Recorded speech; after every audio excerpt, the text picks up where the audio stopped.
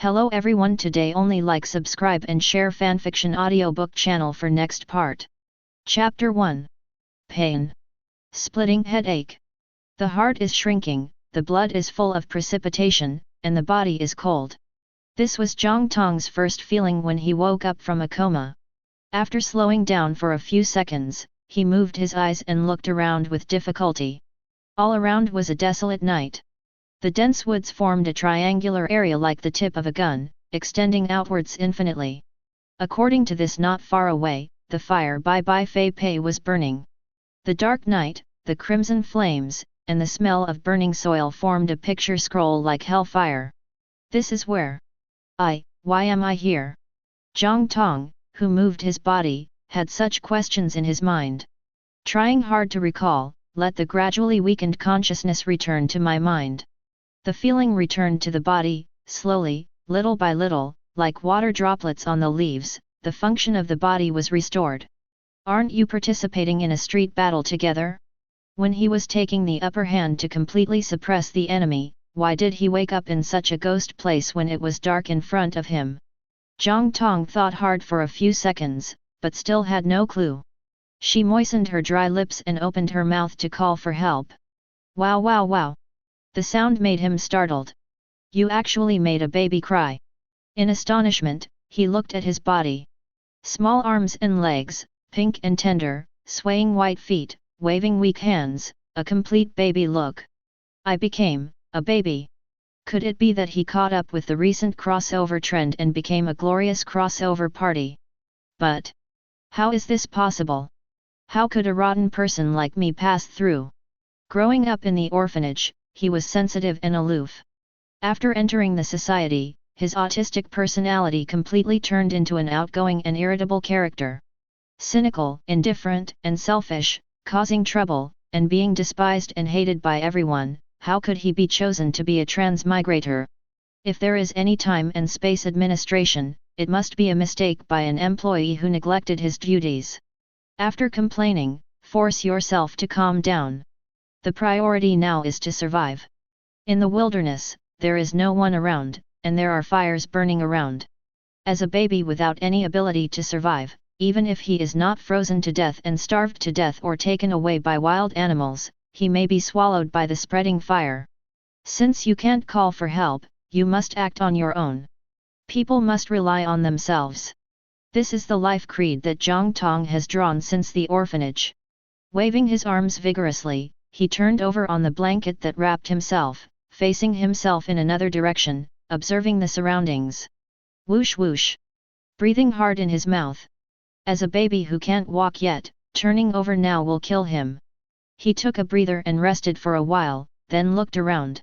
He found that 6 or 7 meters to the left of his body, there was a deep pit with steam. Different from the white smoke emitted by burning trees, the dense white gas from the deep pit has no burning smell, more like an unnatural smoke.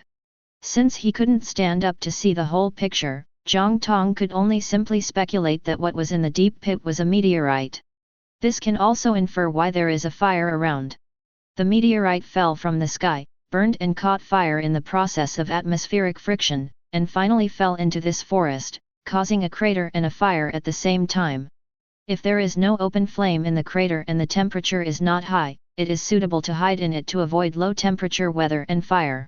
Thinking of this, Jong Tong stretched out his small hands and wrapped the blanket tightly, took a deep breath, and rolled toward the crater along the slightly higher than the ground. Bang bang bang! Fortunately, it had rained here before, the ground was not hard and covered with fallen leaves, and he successfully rolled to the vicinity of the crater. After braking successfully, he moved his body, stuck his head out, and glanced into the pit. The existence of the pothole immediately surprised him. A jet black, steaming baby carriage-sized space capsule suddenly appeared in his sight. Is this a spaceship?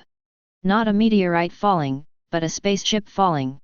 After being stunned for 2 seconds, he decided to go down to check the situation. Although I am a baby now, but I have come this far, I cannot back down. Even if. Wrapped tightly in the blanket, retracted his little head into the blanket, took a deep breath, and rolled down the soft soil. Bang! Not so lucky this time, the body hit the outer wall of the space capsule, making a dull collision sound. Although wrapped in a blanket, he still bared his teeth in pain. After slowing down for a while, he stretched out his blue arm that had been hit, and supported his body with all his strength. Landing on all fours, he crawled toward what seemed to be the entrance of the space capsule in the manner of a baby walking. Crack! The moment he reached out his hand and touched the capsule engraved with simple and mysterious patterns, the door was opened. Along with the steaming smoke, the scene inside the cabin appeared before his eyes. A baby about his age was lying inside. Seeing that the hatch was opened, the baby's blue and curious eyes stared at the uninvited guest about his age outside. How come? Zhang Tong is now speechless in shock. Although he couldn't speak. A baby in a space capsule falls from the sky. Why does this picture look familiar? It took 2 seconds for my head to be empty before I remembered, isn't this the plot of Superman? Although he is not a senior comics fan, but who does not know the name of Superman? Could this baby be Superman? After nibbling his fingers, he immediately turned his little head. If the baby is Superman, the Kents who will adopt him are coming. And he was saved. There was a dignified look in Zhang Tong's eyes, and an idea was instantly made in his heart. Boom! The pickup galloped down the forest road, and the bumpy road made a dull vibration. Smallville temperature 9.6 degrees, humidity 62.3%, wind speed 12.8 m/s. Gentlemen, there is no more pleasant night. On the pickup truck's radio, the host's announcement was mixed with the slightest noise. Jonathan Kent's brows furrowed. As a small-town farmer, the most taboo thing is forest fires, especially around the harvest festival. The temperature is 9.6 degrees and the humidity is 62%. In this unusually dry climate, it is not unusual for fires to occur. Jonathan, the fire is only in the woods northwest of the farm, and the fire is not big. His wife, Martha, sat in the co-pilot, looked at her husband's frown, and comforted in a low voice. I'm just worried. Jonathan's eyes softened under his cowboy hat, and he said to his wife, someone deliberately set fire to it. During the conversation, the two came to the place where the fire occurred. After getting off the car, looking at the scene in front of them, the couple was stunned. In the capsule in the deep pit, the hatch was opened, and a baby was lying inside. Next to the capsule, another baby curled up on a light grey blanket. This is, OMG! Martha covered her mouth and made an unbelievable sound. Jonathan looked around calmly, put away the shotgun, and slid down the edge of the pit. He walked to the space capsule and carefully picked up the baby inside. Martha, the wife on the other side, picked up the baby lying on the blanket and whispered, "Is this a gift from God?" Jonathan didn't speak, looking carefully at the baby in his arms. Zhang Tong was naturally carried out of the space capsule by Jonathan. As a consistent villain, he occupied the magpie's nest when he came up, climbed into the space capsule of Little Superman, and pushed the other party out directly regardless of whether the other party agreed or not. Anyway, you are a Kryptonian, and you can't freeze to death, so let me occupy the space capsule first. At this time, Zhang Tong was being held by Jonathan when suddenly an electronic sound came from his mind. The host has opened the motherland template and is loading. Native people? The weakened version of Superman in black robe, the cruel giant baby who likes to drink milk? A smile appeared on the corner of Zhang Tong's mouth. Very good, in this dangerous world, I also have a self-protection force. Chapter 2. Also, the natives. The world may become more and more interesting. The second chapter is the of the world or the scum of the world. Smallville Township High School. As prom day approached, so did the youthful hormones of a high school birthday. You can feel it from the increasing number of couples at the school gate and the number of private cars parked. Clark Kent, the future leader of the Justice League, Superman, was carrying a skull bag and came out of the school gate with a dejected expression. He was quite concerned about the loss in the American football tryouts. If he uses his power, he can easily win. But his father always warned him to use his power with caution in front of ordinary people, so he failed to unlock the power seal, thus losing and becoming the laughing stock of the football team. Clark, who was in a very unhappy mood, just took 2 steps out of the school gate when he saw the girl he liked standing there talking and laughing with his classmates. At this moment, as a high school student who just started love, Clark couldn't walk right away. After staring blankly for 2 seconds, Clark walked away angrily until the girl named Lana welcomed her boyfriend. Frustrated eyes cast inadvertently on the cover of the book he was holding in his arms. That is my favorite collection of Nietzsche's poems. The words on the cover made him a little ecstatic. People can restrain behavior, but not feelings, because feelings are fickle. He was a little relieved when he read the words on the cover. Yes, I can control my power, but I can't control my emotions when I meet Lana. Sure enough, feelings are more unpredictable and controllable than behavior. Hey, Clark. The school bus is about to leave, and you're not getting in yet. On the school bus, Clark's classmate leaned out of the bus window and shouted at him. Sorry, come right away. Clark made an apologetic gesture to his classmates and rushed towards the school bus quickly. Under the contemptuous gaze of the impatient school bus driver, he finally got into the car before the car started. The moment she stepped into the school bus, she accidentally fell because she had been thinking about Lana's affairs, causing bursts of laughter from other high school students in the school bus. Sorry, Mr. Hanks. While apologizing to the driver, Clark got up in a panic and walked towards the back of the school bus. Finally, he sat down next to a handsome high school student with broken hair and sharp facial features. Hey, Eric, how's school life today? I heard my dad say yesterday's English report that you're busy until 1 o'clock in the morning. Clark asked towards the other side.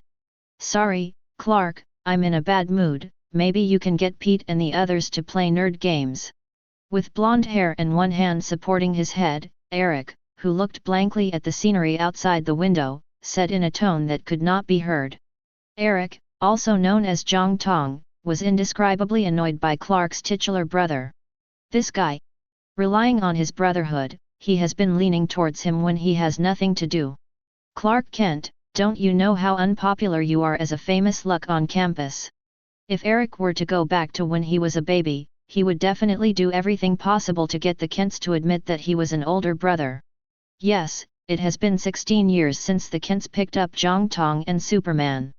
The recovered Jong Tong was named Eric Kent by the Kent couple, and Superman was named Clark Kent. Because the two were near the spaceship, the couple subconsciously believed that the two babies were brothers. And because Jong Tong was inside the spaceship, Superman was pushed outside the spaceship by Jong Tong, so Jonathan and Martha thought that Jong Tong was the one who was spoiled and protected, and should be the younger brother. So, Jong Tong, that is, Eric sadly became Superman's younger brother. This year, Eric entered high school with Superman. Clark's power as a Kryptonian begins to awaken. The strength has gradually increased, and the speed has also become far beyond ordinary people.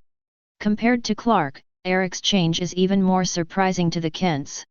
Since the Motherlander template in Eric's body has been unsealed to 70% progress, the power is infinite, the laser heat vision, the perspective eye, the unparalleled speed. Except for not having the ability to fly, everything about the Motherland is beyond all abilities have been inherited. Of course, the power may not be as tyrannical as the people of the Motherland in its heyday. Rao is so, it still makes the Kent couple amazing. Compared with Clark, who lacks talent and is honest and responsible, they are more worried about this taciturn, cold-faced, and gifted young son. Yes, because Eric displayed extraordinary strength at a very young age, as well as intelligence far beyond his peers. Therefore, Clark, who has not been showing off and has only recently begun to awaken his power, has become a representative of no talent in their eyes. If you let them know that their eldest son is the god of the world, and the younger son is just a crumb of the world in the coat of Kryptonian, I don't know what the expression will be. But there is one thing that makes Eric very proud, that is, he can beat up Superman who has not fully awakened yet. And as a younger brother, the other party would never dare to fight back. All right. Listening to Eric's sarcasm to himself, Clark stopped talking and started to pack up the books that were scattered on the ground just now. Because he understands his brother's temper, he is not angry either. I just think that my brother must have been criticized by the teacher for staying up late today. Hey, Clark, can I ask you one thing? Several malicious high school students sitting in front of the school bus suddenly approached Clark. What? Clark raised his head in astonishment. Can you change your clothes next time? Not only is the dirt scum, but it also smells like cow dung. The short, stout high school student with freckles raised a paper bag with Coke in one hand, and said to Clark with a malicious expression on his face. As soon as he finished speaking, the bad high school students sitting around him burst into laughter. Clark's clothes were soiled and smelled of cow dung because he was a bumpkin who grew up on the farm. Kent Farm, haha, of course, is the home of cow dung. Clark's parents liked to stick cow dung the most. Farmer. There were bad students around and started to boo, and the words became more and more ugly. An angry look appeared on Clark's face, but then his expression turned to panic again, and he looked towards his younger brother who was sitting on his left. He knows that in his younger brother's mind, parents are the words that must not be insulted. Those guys are going to off Eric. Sure enough, Eric, who had been pretending to be a sculpture with an expressionless face, had a crimson light flashing in his eyes. Next second. Bang! The paper bag in the stocky high school student's hand exploded violently. Accompanied by a strong air wave, the cola that was burst open in the paper bag was completely torn apart. The entire carriage was completely filled with fluttering scraps of paper and cola foam that had been splashed into the air. The driver who was driving the school bus to the bridge was so frightened that the steering wheel was shoved to the left. The school bus immediately turned left and hit the bridge guardrail. The dilapidated guardrail was smashed by a high-speed school bus. Boom! The car that broke through the railing slammed into the water. The splashes are soaring into the sky. What? Students inside the school bus that fell into the river screamed in horror. Cries and exclamations were mixed. The stocky man who mocked Clark rolled back as the school bus tilted. Bang! Bang! Bang! His body kept hitting the inner wall and seat of the school bus, and finally his back hit the iron frame of the rear window, and he fainted with a groan.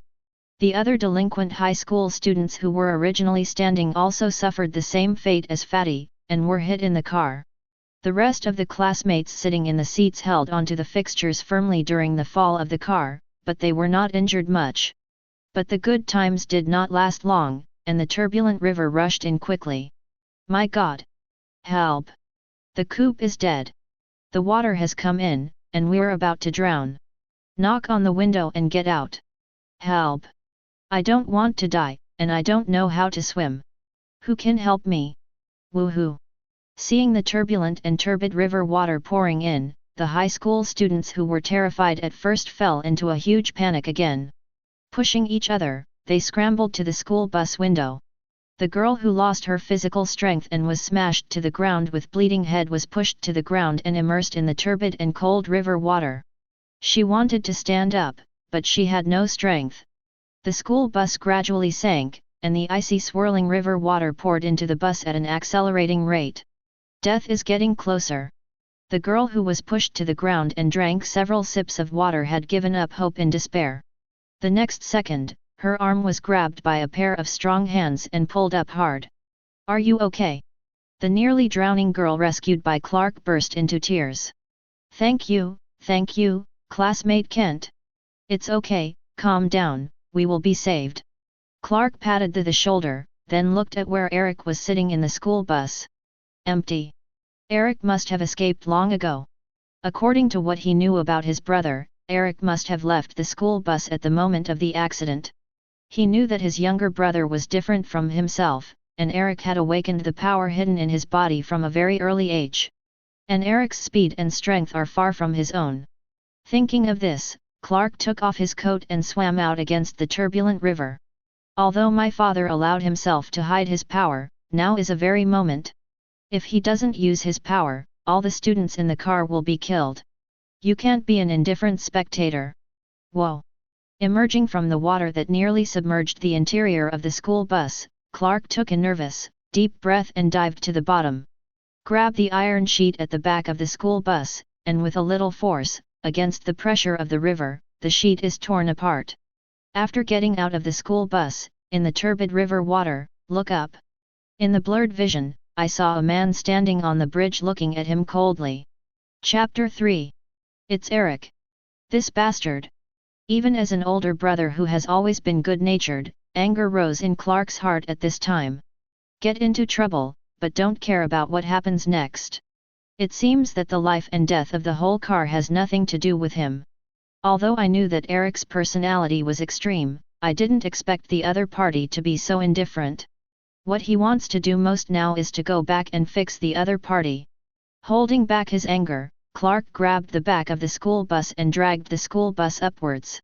The son of Kryptonian who just awakened his powers has no problem lifting the school bus. But at this time, the school bus sank under the river and was filled with tons of water.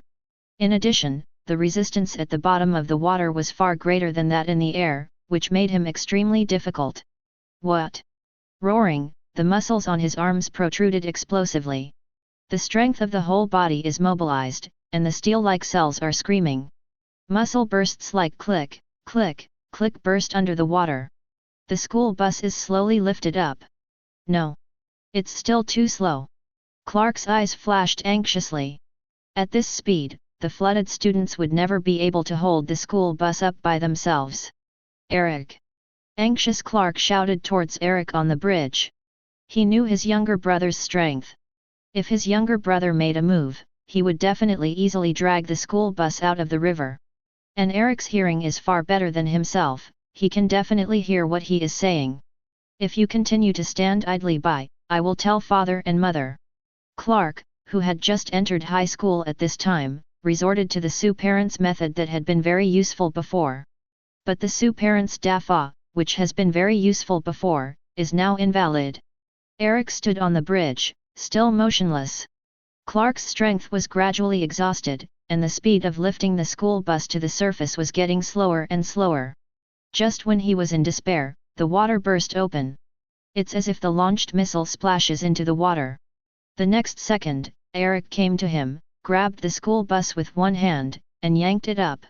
The school bus quickly departed from the bottom of the water and went straight to the surface. Boom! The orange school bus broke through the water with a loud popping sound. The water splashes raised around them fell from the sky one after another. It was like a sudden rainstorm. The students who are drowning and struggling are breathing fresh air for the rest of their lives. The dazzling dim sunlight shone, and everyone had a sense of unreality. The school bus was parked in the river near the bank, and the students who survived the disaster were either shivering under blankets, or crying in the arms of their parents. Police cars and ambulances are parked on the bridge, and the police and medical staff are always busy. Clark, draped in a blanket handed to him by the nurse, stared blankly at the pebbles beneath his feet. His chest heaved slightly, showing that he was not at peace in his heart at this time. Eric stood aside, staring blankly at a few female classmates not far away.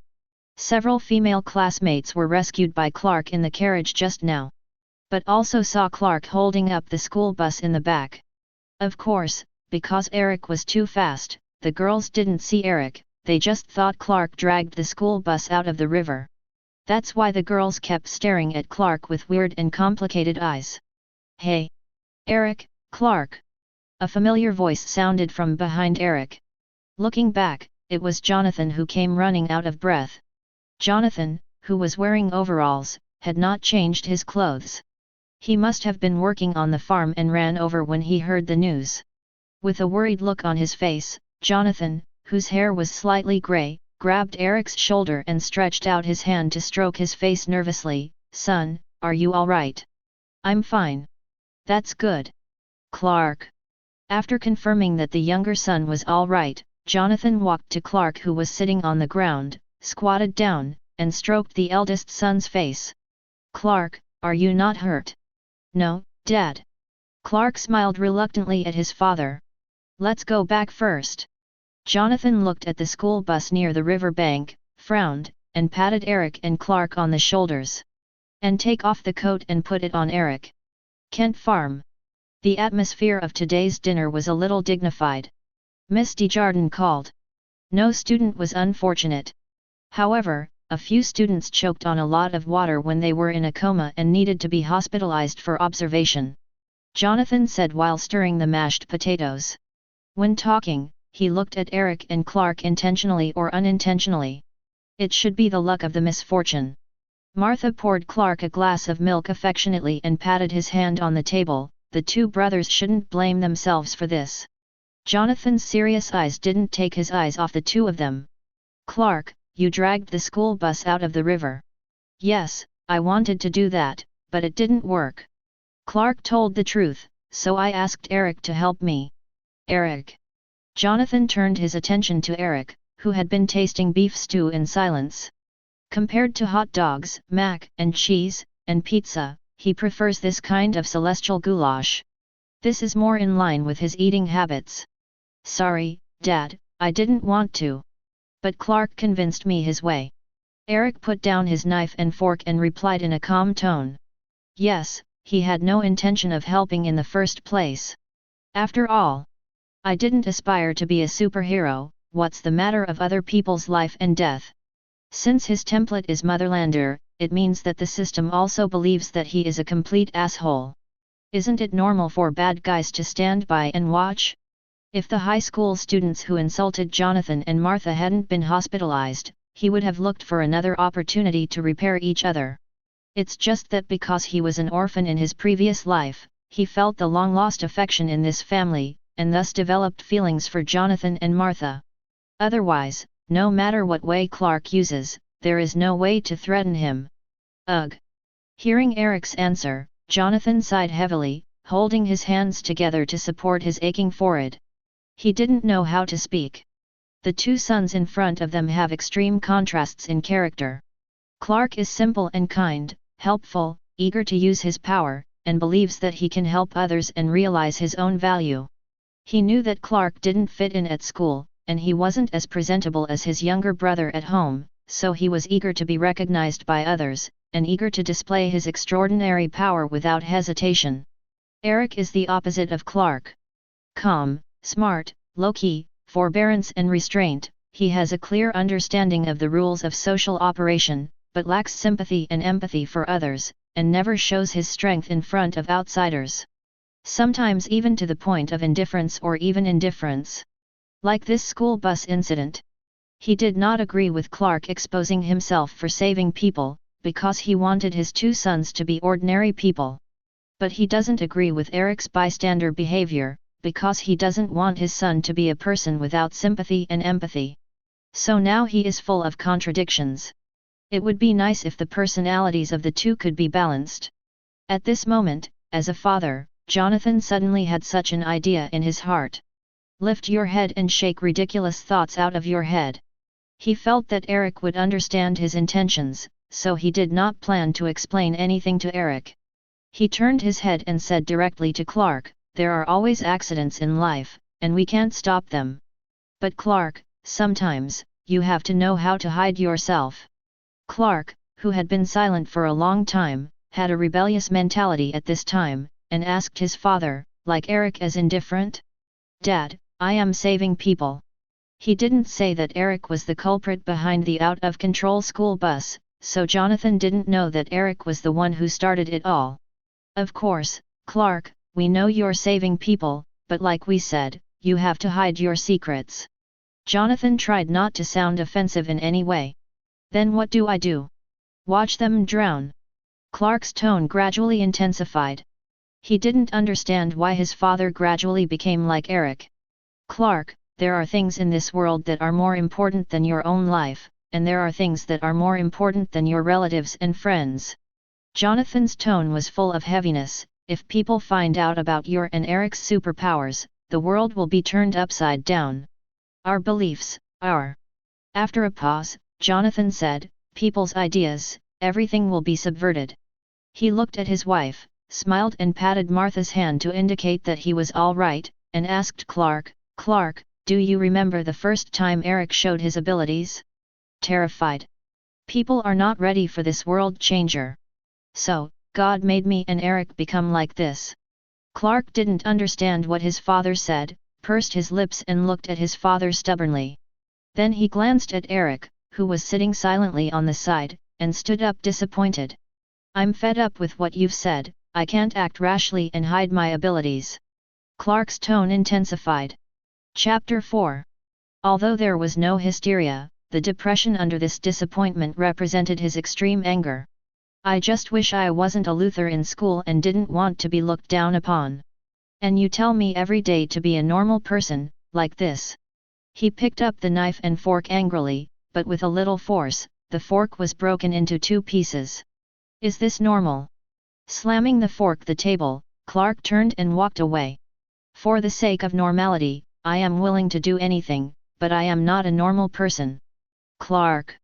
Seeing her son walk away, Martha tries to catch up, but is stopped by Jonathan. Martha, since he wants to be quiet, don't chase after him. Martha looked at Clark, who rushed out the door, then looked at her husband, who had a gloomy face, and finally sat back with a sigh. Don't worry, Dad, Clark will see what you mean someday. Eric finally solved the beef mashed potatoes in front of him and comforted his father. What about you, Eric? You have more power than Clark, would you like to be an ordinary person? Jonathan suddenly asked Eric directly. Compared with the eldest son who suddenly rebelled, he was more worried about the younger son in front of him. Because as a father, I have never seen through him.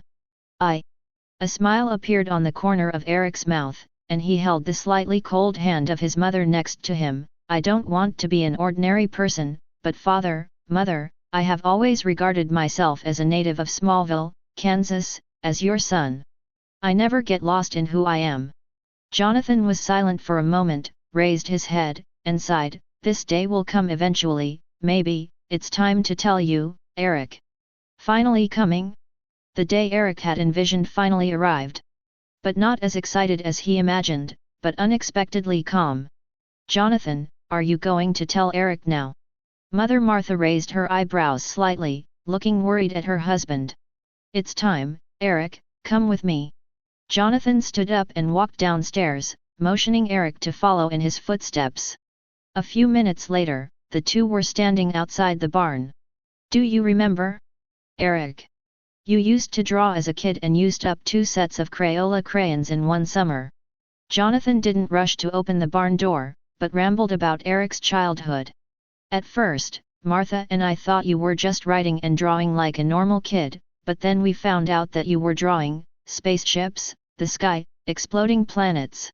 Maybe there is still something in your memory, something engraved in your bones.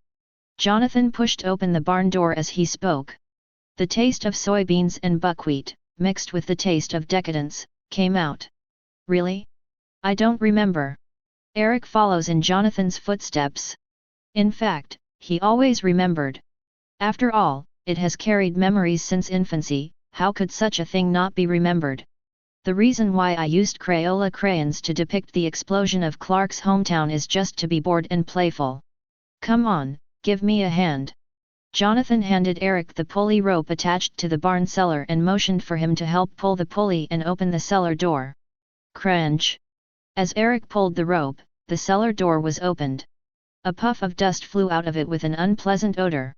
Jonathan headed down to the cellar. Whoa! The canvas covered with a lot of dust was lifted. A space capsule exuding a faint and quaint light appeared in front of Eric. This is... Eric played the drama talent just right, and there was a shocked look on his face. Unbelievable, isn't it? A spaceship. Jonathan flashes a flashlight on the capsule that brought Superman to Earth. We thought the government would come to the door, but no one came to you and Clark. As he spoke, he picked up a wooden box from the workbench next to him, took out a long black stamp from it, and handed it to Eric. This thing came to Earth with you and the spaceship. I once asked a metallurgist to see it. He said that the composition of this thing is not on the periodic table at all. In other words, Eric. Jonathan's tone became more solemn, you are not from Earth. You and Clark were both sent to Earth by this spacecraft. You are the answer to the ultimate question, whether humans are the only creatures in the universe. Stroking the kryptonite product in his hand and looking at the S mark on the seal, Eric was in a mixed mood. This should be the master key to unlock the Krypton spacecraft that fell to the poles. The legacy of the Kryptonians is all in that ship. Eric wasn't too excited about getting the master key easily. He could feel Jonathan's loneliness and sadness at this time. Raising his head and looking into his father's eyes, Eric said without any hypocrisy. Anyway, father, I am your son. Growing up in an orphanage in his previous life, he who had never felt family affection, gained a lot of warmth in this small farm home. No matter how indifferent and selfish, hard as a rock, the softness of the heart is still touched by the parents. So seeing his father's loneliness, Eric couldn't help but stepped forward to comfort him.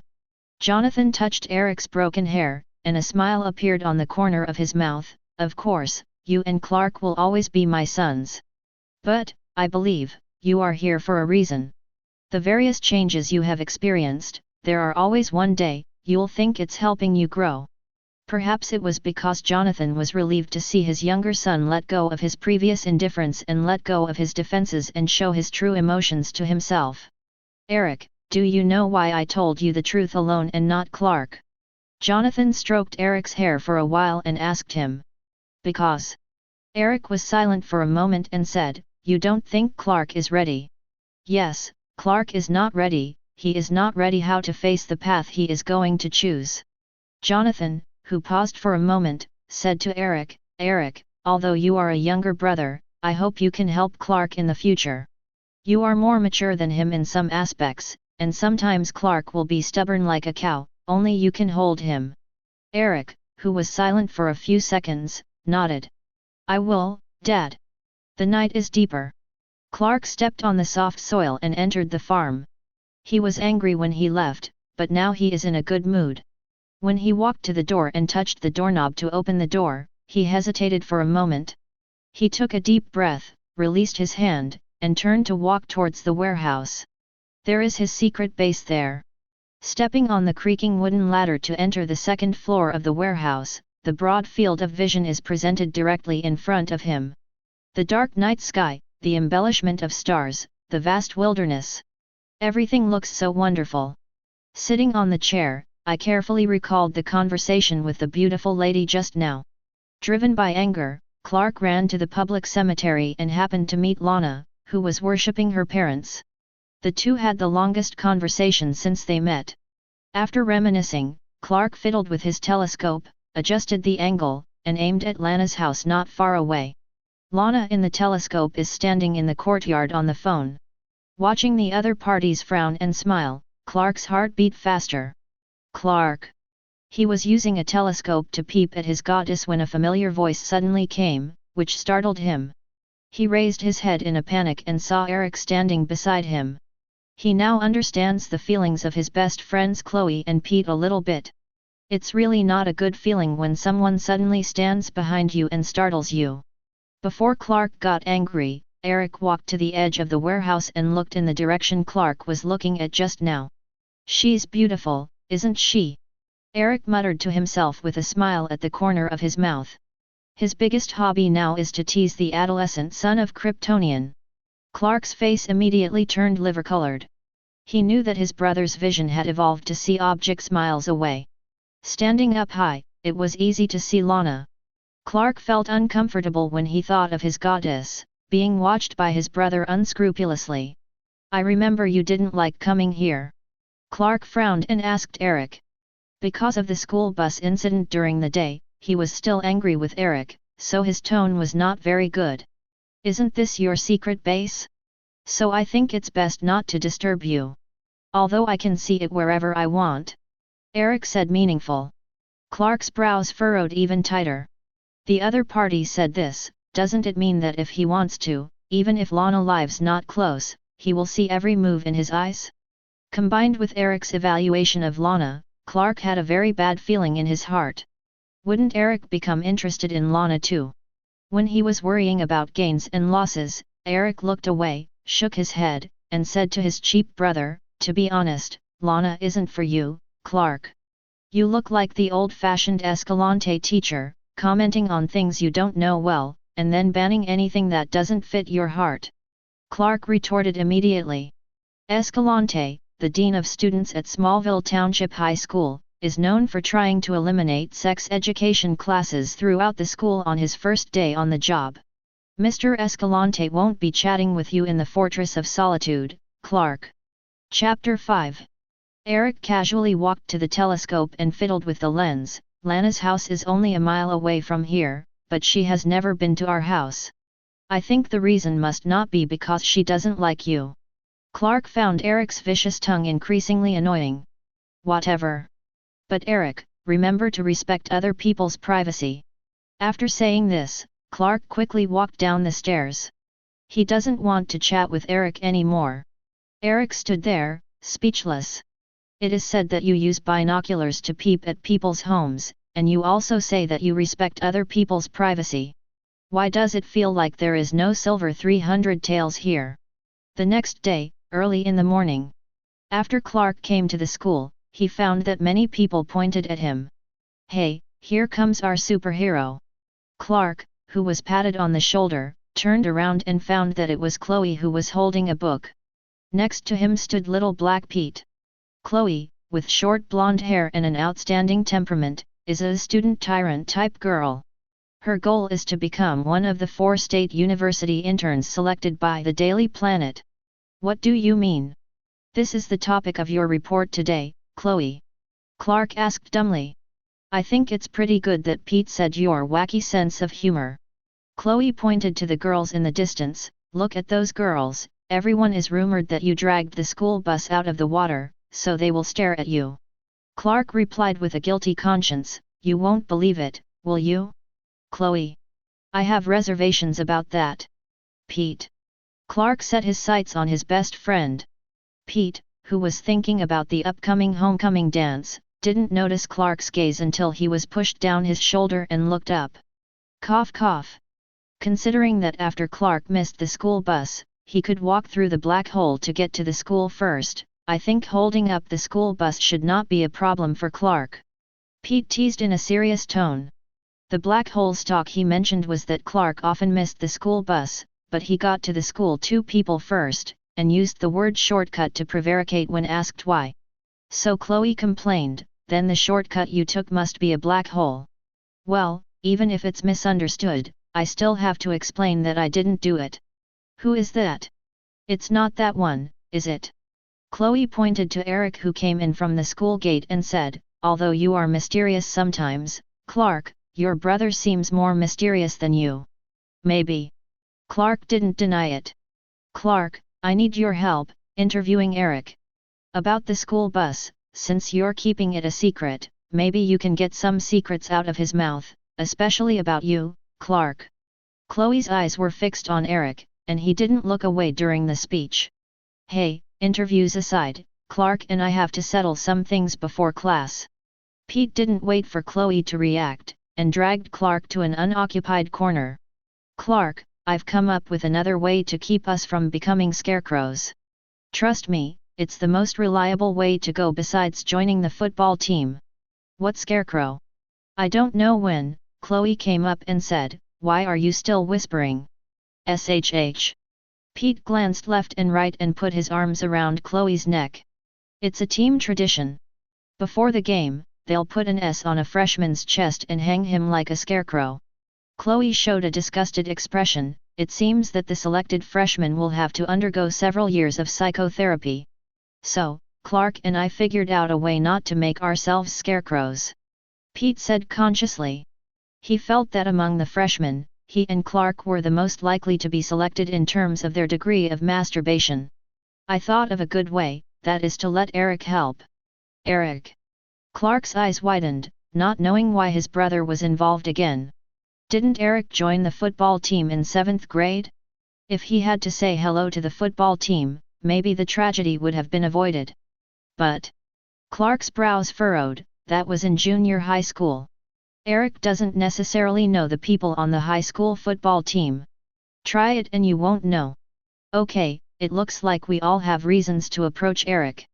Chloe patted Clark on the shoulder. "See you at the school gate in the afternoon, and call Eric together," said and walked to the classroom building. "See you in the afternoon, Clark."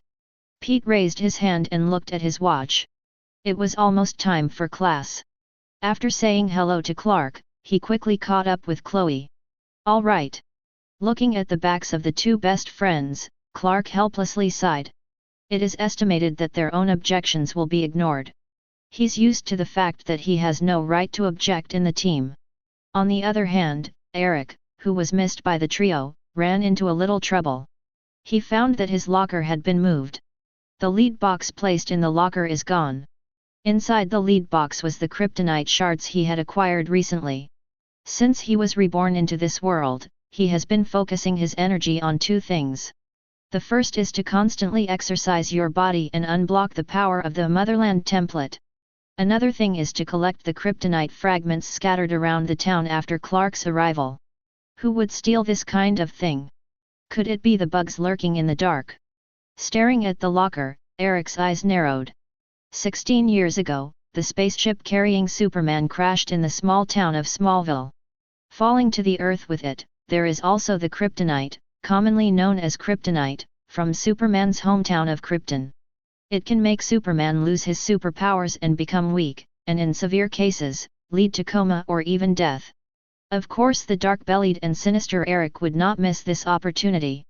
From the moment of his mobility, he began to collect the kryptonite that fell in the town. In order to prevent Clark from finding out, it was even sealed with lead packaging.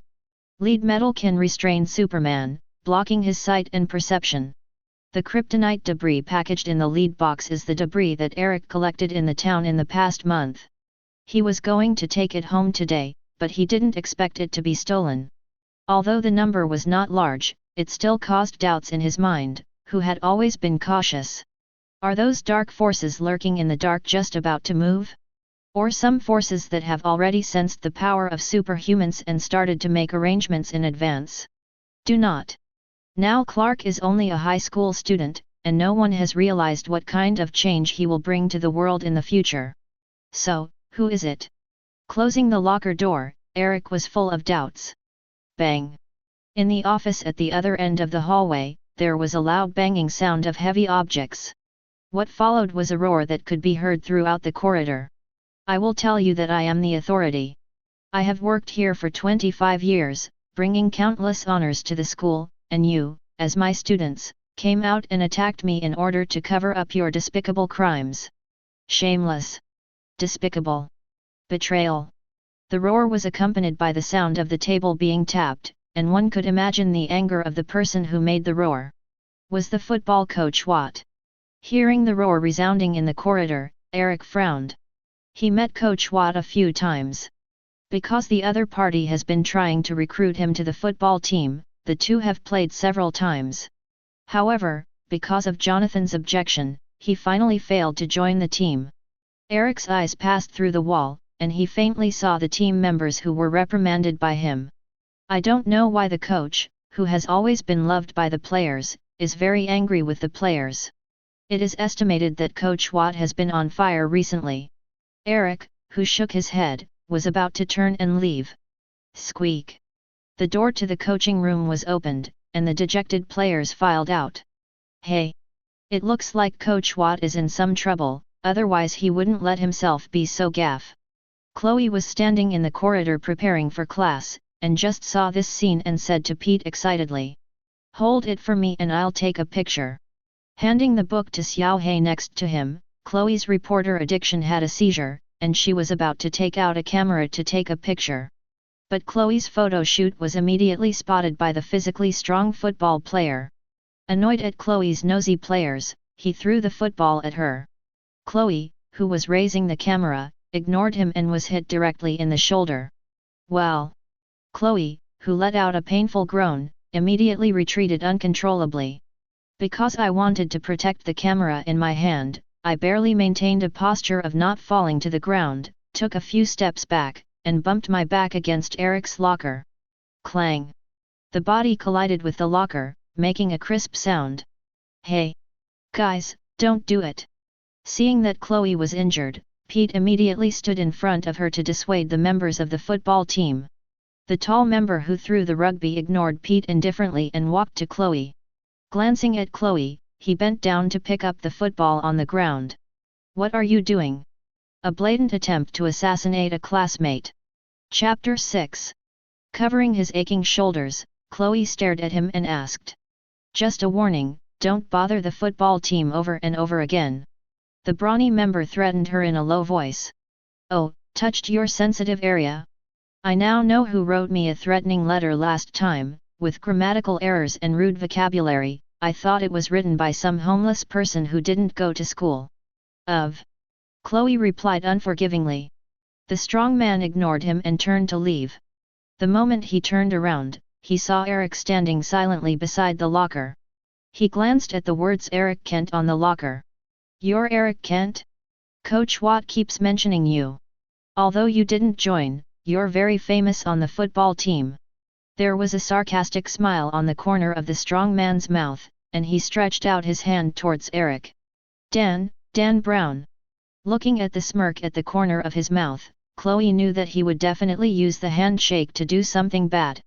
Looking at the idiot standing in front of him yelling, Eric just glanced at him coldly and turned to leave. Dan Brown's hand stopped in mid-air, with an embarrassed look on the road. Then the embarrassed look turned into annoyance, and he clenched the football in his hand and threw it at Eric. The football thrown by Julie rushed to the back of Eric's head in an instant. Lana, who had just entered the school building, was chatting and laughing with her boyfriend when she saw the football hit the back of Eric's head and couldn't help covering her mouth. Unlike the expected picture, Eric was not knocked down. At the moment when the football was infinitely close to his body, he was firmly caught with one hand. It was as if it was only a trivial light thing to catch. He didn't even shake his body. Eric, who caught the rugby, threw it forward, and the rugby hit the stunned Dan Brown like an arrow from the string. With a bang, the football hit his stomach. Dan Brown instantly felt a pain in his stomach, as if being hit by a hammer. Unconsciously bending down, his back slammed into the iron locker, making a thunderous sound of bang. Dan Brown, who was groaning while covering his stomach, was about to burst into tears. Not only the stomach pain, but the tailbone hitting the cabinet is also very painful. Eric, who completed Sweetheart Strike, glanced at Dan Brown, who was squatting on the ground, shook his head, and turned to leave. If it weren't for the crowd in the school, this idiot who dared to provoke him would at least let him lie in the hospital for half a year and completely end his career. Chloe, who was standing next to Dan Brown, was completely stunned. "I didn't expect Clark's younger brother to be so perverted. Catch the football with ease, and can deal a crit on the Dan Brown with a single swing. Is the Kent family all such perverts?" While feeling relieved, Chloe also developed a strong interest in Eric. Pete next to him, looking at Chloe with glowing eyes, knew that Miss Reporter's weird radar had flared up again. As expected, Eric must have been severely harassed by her in the name of a reporter. "Stop!" A sudden voice stopped Eric, who was about to leave. "Whitney." Lana looked at her boyfriend, wondering why her boyfriend stopped Eric. Reaching out and patted Lana's arm, Whitney signaled that there was no problem. The students watching the lively in the corridor turned their attention to Whitney. This blonde man with a handsome face is Lana's boyfriend and the captain of the football team. Whitney walked up to Eric and stared at Eric badly. Although Eric completely suppressed him no matter how big he was. "Looks like there's an anticipated clash, and I'm betting on Whitney to lose." Chloe took $5 out of his pocket and handed it to Pete. "Well, although I think so too, I think the ending may be different from what you said. After all, Eric is from the Kent family, and maybe he will lose the chain at a critical moment like Clark. Pete is too poisoned by Clark, so he lacks confidence in Eric. Be careful, Kent boy. You don't know who you've messed with." Whitney bluntly threatened. "Yes." Eric's eyes narrowed, red light flashed past, and a naked killing intent poured out of his body. "It's you idiot with a severe concussion talking to me." Whitney, who was locked by Eric's killing intent, immediately became stiff. It was like being in a cold ice cellar for a moment, and even breathing became difficult. The onlookers, including Pete and Chloe, wondered why Whitney stood still. "Whitney!" Lana looked at her boyfriend, who was standing still, even trembling, and shouted worriedly. Just as she was about to step forward, her eyes flashed. I don't know when Clark stood behind his boyfriend. Eric. Clark, who suddenly appeared, put his hand on his brother's shoulder. Clark, who had pleading eyes in his eyes, shook his head towards Eric. "Don't do it. Eric, this is at school." Seeing the humbleness of the Kryptonian son in front of the goddess, Eric frowned and put away his murderous aura against Whitney. Although he has only been in this world for 16 years, Eric secretly often goes to the metropolis for practical training. Drug dealers, gangsters, robbery perpetrators. Many villains were brutally murdered in his actual combat training. He was used to seeing a lot of killing and blood, and the murderous aura he radiated at will, aimed at ordinary people, would naturally make the other party stunned and dare not move. Clark, do you think it's worth it?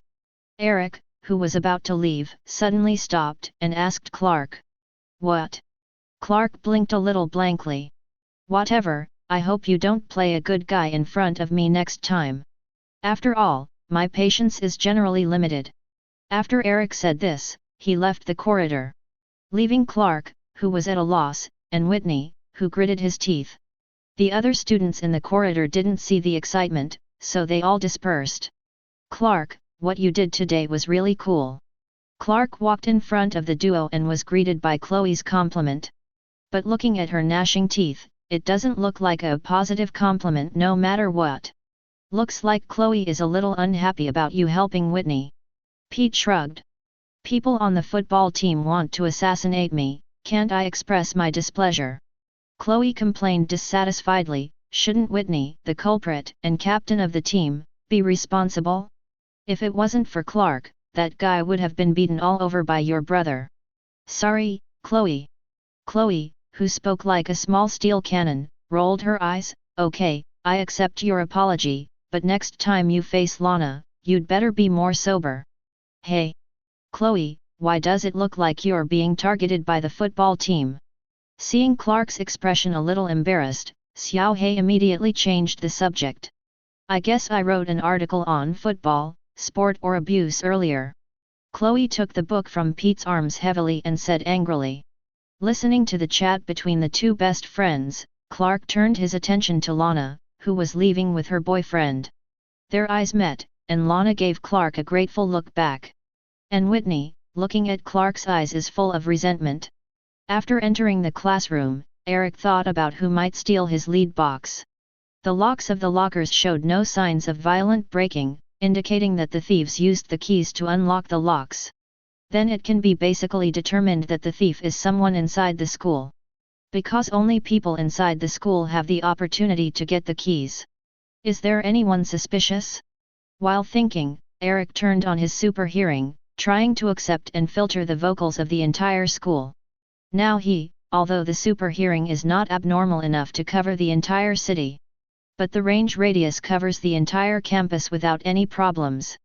After half an hour of mutilation in his ears, Eric gave up on using his super hearing to steal useful information. It is estimated that before I can search for useful information, I am directly depressed by the mixed harsh noise. Super hearing fails, Eric uses supervision to find clues. Although your own eyes can see things miles away, once you pass through walls or penetrate the human body, your vision is greatly reduced. The progress of the Motherlander template has only been unlocked to 70%, and the result is that all abilities have not reached the normal level of the Motherlander. After searching around to no avail, he had no choice but to give up the use of supervision. Unlike Superman, he is not affected by lead, but is restrained by zinc metal. Unless someone deliberately uses zinc to block their view, if there is kryptonite on campus, they will find it by themselves. Now that the super-sighted search is fruitless, the chances of proving the existence of kryptonite in the school are slim to none. The one-day course ends quickly. After school, Eric picked up his school bag and walked home. The school bus was sent for maintenance because of an accident yesterday, and now the means of transportation can only use both feet. Although for him now, the speed of the bus is not as good as walking. Kent Farm. Eric, Clark didn't come back with you. Martha, who was preparing dinner in the kitchen, leaned out and asked Eric. No. Chapter 7. Eric was sitting at the dining table flipping through the Torch newspaper and responded. The Torch is the school journal of Smallville Township High School. Although the printing quality is average, the content quality is more than one level higher than its school journal status. Where did Clark go? If he was visiting a friend's house, he would usually call. Martha in an apron came out of the kitchen, looked at the clock on the wall, and said worriedly, The hour hand on the clock pointed to 7 o'clock. Usually by this time, Clark usually sits at the table and enjoys dinner with his family. I'm going to call his classmate's house. Eric, go and look around, maybe Clark is near the farm. Jonathan got up to call and told Eric. It's also possible that Clark was avoiding the embarrassing silence. Eric gently put down the newspaper in his hand. An embarrassing silence. Jonathan looked at Eric suspiciously. Wander outside at night and wait until you and your mother have rested before coming home to avoid embarrassing silence. Eric was not as worried as Jonathan and Martha, and said casually, Clark thinks he shouldn't be punished for having talent. Is that what Clark told you? Mother Martha asked with a frown. No, he doesn't usually open up to me, especially when he thinks I'm on the same side as Dad. Okay, put the embarrassing silence aside for now. Eric, look outside. I don't believe Clark would wander around without saying hi to us. Jonathan picked up Eric's coat from the hanger and handed it to him. Eric didn't say more, put on his coat and went straight into the night. Using supervision to look around. The flat farm was sparsely populated and unobstructed, and Eric's super eyesight could easily see objects from miles away. Fortress of Solitude, secret base, school, Lana's farm, bar. Clark observed all possible places. Still nothing. Eric's expression was a little cautious. Wouldn't there really be an accident? In the cornfield near the third fertilizer plant of Luther Company, the silence was broken. Hucky. Hucky. Heavy breathing, mixed with a slight moan. A wooden cross stands on a clearing in a cornfield. Clark was naked, with only a pair of shorts all over his body, and was firmly tied to the cross. A striking S mark was painted on his chest with red paint, and the hair on his forehead was wet with sweat. With his head down, Clark gasped in pain as he tried to free his bound hands. But because of the kryptonite necklace hanging on his chest, his strength was severely suppressed, making it difficult for him to move. Not to mention breaking free from the hands tied to the cross. In a cornfield a few miles away from Clark, a curly-haired youth with the appearance of a high school student put his hands in his pockets and looked at the crucifix like Clark with a complicated expression. Whoosh! A gust of wind blew, and the stalks in the blowing cornfield shook violently. The young man stretched out his hand to cover his eyes to prevent the dust from getting into his eyes. After opening his eyes, he found a stranger standing beside him. Eric appeared from the gale. Although he does not currently have the ability to fly, it took him some time to finally find Clark. Turn on the super speed, and you will come to the cornfield in an instant. The rapidly moving hurricane blew the surrounding corn stalks to and fro. What did you do? Eric looked at Eric, who was tied to a cross in the distance, and asked the curly-haired youth rudely. Me? I can't do that. The guys on the football team do it. Although the curly-haired youth was surprised by Eric's aura, he shook his head and denied it. Those will choose a scarecrow before the game, tie him here, humiliate and torture him. It seems that the curly-haired youth is also quite dissatisfied with the behavior of the football team members. With hatred in his eyes, I thought they would stop after such a thing happened, but they intensified. It turns out that the evil will never disappear, and they also never reflect and change. Eric listened to the curly-haired youth's speech, his eyes narrowed. It sounds like you were once hung on a cross as a scarecrow. What's your name? Jerome. The curly-haired youth smiled slightly. Have you heard my name? The guy who was tied here as a scarecrow 3 years ago and disappeared.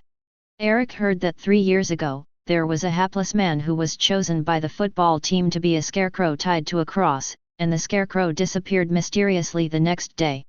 This hapless bastard's name seems to be Jerome. Eric, who had the above thoughts flashed in his mind for a moment, slowly turned around and faced Jeremy. The red light in his eyes flashed. Jerome, I think, you must have heard my name. Why must I have heard your name? Jeremy asked in confusion. Eric Kent. You must have seen this name on the locker when you stole the meteorite from my locker.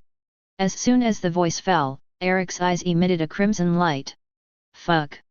The thermal sight with ultra-high temperature, although subject to the motherland template and did not exert maximum power, it still penetrated Jeremy's shoulder in an instant. Ugh!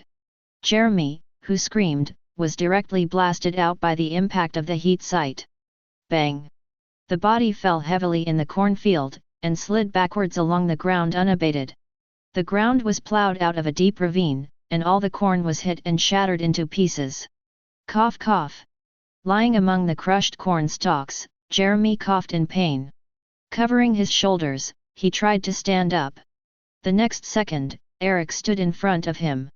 Having a physical quality that ordinary people can't match, you can still stand up even so. Did you use kryptonite to strengthen your body? Eric's cold voice entered his ears. You. Jeremy wanted to say something, but was hit in the stomach by Eric's punch. Puff. Blood spewed out of his mouth. His stomach seemed to be hit by a high-speed locomotive, and all his internal organs seemed to be displaced in an instant. Surprised? I can smell the kryptonite, he's inside you. You stole the locker key, my kryptonite.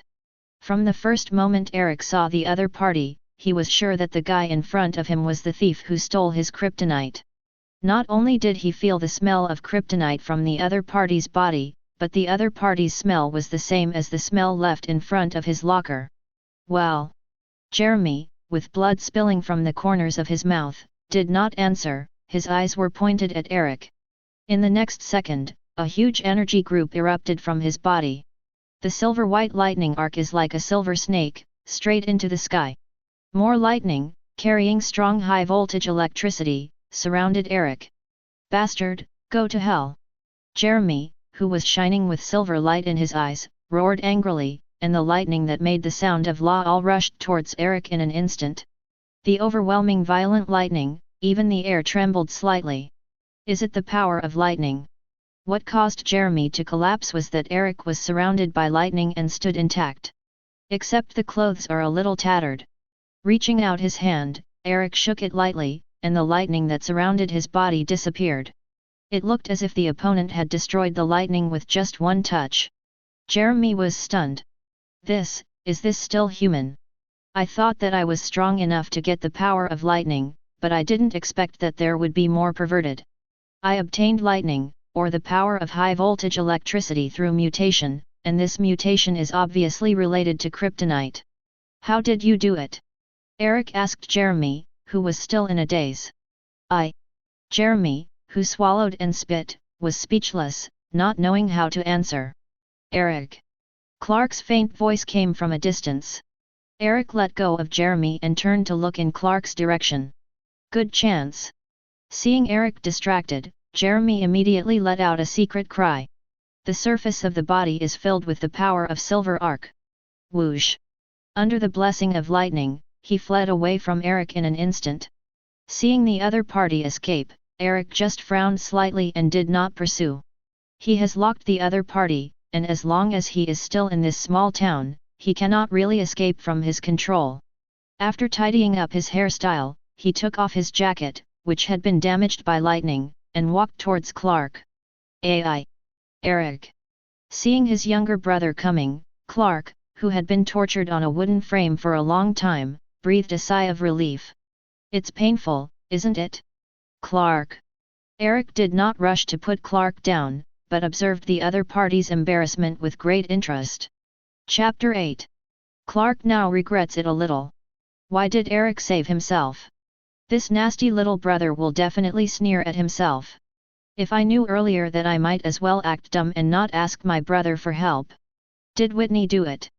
Seeing Clark lowered his head and didn't speak, Eric stretched out his hand and touched the kryptonite necklace hanging around his neck. No, don't touch it, Eric.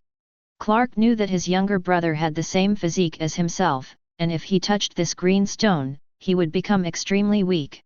This amount of meteorites can't pose a threat to me yet. The moment he touched the kryptonite, Eric's arm muscles trembled uncontrollably, and his arm was deformed visibly. Eric's template is Motherlander, and it stands to reason that he would not be afraid of kryptonite, but since he played the son of Kryptonian, he would naturally not miss this loophole. Using psychological cues, the subconscious mind of fear of kryptonite is planted in the mind, so that when the body faces kryptonite, it presents unnatural reactions, such as twitching, spasm, and muscle deformation. In order to cooperate with his subconscious, when his body was affected by kryptonite and showed an unnatural reaction, he would even release water appropriately to show that his combat power was severely weakened. Unsurprisingly, in the future, I will have to face a vote of Yin people. Instead of being exhausted by those people to find weaknesses, it is better to fabricate a false weakness and confuse the enemy. This is also the reason why Eric is so diligent. Is this Lana's necklace? Holding the necklace in his hand, Eric ignored the damage caused by kryptonite to his body, and looked at Clark with a half-smile. I didn't expect you to just save Lana's boyfriend, Clark, and the two of you would join forces to make fun of you. Does it count as revenge? Lana didn't know it was Whitney and the guys on the football team. Clark lost the suppression of kryptonite, regained his strength, ripped off the rope 3 or 2 times, jumped off the cross, and took a breath to explain to Eric. Really? Do you need me to help you? For example, teach the football team a lesson, let them scrap their careers, or let them experience the taste of Scarecrow too. Eric joked about his cheap brother again. Of course, it's not all a joke. After all, Clark is his own relative, and he chose Clark as a Scarecrow to bully him. The guys on the football team may not have the intention to provoke him. As an open-minded person, he doesn't like being provoked very much. No need. Eric, I can handle my own affairs. Clark knew his brother's methods and immediately refused. After calming down, seeing his brother's bare upper body like himself, he asked Eric suspiciously, "Your clothes, what happened just now?" Just now he saw lightning in the cornfield in the distance, and felt the violent vibration of the air. "It's nothing, just bumped into a hapless guy similar to you. Clean up your body before you go home. It's hard not to make father and mother think about your appearance." As soon as the voice fell, Eric started super speed. Bang! The air fluctuations spread violently outward. Eric's figure quickly disappeared in front of his eyes. Standing there for a while, Clark wiped the paint on his chest and sighed dejectedly. It really made Pete right, and he became the Scarecrow of this session. The next day, early in the morning, at the entrance of Smallville High School, Pete nervously pulled Clark into a corner of no one, glanced left and right, and asked in a low voice, "You mean you became a Scarecrow last night?" "Well, it was Whitney's gang who did it." Clark nodded helplessly. He didn't want to say it, but Pete, his best friend, kept complaining that he didn't show up with Eric at the appointed place yesterday afternoon. In order to explain to his friends, he could only say the reason for his no-show. "Well, I agree with Chloe now." "What? You shouldn't have stopped Eric from being violent to Whitney yesterday, even though you made me $5, Clark, I have to say it." Pete looked like he was fighting for Clark. "Hey!" Chloe, a reporter for the Torch, greeted the two. Chloe, who was carrying a rucksack and holding a coffee cup in one hand, seemed to be in a good mood. "Clark, Pete, I heard another news about the football team.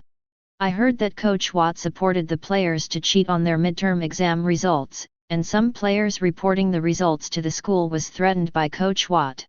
"Sounds topical." Pete nodded. "How about the title of this report is Football Team, Coach Watt's Cheating? I feel like you should be less dependent on cappuccino." Clark didn't answer directly, pointing to the coffee cup in Chloe's hand and teasing. Several people were talking when Chloe's cell phone rang. The laughing Chloe turned on the phone and was immediately shocked to see the content of the text message above. "Hey Chloe, what happened?" Seeing that Chloe's expression was wrong, Pete hurriedly asked her. "Dan Brown is dead." "Dan Brown? Dan Brown, the guy on the football team, the guy who threw the football at me yesterday and got sweet shot by Eric, was found murdered in his home this morning." In the evening, Clark returned home with a heavy heart. The dealer gets 12.5 points. The feed bill is overrun again this month. Martha and Jonathan are calculating their recent expenses, but the tone of the two should not be very optimistic. Add 8.2 to the home loan, and then, the repair of the harvester, said Martha, operating the calculator. Martha, who had calculated all household expenses, looked helpless at Jonathan. The situation this month is more serious than last month. Eric on the other side was flipping through the newspaper and said without raising his head, it's 54,501 yuan and 38 cents in total. After calculating the bills for his parents, Eric looked up and asked Jonathan, "Is it bad?" "It's worse than expected, it looks like we are going to take a loan." Jonathan was making coffee and explained to Eric. "Hey, Dad, Mom, Eric." Clark, who stood at the door and listened for a while, packed up his mood and greeted a few people. "Hey, Clark." Jonathan put the coffee on the table and greeted his eldest son. "Dad, do we want a loan?" Clark put down his school bag and asked worriedly. "It seems so. However, the interest on the loan will make us." Clark felt that this was not a good idea. "Maybe I can help." He felt that it was his responsibility to solve the difficulties for his parents. "Don't go to high school, directly participate in professional sports competitions, and then become a spokesperson, you can make a lot of money." Before Clark finished speaking, he immediately stopped when he saw the strange eyes his parents and Eric were looking at him. "Well, I just wanted to amuse you guys." Clark's expression was slightly dismayed. "Clark, your father and I would like to see your face on the cereal box, but we would prefer that you finish school first." Martha finds the idea of the eldest son dangerous. The same is true of Eric. "You two have helped a lot. The amount of work you completed on the farm last quarter was equivalent to 7 or 8 adults." Martha looked at Eric, who was beside her, and warned the two of them not to drop out of school. At the end of the dinner, Clark glanced at Eric with a strange expression and asked him, "Eric, did you know something happened to the football team?" "What happened?" Eric raised his head and asked deliberately, pretending to be stupid. The news of Dan Brown's murder had spread around the school, and Eric naturally knew what he wanted to ask. "Is it Coach Watt's team?" Martha was stirring a fruit salad when she heard Clark mention the football team's interest. "Jonathan was a former student of Coach Watt, and I remember the position was tailback, right?" "Jonathan. Tailback at number 32, but that's not a good memory for me." Jonathan, apparently not wanting to mention his football years, took a sip of warmed milk and asked Clark, "So, what's wrong with Coach Watt's football team?" "A member of the team named Dan Brown was unfortunately killed yesterday." Clark looked at Eric, as if trying to see something in his brother's face. But to his disappointment, Eric still bowed his head to deal with dinner, and seemed not interested in what he said at all. "Oh, this is really sad news." Martha put down the fruit salad in surprise. "Have the police investigated any clues and caught the murderer?" "Not yet, but I heard that Dan Brown's body has traces of high-temperature burns, electric shock, or burned by some kind of high-temperature heat source. The specific details, I heard from Chloe." Clark speaks out what he's heard from his buddies. Heavy topics weighed on dinner at the Kents, and after Martha expressed her condolences to Dan Brown, she quickly moved to the farm. After dinner, Eric went back to his room. Knock knock knock. Before he could sit down, there was a knock on the door. "Eric, it's me." Clark's voice sounded outside. "You don't usually come into my room, Clark." Eric opened the door to let Clark in. "When was the last time?" "Let me think about it. You accidentally damaged the school's sports equipment. You didn't have the money to pay it back, and you didn't want your parents to know, so you asked me for help." Eric pulled a chair from the desk and sat down, facing Clark. "I accidentally broke the more expensive equipment in the sports equipment room this time. It's not about borrowing money, it's about Dan Brown." Clark's expression was serious, looking directly at Eric. "Dan Brown's death, is it related to you? Why do you ask?" Eric's eyebrows moved. Chapter 9. You had a run-in with Dan Brown at school and you never had a good relationship with people on the football team. Doubt me just for these reasons? Clark, it's not like a convincing reason. And also. Clark's expression changed slightly, he hesitated for a few seconds. Is it because Whitney and the others chose me to be the scarecrow, you? Clark. Eric stopped the other party's speech. You seem to think of me as the kind of guy who is keen on revenge behind the scenes. But, sorry, I'm too lazy to do it most of the time, I'd rather wait for them self-destruction. Self-destruction? Clark shook his head. I don't think Dan Brown's death was suicide. Well, now I seriously doubt my impression of you. Eric sighed, deliberately showing a look of disappointment. Clark, it seems that in your heart, I am the kind of existence that will destroy a person's body at any time. Clark frowned in the face of his brother's accusations. Actually, Eric, you have been hiding yourself. Hide yourself? Yes. You never explained to me how you got all that money on you, you never explained to me why you go to the metropolis late at night, and you never tell me why you smell blood. Clark's tone was a little excited, but he still suppressed his anger. Gangsters, robberies, shootings. I've been thinking, what did you do in the metropolis? Will these words be associated with you? I won't tell my father and mother, just like I didn't say just now that you have a lot of money hidden, and if you take it out, you can solve the family debt crisis in an instant. I will be silent, but it doesn't mean I don't think about it. You never thought of me as your brother. Eric. You're gifted, I'm dull, but I know how to do the right thing. And I can't be sure if you're going to do the wrong thing. Clark's tone was full of anger and questioning. We do need a lot of communication, Clark. Eric didn't expect Clark to be so prejudiced against himself. But he didn't bother to explain, and said directly, but you have more important things to do. Tomorrow is the homecoming dance, one of the most important gatherings of the football team. If I were the murderer, I would definitely find a way to kill them all. I will stop you. Clark's tone grew firmer. It seems that Eric is the murderer behind the scenes. I'm looking forward to it. Things are getting more interesting. After Clark left, Eric stood by the window, watching the night outside and muttering to himself. I thought that my private actions were secret enough, but I didn't expect Clark to understand it very well. But this is also normal. He didn't intend to hide it from Clark. With the extraordinary ability he gradually awakened, it was not difficult to find out his whereabouts. Going to the metropolis late at night, and then coming back with a faint smell of blood, this is indeed what he often did before. With the unblocking of the Motherlander template, the power has continued to increase, and Eric, who can't help it, often goes to the metropolis to vent. Those criminals and gangsters became his unfortunate catharsis. There is no idea of becoming a superhero to eliminate violence in Liang, it is just that the force of these guys is worth his shot. Of course, while venting his power, he also brought back some Franklins. That's why Clark said he has a lot of money. Dan Brown's death, by that scarecrow named Jeremy? Sitting at the desk, Eric put Clark's affairs aside and thought to himself. He had no regrets or sympathy for the killing of the football team. The idiot with only muscles in his head was killed by the returning revenge ghost, and he was very interested in the development of this revenge and death plot. As for the shot to stop Jeremy, he has no interest in it yet. Tomorrow's prom. Turning around, staring at the sultry night, the corners of Eric's mouth rose slightly. It might be a magnificent show. I'm really looking forward to it. The next day, early in the morning. Smallville High School is full of youth hormones.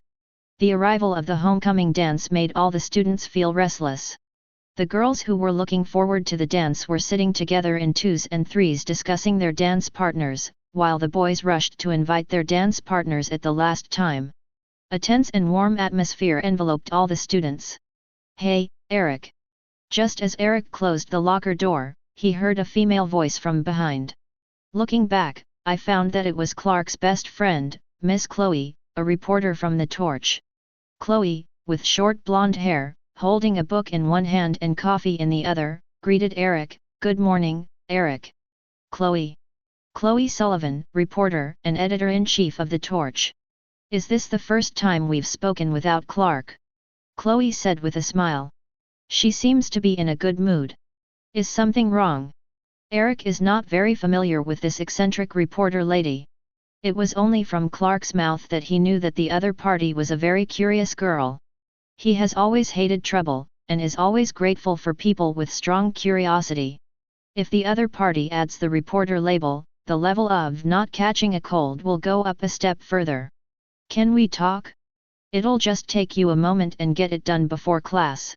Chloe asked expectantly. About Clark. Perhaps fearing that Eric would refuse, Chloe added another sentence. Eric, who hesitated for a second, nodded and agreed to Chloe's request. In the Torch newspaper office, Chloe slightly tidied up the desk full of papers to make the office look as less cluttered as possible. "Need coffee?" "No, thank you." "Okay." Chloe nodded, her expression a little unnatural. She has some longing for Eric, a boy who is not very intellectual but hot. Chloe, who has never been confessed by a boy or dated, has a little lack of self-confidence. Eric looked at the surrounding furnishings, and turned his attention to the pile of newspapers on the bookshelf. "This is the Torch of the most recent years." Chloe took the initiative to explain to Eric. "The Torch? Was there a newspaper from 3 years ago, around homecoming prom?" Eric asked Chloe. Although a little surprised why the other party was interested in the old newspaper from 3 years ago, Chloe nodded. "Of course, I'll find you right away." The resolute Chloe quickly handed a stack of newspapers to Eric. "Back to school is April 21st, and it was the April newspaper 3 years ago. Don't be surprised if you think the layout is different, because I wasn't the editor-in-chief of the Torch at that time." Chloe made a quip. But seeing that Eric still had a poker face, he had the urge to sigh. Eric took the newspaper from the frustrated Chloe with a blank face, and quickly found the report about Jeremy. Jerome, the student who went missing 3 years ago, was chosen as a scarecrow and in a cornfield for one night, and then disappeared mysteriously the next day. I remember that it caused quite a stir at the time, and Jeremy used to attend. He was the only student at Smallville High School to win the Appointment Physics Cup. Chloe saw Eric's eyes on Jeremy's report and told him what he knew. Nodding, Eric read the information on the newspaper at a glance, and then handed the newspaper to Chloe. The newspaper said that the other party was hospitalized due to meteorite radiation when he was a child, and he was a physicist. It seems that Jeremy's mutation is closely related to kryptonite, and the other party may have found a way to use kryptonite to obtain energy. Eric, who was immersed in thinking, was interrupted by the reporter. "That Clark always thought Dan Brown's death had something to do with you, is that true?" Chloe asked Eric directly. "Maybe." Eric did not deny it, nor did he admit it. Generally speaking, uncertain answers contain more of a "don't want to answer" connotation. Chloe blinked. "So, Eric, you also don't want to answer. What do you think?" "Chloe?" Eric asked the other party back. "Me? My views are different from Clark's. Of course, it's not because you taught Dan Brown who assassinated me before, so I share the same hatred with you." Chloe skillfully put the newspaper back on the shelf. "I suspect that the murderer is Coach Watt. Coach Watt is obviously not normal recently, and there are signs of corporal punishment of students. Maybe Dan Brown is the whistleblower, so Coach Watt will attack him." "Forget it, Coach Watt's concerns aside. Clark thinks you'll definitely shoot at the dance tonight, and he'll stop you, so, in order to clear your suspicions, do you still want to go?" Chloe asked Eric solemnly. "Why not?" Eric's short words expressed his attitude. "Why do I feel like you're seducing Clark into conflict with you step by step?" Chloe frowned slightly, expressing her intuition as a woman. When Chloe and Pete walked into the prom auditorium together, the first impression was glamour. The girls wore a variety of delicate lace, chiffon, or silk skirts, rustling as they walked. Long skirts, high heels, dazzling white evening gowns, decorative belts, and polished black leather shoes made up the beautiful scenery of the homecoming dance. "Cough, Chloe, I can only dance jitba, do you think someone will boo me?" Pete, who was wearing a formal suit, asked his partner Chloe a little worriedly. "What jitba dance?" Chapter 10. My grandfather taught me the kind of dance with arms crossed at every turn, doing the classic Cossack movements, because it is too unrestrained and easy to fall. Pete casually explained to Chloe as he cast his eyes on the dance floor. "Whatever, I think your foolish dance will be the same as the exposed shoulder straps and raised pimples on girls' bodies, which will become the talk of those guys making fun of." The absent-minded Chloe snorted. Clark and Eric didn't come to the dance. After searching the ball hall, Chloe frowned and asked Pete. Maybe he was waiting for Eric outside. After all, he was always worried that Eric was plotting bad things. Then let's go outside to find them. Chloe immediately pulled Pete out. Okay, but my prom may be in vain. You need to think about the compensation for me next. Pete complained, and picked up the small party gift prepared on the ball round table, the Gardner brand mixed nuts. In the gym not far from the school dance hall, Eric stood in the middle of the basketball court. The moonlight from outside the window came in, forming a line of light and darkness on the ground. Clark, come out, you followed me all the way, just trying to stop me from going to the dance. As soon as Eric's voice fell, a gust of wind suddenly blew in the gym. Clark appears behind Eric. Clark, who looked very serious, was ready to use violence to stop the other party. Eric, I won't let you hurt anyone again. Clark's fist clenched tightly. You need help. Eric turned around and faced Clark with a vague smile on his lips. Okay, Clark, how can you help me? Go home and confess everything to me. Mom and I can help you. Although Clark believes that Dan Brown's death is related to Eric, he has no plans to send his brother to prison. He felt that between his brother and Dan Brown, there might be a secret that he didn't know about. You know, Clark, growing up, you're generally not the one to convince me. Sighing, Eric pretended to be helpless. Reporter Chloe's previous evaluation of him, step by step to lure Clark into conflict with him, is not entirely unreasonable. Eric's Motherlander template has been unblocked by 70%, and the reason why he can't continue to unlock it is because he can't break through the shackles. No matter how you exercise, crazy training that squeezes your body's limits, or training in actual combat, you can't make the template unlock progress. The reason is that they did not face powerful enemies or unsolvable dangers to stimulate the greatest potential of the body. Although Clark's potential as a Kryptonian surpasses him, most of his abilities are in the untapped stage at this stage, and he is definitely not his opponent if he fights normally. Clark, who believes that he is the murderer, will definitely take action with all his strength, and he may cause enough trouble for himself under the potential explosion. End. When the god among humans who is full of prejudice and anger causes an irreversible ending because of his own mistakes, can he still be called a god? Eric, who had a bad taste, wanted to see how his cheap brother faced the first unbearable pain in his life. As for the life and death of the scumbags on the football team, he didn't care at all. Clark, you think I'm the murderer because you're full of prejudice. Eric raised his tone and said in a cadence, because my body makes you smell bad, because I'm the one who doesn't seem to care about other people's lives at all, and because I have conflicts with the people on the football team, so I am the murderer. Your anger and prejudice make you ignore more deadly problems. If you want to be the one who protects and sympathizes, then you have to learn to be smarter. Bang! The hurricane brought by the fist tore apart the air, making a violent crackling sound. The surrounding air was torn apart in an instant. Clark didn't expect that Eric suddenly attacked him. He couldn't react in a hurry and was hit in the chest. Well! Clark, who let out a painful groan, flew back heavily.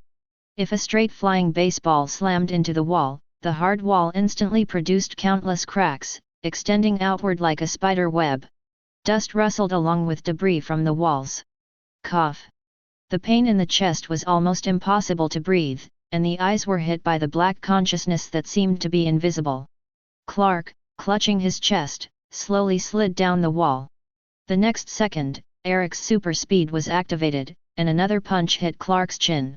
The fast and heavy fist turned into lightning in the real sense. Clark, who had reacted, held his arms and moved backwards with the force of the shock, leaving the attack range at a speed not inferior to that of Eric. Eric's attack continued like a torrential rain. He got close and swept his backhand with a high leg. The attack site is Clark's lower abdomen. Eric, who is constantly tempering his physical fitness and studying various fighting skills, is not his opponent even if he pulls his speed and strength to the same level as Clark. What's more, Clark has just awakened, and his speed and strength are far inferior to him. Bang! This time Clark didn't choose to dodge, and faced Eric's close quarters fight and chose to face it head-on. Grinning his teeth, he stretched out his arm, and as soon as he touched it, he felt a powerful force coming towards him. The violent force that set off hundreds of meters of waves in an instant attacked Clark's body.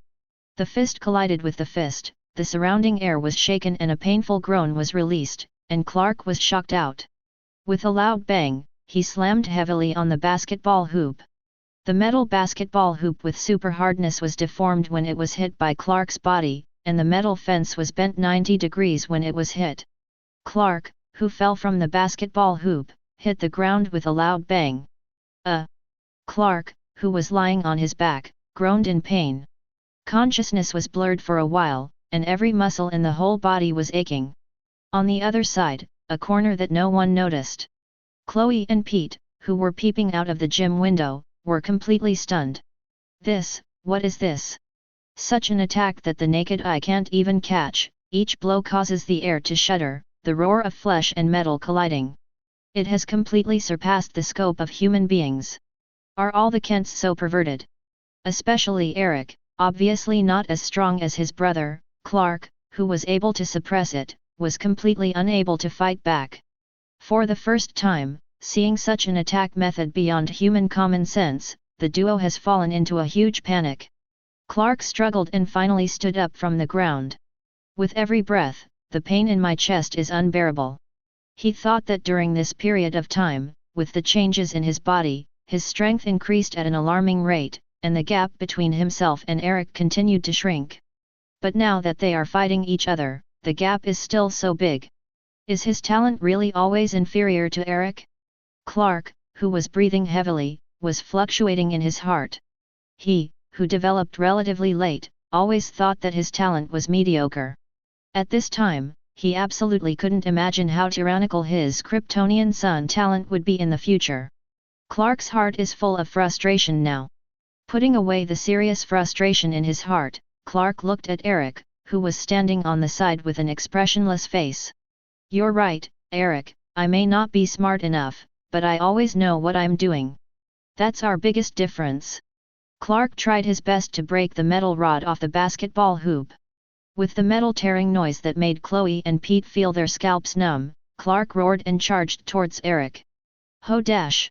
Metal equipment smashed towards Eric from the side. The whistling sound sounded, a sharp roar like the tremor of the air.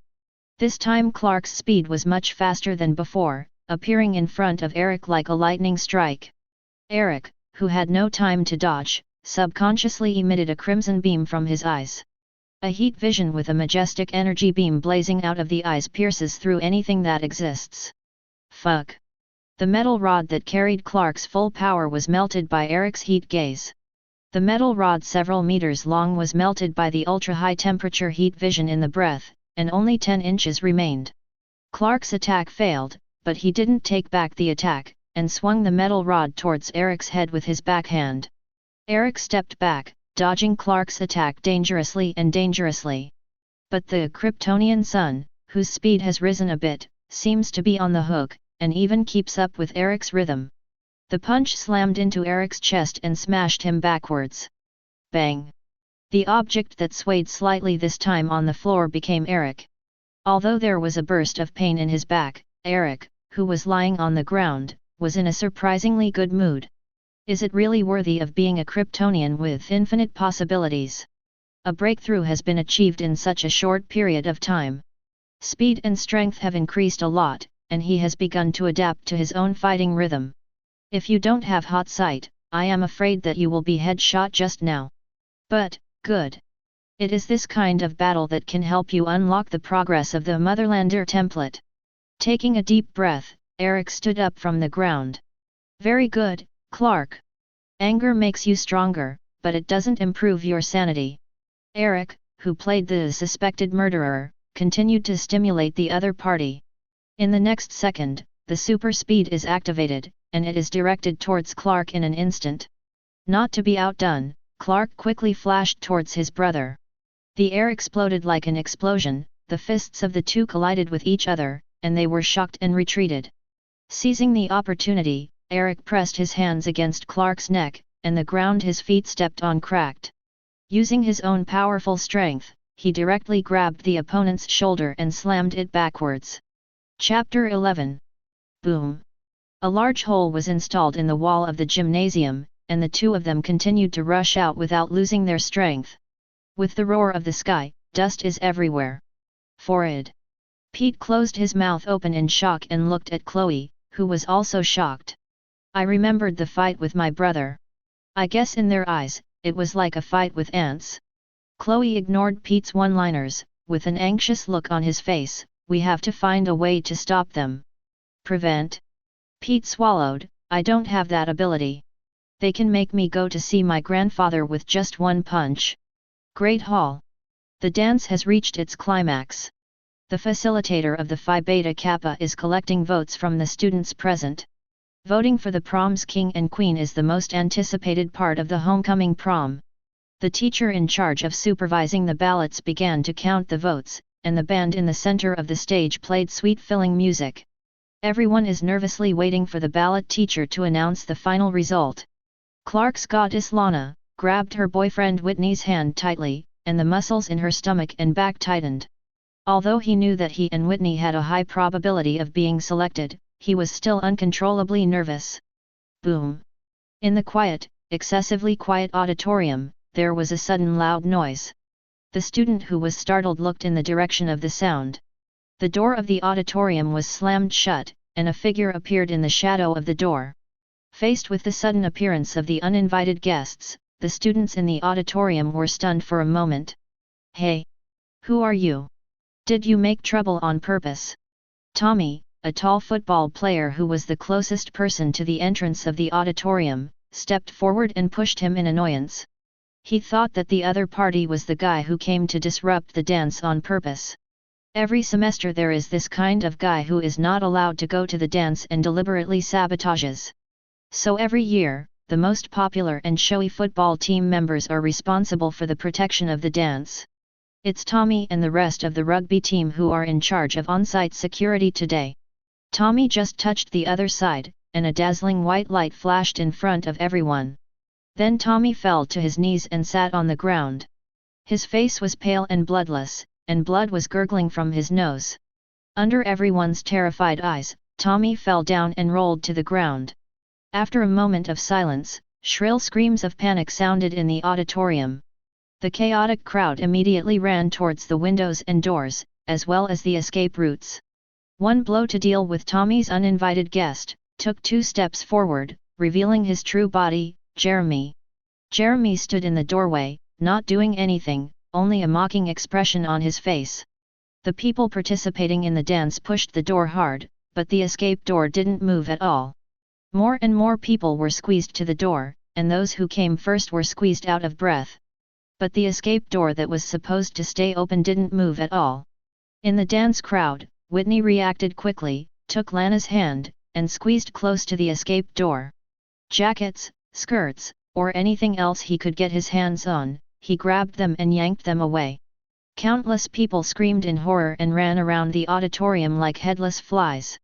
But in the auditorium, with its windows and escape doors closed, there is no way for people to escape.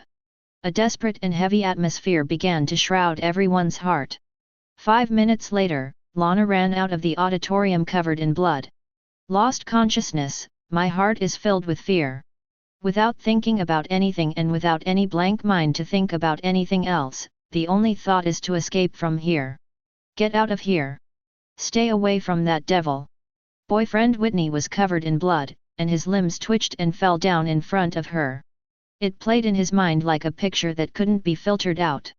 The string that maintains sanity seems to collapse in the next second. Fear and confusion surrounded her. From the first person falling down to escaping, those terrifying images replayed in her mind over and over again. The main power switch exploded.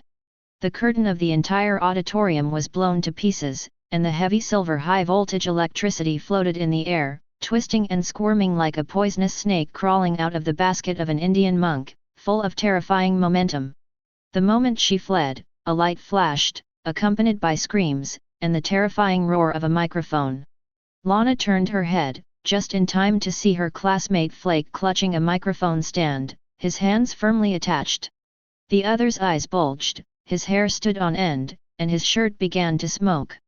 Finally Flake fell on a huge loudspeaker, making a loud noise. Crack!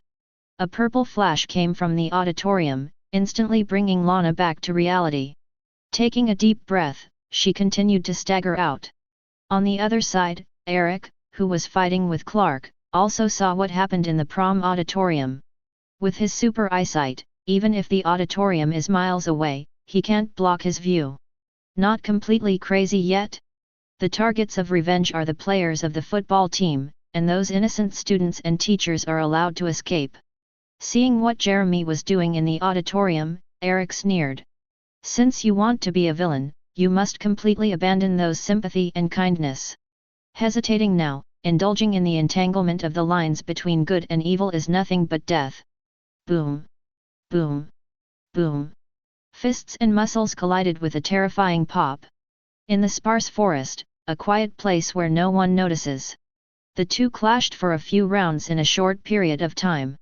Although Clark's strength and speed still can't match Eric's, he can barely keep up with his rhythm. Clark's innate fighting talent was in full play, from being out of the woods in the first place to being able to match him barely. But Eric's Motherlander template is constantly being unlocked, and Clark's pressure forces him to keep getting stronger.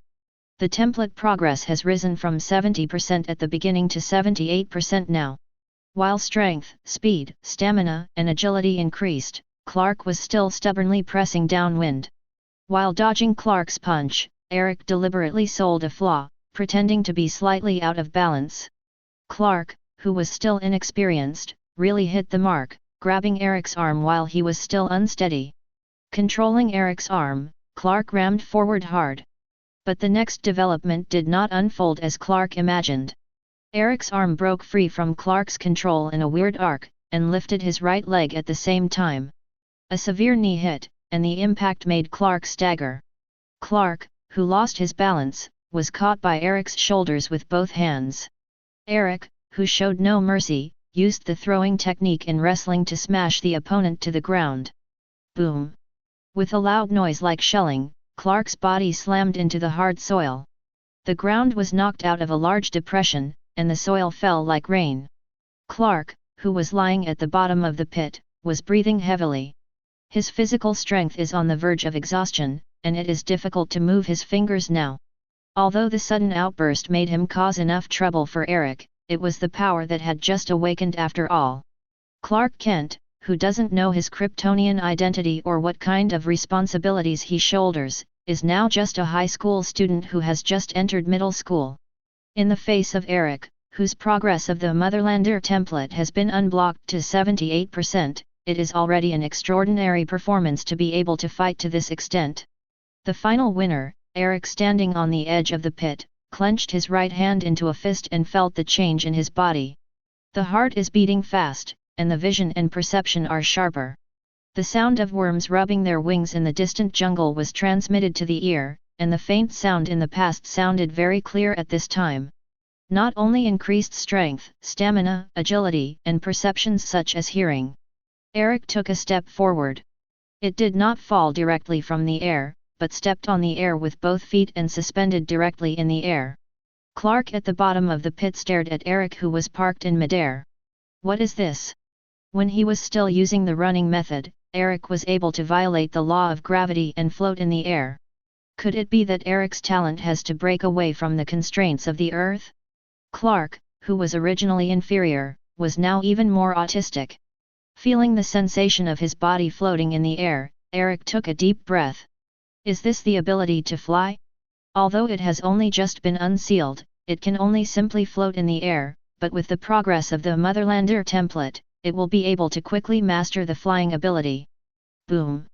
After releasing his floating ability, Eric jumped to Clark at the bottom of the pit. Clark, it's over. Eric, who had a strange light in his eyes, glanced at the auditorium of the distant school. Maybe you should go to the prom and see what you overlooked and didn't want to see happening there. The dance scene. Clark's eyes were full of doubts. You mean? A bright silver lightning suddenly shot into the sky, illuminating the entire night sky. The lightning from the direction of the school made Clark completely stunned. Chapter 12. Lana. After realizing that Lana at the dance party might be in danger, Clark immediately ignored the pain, stood up from the ground, and quickly ran towards the school. With the super speed activated, the whole person turned into a galloping wind. Watching the back of Clark leaving, Eric slowly shook his head. Lana, who was thinking of Clark at this time, was nervously hiding behind a statue near the library. The fountain and thorn bushes blocked her body under the cover of night. Lana, who had run all the way, was soaked with sweat and blood and shivered. Holding both hands together, I prayed hard that the devil would never come. However, something that made her desperate still happened, and the demon whose body emitted lightning still came over. The sound of stepping on the ground made Lana's heart jump with panic. Jerome. The devil in Lana's heart was walking step by step towards the direction where she was hiding, and suddenly stopped after hearing a voice. A shadow appeared behind Jeremy. Who? Jeremy turned back nervously. With his keen perception, he didn't even notice how the other party appeared behind him, which made him not nervous. Yes, is it you? After seeing Sombra's identity, Jeremy took a step back in fear. Looks like you're indulging in your own masterpiece. The person in the shadow walked towards Jeremy, who was backing away. I don't understand what you're talking about. Jeremy swallowed and stammered. There is no more arrogance and calmness in the prom auditorium before, but there is only a deep fear. Lana, who was hiding behind the statue, was completely filled with astonishment. She never imagined that the devil who would attack her classmates at the dance would have someone to fear. Who is it? At the same time, with fear in his heart, he was also deeply curious about the shadows in the dark. Tread. Tread. The shadow came out of the shadows, and the familiar face of the other party made Lana cover her mouth. Is that Eric Kent? Clark Kent's younger brother. Why is he here? Why is this devil so afraid of Eric Kent? Countless question marks flashed through Lana's mind. Of course you understand, Jeremy, after all, you've just accomplished what no one else could, made the homecoming dance a ball. It's incredible, sometimes there's a fine line between sanity and madness. Eric used his super eyesight to find the initiator of the dance, Jeremy, one step ahead of Clark. Looking at the cowardly and crazy eyes of the other party, Eric expressed his emotion. So, are you here to stop me? The red-eyed Jeremy's anger surged up instantly. Madness has overcome cowardice, and now he doesn't want to run away.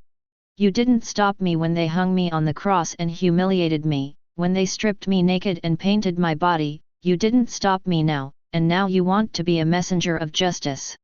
Get your face up, you bastard. Jeremy, whose eyes turned silvery white, was full of lightning, and instantly moved in front of Eric. The lightning that filled the body was like a big snake that broke free from its restraints, and swept away towards Eric with its fangs and claws. The powerful power made Lana, who was hiding behind the sculpture, unable to help her discoloration. That terrible lightning knocked Whitney down, and Flake instantly turned to Char. Even just looking at it makes Lana horrified. Seeing the opponent attacking Eric, she covered her mouth and already imagined the tragic ending of Eric next. Bang! Jeremy's punch was blocked by Eric. The silver lightning that filled the sky all hit Eric's body, but it couldn't knock him down. Not only was there no knockout, but it didn't appear to have done him any damage. Lana's eyes widened at what was in front of her. What is this? Could it be that Eric is a more terrifying person than this devil? Lana, who was so shocked that she couldn't help it, had all kinds of thoughts that she thought were extremely absurd in her heart. Eric blocked Jeremy's attack with one hand, and the other hand stretched forward sharply, pinching the opponent's neck. Crack! Under Jeremy's incredible gaze, Eric twisted the other's neck. The lightning that spread all over his body also dissipated in an instant. The devil in Lana's eyes was easily twisted and broken by Eric. Eliminate Jeremy's Eric, and leave the opponent's body on the ground. Originally, his plan was to learn from the opponent's mouth how to use kryptonite to enhance his superpowers, or how to awaken his superpowers from his physique affected by kryptonite. If the other party is smart enough, it might still be useful, but Eric soon understood that there is no need to keep this kind of idiot. After eliminating Jeremy, Eric glanced behind the statue. Lana quickly covered her mouth, not daring to breathe. Eric had no interest in this brother's goddess, glanced at the other party and left. In the ball hall, Clark, who rushed over, looked at everything in front of him in shock. All the water sprinklers in the auditorium were turned on, and countless sprinklers sprayed water droplets, pouring the flames of the auditorium, and falling to the ground, splashing red splashes. The flowing water gradually diluted the blood on the ground. On the ground lay a few students who did not know whether they were alive or dead. Clark recognized them as members of the football team. Fleck, Tommy, Ross, he even saw Lana's boyfriend Whitney. The individual victims who had not yet lost consciousness lay on the ground, groaning faintly. Clark didn't know if it was a pointless moan of pain or a cry to himself. How come? Clark, whose heart was filled with huge self-blame and pain, knelt heavily on the ground. The spray of water fell on his face, and a mixture of tears rolled down his face. I could have saved them. It's all my fault. Clark lowered his head, clenched his fists against the ground, trembling all over. Clark! Just as Clark was in great pain, a familiar voice rang in his ear. In the pouring heavy rain, Clark raised his head with blurry eyes. Eric was standing beside him, looking at him blankly. Eric, you already knew what happened here, and you already knew who the murderer was, right? Clark thought a little and understood the ins and outs of the whole thing. Why, you could have stopped this. Clark with red eyes stood up, his voice trembling, and his anger almost gushed out. I don't think you'll take my word for it, Clark. Facing the angry questioning of his cheap brother, Eric's tone was still flat and indifferent. Because now you believe in strength more than you believe in me. Superhuman strength makes you pleasant, dangerous, and can also throw you back into a situation where you rely on strength rather than technique, training, and intelligence, and tempt you to lose your judgment. Prejudice, stubbornness, blindness, Clark, this is your mistake. If you're going to choose the right path for yourself, see the cost of that mistake. So you're not at fault. Clark glared at Eric, his eyes burning. Because we're different people. You're light, I'm darkness, you're love and order, and I'm violence and chaos. Words like salvation and redemption have never been with me. So, Clark, don't ask for your standards. Don't expect me to be a savior who saves others. Eric's words were still extremely indifferent. Moving my line of sight, I saw ambulances coming from a distance through the heavy obstructions. After glancing at the football team members lying on the ground, Eric turned and left. In the water-sprayed auditorium, Clark stood silently, motionless. Smallville Town Middle School suffered a violent explosion. Previously, 3 fire trucks from Smallville Town were dispatched to the auditorium where the school dance was held to put out the fire, and the fire has now been basically controlled. It is reported that all fire hydrants in the school have been damaged. And the water pressure in the town water mains from Prince Street to Gus Square has dropped to 0, making the firefighters' job more difficult. Smallville's radio broadcasts the latest news. In the speeding car, Jonathan comforted Martha while listening to the radio broadcast. Don't worry, Martha, Eric and Clark will be fine. The two of them are different from ordinary students now. I understand, Jonathan. Martha frowned as she watched the increasing number of police cars on the street. I'm just worried. Clark and Eric will accidentally get involved, after all they are not mature enough. Will not. Jonathan's tone was calmer than Martha's. Our son is far more mature than we thought. During the conversation, the two came to the school. The fire in the school hall due to the short-circuit problem has been put out, and now there are many police cars and ambulances parked on the campus. Firefighters have put out the fire in the auditorium and are cooperating with police and paramedics to lift the injured students out. The students who had survived the dance either cooperated with the police to make simple notes, or wept in their parents' arms while wearing blankets. It is estimated that tonight's bloody ball will become the most unforgettable dance in their lives. Seeing the groaning wounded crowd, Martha looked around nervously. Soon he found Clark sitting in front of the steps, somewhat distraught. Sitting next to him are 2 best friends, Chloe and Pete. Chloe and Pete have recovered from the intense emotions of their escape, and they are comforting Clark at this time. Chapter 13. Clark, you don't have to blame yourself for this. Even if you have a talent beyond the reach of ordinary people, you can't decide everything. I agree. Pete's expression was solemn. Unfortunate things happen every day in this world, Clark, you can't help and save everyone. The two tacitly did not talk about the conflict between Clark and Eric just now. I should. Clark sighed slightly and looked at the wounded being rescued by the doctor in front. I should have found out that the murderer is Jeremy's. If I don't waste so much time on Eric, maybe. Hearing Clark mention Jeremy, Chloe's expression changed slightly. After thinking for a moment, she decided to tell Clark.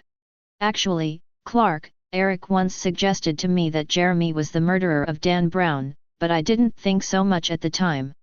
Chloe speaks out about Eric flipping through news stories about Jeremy in the editor's office yesterday. After listening to Chloe's story, Clark fell silent. A bit of confusion arose inside.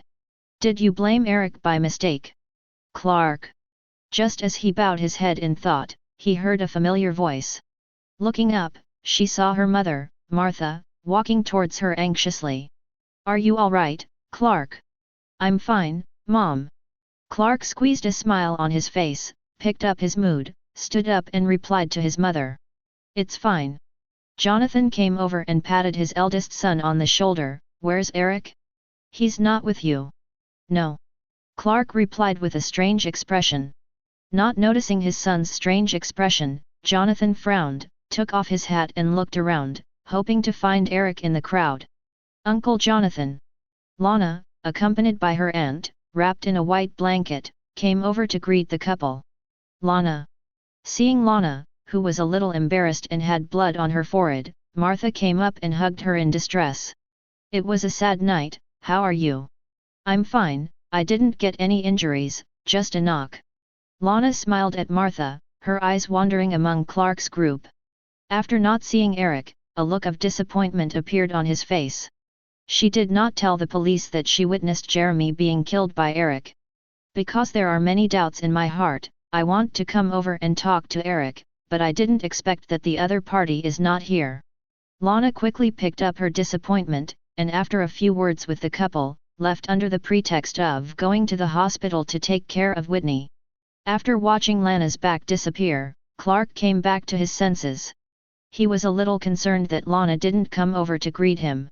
Chloe and Pete, who were on the side, looked at each other when they saw Clark's frustrated expression facing the goddess. It is more than words. After sending Lana away, Jonathan is ready to ask the police about Eric's whereabouts. Just after taking 2 steps, when he turned his eyes, he saw Eric, who was talking to the police. Eric. Jonathan, who had confirmed that his younger son was safe, breathed a sigh of relief, walked over quickly, and put his arms around Eric's shoulder. Are you all right, Eric? I'm fine, Dad, it's just that my clothes are torn by accident. Eric responded to his father with a smile. That's fine, it's fine. Jonathan patted Eric on the shoulder. Marcia and Clark are waiting over there, let's go first. The next day, early in the morning. Metropolis. The wild youth of the Metropolis? The story of the Lex Luthor and the Zero Club. In Luthor Manor, Lex Luthor was flipping through the latest newspaper and sneered when he saw the lace news about him. If a genie escapes from the bottle, then it's no longer a genie, and the same goes for eye-catching tidbits. If it's fully reported, then it's no longer tidbits. Putting the newspaper down, Lex stood up.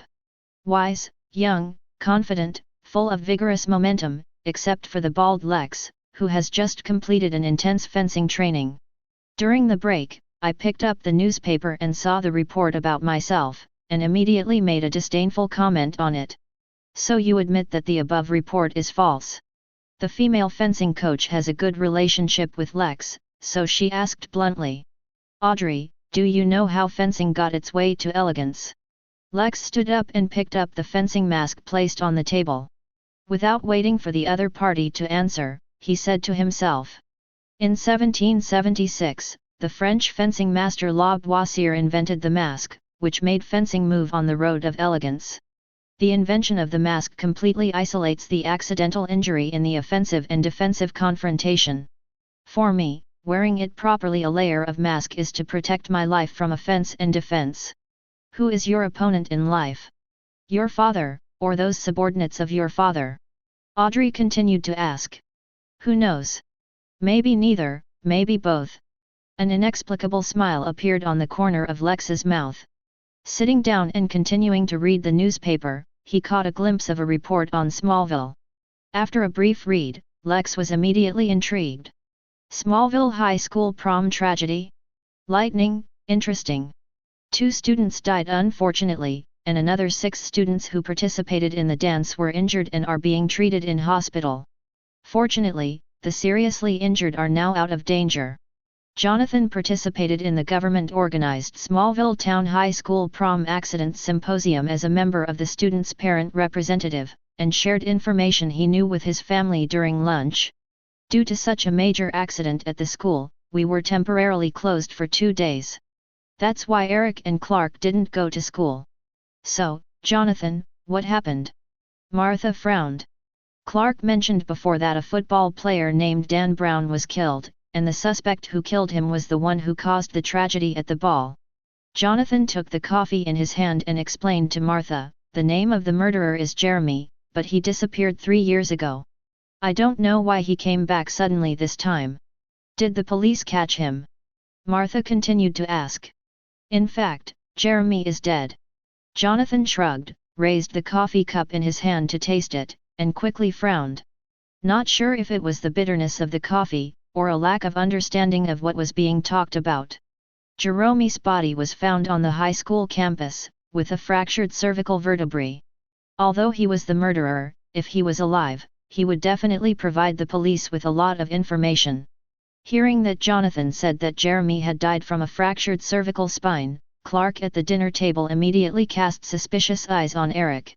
Able to kill Jeremy without disturbing anyone, except Eric, there is no second person to be found in Clark, the small town of Smallville. I heard that the unfortunate people who were killed and injured were members of the football team, is that true? After Martha digested what Jonathan said, she asked him what she had heard. Jeremy did have some conflicts with the people on the football team, but I think it's more of a school and Coach Watt's consideration. Jonathan didn't want to talk about this topic, and after replying, he stopped talking and brought up other things. Clark, the tractor can't run. Help me to repair it later. I suspect it is the problem of wear and oil leakage of the high-pressure oil pipe. I hope it will not be replaced this time, otherwise it will be another expense. Okay, Dad. Clark nodded towards his father, and looked down at the fruit salad on the table. Eric, sitting opposite Clark, began to think about how to launder the money he got from the gang so that his parents could accept it. Clark. Hands full of oil, Jonathan, who was wearing a tattered maintenance overalls, asked Clark, who was standing next to him, "Are you involved in the prom?" Clark was thinking about something. When he heard his father's words, he was stunned, and then shook his head. No, I tried to stop Jeremy, but it didn't work. Clark's tone was a little gloomy. If I could have been more mature, I could have stopped this tragedy, but I screwed everything up. No one is perfect, Clark. Jonathan wiped his hands with a rag and patted Clark on the shoulder. If you try to push everything on yourself, you'll find yourself full of holes. Learn to push when the time is right, whether it's stress, responsibility, or the harshness of others against you. I thought I could change something, but... Facing his father, Clark said what he said in his heart. Just like Eric, I tried to change some of his views, but in the end nothing could be changed. Maybe, you brothers need to have a good talk. Jonathan offered his own advice and talked about his year. When I was in high school, I got into an argument with my cousin about the ownership of a glove, Barry Lee Jones, do you remember him? He was a guest at our house last year. We had a fight, and nobody agrees. Afterwards, your grandfather put us both in a corn warehouse that could only hold the 2 of us. After half an hour of boredom and madness, we started talking. Because we talked about everything but our mouths. Cannot do this. Jonathan paused and said, so after 2 hours of talking, we're back together. Clark, sometimes all you need to do is create an environment where you can be undisturbed and listen and speak until you fully understand each other's thoughts. After listening to his father's enlightenment to him, Clark nodded thoughtfully. I see, Dad. Clark, who helped Jonathan repair the tractor, washed his hands and decided to chat with Eric. But what he didn't expect was that at this time, his brother's room welcomed an unexpected visitor. Lana Land stood in Eric's room, looking at the picture on the wall in surprise. The black and white interlaced light and dark sketches sketched by pencil or charcoal, the indescribable palpitating monsters in the starry sky, the ferocious body is hungry and greedy, devouring everything. A tool like a crayon draws giant monsters sleeping underwater. A terrifying figure, with scaly wings, was painted against a sticky, gloomy background overgrown with green moss, with the words Atlantis Kerosene written in the lower right corner of the painting. There is also a colorful painting that impressed her, a dark night where the color could not be discerned, as if scarlet blood mixed with black mud, dim light shining on it, a shadowy building with Arkham written on its surface, hidden in a night that we call black. This is Arkham. Lana remembers reading in a book about the history of American cities that there is an Arkham Sanatorium in Gotham City. Chapter 14. Could it be that this painting depicts Gotham City's Arkham Sanatorium? Many thoughts flashed through Lana's mind, and sweat dripped from her forehead. Staring at the paintings in front of her gave her a feeling of staring at the abyss, and the abyss was also staring at her. Fear, weird, and indescribable horror in the darkness. The soul seems to be extracted by these strange paintings, and the spirit seems to be contaminated with something indescribable out of thin air. Lana blew. A voice brought her back from her trance. Lana, who was withdrawn from her strange consciousness, turned her head in surprise and found Eric standing behind her and frowning at her. "Eric!" exclaimed. She immediately realized her gaffe, and immediately apologized to Eric. "Hold. I'm sorry, Eric, Mrs. Kent asked me to come to your room to find you, I kept the door open, thinking you're in there. What's up?" For the goddess of the cheap big brother, Eric has a general impression. It's not personal disgust, but simply dislikes this kind of love-minded woman who often shows a melancholy expression. Lana hesitated for a moment, not knowing how to speak. "These paintings were all drawn by you, Eric. After thinking about it, I decided to start the topic with these shocking paintings in front of me. It seems that there is no such kind of ambiguous painting on the market at present." Eric replied lightly. These paintings are boring works in his spare time. It is estimated that when he used Crayola crayons to describe the explosion of Clark's hometown as a child, he awakened his talent for painting. As the progress of his Motherlander template continues to unblock, not only has his body changed, but his spiritual power has gradually become different from ordinary people. Feelings of nothingness, even emptiness, self-doubt keep coming. Not only does the strength increase, but the spirit also continues to grow. The expansion of spiritual power began to spread to the abyss like deep space and deep sea. Consciousness entered a new realm, and kept sneaking into those dark and indescribable existences. It's not the bizarre changes in the mental world like a neurotic, but it is beyond the scope of ordinary people, and the spiritual power has changed to a higher level. I don't know if Clark's superbrain feels like this. For Eric, in addition to enhancing his memory and mental agility, the most important thing is to allow him to think from a higher perspective. This world. Although it was just a vague, inexplicable feeling. So Eric used his perverted mental power and his heart filled with darkness to start drawing those dark existences in his mind. The strong unknown and terrifying, vast and irrational style of these works is very similar to the Cthulhu myth that he liked in his previous life. Not only did he draw Cthulhu-like paintings, he also wrote a lot of Cthulhu-like texts. Of course, it is not a complete copy of the myth of Cthulhu from the previous life, but the use of his own perception beyond ordinary people, combined with the DC world he is in, to create obscure words. Eric didn't know much about the DC world in his previous life, but he knew that there was some connection between the DC world and the Cthulhu mythology. For example, the Arkham Asylum in Gotham City has many connections with the Arkham Town and Mary Asylum that often appear in the Klein. The Karathan and fishermen in Aquaman Atlantis are all creatures that have appeared in the Cthulhu mythology.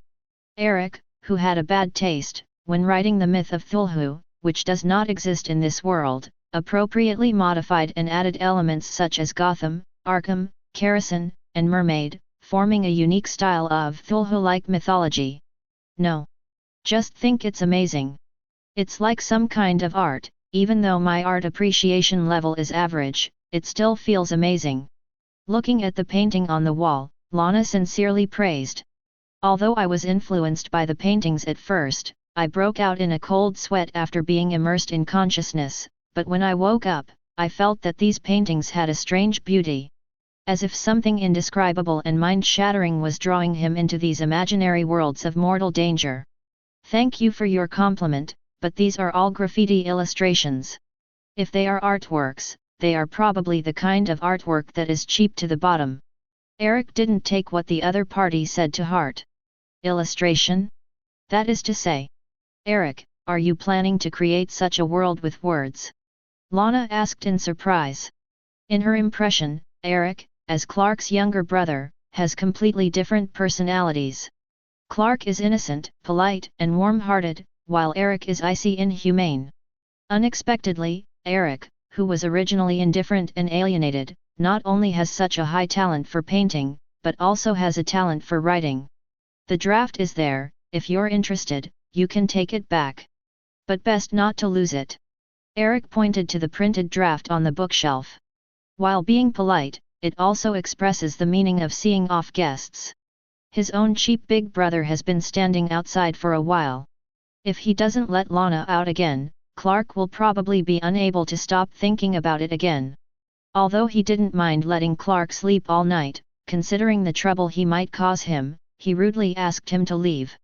Listening to Eric's cold words, Lana was a little frustrated. My original purpose was to talk to Eric about Jeremy last night, but I didn't expect to be expelled now. With a complicated mood, he walked to the bookshelf, picked up the manuscript on it, and said to Eric jokingly, Aunt Neil knows some people from the publishing house, and these manuscripts may have a chance to be published. Maybe. Eric's tone was calm, with an expression he didn't care much about. Seeing Eric's still unchanged expression, Lana felt a serious sense of frustration in her heart. After a few chats, he said goodbye to Eric. I think I have to go. If I go out for too long, Nell may send a search and rescue team to find me. When she got to the door, she seemed to remember something. Taking a deep breath, he turned to face Eric. About yesterday, I want to say, thank you. After he finished speaking, he turned and left without waiting for Eric to react. Leaving Eric, who still maintains his poker face, remains in place. With his arms on his chest, he became interested in the publication of what Lana said. Although I have no interest in becoming a writer, if I can publish a book, I might be able to use this method to wash my money. This will explain to Jonathan and Martha how their money is legally earned. After thinking about how to use the book to launder money for a while, Eric raised his head and said to the outside, Clark, I know you are outside, come in. Squeak. The door was pushed open, and Clark walked in with a slightly embarrassed expression. Eric, sorry, I didn't eavesdrop on purpose, but since yesterday, my hearing has been enhanced a lot, and I can always hear some sounds that I shouldn't hear. Clark, who felt that eavesdropping was a bit shameful, explained to Eric. It's okay. Eric didn't care about Clark's eavesdropping. When I first discovered my hearing and could hear sounds from miles away, I couldn't control it either. Adapting to my body is a process. Clark pursed his lips, trying to say something. Due to the big fight at the ball, he is still a little embarrassed when facing Eric. After a moment of silence, he asked Eric, Eric, Jeremy's death, did you do it? Does it matter? Clark. Eric's expression was calm. It's over, so don't bother with the so-called details. This won't bring you any positive benefits, whether in terms of emotions or interests. Clark frowned slightly. Even if Jeremy made a big mistake, Eric, he should be handed over to the law for trial. That's true in theory, but it's never that simple, Clark. The French writer Francis once said, under its noble law, the law prohibits both the rich and the poor from sleeping under bridges and begging in the streets. Same loaf of bread as stealing. But looking at the real world we live in, it's magically cute. Eric continues to use his own way and Clark rhetoric. And, if I don't deal with him, it's Lana who's hurting. What would you do if it was you, Clark? Hearing Eric talking about Lana, Clark's expression changed slightly. You mean Jeremy wanted to hurt Lana. He suddenly remembered Lana's thanks to Eric just now. Is it because of this that Lana thanked Eric? In an instant, I thought of many Clarks, and a little doubt rose in my heart. Have you really misunderstood Eric? Eric had hinted to Chloe that Jeremy was the murderer before, and now he saved Lana. It seems Eric is not as bad as he thought. You can ask Lana. I think the intimacy between the two of you must be better than that between us. After Eric finished speaking, he pointed to the mountains of books and papers on the desk. I have to get some things done. If you have nothing else to do, Clark, you can leave.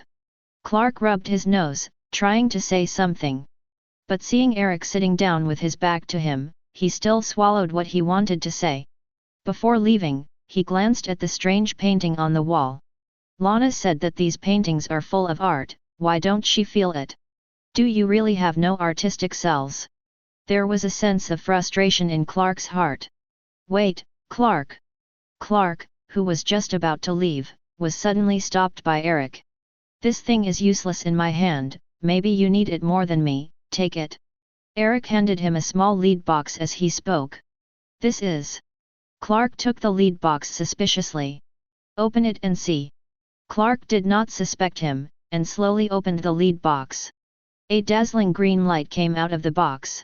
At the same time, the body seemed to receive some kind of signal, and the feeling of weakness and even bursts of tingling came up. This is Lana's necklace. Looking at the green stone decorated as a necklace, Clark ignored the strangeness of his body and showed a very surprised expression. He was tied to the cross by Whitney's use of this necklace to weaken his ability. I thought that when Eric was saving himself, he threw the necklace away, but he didn't expect the other party to keep it. Why? Why give it to you now? Eric's tone still sounded no emotional change. Seeing that your date has been going around in circles, because I can't tolerate people who are too stupid around, otherwise they will be infected with a virus called stupid, so I give you necklace, is this a reason? Chapter 15. Listening to Eric's poisonous tongue towards himself, Clark was not as upset as before. After closing the lead box, he thanked Eric with a warm current flowing in his heart. Even if the reason is really like this, Eric, thank you.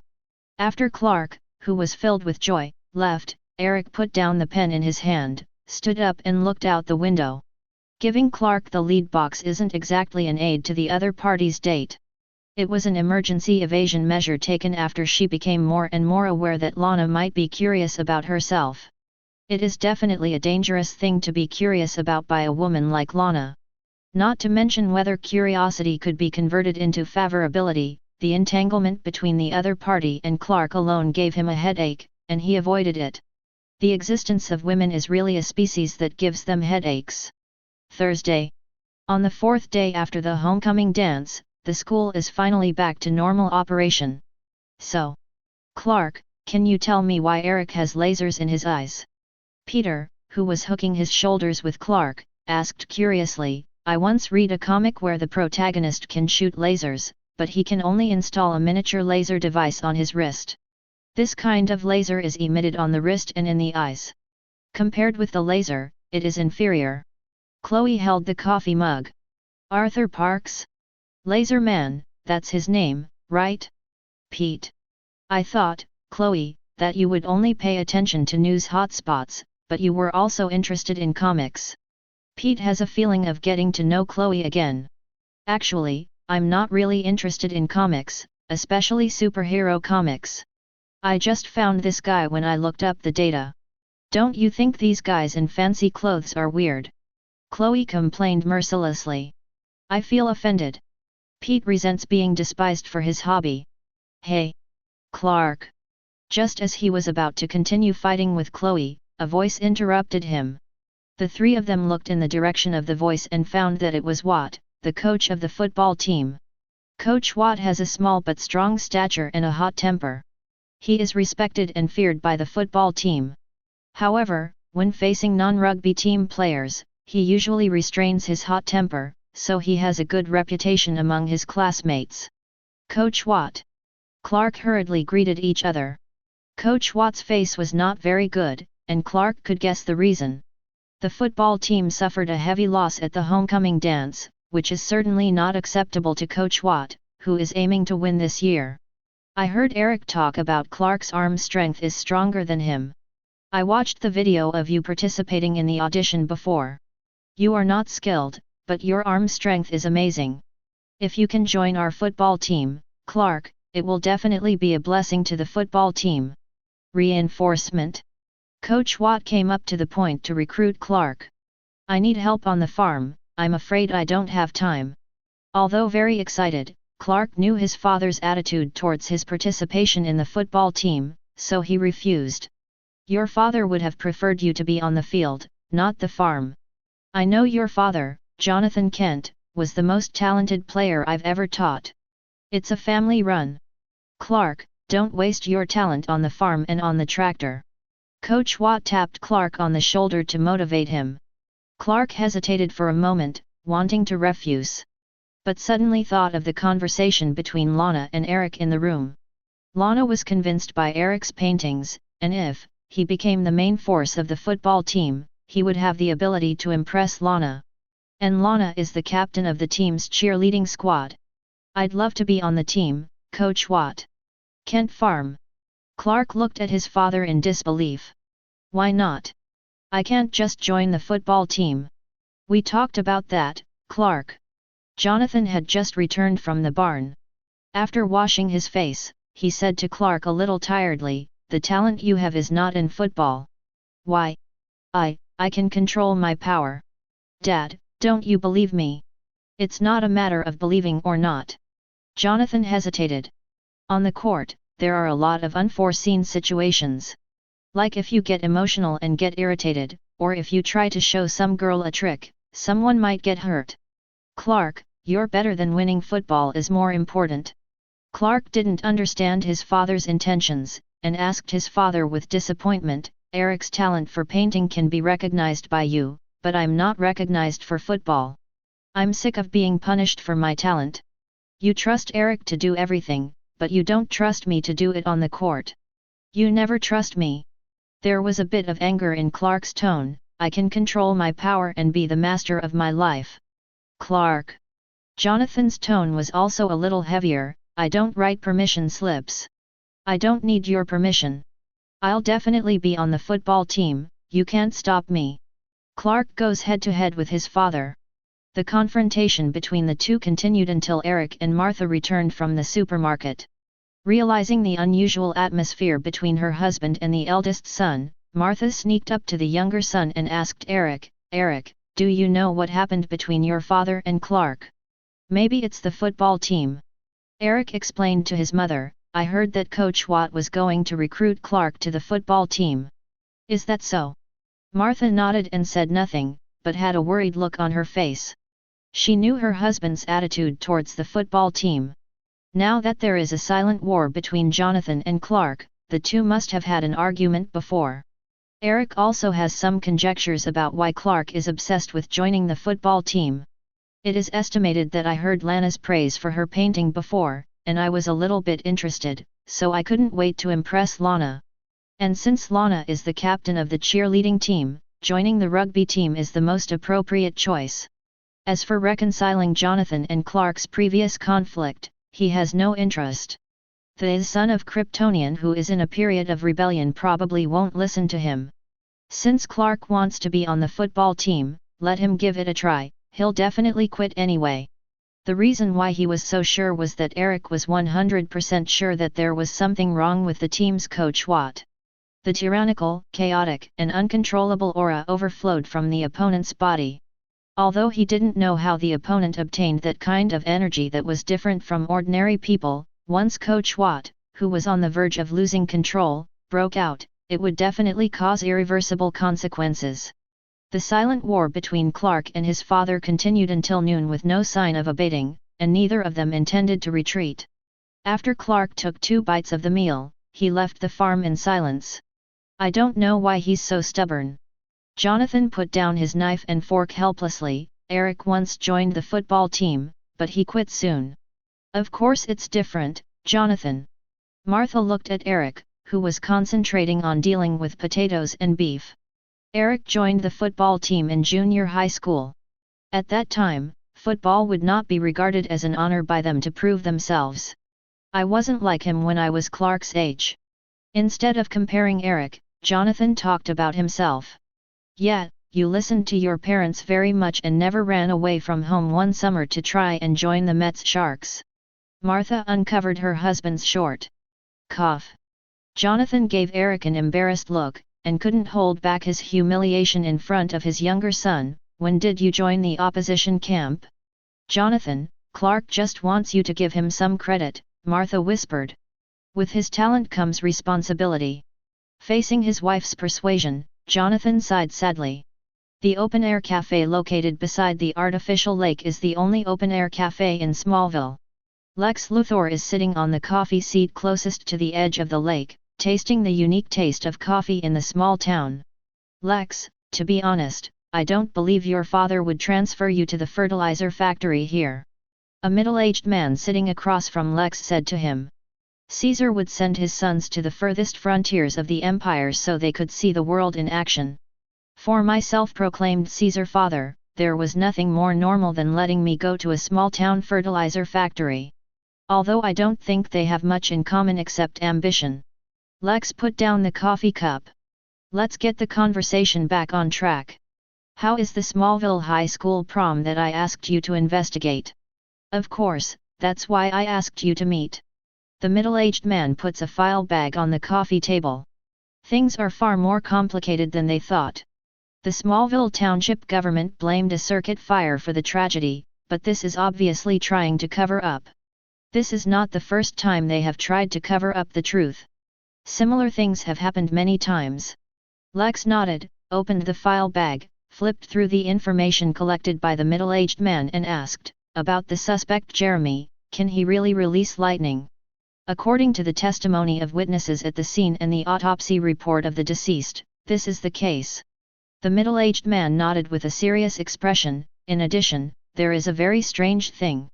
He pulled a few photos from the file and handed them to Lex. This is the gymnasium northeast of Smallville High School, which was severely damaged on the night of the tragedy. Lex adjusted his sitting position and carefully observed the shocking signs of damage to the gym in the photo. The collapsed floor, the broken basketball hoop, the collapsed hole in the wall. You won't tell me it was caused by humans. Lex put down the photo, frowning slightly. It's ridiculous to say that, but... The middle-aged man shrugged, it looks like this. Mom, balloons. The conversation between the two was interrupted. In the cafe not far from Lex, a little girl made a childish voice. In order to chase the flying balloon, the little girl ran to the road in 3 or 2 steps. Drib. A heavy-duty vehicle whistling frantically rushed over. In order to avoid the little girl in the middle of the road, the driver of the car clenched his teeth, stepped on the brakes, and slammed the steering wheel. Squeak.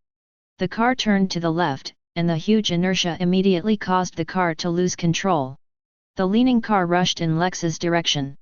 The car, filled with buckets of colorant and natural pigment dye, made a heart-pounding screeching and braking noise, and slid toward where Lex was.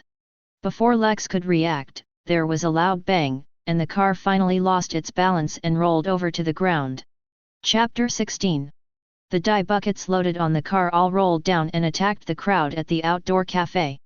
People who were enjoying the sun and coffee comfortably, did not expect a sudden disaster, and they were flooded by the rolling dye barrels in an instant. Bang! Bang! Bang! The dye bucket, carrying huge energy, while overturning the dye, slammed the stunned crowd directly into the lake. Just as Lex stood up, he was brought down by a barrel that was rolling at high speed. Unbalanced, he fell into the lake. The chest was accidentally bumped, and the eyes turned black. Buckets weighing more than hundreds of kilograms were smashed into the lake, making a deafening sound. Various dyes rushed out of the bucket and quickly dyed the lake water into colorful colors. Lex endured the pain and struggled to swim out of the icy lake. But the bucket and all kinds of debris fell down, making the entire artificial lake lose any swimming space. The pungent and dizzying smell gradually blurred his consciousness. The strength quickly lost, and the whole person struggled to sink to the bottom of the lake. Drowning, cold, chemical stimulation, Lex's consciousness began to enter a bizarre psychedelic stage due to multiple factors. Is this a so-called near-death experience? Lex, whose sense of self-existence was constantly weakened, kept flashing back in his mind. In the end, the consciousness even traveled through chaos and came to a place that he couldn't understand. The psychedelic self, dressed in a white suit, stood in the highest power building called the White House. The picture turned again, and the president himself came to a sunflower field full of golden sunshine. Surprised, he reached out and touched the sunflower. The sunflowers withered and disappeared at a speed visible to the naked eye, and the clear sky instantly became extremely gloomy. Beneath the vanishing sunflowers, terrifying bones suddenly appeared everywhere, and terrifying monsters appeared in the gloomy sky. The ferocious and terrifying appearance, the power that swallows everything, makes people feel endless fear at a glance. Whoa! Lex was scooped up from the icy lake. The oxygen-deficient mouth and nose can breathe air to the fullest, and consciousness returns to his body.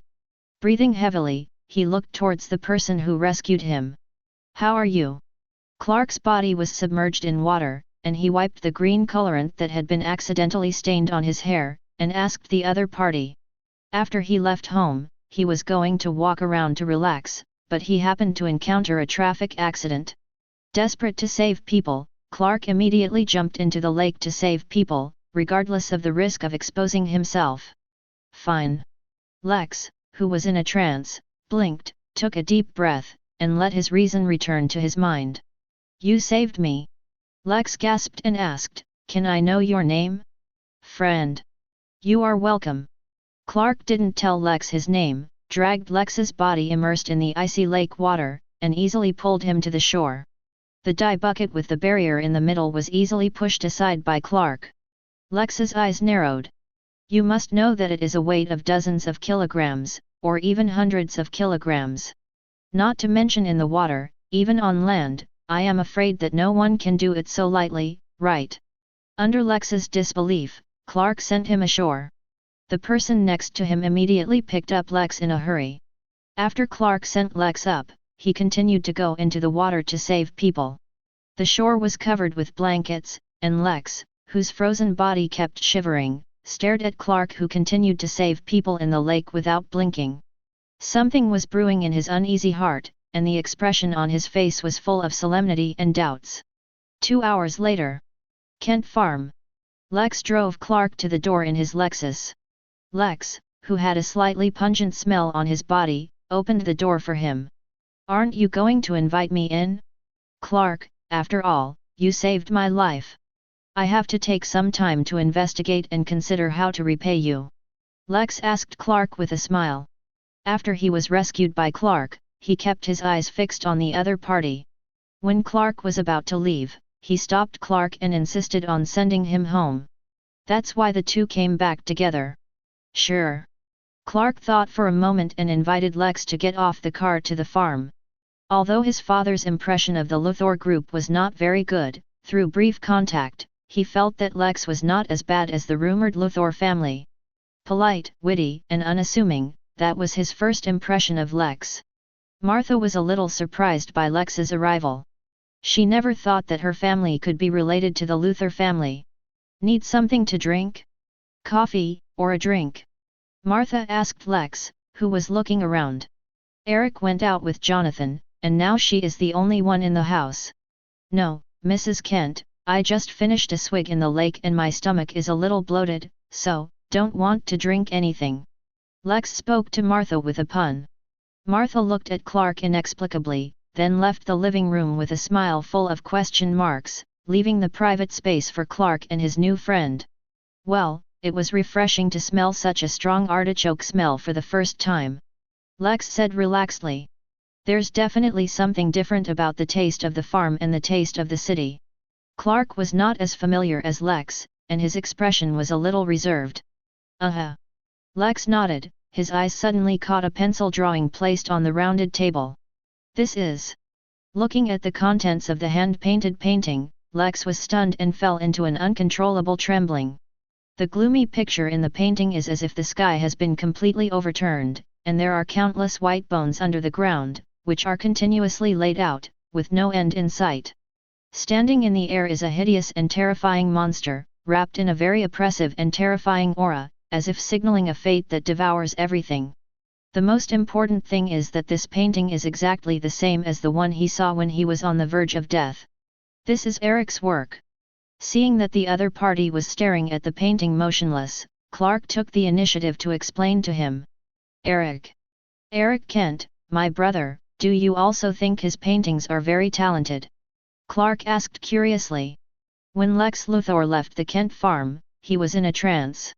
He has received too much shocking information in a short period of time, and even if his rationality is different from ordinary people, his emotions will not fluctuate.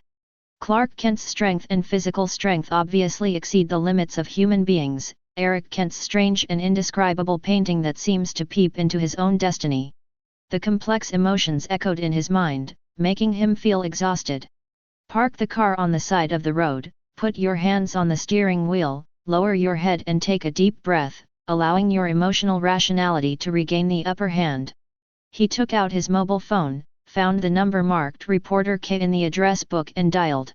Hey, Lex, I thought you ran away in the hospital because you couldn't stand the harassment of the nurses. After all, the reputation of the Luthor group is coveted by many women. Reporter K said jokingly. I am a selfish person who not only wants to be loved alone, but also to be loved alone, so ordinary women can't get into my eyes. Lex went straight to the point. I want you to help investigate two people. So the Smallville High School prom thing is going to stop investigating? No, I don't think it's a conflict. Lex's fingers tapped meaninglessly on the steering wheel. Clark Kent and Eric Kent, students at Smallville High School, I need you to help me investigate some of their information. After hesitating for a moment, he added, do it as privately as possible, without being discovered by anyone. Once there is a risk of possible exposure, give up, especially without being noticed by the two of them. Although he didn't admit it in his heart, Lex still couldn't be completely like his father, putting his interests first and completely abandoning his emotions. He had some apprehensions and even fear of losing Clark's friendship. After all, the other party saved his life, and even let himself have a second life again. Understood, I'll do it now. Reporter K, the middle-aged man who just drank coffee together, replied. Okay, I'll put the money into your account later, Chris. After hanging up the phone, Lex lowered his head and pondered for a while, raised his head, put on his sunglasses again, and drove away. Thanks to the Luthor family. Jonathan had no interest in the check left by Luthor. The people of the Luthor family will betray everyone who has a relationship with them. Their untrustworthiness and ruthlessness are their family characteristics engraved in their bones. This is Lex's thanks to Clark, and Lex is Lex, the Luthor family is the Luthor family, you can't mix them up. Martha said to her stubborn husband. I don't believe in a person with a bad father. How good is his personality? Generous? Or reciprocate? Sorry, I only saw bad intentions. Jonathan has a very bad impression of the Luthor family. And Clark rescued Lex in public. If he exposes his abilities and is discovered by Lex, it's hard not to think of something worse. Do you still want to blame Clark? Didn't you want to ease the relationship with Clark before? If you blame him again, it will push him further away. Martha held her husband's hand and persuaded. Jonathan's tone slowed and he said helplessly, I'm just afraid of those government agencies. If they find Clark, we will lose him. If he can't be trusted, we'll lose him without those people coming. Martha said softly to her husband, I'll go and tell Clark to return the check. Tomorrow is Clark's first football game. If you go there, he'll be very happy. Martha tried her best to ease the relationship between her husband and her eldest son. Jonathan nodded, I'll go to the scene tomorrow, but not to see him, but to make sure he doesn't hurt anyone. Facing her husband's inconsistency, Martha did not expose it, and clenched her husband's hand with a smile on the corner of her mouth. Chapter 17. On the other side, Eric is talking to Clark in Fortress of Solitude. Lex Luthor. After hearing Big Brother Cheap say that the rescued person was named Lex Luthor, Eric's brows furrowed. This Superman's greatest nemesis? The smartest and most selfish guy who trusts human supremacism? Why are two people entangled in everything now?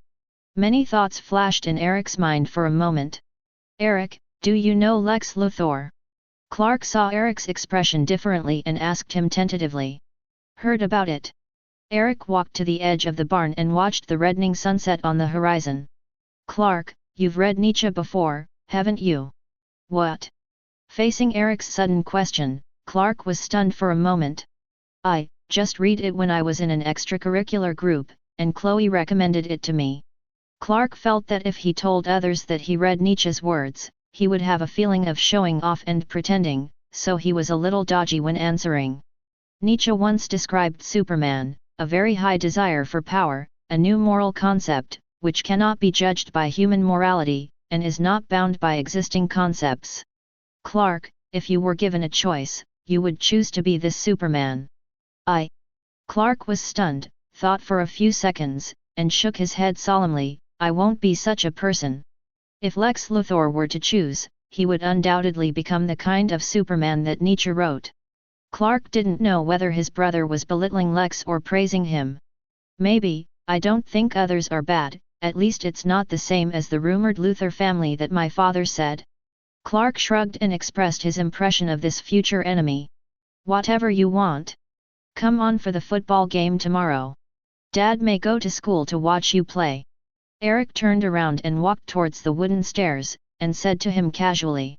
Watching his younger brother's back disappear at the entrance of the secret base, Clark rubbed his nose. Dad will go to his own game? How can that be? Didn't he always object to himself joining the football team?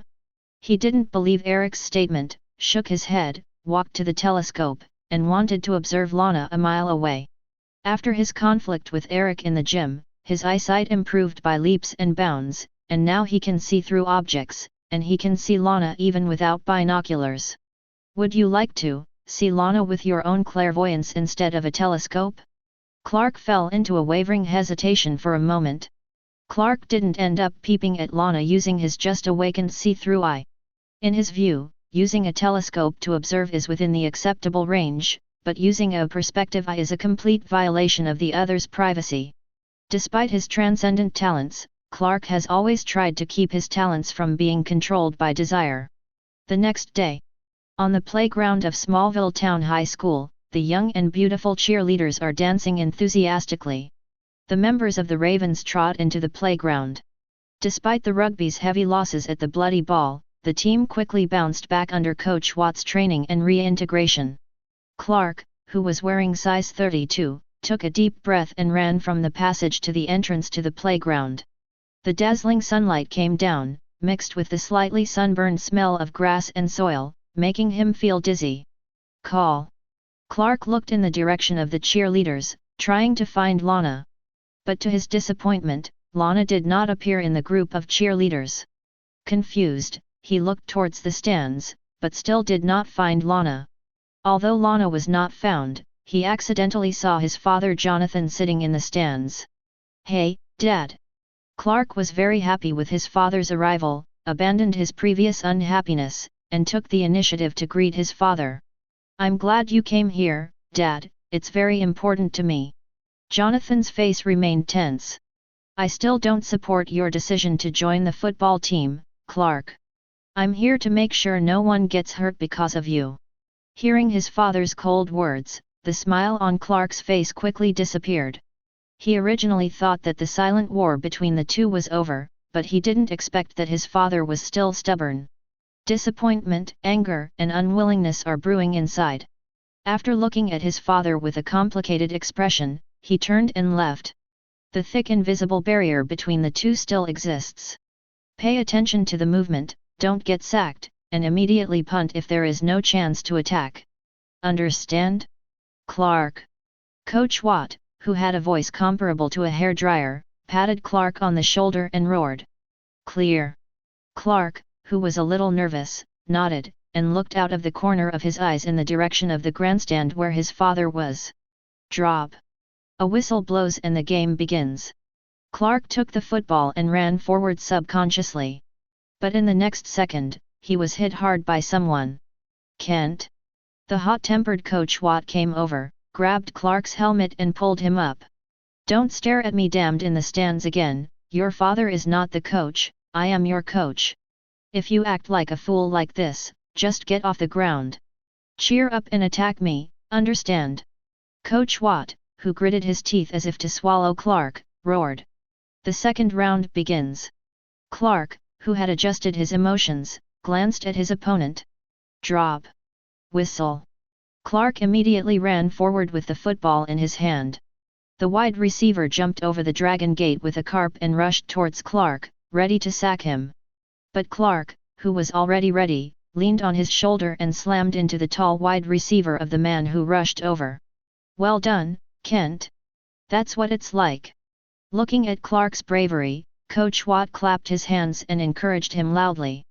Jonathan, who was sitting in the stands, shook his head and left the stands with a look of disappointment. He had no interest in watching the next game. After finishing the touchdown, Clark took off his helmet and looked towards the stands, only to find that his father had already left. The joy of just finishing the touchdown was instantly diluted. At the same time, Lana, who was searched by Clark, was looking through the manuscript from Eric in the living room at this time. "Lana, why did you come back so early?" Neil came back from get off work and asked in surprise when she saw Lana sitting in the living room. "Aren't you participating in cheerleading training?" "I'm out of cheerleading, so to speak, Aunt Nell." Lana smiled and replied to her aunt, "Although I have some regrets, I don't regret it." "Why? Don't you like cheerleading very much? I remember that when you first joined the cheerleading team, you were so excited that you didn't fall asleep all night." "People always change, Aunt Neil." Lana carefully placed the manuscript on the table. "I found that there are more important things in life than memorizing cheerleading lyrics and waving pom-poms."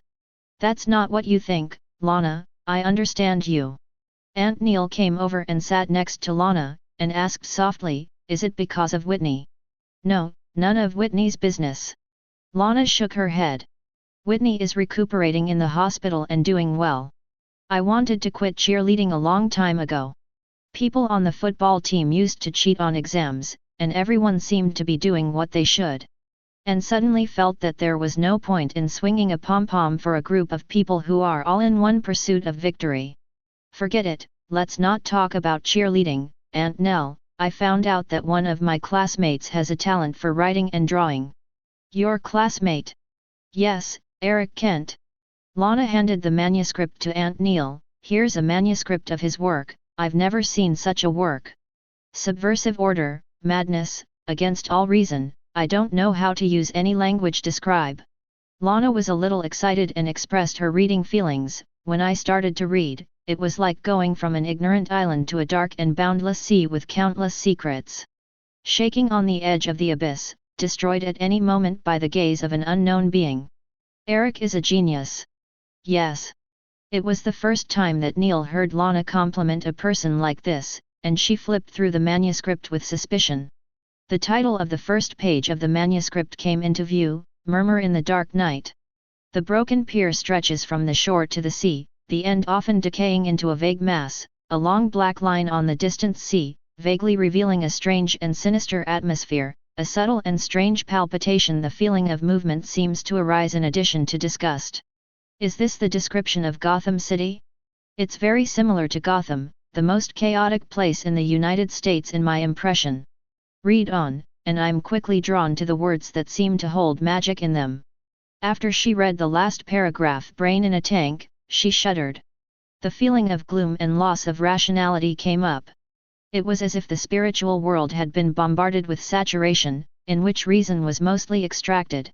Although the text is obscure and difficult to understand, sometimes even incomprehensible, there is a magic power that keeps attracting me to read. You said, the author's name is Eric Kent? Is he the youngest son of the Kent family? Nell took a deep breath, adjusted her mental state, and asked Lana. Yes, Clark's brother. I never imagined that Eric would have such a talent. Although it is full of grotesque and absurd, it is incomprehensible, but it has an indescribable mysterious magic. Lana handed a few manuscripts to Aunt Neil. This is an illustration drawn by Eric, and I think it's very similar to his writing. Painting and text give people the same feeling. It seems that he did not create it, but uses these two mediums to present the things in his mind. Lana has been reading Eric's manuscripts and texts recently, and even constantly consulted relevant documents on the internet, showing a state of excitement. Chapter 18. Especially in this Shadow of Innsmouth, which mentioned a kind of mermaid, the deep diver of the trench country, I searched on the internet, and some people said that they had seen such a creature. Lana. Aunt Neil, who felt that Lana's mental state was not quite right at this time, stopped her from speaking. This kind of thing isn't right for you right now. Neil glanced at the drawing in her hand that couldn't tell the color of the night and was marked Arkham, and said to Lana, "These dark, crazy, and irrational articles and paintings are like abyss. If you stare for too long, you will be watched by the abyss. Lana, you are not at your age to read this kind of article. Is it like the investigator mentioned here? The pursuit of the truth has a tragic end. The closer you get to the truth, the easier it is to lose your mind and go crazy." Lana wasn't as obsessed and crazy as Neil thought, instead she was calm. "Auntie Neil. Remember the diary you showed me before? It was a diary she wrote in high school when she was the same age as me. During the summer vacation, my mother and her classmates formed an expedition team to find the Goatman in Louisville, despite the closure of the North Fork Railroad, and they ended up getting nowhere. Maybe I inherited part of my mother's curiosity." Lana smiled at Aunt Nell, "But obviously I'm the type of person who prefers to put curiosity in books rather than actions, so Aunt Neil, you don't have to worry about me investigating on a whim. These exist." "You're always very sensible, Lana." Aunt Neil reached out and stroked Lana's hair with relief. "By the way, Aunt Neil, don't you know someone from Metropolitan Press? Could you try to contact them? Maybe Eric's stuff can be published." Lana was soon planning to publish again. "Well." Neil hesitated for a moment, "The art of these words and illustrations is not low, and maybe there is a chance to be published. However, don't hold too much expectations, I'm just asking for you." "Certainly." Lana took Aunt Neil's arm with a smile on her face. "I knew that Aunt Neil would definitely help me." That night, dinner at the Kents was especially solemn tonight. Eric still tasted the delicious soup with a calm expression. A thick soup composed of shucked oyster meat, flour, diced potatoes, onions, and pepper, unexpectedly in his taste. Clark lowered his head and quietly ate the fried onion rings in front of him. "I saw you play, Clark." Jonathan stood up, brought the empty plate to the kitchen, and said to Clark casually, "You can easily hurt those ordinary people. This kind of power beyond ordinary people can easily get out of control for you." Clark raised his head and retorted to his father, "The point is, I don't. Why do we keep having this pointless conversation?" "Because it is necessary. I think you don't trust me," Clark said without giving an inch. After drinking the thick soup, Eric listened to the quarrel between the two, and he continued to deal with the fried shrimp in front of him without any hesitation. He was used to Clark's arguments with his father. But for some reason, the quarrel between the two soon involved him. Eric just rejected Coach Watt. "There's nothing wrong with you, Clark." Jonathan brings up Eric's rejection of Coach Watt's football team. "In fact, it was Coach Watt who couldn't tolerate me never participating in the team's practice." Eric put down the fried shrimp and said indifferently, "He was invited by Coach Watt to join the football team when he was just getting into Smallville High School. It's just that rugby has become a non-challenging existence for him, so he put forward the condition of not participating in practice.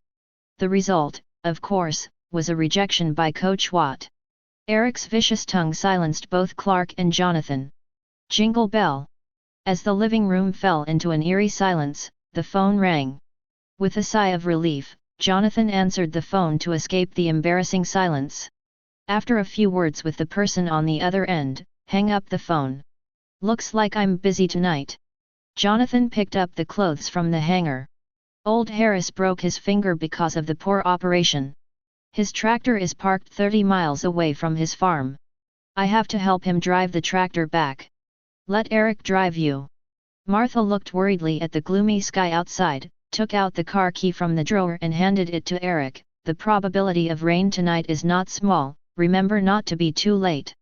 Well, it depends on how tricky things are. Jonathan put on his coat and smiled at Martha.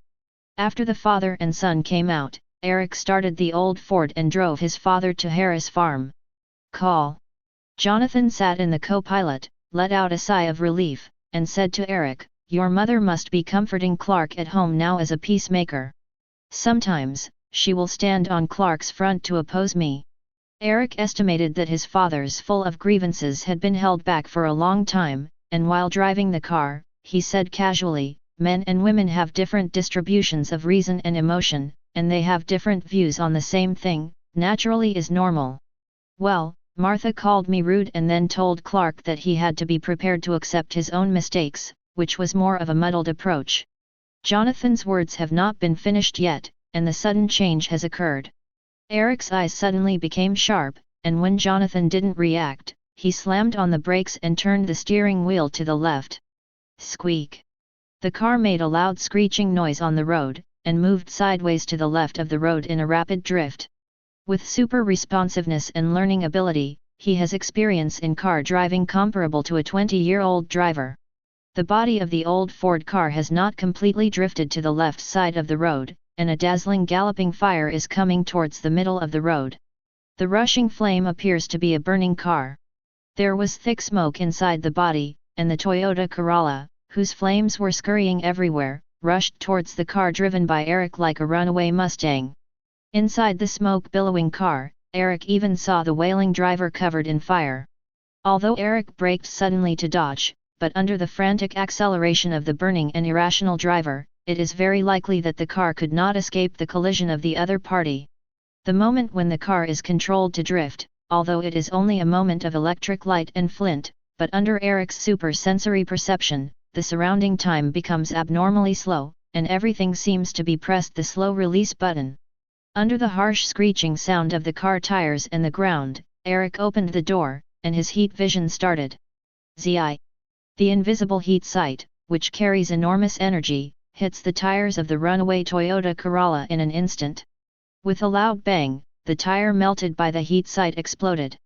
The burning Corolla suffered a puncture while driving at high speed, and eventually lost control completely and slammed into the roadside guardrail. With a bang sound, the guardrail was smashed into pieces, and the car was completely shut down.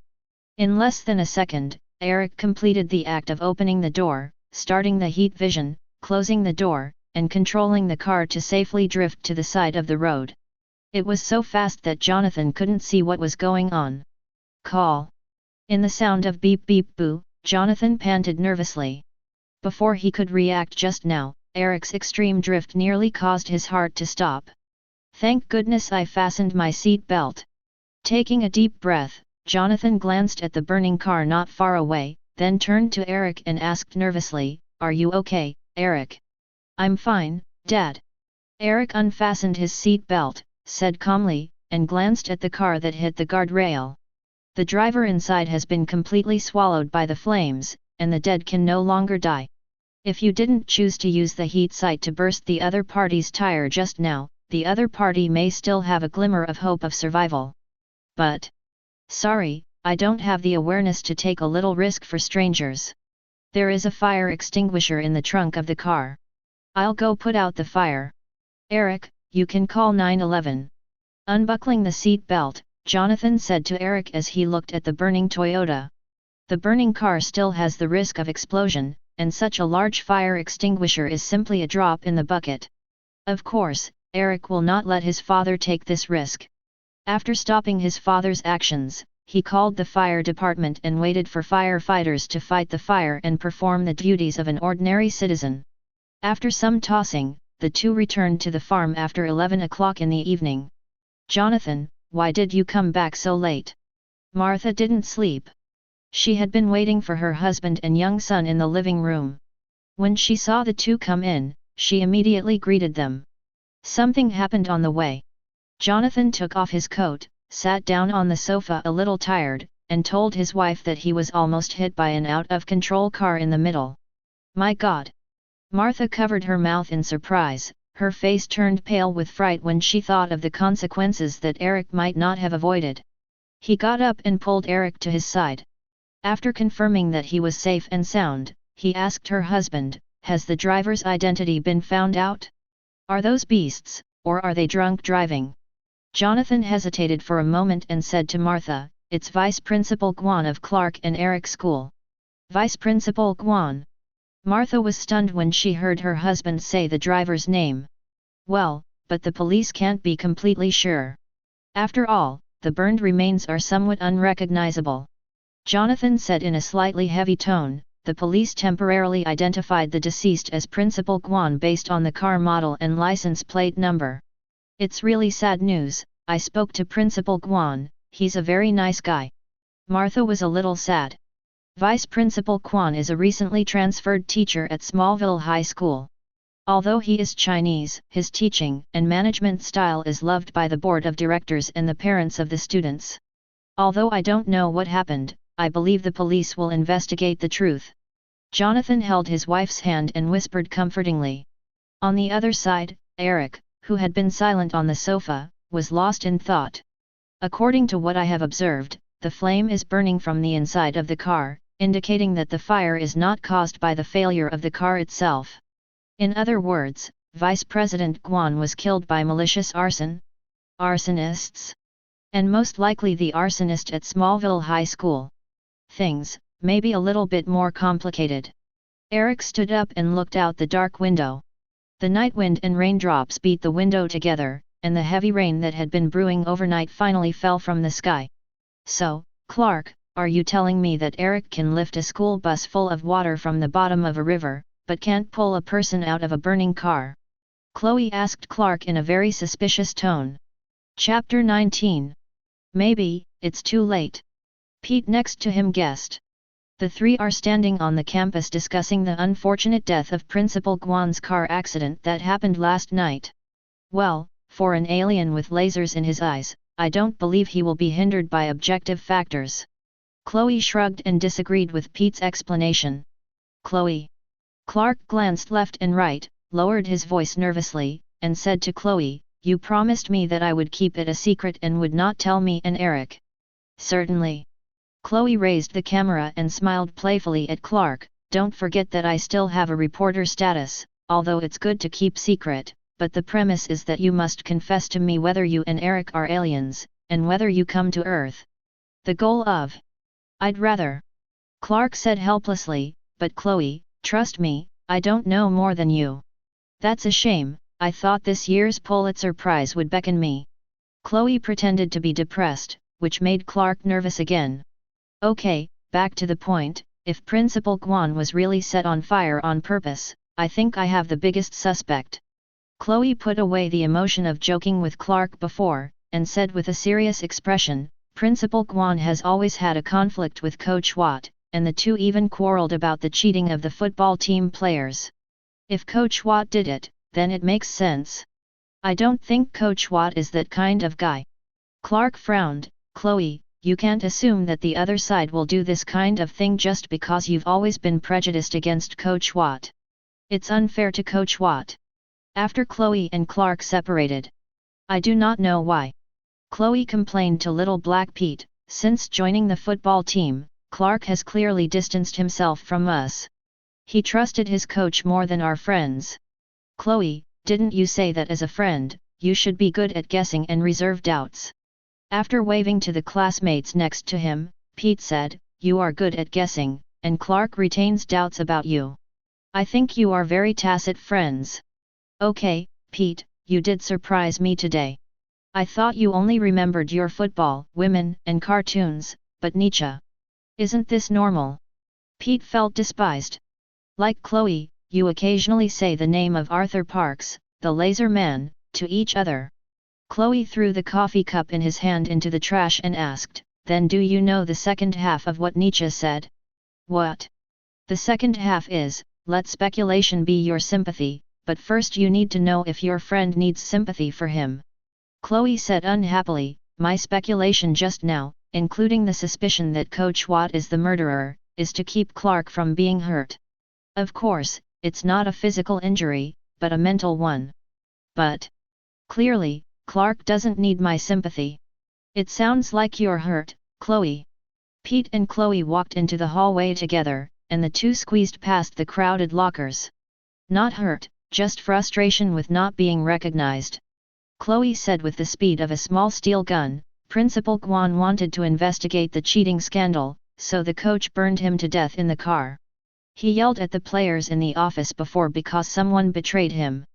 Maybe that player told Principal Guan about the cheating question provided by the coach, so everything makes sense.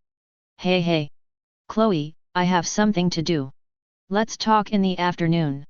Pete interrupted Chloe's gushing remarks, patted her on the shoulder, and ran directly to a black girl she just met. Call. Looking at Pete's back, Chloe sighed dejectedly. She was a little frustrated that even her friends didn't believe in herself.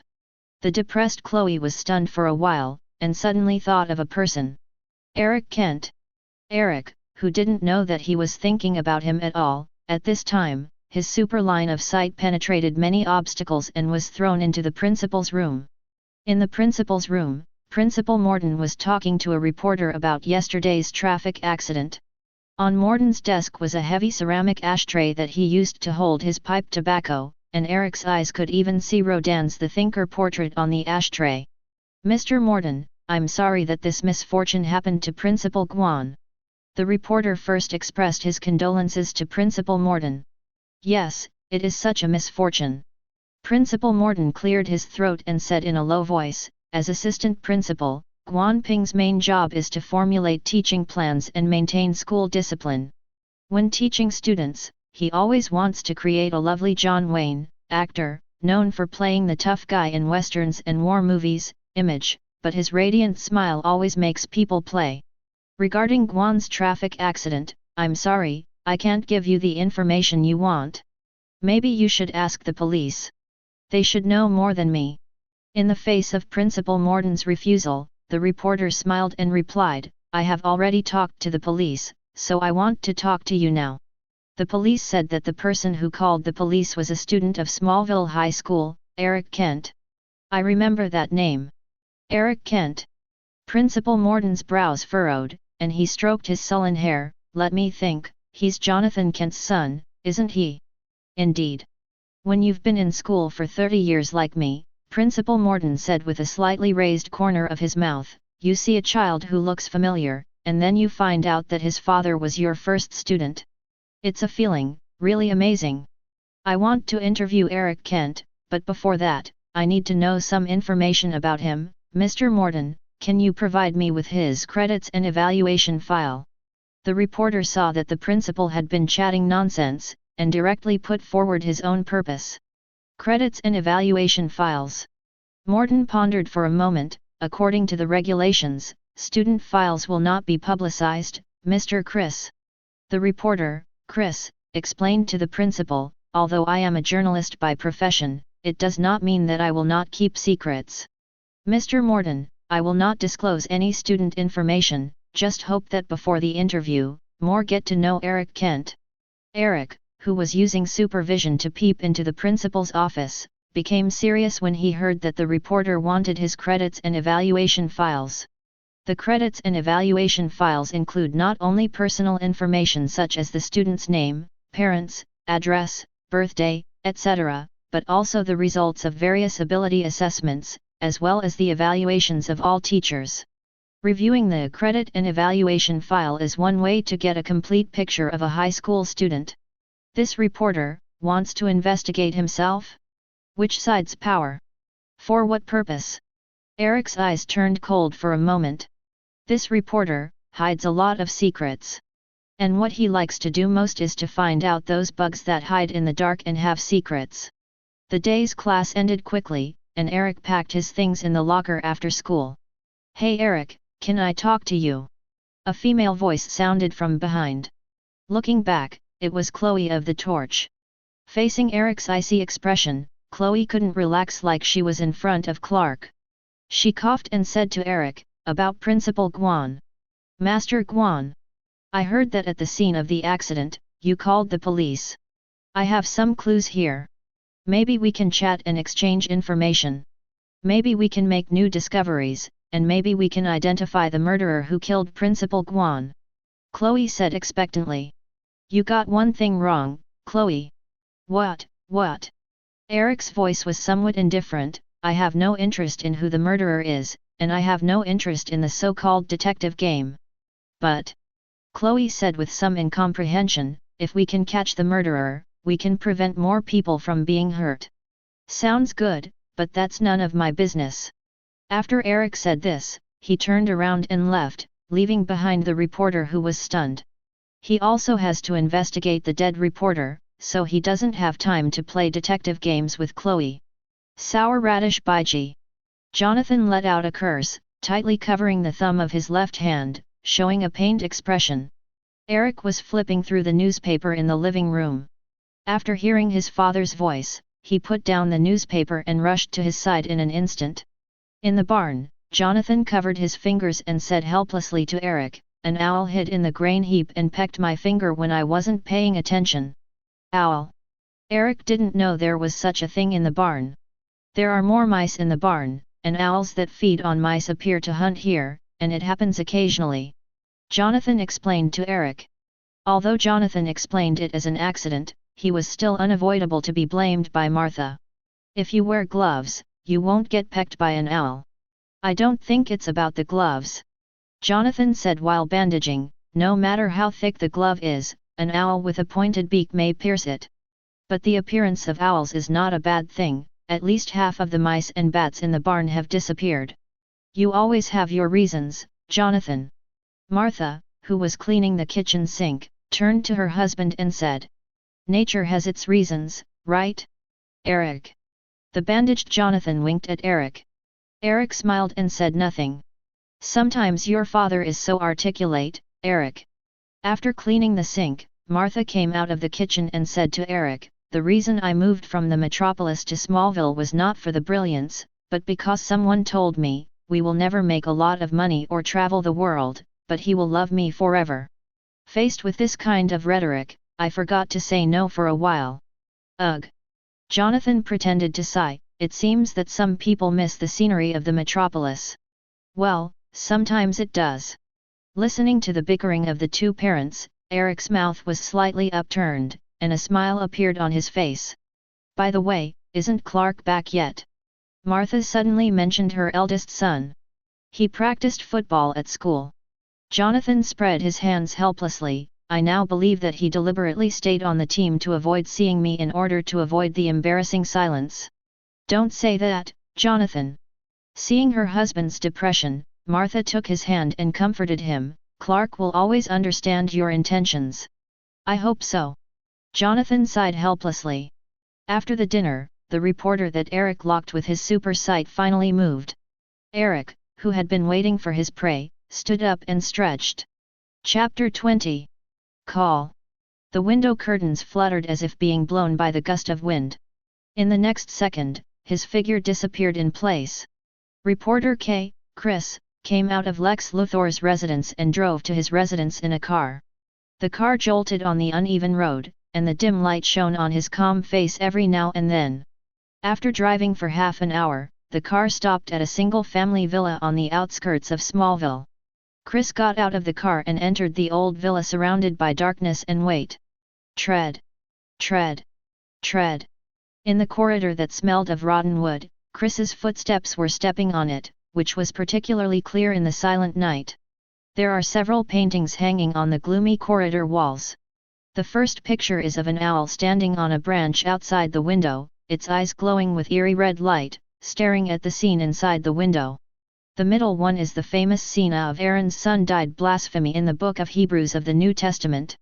In the picture, the sons of Aaron, Nadav and Abihu, blasphemed the gods because they took out ordinary fire privately, and were burned by the heavenly fire that descended from the gods. The last painting in the corridor simply depicts a black owl mask with quaint patterns. Squeak.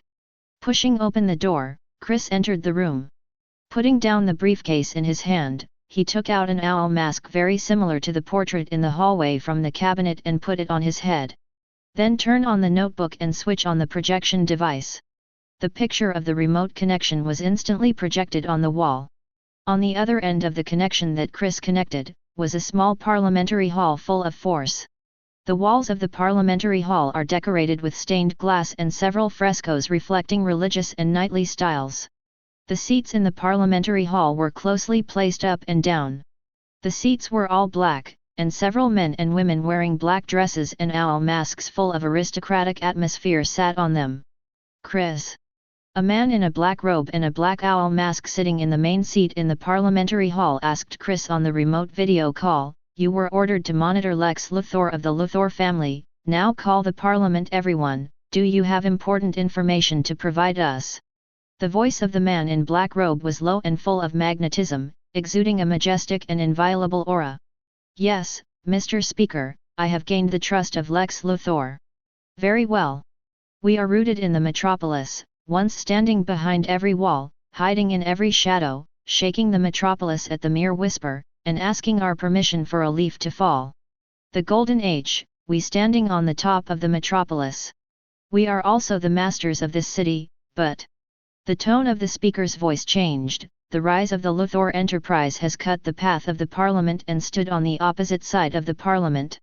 Little do we know that our first blood is the first thing to happen. Waiting for the Luthor family, only destruction.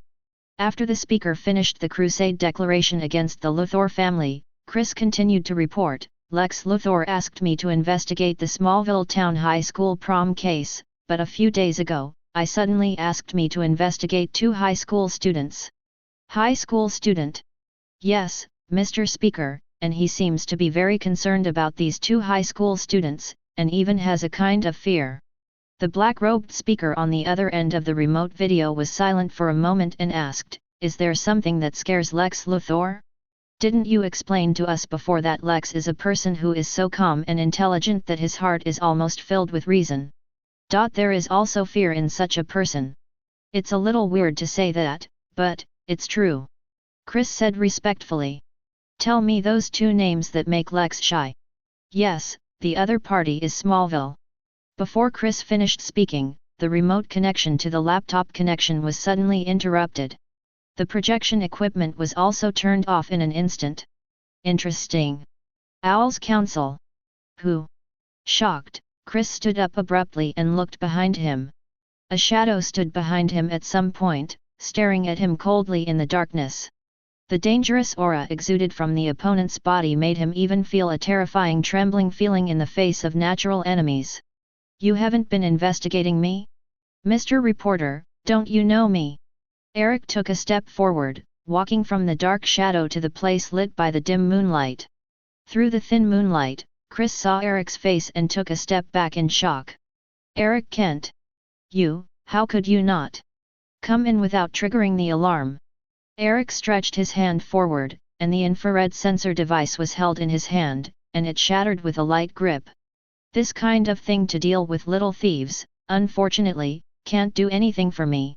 Eric ignored Mr. Reporter's appearance as if he was facing a major enemy, and his tone was still relaxed. "I originally thought you were simply employed by Lex Luthor, but I didn't expect your real face to be an owl." What? Chris took a step back, pretending to be confused.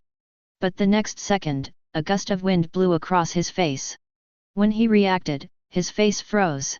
Reaching out his hand and stroking his face, he found that his owl mask was gone. He raised his head and looked at Eric, and found that the mask appeared in the other's hand.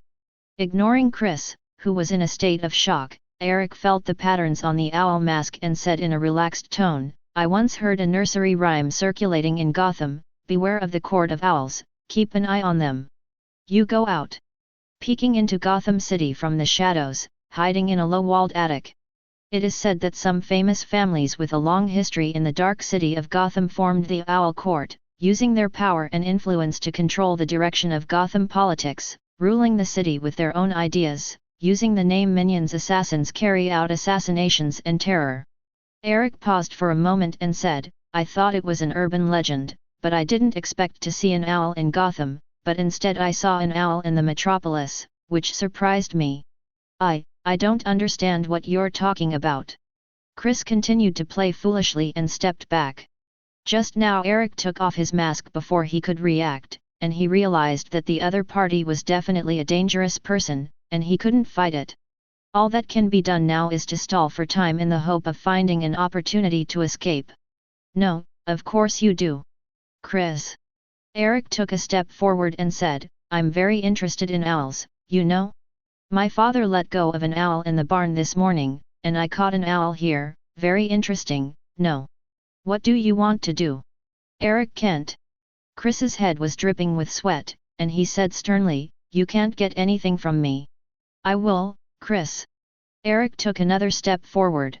In his previous life, he had only heard that there was an owl court in Gotham City, and the other party also tossed Batman a lot, but he didn't expect that there was still an owl council in the metropolis. Of course, he will not miss this prey when he is happy to see the hunter. Not to mention the wealth accumulated by the Owl Council dormant in the metropolis for decades or even hundreds of years, the countless secret information in the hands of the other party is also worth his shot. As for the resistance and retaliation of the so-called Owl Council, as long as the other party is cut down by its roots, it does not pose any threat. Anyway, it's a bunch of scum, and it's just dead, just to purify the air. Tell me the address of the Owl Council, and the identities of those owl-masked men, Chris, and I'll spare you. Don't even think about it. Chris, who retreated to the side of the closet, roared and rushed towards Eric. At this time, he took out a pair of finger tigers from the cabinet, but with sharp dagger-like weapons on his hands, and attacked Eric. Sharp claws whistled in the air. Facing Chris' attack, Eric didn't dodge, he stretched out his right hand and grabbed the opponent's claw at once. The sharp weapon that can cut through steel was firmly grasped by Eric. Then Eric's unhappy left fist hit the opponent's chest. Bang! It made a muffled sound as if hitting a sandbag. Chris was struck by lightning, his eyes widened, and his entire strong body smashed out like a cannonball. The body slammed heavily on the wall cabinet, smashing the solid wood wall cabinet into pieces, and the shards of wood flew around. Chris lay on the ground, breathing heavily, red blood dripping from his nose and mouth. You monster! Chris, who struggled to get up, vomited blood from his throat and cursed Eric. He had never seen such strength and speed as Eric. Speed Force seizes the mask he wears, and his body is so strong that he can ignore his own attacks. Such a variety is simply beyond his own cognition. Even Talon, the legendary killer of Gotham City's Court of Owls, is far from it. A fear suddenly arose in his heart. If the Owl Council of the metropolis was targeted by him, it would definitely be wiped out. Eric walked to the other side and looked down at him condescendingly, his eyes were indifferent and his voice was cold. So, did you choose to surrender to the monster? Don't think about it. Fuck. The laser was instantly emitted from Eric's eyes, and the heat line of sight carrying huge energy directly pierced through the opponent's heart, ending his life in an instant. What happened? Has it been hacked? Why was the communication cut off? The gentlemen and ladies in the Owl Council couldn't keep their gentlemanly manners because they couldn't contact Chris, and they talked in panic. Silence. Silence. The man in black, who was the president of the parliament, knocked on the table, signaling everyone to be quiet. After knocking on the table a few times to stop the noise of the crowd, I was ready to say something. But the remote video session suddenly reconnected. To the surprise of everyone in the parliament, the person on the other end of the remote communication was not Chris, but a person whose face was hidden in the shadows. Who are you? Where's Chris? Died. Eric replied in a slightly hoarse voice without waves of fury. You did it. It seems so. You never know what kind of existence you provoke. The president's voice was filled with hatred and anger. No matter where you flee, the owl will chase you, monitor you, and even take your head even if you lie between the beds. Now, tell me your name, God Punisher. Eric moved his body forward, revealing the lower half of his face, chin. Chapter 21. Let's play a game instead. Eric moved back slightly, hiding his face in the darkness again. A game of hide and seek to see who of us finds each other first. Eric's deliberately disguised hoarse voice sounded uncomfortable, combined with his eerie orange eyes that were hidden in the dark, making the noble men and women of the Owl Council shudder. As if he was an owl, and the other party was a falcon who was hiding in the dark to hunt owls. No one dares to whisper our name, and no one dares to despise us." The black-robed speaker's voice was full of suppressed anger. "You will pay for this. A price that cannot be repaid even with blood, God Punisher. I'll wait and see." There was no emotion in Eric's voice, "But before that, you must hide in the low-walled attic, or once I find you, your ambitions and desires will be destroyed by me, and your wealth and fame will be destroyed by me. Take it, and the so-called Owl Council will vanish. You mice have overlooked a very important thing, that you are just dust and shadows, and have never taken control of this city." Pat. As soon as Eric's voice fell, the remote connection was interrupted before everyone in the Owl Council could react. The noblemen and women in the Parliament Hall looked at each other with different expressions. Even though he was so threatened and insulted by Eric, the emotions that grew in his heart were more doubts than anger. The other party can easily kill Chris and make his side unresponsive, but it is conceivable that he will never be an ordinary person. I think. After being silent for a moment, the speaker looked up at the people with different expressions. "It's time to start our plan. The existence of the parliament has been provoked by the enemy, the city has developed lesions, and the easy way to deal with the lesions is to excise the diseased part of it. Although the identity of this countryman is unknown, in any case guess it must be one of our enemies." He raised the owl feather in his hand and said to the crowd, "I propose to start a removal plan to clear those existences that have been listed as enemies by the Parliament. Knowing the Owl Council and being hostile to it, who else is there besides those enemies who go against the Council's will, those wealthy families and stubborn officials?" Therefore, the speaker took this opportunity to propose a clearance plan that had already been drawn up. In response to the speaker's proposal, although everyone hesitated, they finally raised their feathers and agreed. At this end of the remote video call, Eric had no idea about the plan of the Owl Council. But even if you know, you will only say expected. The reason for angering the other party with wanton and arrogant words is to let the other party take the initiative to attack and get out of the way. His supervision isn't fully unlocked, so it's fine to cover the whole of Smallville, but it's not enough to cover the whole of Metropolis. Standing up, after Eric cleaned up all traces, he used his supervision to observe the apartment, and took out all suspicious things such as notebooks and documents and took them away. "You look a little distracted." "Smallville Town, Luther Manor." Lex dialed the number marked Reporter K on his cell phone. The female friend sitting next to him saw his expression was different and asked, "Are you okay?" "Lex. I'm fine, it's just that some things are beyond expectations." Lex put down the phone and shrugged.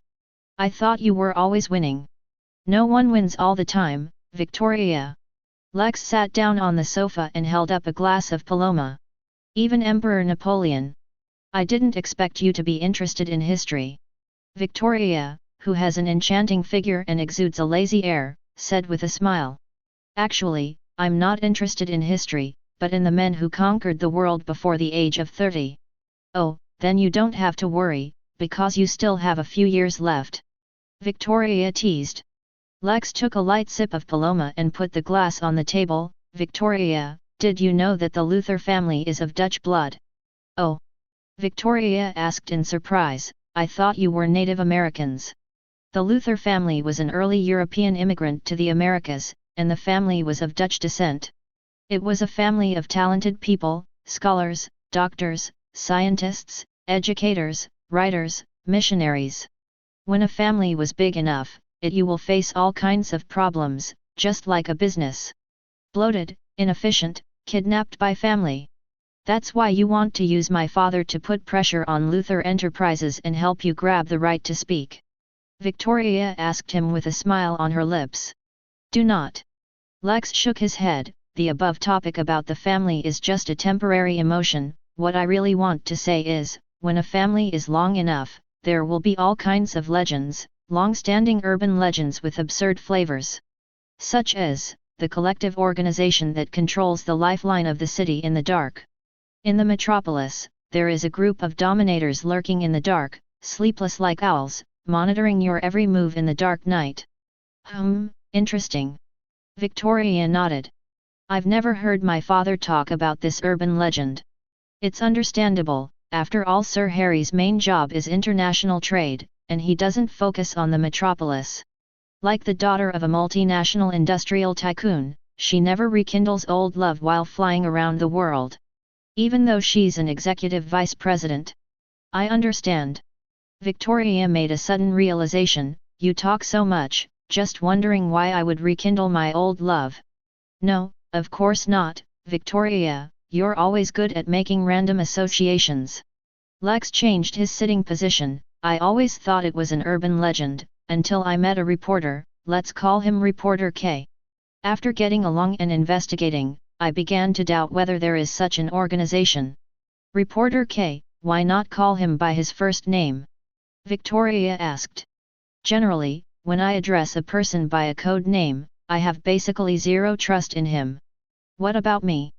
Victoria smiled and approached him. Can I know which letter of my name is in your phone book? Sorry, keep it secret.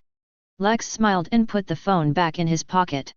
At the other end of the town, Eric, who had just returned home, encountered some small troubles. Eric. As soon as he entered his room, there was a knock on the door. Eric frowned. I don't know why Clark is looking for him at this time. Did you see yourself going out just now? Clark, I thought you'd been hanging out at the rugby club lately and didn't have much time for extra networking. Eric said to Clark, who came in. Sorry, I've been training lately, and Coach Watt said he's getting ready for next Monday's game, so. Clark was a little embarrassed to explain to Eric. I understand that sometimes you have to make trade-offs. Eric responded and looked at the paper Clark was holding. Aren't you here to persuade me to join the football team? Not really. Clark sat down and handed the paper to Eric. This is the form for the school blood donation drive. Blood donation campaign. Eric frowned. You know, the two of us are different from others. I know. There was a helpless expression on Clark's face. The blood donation event is hosted by Lana. She wants to give this form to you, but I can't find you after school, so let me help transfer it, although I explained to her that you are not suitable for donation. Oh. Eric took the form and nodded. Lana?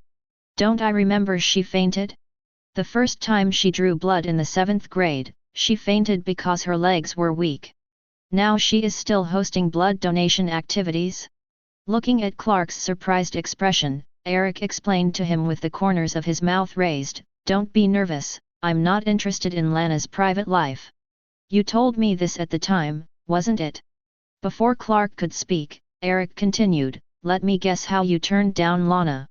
It's not very convenient, but it can be helpful, such as finding other people to participate in or handing out biscuits and other activities. You seem to know everything, Eric. Clark shrugged and took the blood donation form from Eric, and it always hits me just right. No, it's not about you, but about you who are involved with Lana. After all, everyone will see your ulterior motives for Lana. Facing Eric's teasing, Clark's expression was a little unnatural. I just want to help her as a good friend. Then you have to be careful, or once you cross the line, you can't use friendship as a guise. Although he has never been in a relationship, Eric still said to cheap brother in the tone of come here. After listening to Eric's words, whether it was teasing or encouraging, Clark nodded thoughtfully, stood up, and prepared to leave. But after hesitating for a moment, he stopped, with a struggling look on his face. You look weird today, Clark. No, just. Clark sat down again and said to Eric, I just saw you brought something with you when you came in from outside. So what? Eric's expression didn't change. And I smell a faint smell of blood from you. Clark became slightly hesitant and uneasy. I don't know if you did those bad things, but Eric, you can't keep doing this. I can't keep helping you hide it all the time. If your parents find out, I don't know what to expect. I don't want to lie. No one can tell the truth all the time, Clark, just like you can't tell Lana the truth about why you can't donate blood. Eric's expression is unwavering. This is the price we pay for our ability. I know I can't always convince you. Clark stood up slightly disappointed. It's getting late, I think I have to go back first. Clark. Eric stopped the elder brother who was about to leave. Sometimes, you can't trust your eyes, because eyes can deceive people. Pay attention to the people around you. Clark was stunned, not knowing what Eric meant. Do the eyes deceive themselves? People around you? What's the meaning? This sentence has been circling in his mind, so that he has always been a good sleeper to sleep very late. The next day, afternoon. Kent Farm. I said. Jonathan, don't use the toilet upstairs, the toilet is clogged and I have to work hard to clear it. Martha shouted to her husband as she sat at the dinner table calculating her income and expenses. Sorry, I didn't notice. Chapter 22. Jonathan explained to his wife a little embarrassedly, I'll fix it. You don't have the talent for a plumber, Jonathan. Martha looked up. Only the talent of an electrician and farm machine repairman. Can I take this as your compliment to me? Jonathan went into the toilet with the tools and turned back to his wife. Call. Martha wasn't in the mood to joke with her husband. Looking at the serious overspending data on the bill, he sighed heavily. It seems that the bank loan business is about to move up the agenda. While worrying about how to not be overwhelmed by high profits after taking out a loan, several uninvited guests came to the farm. Several middle-aged men in suits and ties came to the Kent farm accompanied by Nell. Are you looking for Eric? Yes, but you, as Eric Kent's guardians, have no problem negotiating a publishing contract with us. The middle-aged man, who introduced himself as Metropolitan University Press, explained to Jonathan and Martha with a smile. And many more. Jonathan asked the other party with some doubts, you mean, you have taken a fancy to Eric, that is, my son's contribution, and want to discuss with him about publishing a book? Actually, it was Mr. Eric's book that Ms. Nell recommended to us. It is full of bizarre imagination and incredible immersive effects, and we think it has high commercial value. Since Mr. Eric has no book agent, so we can only visit. The middle-aged man from the publishing house replied patiently. After Martha and Jonathan heard the middle-aged man's words, they cast their exploratory eyes on Nell, and got a positive look from the other side. Can we take a look at Eric's manuscript? Martha asked the other party in disbelief. She never thought that her youngest son would publish a book. Although she often sees Eric writing and drawing on weekdays, she thought it was just a hobby in her spare time. Martha took the manuscript from the other party's hand in a daze, and browsed it roughly. Just like before, although I had a feeling of trepidation in the clouds and mist, it was not infected by the content of the text, but more like a meaningless physiological reaction. No matter how you look at it, I don't think it has any commercial value. We have to wait for Eric to come back before we can negotiate a publishing contract with him. After all, this is his work. Although his heart was filled with doubt and shock, Jonathan calmly expressed his attitude. Squeak! The door was pushed open, and Eric just came in at this time. The crowd immediately turned their attention to him.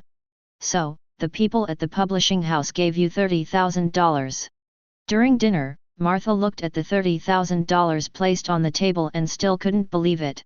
Yes, in general, the author can ask for an advance payment of $10,000, $20,000, or $30,000 before publication. This money can be paid before publication, and after publication, the royalties due to the sales income and the author's related rights income, the publisher is charged to the author's account. Eric explained to his mother. If the publishing house does not earn more than 30,000 yuan, do you still have to return part of the money? Jonathan put forward his views more rationally. Currently, there are no such rules.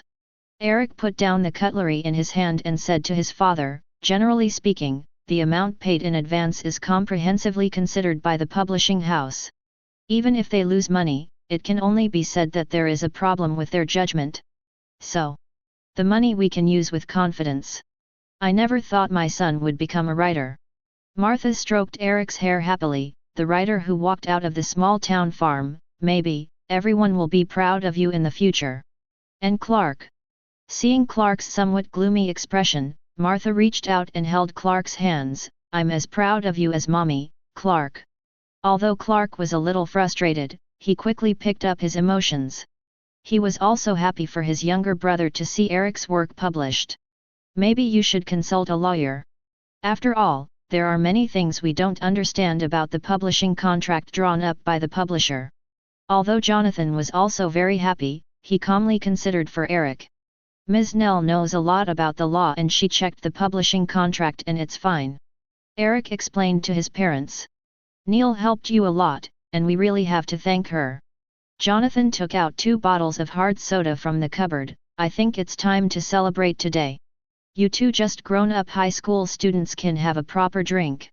No, Jonathan, they can't drink alcohol. Hard sodas have more than 5% alcohol in them. I don't think it's suitable for teenagers. Martha immediately rejected Jonathan's offer. Okay, then we 2 adults have a drink. Jonathan, who shrugged, winked at Eric and Clark. You two have to abide by the rules that teenagers are not allowed to touch alcohol or suspected alcohol. I don't think hard soda has more than 5% alcohol in it, at least I haven't tasted it. On the Smallville High School campus, Pete expressed his views on hard soda to Clark. Maybe it's not directly fermented like other alcohol, who knows? I like hard soda anyway. Hey! Chloe, who was holding the book, asked helplessly towards the 2 of them. Isn't the matter we discussed just now about Eric publishing a book? Yes, it does sound incredible, but when I think of Eric Kent, everything seems to make sense. Pete said to Chloe, after all, we saw him shooting lasers out of his eyes and punching Clark in the head. Sorry Clark, I didn't mean to. After apologizing to a slightly embarrassed Clark, Pitt continued, if you accept that he can shoot lasers out of his eyes, I don't think there's anything surprising about being a writer. After Clark got along, I developed a tough nerve. Pete, I guess the biggest reason is that you're not interested in writing, after all, you prefer football. Chloe replied. Probably, I'm no match for you when it comes to writing interests, Chloe. You're the editor-in-chief of the Torch, after all.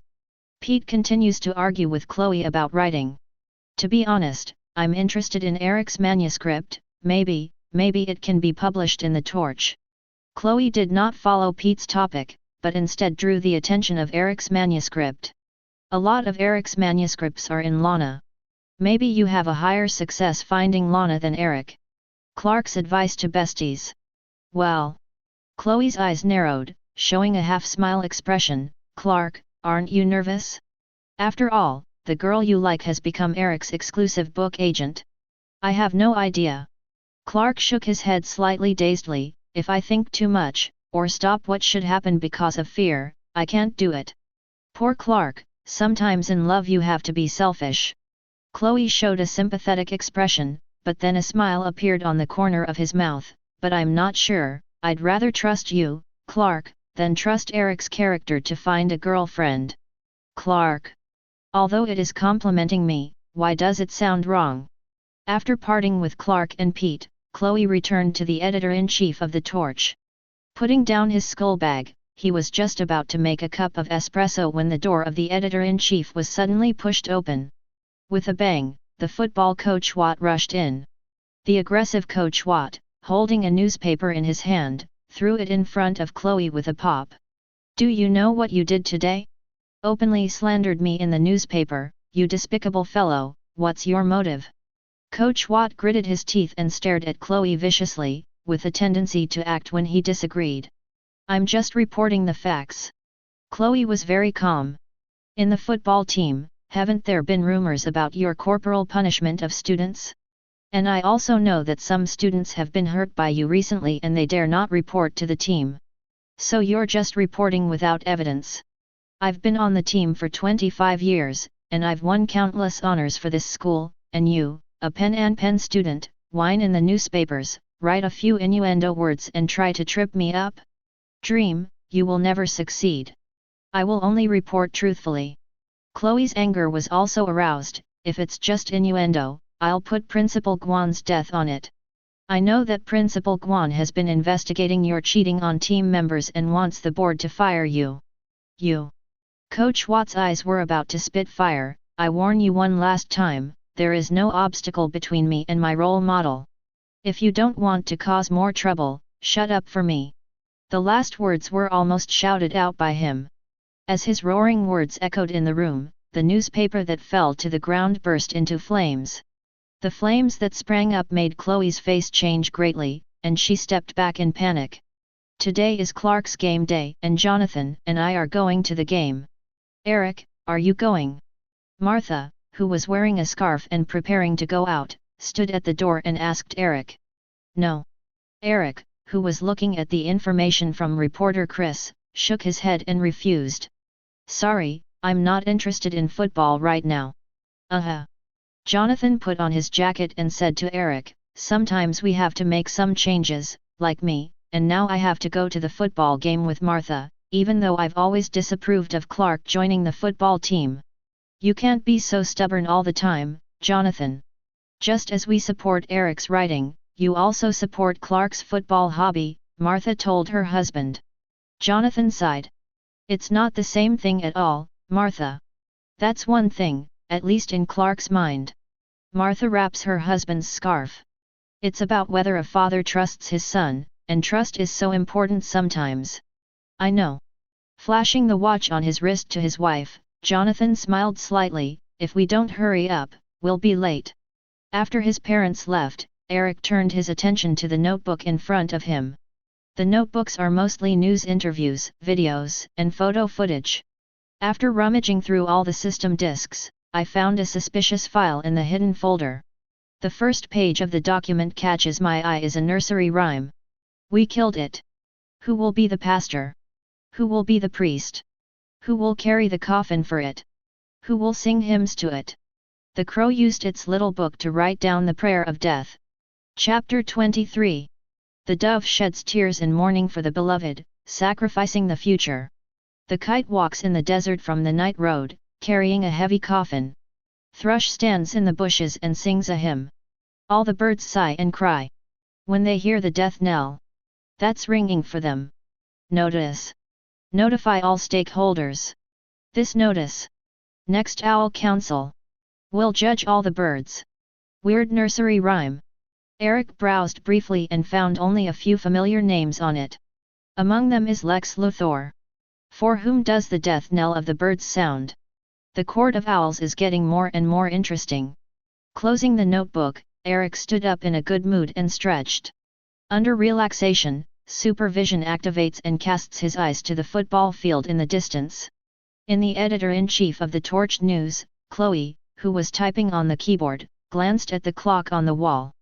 There were still 20 minutes before Clark's game, and she had to complete the proofreading work before that, otherwise Clark's game would not be able to arrive. Clap clap clap.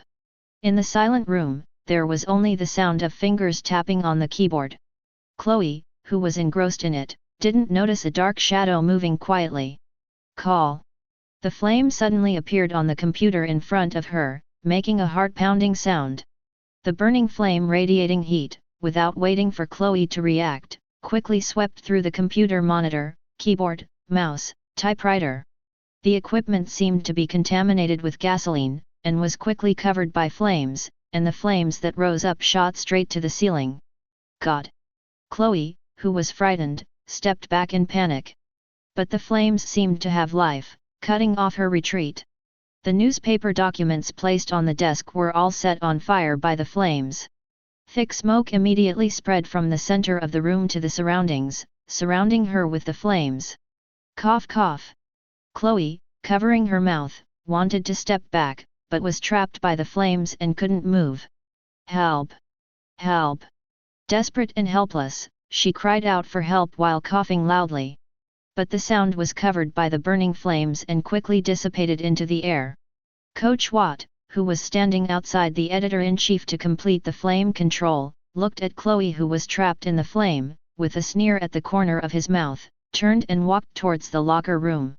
Today is the 200th game of his coaching career, and he hopes that this victory will not be delayed by this little thing. The pursuit of honor has even reached a morbid state, and he cannot tolerate the slightest flaw. In the locker room, the door was pushed open with a bang, and Clark walked in wearing a large football team shirt, standing in front of Coach Watt with a strange expression. Clark. Coach Watt was a little surprised by Clark's arrival. You should go to the locker room to change, the game is about to start. I asked Trevor. Clark approached the coach with a bad face. He told me that you have been abusing him and helping him cheat. Humph. Coach Watt, who had put on his coach's clothes, snorted coldly. It turns out that this kid was the one who informed Guan, which shows that my punishment for him is still light. If a whistleblower and betrayer like him doesn't shut up, if he doesn't keep his mouth shut, we'll go to and be burned to death. Clark, I'm your coach, your mentor, you shouldn't question me. Now, go to the locker room and change. The last words, he said to Clark through gritted teeth. Do not. Clark shook his head. I won't be on the court, and neither can you. You look like you're going to fight me against your father, Clark. Don't mess with me, or you'll end up as bad as your newspaper clerk. A stern look appeared on Coach Watt's face. Chloe. Clark's face changed suddenly when he heard Coach Watt say a little follower in the newspaper office.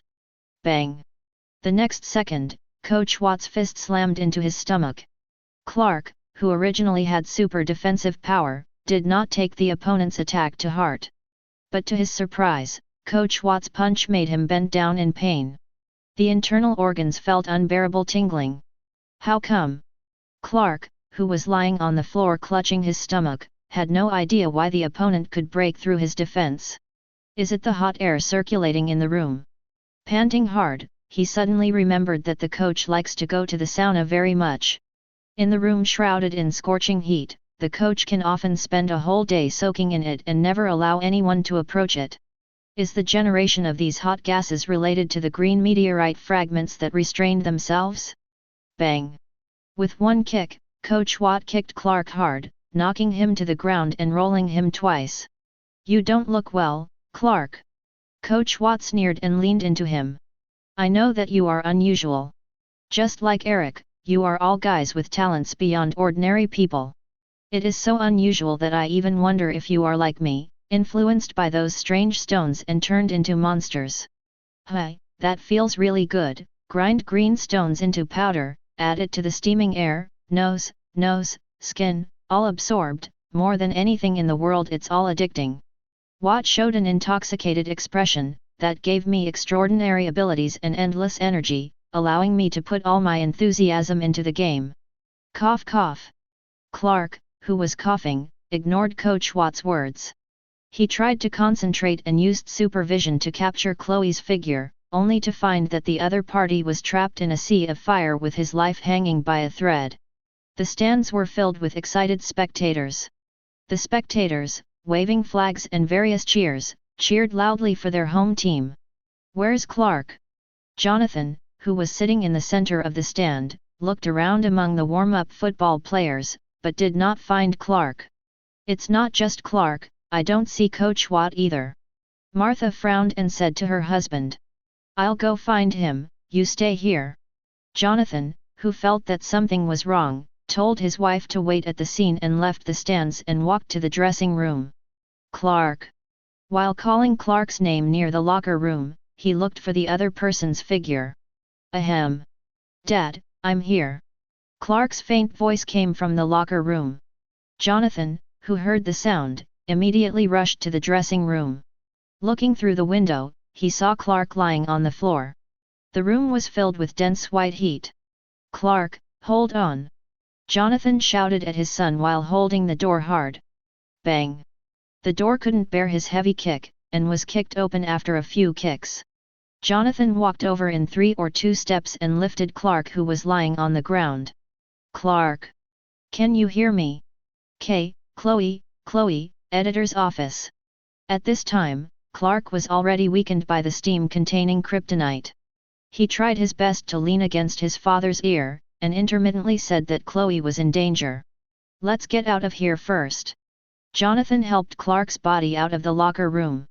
Suddenly, Coach Watt appeared behind the two of them, holding a fire extinguisher and smashing towards the unsuspecting Jonathan. Bang! The fire extinguisher did not hit Jonathan, but was firmly blocked by a hand. A figure stands between the fire extinguisher and Jonathan. Coach Watt, who used a fire extinguisher to sneak attack, stared at Eric, who suddenly appeared in front of him. He only felt a flower in front of him, and the other party appeared in front of him. What is this? Why, the other party has such a fast speed. Eric, who was holding the fire extinguisher, struck forward with his backhand. The heavy fire extinguisher smashed straight into the opponent's head. A loud bang. Coach Watt was smashed and flew backwards, smashing his body heavily on the locker, making an earth-shattering sound. The locker was smashed and deformed, and the items in it popped out of the locker. Coach Watt, who fell to the ground, fainted suddenly. Eric. Looking at the young son who suddenly appeared behind him, Jonathan was surprised at first, then overjoyed. Chapter 24. Why are you here? Eric. I think Dad, you're right, sometimes we have to make some changes, so I changed my stance and came to the field. Shaking his hand, Eric smiled at Jonathan. The real reason is of course not because of interest in Clark's game, but after using supervision to see everything that happened here, he rushed here with extreme speed. That's good. Jonathan patted Eric on the shoulder and looked in the direction of the school where the smoke was blowing. You take care of Clark, I'll go to the school newspaper to see. Clark just told me that Chloe was in danger. After instructing Eric and Clark, Jonathan immediately rushed towards the direction of the school's fire. Clark. After Jonathan left, Eric had a gloomy face and looked at Clark, who was sweating profusely and was desperately panting to recover his strength. Suddenly, he punched. A heavy fist hit Clark's cheek hard. With a bang, Clark staggered backwards and slammed heavily against the wall. Although the power of the fist was not heavy, Clark still felt a wave of dizziness. I told you that if you want to be the one who protects and sympathizes, you have to learn to be wiser. But obviously, Clark, you didn't get wiser, not only putting yourself and your friends in danger, but even putting yourself at risk. Father almost got hurt because of you. In the face of Eric's accusation, Clark did not fight back, and a guilty expression appeared on his face. Sorry, Eric, I screwed everything up. I don't need your apology, Clark. Eric's tone was still cold. I once reminded you to pay attention to the people around you and don't be deceived by your eyes, but you still use your eyes to observe instead of deeper things. You waste your talent, you let your family risk it for you. Clark didn't argue, just lowered his head and clenched his fists tightly. I'm very disappointed in you, Clark, you should have grown more mature, but you are not growing at all. After Eric glanced at Clark, he turned and left. Father went to save people, protect him and don't let him get hurt. After Eric's back disappeared in the corridor, the voice reached his ears. Clark raised his head, took a deep breath, and adjusted his mood. Boom! The figure quickly disappeared in the corridor, moving quickly towards Jonathan's location. Well! Coach Watt, who was shot in the head by Eric, struggled to stand up. Blood continued to flow out from his forehead, the bridge of his nose was broken, and the dark blue and blood at the corners of his eyes showed the pain he had suffered. Even after absorbing kryptonite and possessing a strong body, he was still almost headshot by a fire extinguisher. Shit! He endured the pain, and cursed in his mouth. Coach Watt, you look embarrassed. A voice that frightened him sounded from behind. Coach Watt turned his head slowly and found that Eric was back and forth, standing behind him and staring at him expressionlessly. Are you surprised? Eric took a step forward, and his black eyes turned into bizarre pupils that shone with orange-red light. Coach Watt, I will tolerate or even ignore your behavior, just because you haven't provoked me yet. But it seems that you think that with some insignificant power, you can be unscrupulous and even dare to hurt my family. Facing Eric's murderous look, Coach Watt did not flinch, but closed his eyes. With his rhythmic breathing, flames erupted around the locker room. Rising to the height of the sky guard, carrying a super high temperature flame, it rushed towards Eric like a controlled giant snake. Facing the fire dragon that came over, Eric did not dodge and let the billowing flames attack him. Before he could be happy, the next second, Eric walked out of the flames with a blank expression. ZI. The two beams of thermal vision with a wide distance between the eyes, carrying the ultra-high temperature, penetrated Coach Watt's eyes in an instant. The heat sight melted the opponent's head like lava. Then the out-of-control flames quickly surrounded Coach Watt, who was killed instantly. Yes, Jonathan, I understand, I've called the police and fire department. Eric is sitting next to me. Okay, we'll talk later. In the stands, Martha hung up the phone and said to Eric, who was sitting next to him, "Your father and Clark took Chloe to the hospital. Fortunately, Chloe was fine." Eric nodded when he heard the words, and turned his attention to the football game in front of him. After Coach Watt was killed by his use of heat vision, the uncontrollable flames instantly attacked the host. In a few breaths, the other party was burned to ashes. Although his body had been strengthened by kryptonite, it was still unable to withstand the ferocious burning flames. Interspersed. Interspersed. With the roar of the assistant coach on the sidelines, the Ravens players who served as quarter pointers were like a rampaging tank, knocking the defenders away and successfully completing the touchdown. Drip drip. With the final whistle of the referee, the game was officially declared over. The Ravens beat the Broncos 53-41 to win the game. Although the Ravens won the game, I guess Coach Watt couldn't see it. Martha looked at the cheering football players and said with some emotion in her heart.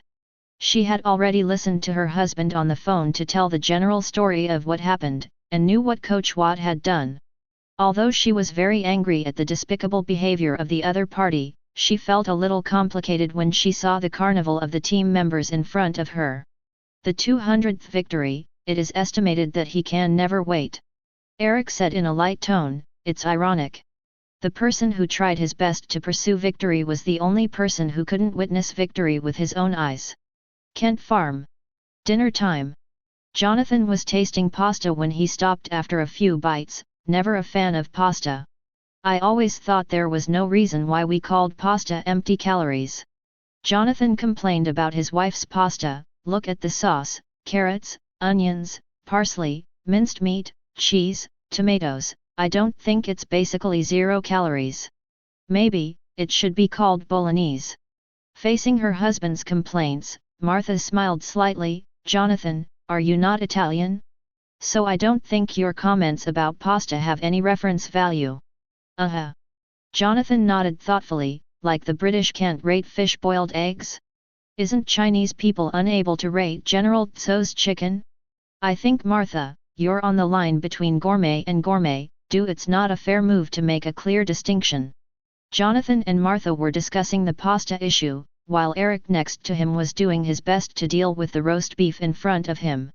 Clark. After a few minutes, the couple had finished talking about spaghetti. After Jonathan put the plate back in the kitchen, he walked to the table and said to Clark, "Sorry, you didn't get to play today." Clark was punched by Eric during the day, and he still hasn't reacted from his special emotions. Guilt? Disappointment? Reflection? Or outraged? He didn't know what kind of emotion he had in his heart right now. He looked up when he heard his father speak to him. "I thought you were here to make sure I wouldn't hurt anyone," Clark said with a disappointed expression. He knew his father had always been negative about his football. "No, of course not." Jonathan patted his eldest son on the shoulder. "I went to the court to support my son. Maybe your mother is right. I'm stubborn and rude, and sometimes stubbornly refuse to listen to others' opinions, but I trust you, Clark. I have always believed in you, but I always have some fears. I think, as parents, there are some such fears."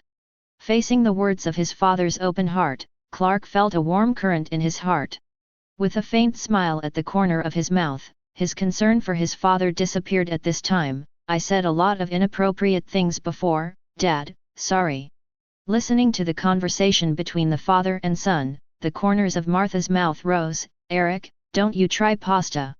Late at night, Lex residence.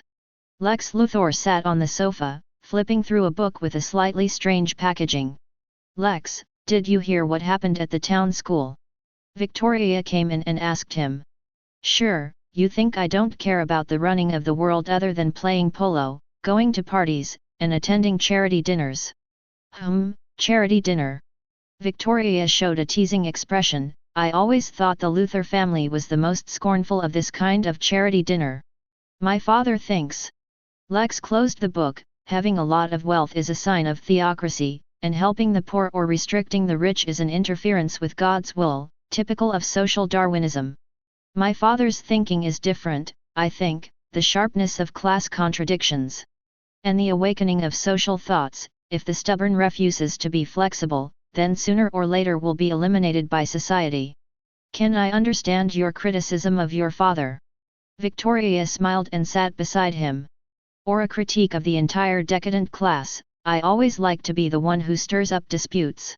Lex stood up and poured himself a glass of Sharon champagne. There was a fire at Smallville High School, and someone is suspected of dying. It's not the first time I've heard of this kind of thing. You can always hear all kinds of bizarre things in this town. Things. So, that's why you like being in this town. Just part of it. Lex took a sip of champagne. I'm not alone, I have friends here too. The Kent family. Victoria chuckled and picked up Lex's book on the round table. For example, the author of this Thulhu is Eric Kent, and he belongs to the Kent family. Is this the latest book? Strictly speaking, this book has not been published, but I got it through a special channel. Lex explained to Victoria. As for the Kent family, only Clark and I are barely friends. Clark's parents have a lot of opinions on me because of their insistence on no good bamboo shoots, and Eric is the abyss I explore. As he wrote in this book, the most benevolent place in the world is that the human mind cannot penetrate all of it. And Eric Kent seems to show in the book a beyond the human mind. The world somehow fits me, so I'm curious. Lex, sometimes it's not a good thing to be curious. Victoria replied. Maybe. Lex shrugged his shoulders and was about to say something when his phone suddenly rang. After listening to the other party say a few words, Lex's expression changed. Chapter 25. I thought you made the town home and completely forgot about the Metropolitan family. Lex's father, Lionel Luthor, who was lying on the hospital bed, said to Lex, who was standing in front of the bed. I won't center on you, I have my own life. And, don't you always see your son exiled to a remote town as a matter of testing and sharpening his character? Although Lex rushed to the Metropolitan Hospital immediately after receiving the news of his father's assassination, his attitude towards his father was obviously not intimate. The doctor said that you were stabbed in the shoulder and back. Although the organs are not endangered, you need to rest for at least 2 months. I think, you better talk less. Lex spoke to his father in a flat tone. Despite the injury, Lionel's tone was still full of energy. So you think I used to talk a lot? I'm not that naive, we all have our own lives, don't we? That's why you're fooling around with that woman. Lionel said to his son, Sir Harry has coveted the Luthor company for so long, her daughter has played with you the only card in her hand, and you are willing to sink. Lex, I am very disappointed in you. It's not about any business dealings, and Victoria's affairs are just my personal affairs. Lex's brows furrowed. It's not about any business dealings? No one would think so except you. Everything is a chain that extends from business. Once the Harry family is involved, it will be more connected with business. That woman will make you separate. Heart. Luthor Company is yours, not mine. Lex had no intention of arguing with his father again, and went to the window to keep his eyes away from his father. The collapse of an empire is not caused by the outside, but by the breach of an internal weakness. Lionel tried not to sharpen his tone. Lex, if you break up with your family, then you're going to be a real loner. Lex didn't refute anymore, just staring at the dark night outside the window with deeper eyes. Why don't you talk about your injury, father? Lex was silent for a moment, then turned around. Is it the assassination of your old business enemy, or did you accidentally get involved in the melee of the street bank robbery? You don't need to care about it. There are always some young people who try to use this method to make me submit, but they don't understand that fear and death will not make strong people submit, only power will. Lionel replied in a calm tone. I heard. Lex hesitated and said, the killer seems to be related to the so-called Owl Council, an organization that lurks in the dark and controls the political lifeline and economic lifeline of the metropolis. Where did you hear that name? Lionel's expression changed slightly, but he quickly covered it up. Lex replied, I have my own means and channels, sorry, I can't disclose it to you. I don't know where you heard about this existence, but I tell you, I've never heard of this name. Leon's expression was a little serious. The Luthor family, which has been rooted in the metropolis for generations, has never had a word about the so-called Owl Council. Lex, if the enemy disguise himself with fear, then go to tear it apart its camouflage, rather than indulging in the fear it creates. You will eventually find out that it's just a shadow on the wall. Lex nodded, or I can choose to be the fear myself. I have something else to do, I'll go back first. With a gesture towards his father, Lex turned to leave. Lex. Lying on the hospital bed, Lionel stopped Lex. For your safety, I suggest you stay in the metropolis. The target of those killers is not me, but the entire Luthor family. Thank you for your concern, but I know how to protect myself. Lex turned down his father's offer to stay at the Met. If you choose not to stay in the metropolis, I will send the most professional bodyguard to you. Don't refuse, Lex, you have no room for refusal. Lex listened to his father's words, stood silent for a few seconds, turned and left. The next day. Kent Farm. Where's the rest of the pizza? Clark asked his mother Martha while listening to his favorite rock music with headphones on. Second floor of the refrigerator, be careful not to touch the chili bolognese soup. Martha replied to Clark. Seeing that the other party didn't respond, Martha stood up and went to the refrigerator, taking off Clark's earphones. Clark, did you hear me? Of course, the pizza is on the second floor, don't touch the nuke bolognese, Clark repeated his mother's words. I'm glad your hearing isn't damaged. Arranging Clark's collar, Martha smiled. Where's Eric? After finishing her collar, Masha found that she hadn't seen her little son for a long time. He's helping Dad fix the car exhaust. Clark shrugged. A few minutes later, Eric and Clark stood in front of the old Ford and said goodbye to their parents. Jonathan and Martha are heading to the Met for a 3-day honeymoon to mark their wedding anniversary. As for Eric and Clark, in order not to disturb their sweet time, they could only stay on the farm. Clark, Eric, I put the hotel's phone on the bedside table. If you are in trouble, remember to call. Martha reluctantly told the two of them. They're lads already, Martha, you've got to have faith in them, don't you? Jonathan smiled and came over and patted Eric and Clark on the shoulders. I almost forgot. Clark seemed to remember something, took out a card from his pocket and handed it to his mother. This is my present, happy anniversary. Martha was very happy to receive the gift, came over and hugged Clark. Thank you, Clark. Eric, who was standing on the side, also handed out the gift that had already been prepared. Happy wedding anniversary. The gift he prepared was an unpublished sample of Thulhu sent to him by the publishing house. After wrapping it with a ribbon, it was sent as a gift. Although he didn't pay much attention to festivals, considering that this was a very important day for his parents, he still made special preparations. Oh, what an exquisite gift, Jonathan, and I love it, thanks, Eric. Martha took the gift and came over happily and hugged Eric. Clark, who was nibbling on the pizza, suddenly felt that the pizza in his mouth tasted delicious. Compared with the exquisite gift Eric sent, is the crumpled greeting card you prepared a little shabby.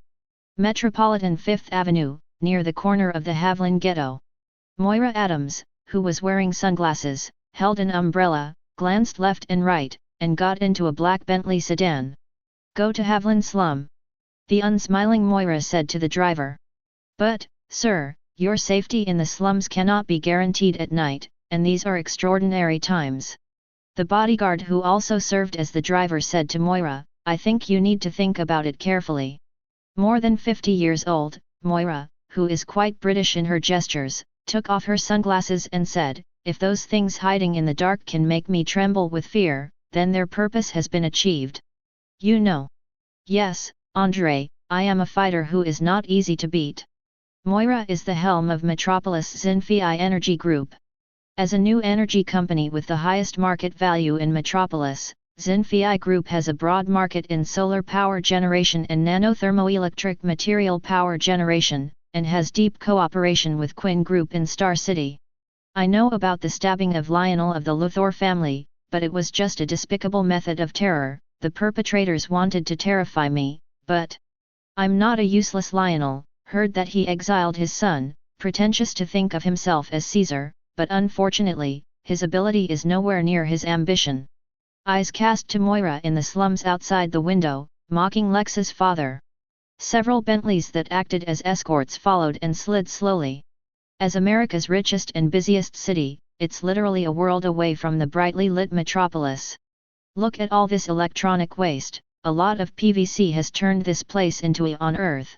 Looking at the streets of the slums that were almost completely filled with garbage, Moira sighed. People here walk on the garbage heaps and have no fun in life at all.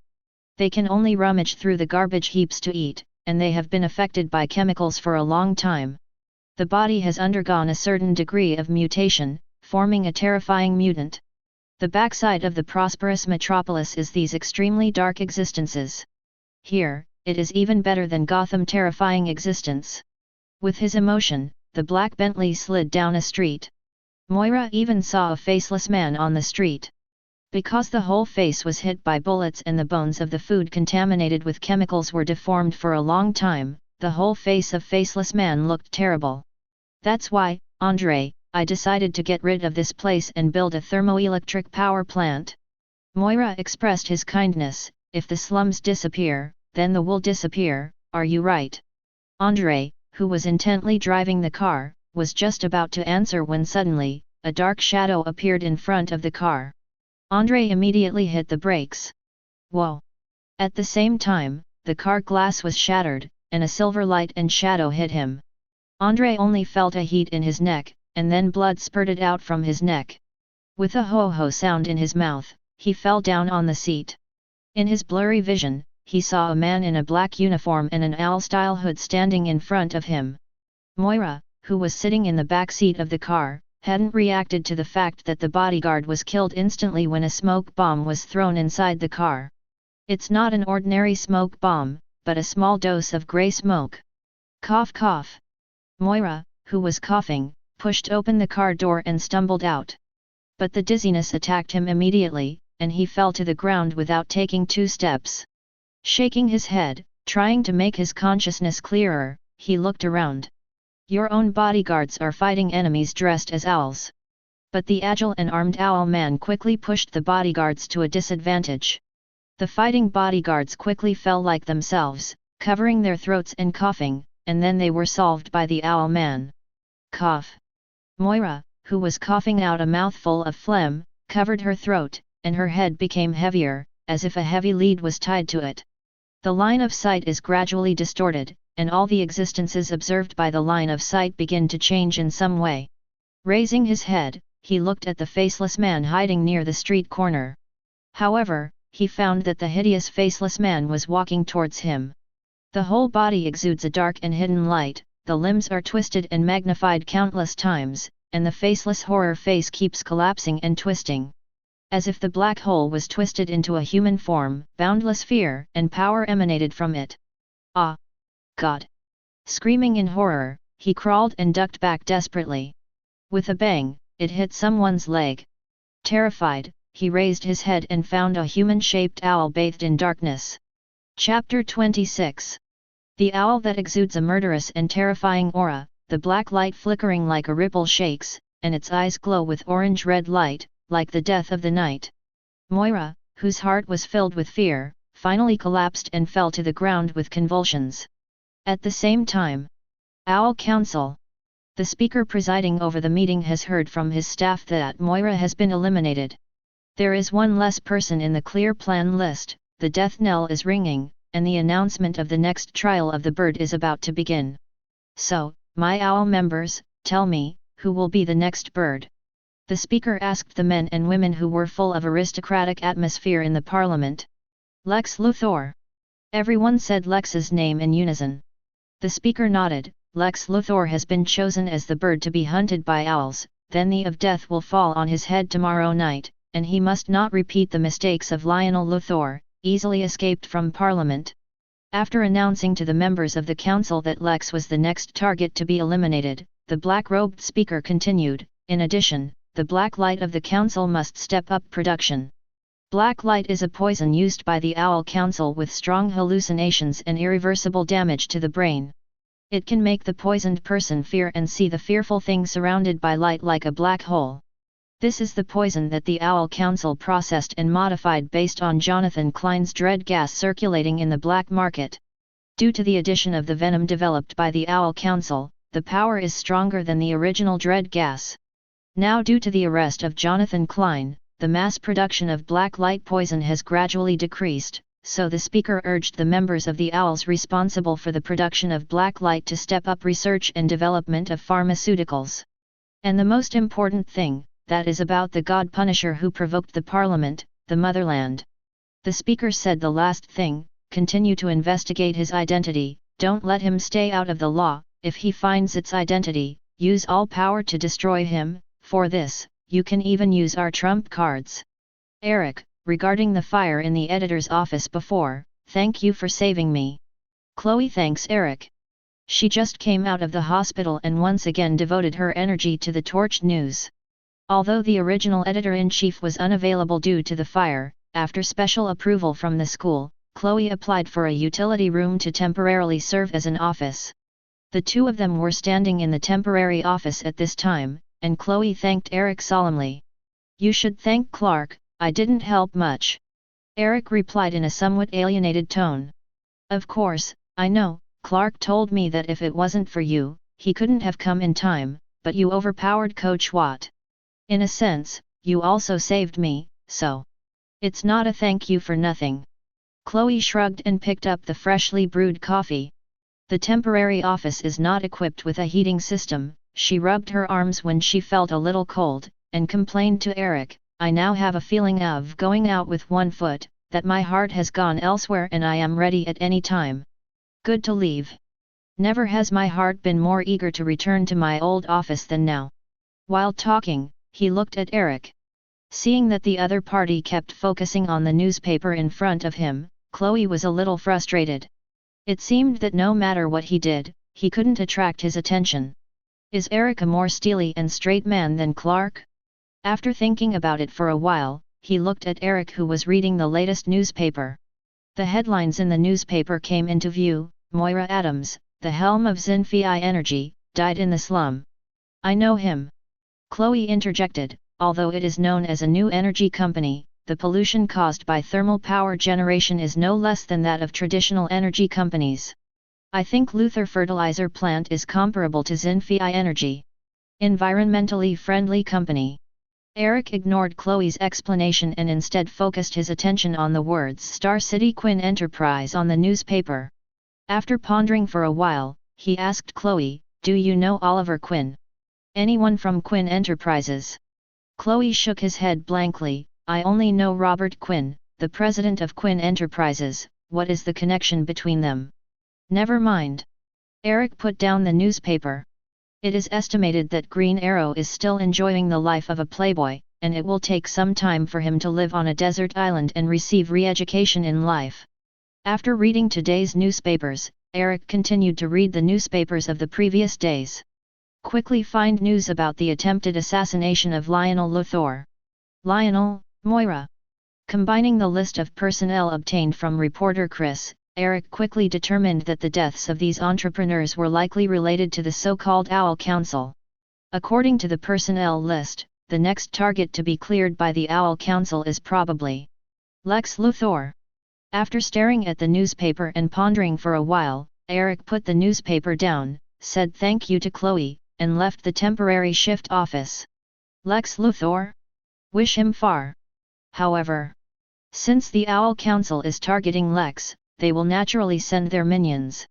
If you follow the clues of these minions, it is very likely to find the owl's nest.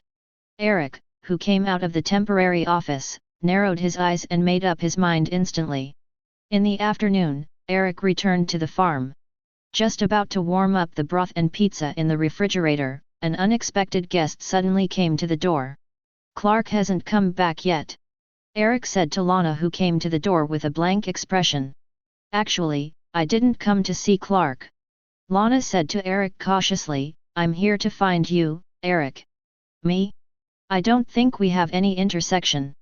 Eric put the pizza he took out back into the refrigerator, and said in a casual tone, I even think that your aunt and I have more intersections than you.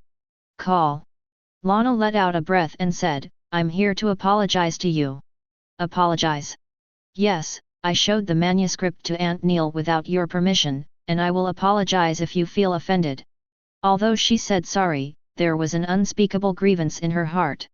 She didn't know why Eric had this attitude towards herself. Excessive indifference, alienation, and still the attitude between strangers. She thought that through those words and paintings, the two had established a tacit relationship. It belongs to friendship and has a relationship of common hearts.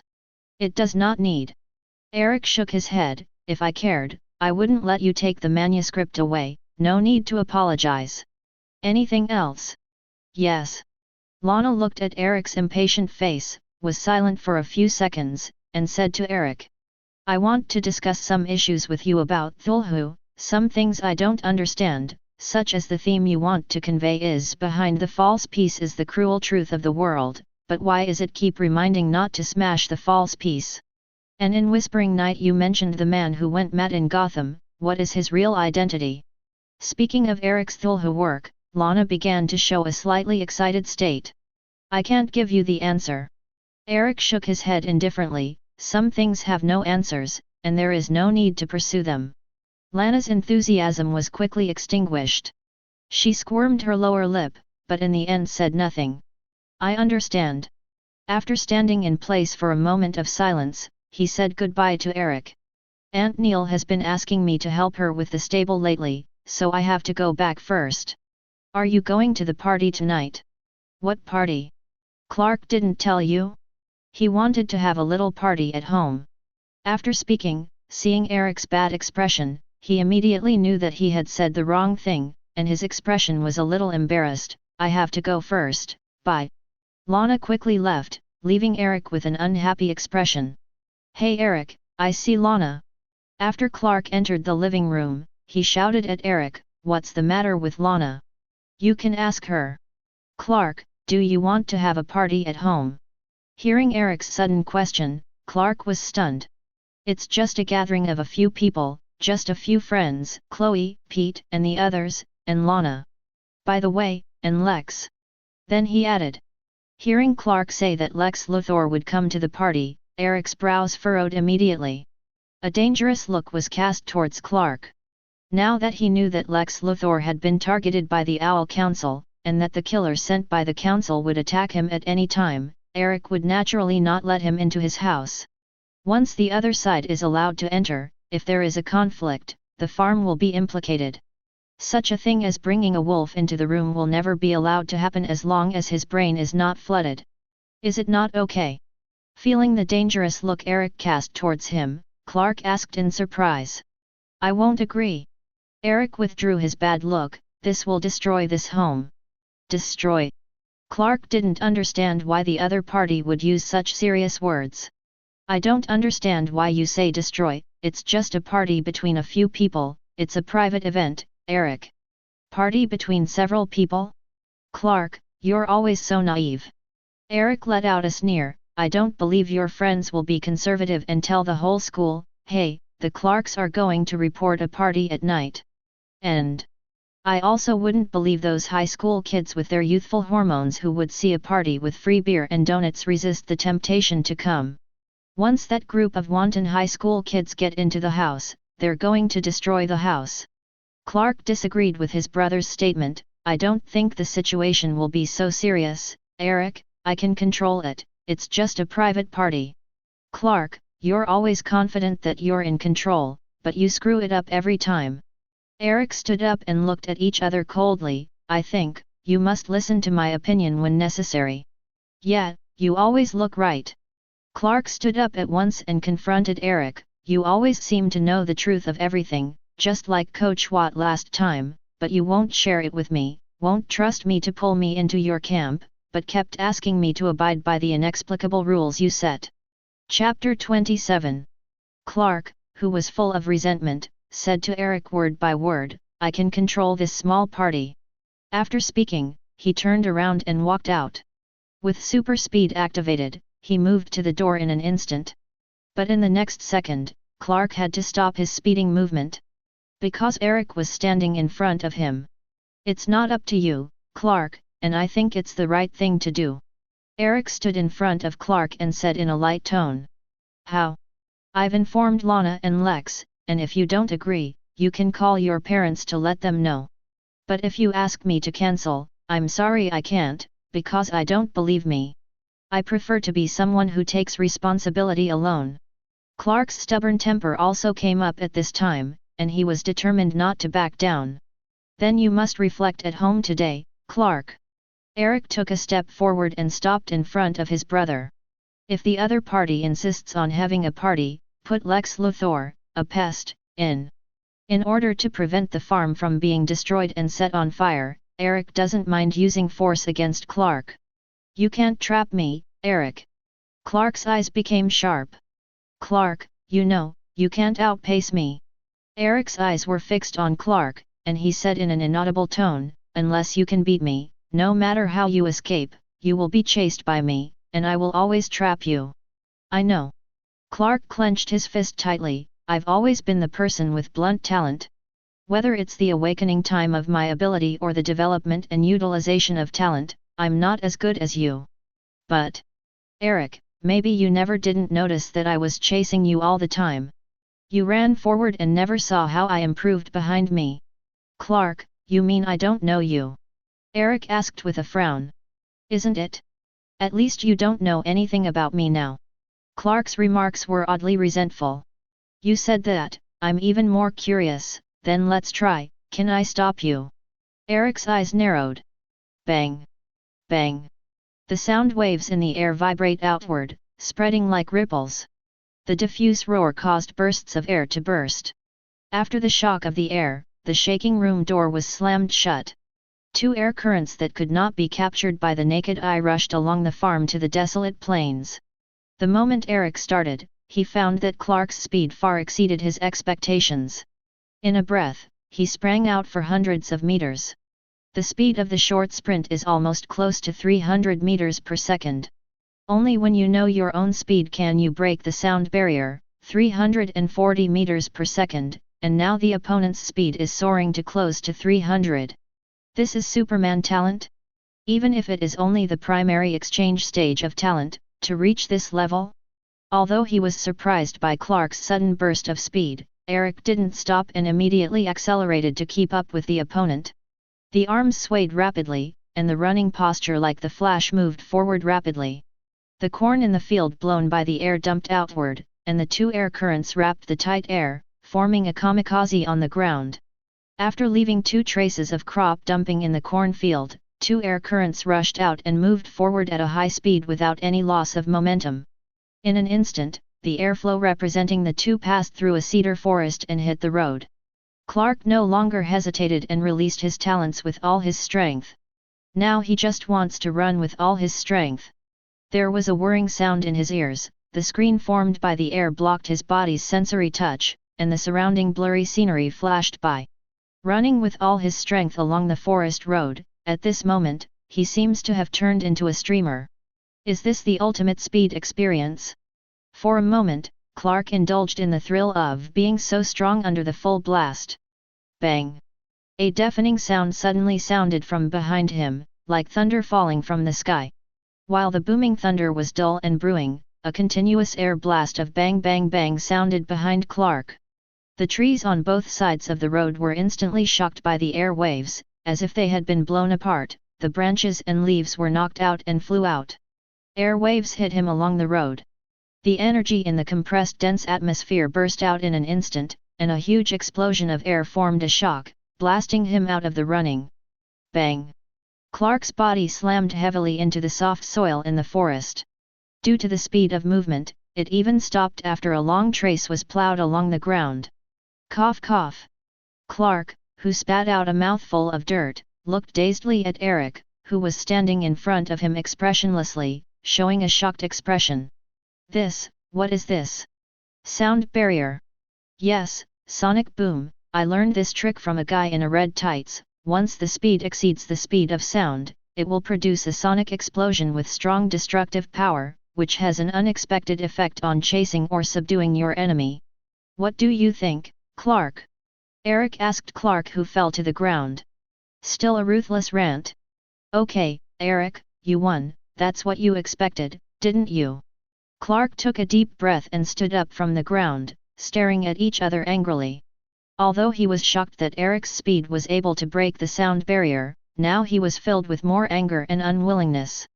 But I'm not going to cancel the party, even if you keep me at home, Eric. Clark still stubbornly refused to compromise with Eric. I hate your sermons that are more severe than my father's. You always point at me from a certain direction, or act as a gypsy manipulating a crystal ball, or act as the last person to clean up the stall. Maybe you always right, but, Eric, that's the problem between us. Clark said all his thoughts at once. I would rather have a younger brother who gets along with me as a peer, rather than a younger brother who acts as an elder and a father. Like this party, if you are my father will understand your objections to me, but you are not, you are younger than me, my brother. If you keep getting along with people this way, Eric, no one will like this of you. Facing Clark's accusations, Eric was silent for a few seconds. The air also fell silent. A night party, you can have it at home, but, you can't invite Lex Luthor, he's been in trouble lately. If you invite him into the party, I don't think it's an easy problem to solve. After speaking, he turned around and left. Clark was left stunned. Clark regretted his last words. He knew that those words hurt people, especially those closest to him. With chagrin and regret on his face, he hammered the cedar tree next to him heavily. The broad leaves rustled from the tree. Clark's mood fell to the bottom in an instant. So, you said to Eric that no one would like what you said? Chloe asked the frustrated Clark in surprise. I think this is probably the most hurtful sentence. It's as damaging as you think you are one of us. Stop dreaming we never treated you as our own. Chloe shook the coffee she just bought and said to Clark, I thought Clark, with your personality and personality, wouldn't say such things. I agree. Pete echoed, it's not like you can say it, it's more like a big outburst of a long-standing conflict. Clark, you're obviously not the kind of person who gets carried away by anger, so, I also don't think it matches your character.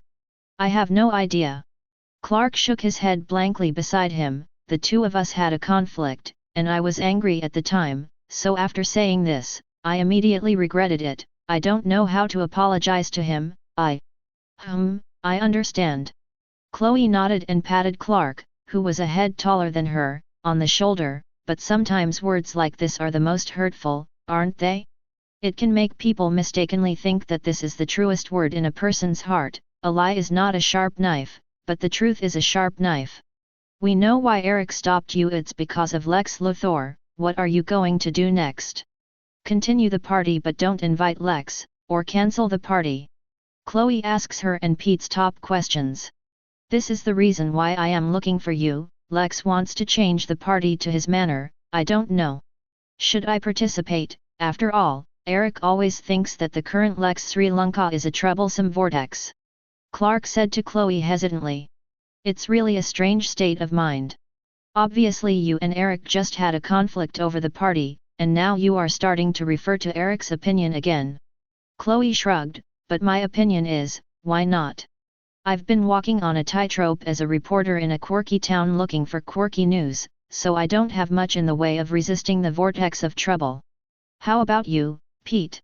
Facing the questioning glances from the two of them, Little Black Pete nodded excitedly and took out his mobile phone. I am also very interested in the high-class party held by the legendary Luthor family, and I will inform you now that the party location will be changed.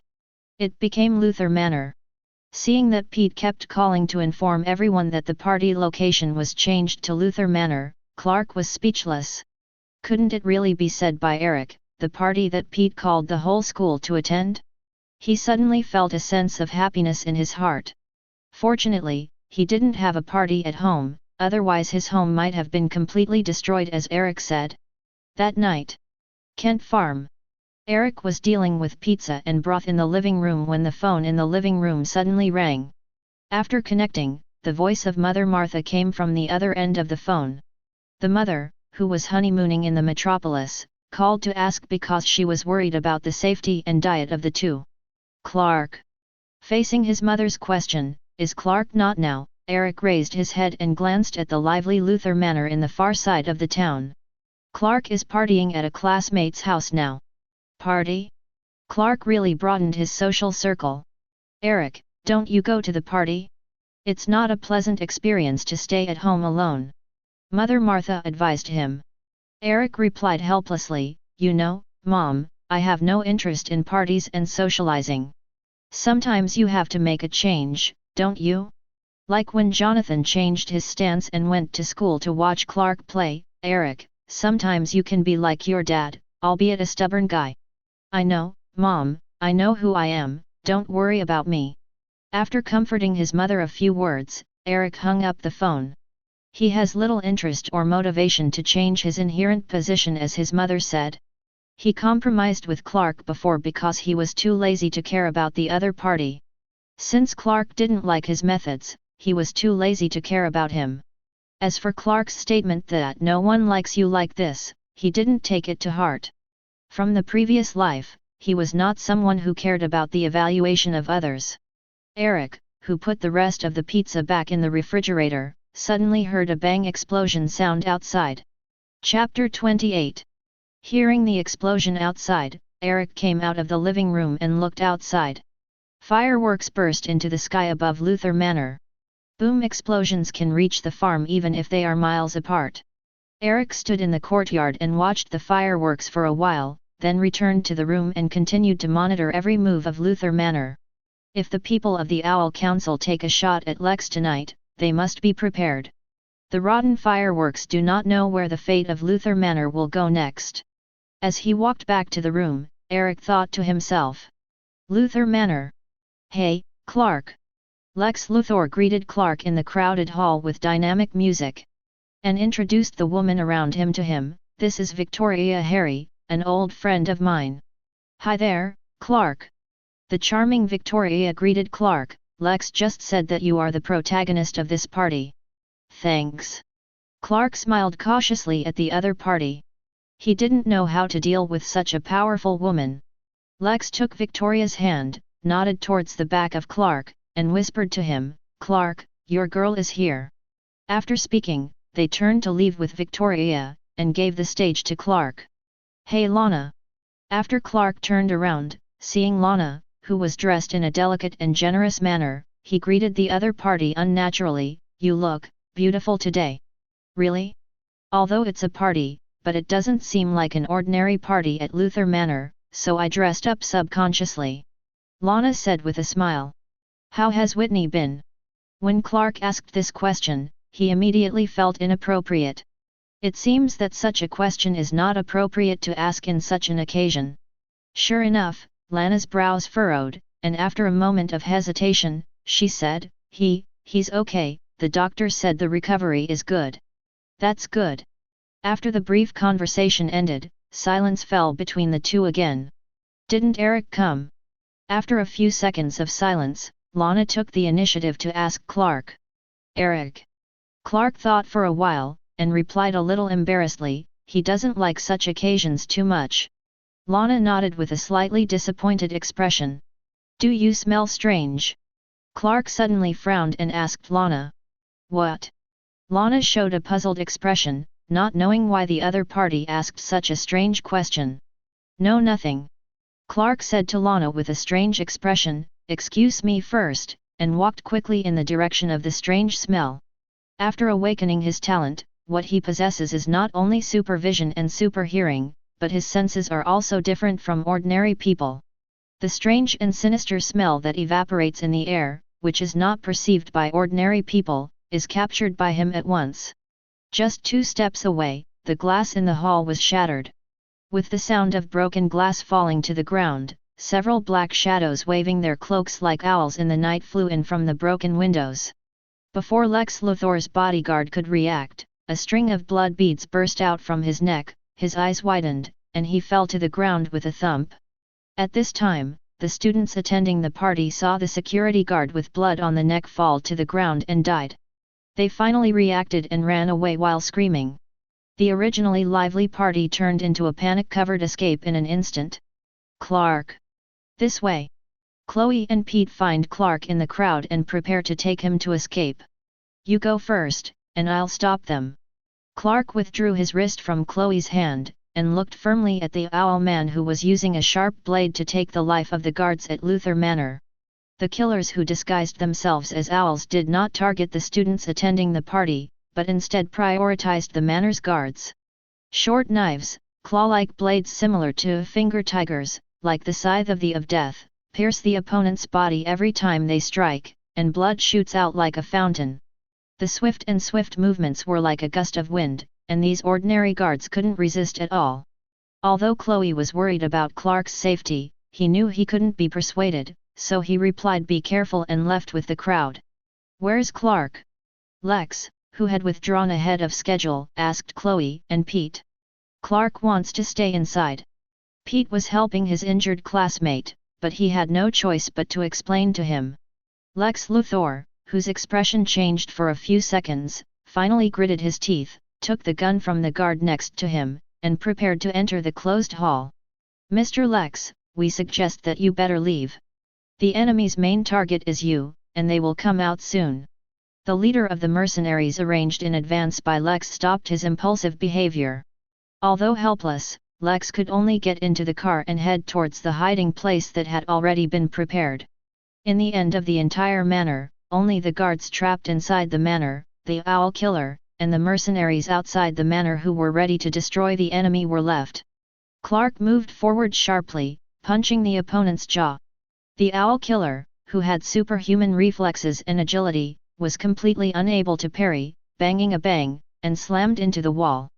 In the face of Clark, who suddenly rushed out, the owl man did not mess up, but continued to besiege him. Bang! After punching the guy who was trying to sneak attack from behind with another punch, Clark took a step forward and grabbed the blade in the opponent's hand, breaking it with a pop. Facing the enemy, who was in a state of shock, Clark no longer kept his hand as before, and attacked with hatred, knocking the opponent to death with a punch. Even if he doesn't know any fighting skills, he can be invincible with his super speed and reflexes. Just as he was about to move on, a guard staggered to his feet, his eyes flashed with madness and fear, his feet accelerated sharply, and he rushed towards Clark. Clark was stunned, not knowing why the other party would attack him. The movement stopped for a while, and the guards threw him directly to the ground. After the remaining guards inhaled the black light, all fear was aroused, and all they saw were monsters surrounded and alienated like black holes. Some fell to the ground after a mental breakdown, and some attacked all around. Clark became the target of these deranged guards. At the same time, boom! An RPG-7 rocket launcher was blasted open the door of the villa and rushed into the hall. The rumbling explosion swept through the room, the air wave tore through the solid wall, and the owl killer and Clark were all engulfed in an instant. Well! Clark opened his eyes. In the ruins surrounded by dust, the whole body was in uncontrollable pain. Looking down, he found that his lower body was buried in the rubble, with only his head and shoulders exposed. The most luxurious hall of Luther Manor was turned into a ruin at this time, lying quietly beside him. Just, what happened? Clark shook his head to make himself more conscious. He was fighting the owl man and was thrown to the ground by the irrational guards, and then an explosion exploded around him. Subsequently, several rockets covered the entire hall, and the bombing of the hall collapsed. Yes, who did it? The police? Do not. Not the police. He had never heard of the police using rockets directly against criminals. The Lex Luthor man?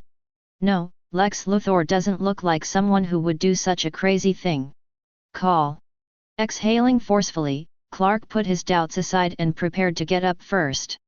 But as soon as he started, he realized that something was not quite right. The whole body is weak and unable to exert any strength, exactly the same as the state under the influence of the green meteorite. How would it be? Will there be meteorites here? Clark was startled, then filled with anxiety and panic. He had already seen the owl man standing in front of several corpses, mercenaries, outside Luther Manor, walking towards him. Now that he is in a weak state, if he is discovered by them, he will definitely end badly. He tried his best to lift the stone that was pressing on him, trying to get out of the rubble. However, being bombarded by rockets and being affected by meteorites, he was extremely weak and couldn't move half of these debris at all. When Clark was anxiously implementing his self-rescue measures, the Owl Man had already walked up to him. The killers holding sharp claws, their faces were covered by owl masks, no expressions could be seen, only the lingering almost turned into a real murderous aura. Raising the weapon in his hand, he stabbed towards Clark without hesitation. Clark was in complete despair at this point. Zi. Suddenly, a cloud of red sight pierced the air, piercing the night like a meteor, directly impacting the claw-shaped blade in the hands of the Owl Man, melting it instantly. The Owl Man holding the melting weapon has not yet reacted from the stunned state. In the next second, the red light carrying energy slammed into his body. The heart of the Owl Man was instantly pierced, and he instantly fell to the ground and died. In the dark night, a pair of scarlet eyes appeared in the sight of the owl killers. Like birds of prey keeping an eye on them in the dark, making them chill. AI, Eric. Chapter 29. Clark was taken aback when he saw the figure appearing in the dark night. He never imagined that Eric would appear here. After all, he had said such excessive things to the other party before, and a deep and invisible gully had formed between the two. According to what he knew about Eric, even if Eric knew what happened here, he would definitely not control himself. Now that the other party showed up when he was in danger, he suddenly felt that he didn't know anything about his brother. It turns out that the person who is full of prejudice and stubbornness is himself. He blamed Eric for never opening his heart to himself, and he didn't confess everything to himself like guessing a riddle, but forcing Eric to live the way he wanted was not a prejudice and unfairness? Reflecting on Clark, his inner emotions are intertwined and complicated. At this time, Eric, who was standing in the dark night, had no idea of Clark's inner activities at this time. The plan has come to an end, and naturally it is his turn to play. Zi. Hot Sight rushed towards the second killer owl, splitting the opponent in half from the middle. Blood spurted out. With such a cruel and method, even the battle-hardened owl killers felt cold all over. This guy is a native of the motherland. Hidden in the darkness, he exudes a terrifying and powerful aura, and his eyes are a heart-pounding orange-red color. These characteristics are no different from the Motherlanders who are listed as enemies of the Parliament. After confirming that the natives appeared, the owl killers who looked at each other immediately dispersed and charged towards Eric quickly. Zi. Heat Sight took the lead in hitting the killer who was at the forefront, and suddenly bombarded the killer's chest. The huge impact force directly bounced the opponent away. Bang! Eric punched again, and slammed the killer owl who jumped down in midair to slash into the sky, then kept his feet still, raised his arms, blocked the attacking killer, and hit the opponent straight with a straight punch. A deafening explosion sounded from the rubble. Whoosh! The killer who used the rope to control the claw's blade, took advantage of the timing of Eric's punch, threw the rope and tied Eric's arm. But before he could exert his strength, Eric pulled over the rope and brought the opponent's body over, holding the opponent's neck with his right hand, staring straight at him with scarlet eyes. Bang bang bang! A huge crash sounded, and the remaining owl killers saw that Eric's right hand was controlled, and took this opportunity to rush over, hug Eric's arms and legs, and try to restrain him. Crack! Without any hesitation, Eric directly twisted the neck grabbed in his right hand, and then swung his arms and legs. There was a loud crack in the air, and an aftershock that was invisible to the naked eye shook outwards. He restrained several owl killers from his body and was thrown out in an instant. With a deafening loud noise, the owl killer who was thrown out smashed heavily on the ruins of the manor. Immediately followed by the hot sight that scorched the air, the killers were penetrated the moment they landed, and the dead couldn't die any longer. The sharp claws of the Owl Council, the of death who reaped people's lives at will, was killed by Eric in an instant. Clark opened his mouth to look at Eric, who was so arrogant, and didn't come back to his senses until the other party walked in front of him. "You don't look well, Clark." Eric stared at Clark, whose body was partially buried in the ruins. "There are meteorite materials in the buildings of Luther Manor. I think, the feeling of being pressed by these things should be unpleasant." Clark instantly understood why he had become so weak. "But, Eric, why aren't you affected by the meteorite?" "If I hadn't been affected by the meteor, then I would have eliminated those owls in an instant. Eric turned his head and looked at the bait he deliberately left behind with a cold expression, a fish that slipped through the net and stood up staggeringly, ready to escape. I want to apologize for the inappropriate words earlier, Eric. Clark, who escaped from the ruins of the manor, patted the dust on his clothes that were riddled with holes, took a deep breath, and said to Eric with shame. That wasn't my intention, I was in a bit of an emotional state at the time, I don't know what I said at the time, and if you feel hurt, I'm very sorry. Facing his younger brother, Clark's emotions at this time were more guilt and unease. Eric's eyes have been catching the fleeing owl council killer, facing the other party's apology, his expression remains unchanged. No need to apologize, Clark, you're not wrong, and I'm sure you think so too. And, I'm not the kind of person you'd say, who would be hurt by just a few words. Facing Eric's cold response, Clark was a little frustrated.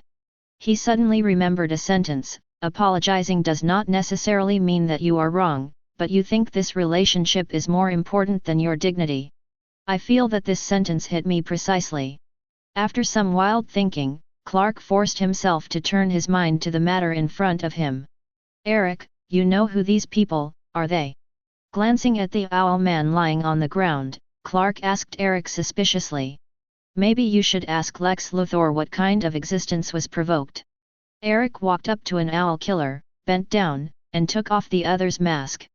Looking at the simple and exquisite patterns on it, he said in a casual tone, you can also ask Lex Luthor's mercenary soldiers why they bombarded with rockets before you left the hall. And why does he collect so many meteorites? Clark, you always thought you knew Lex Luthor, but it doesn't seem so. But this is also normal. You conceal your identity from Lex, and Lex conceals his actions from you. You both think you know each other, but you are both guarded against and alienated from each other. If trust is broken, I am afraid that this fragile friendship can turn into a very bad relationship. Thinking of Lex Luthor, who will become Superman's mortal enemy in the future, and the current relationship between the two, Eric felt a strange feeling in his heart. Is this a typical example of love to hate? Clark listened to Eric's complaints about Lex, and his face gradually became strange. Just now, these explosions were caused by Lex's people. He hesitated and asked Eric again. He still didn't quite believe that Lex would do such a thing. You can go to him to find the answer yourself. After replying to his cheap big brother, Eric turned and left. The fleeing owl council killer has been getting farther and farther, and although he has super sight, it is best not to let the other party out of sight too far. The Owl Parliament, a small parliamentary hall full of force. The seats were filled with men and women wearing owl masks and full of aristocratic demeanor. All members of the council have been briefed by the escaped killer owl. The speaker looked solemn, and the members in the scattered seats were also stunned by the news. How is this possible? With lasers in the eyes and power that even the claws can't match, how can such a person exist? Even the owl killers, together, can't defeat the existence called Motherlander. I think we need to revise our decision-making and even reduce meetings for our safety. If the other party finds out where we are, it must be a disaster. The members of the Owl Council were talking. Quiet. The speaker knocked on the conference table. Even if he breaks into the owl's lair, all that awaits him is defeat. The endless maze is the first level that hinders him, and our irony is our second level. Even if our initial operational plan to retake the city is thwarted, it will only be the darkest hour before dawn. When the speaker said Mr. Irony, he turned his attention to the middle-aged man standing in the shadow, whose body was completely hidden in the black trench coat. Are you right? Mr. Irony, our magician. Actually. The middle-aged man standing in the shadow came out and said with a serious expression, I am not a magician, but a magician, who has barely passed the introductory poker tricks, and has begun to enter the stage of an illusionist with a lot of experience. Magician. Magic? I think it's a completely different thing from magic. The speaker said to Mr. Irony, I have heard that the magic in the air surrounds us all the time. For some gifted people, as long as we reach out, we can get it. This kind of existence uses magic. It would be too far-fetched to explain in words, Mr. Irony. Of course, you are right, some people can easily strip pure magic from the air and rewrite the laws of nature. But that energy must come from somewhere, and it will go somewhere. A magical fear and fear. Mr. Irony took 2 steps forward and looked into the eyes of the speaker wearing a mask. Magic has a price, the stronger it is, the more dangerous it is, and it will often come with a painful price. My magic is a little trick, it's played. It's a trick to keep those dangerous beings from being aware of it, so I prefer to call it magic. The speaker is not interested in Mr. Irony's magic theory, and now he just wants to confirm whether the other party can kill the people of the motherland. Sounds interesting, Mr. Irony, but our deal doesn't include hearing you explain the origins and development of the wizarding world. The speaker paused and said, the blasphemer, the existence who calls himself the Motherlander, is now frantically provoking the dignity of the Owl Parliament. Mr. Irony, we hope you can show your role. Of course, I will do my duty, and you need to give me that book too. Mr. Irony's eyes instantly became sharp. Otherwise, our relationship would not have been this friendly forever. The middle-aged man obviously did not have a friendly relationship with the people in the Owl Council. He pointed to an owl mask hanging on the wall and said, insect firefly becomes a mask, the reverse of mask becomes a firefly. Immediately afterwards, the owl mask on the wall suddenly disappeared, replaced by several yellow fireflies out of thin air. Fireflies flying in the air will illuminate the slightly darkened parliamentary hall. Clark, come out, I know you're behind. In the alley of the metropolis, Eric sighed, turned around, and said to a shadow in the night.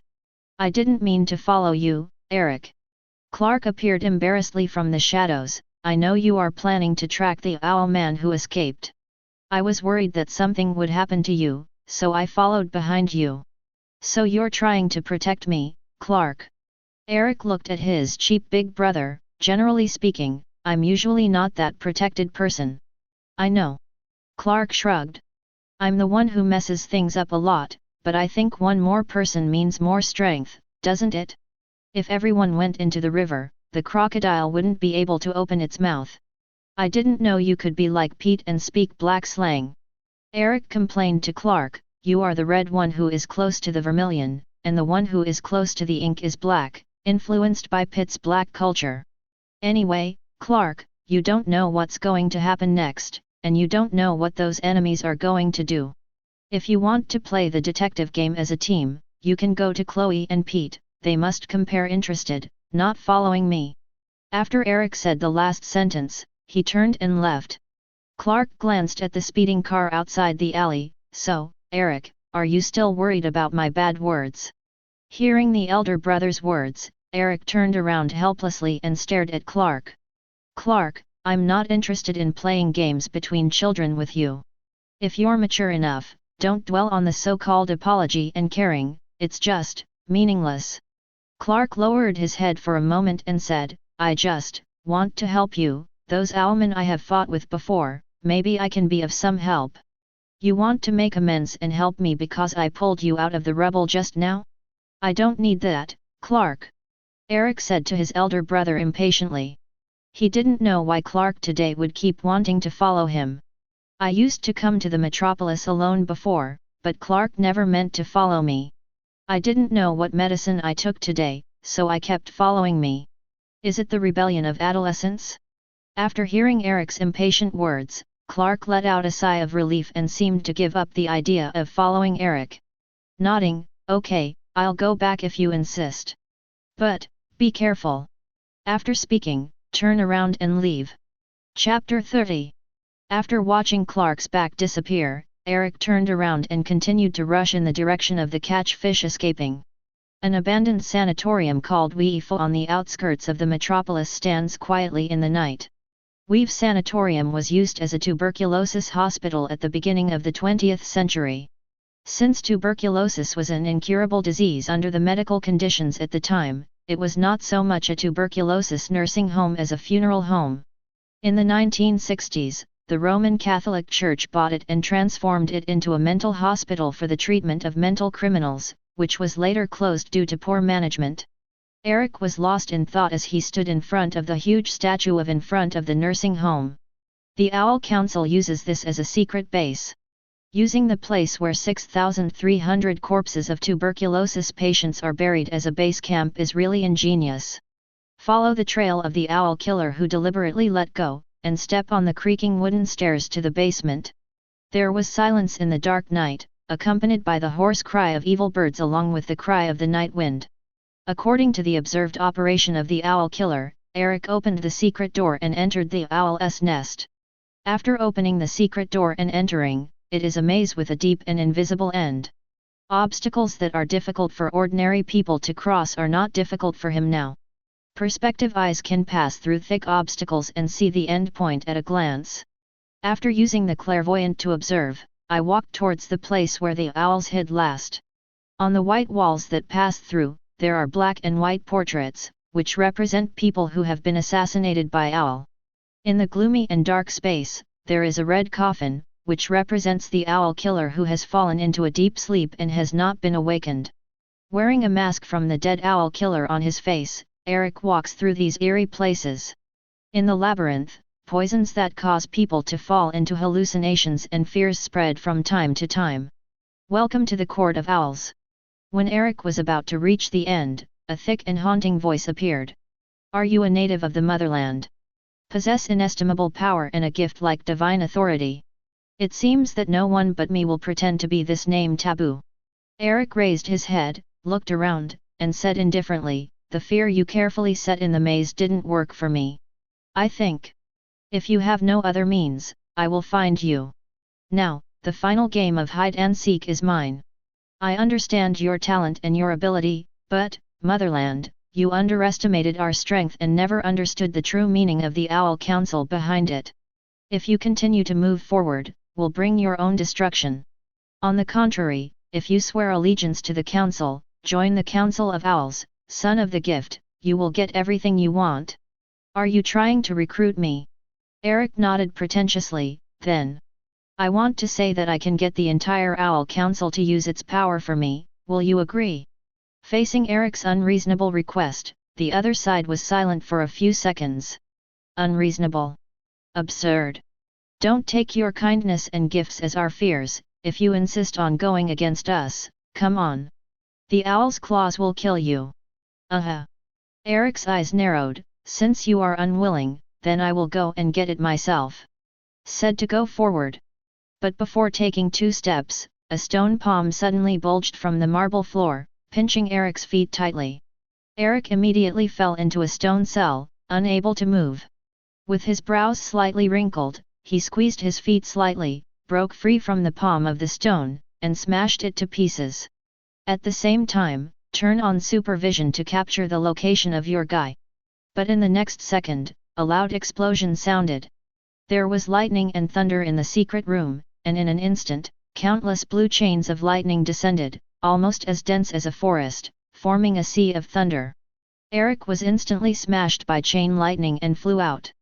The body hit the floor heavily, and the marble floor hit by the back shattered. At the same time, Eric, who was numb with electricity, heard a roar mixed with anger. How dare you! Breaking through the shattered marble walls, Clark hit the man in the trench coat hiding in the dark with a hateful punch, smashing the opponent through the marble floor and smashing into the ground. The Speaker of the Owl Council saw Mr. Irony's magic instantly knocking the motherland away, and touched his chin with satisfaction. It turns out that our Mr. David Copperfield's magic is not all bluffing stuff. After complaining, he turned his attention to Mr. Irony, who cast blue lightning. Mr. Irony was the help he found through acquaintances in the magical world. The great magician of the Zarata Magic Theatre located in Crime Lane, Old Park Street, in the New City, Mr. John Zarata, was the whole card he prepared.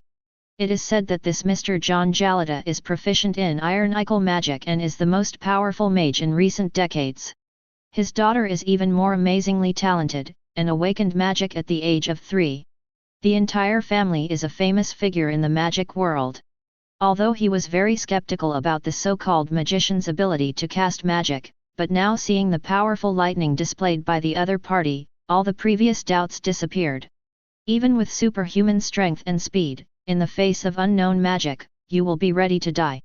The speaker looked coldly at Eric, who was knocked to the ground by lightning, and snorted coldly.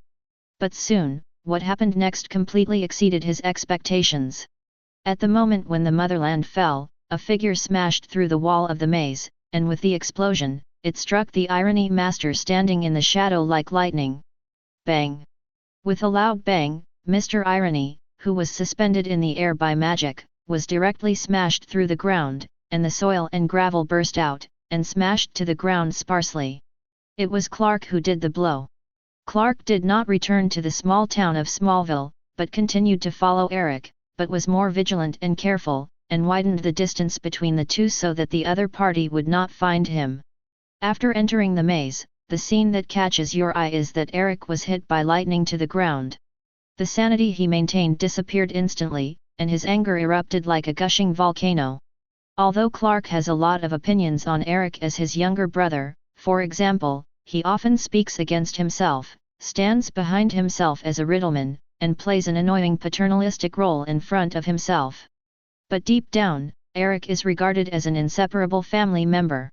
When he was in junior high school, he broke the equipment in the sports equipment room, and Eric lost money for him without telling his parents. Whether it was Coach Watt or being attacked by the Owl Man at Lex's house, it was Eric who was in the nick of time.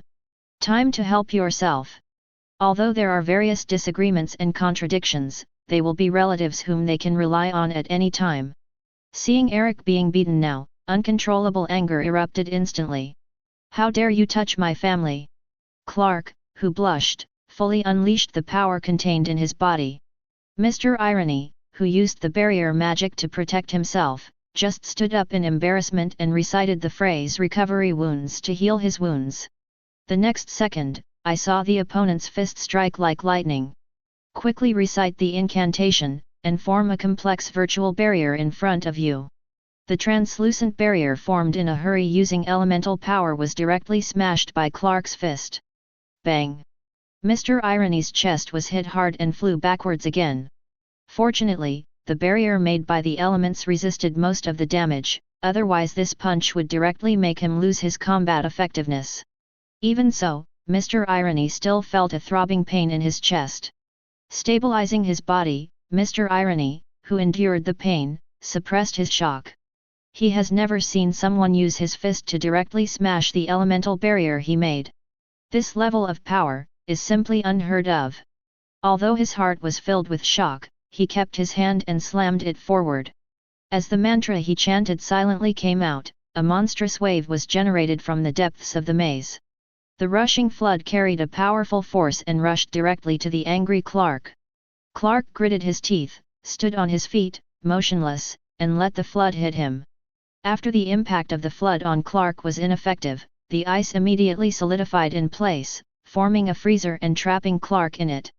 The crystal-clear freezer instantly sealed Clark's body. Call!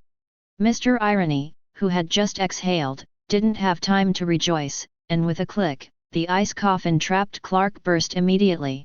Ho!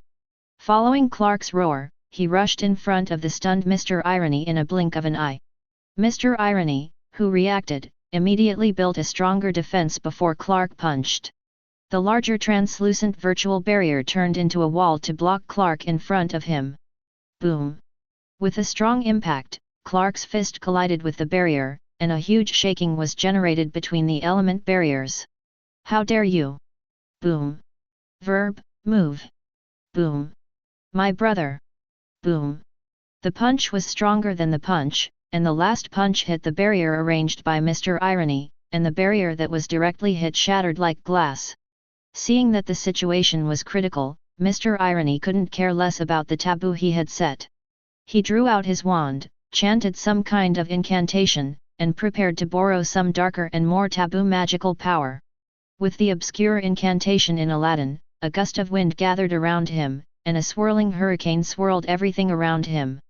Blue lightning rose around his body, and the aura of destruction continued to absorb the surrounding stone debris and shatter it.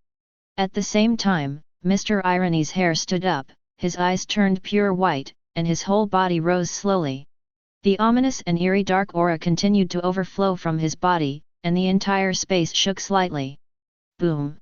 Suddenly, a strong beam of light rose from his body and shot straight into the sky. With a bang, Clark was instantly blasted out by this irresistible beam.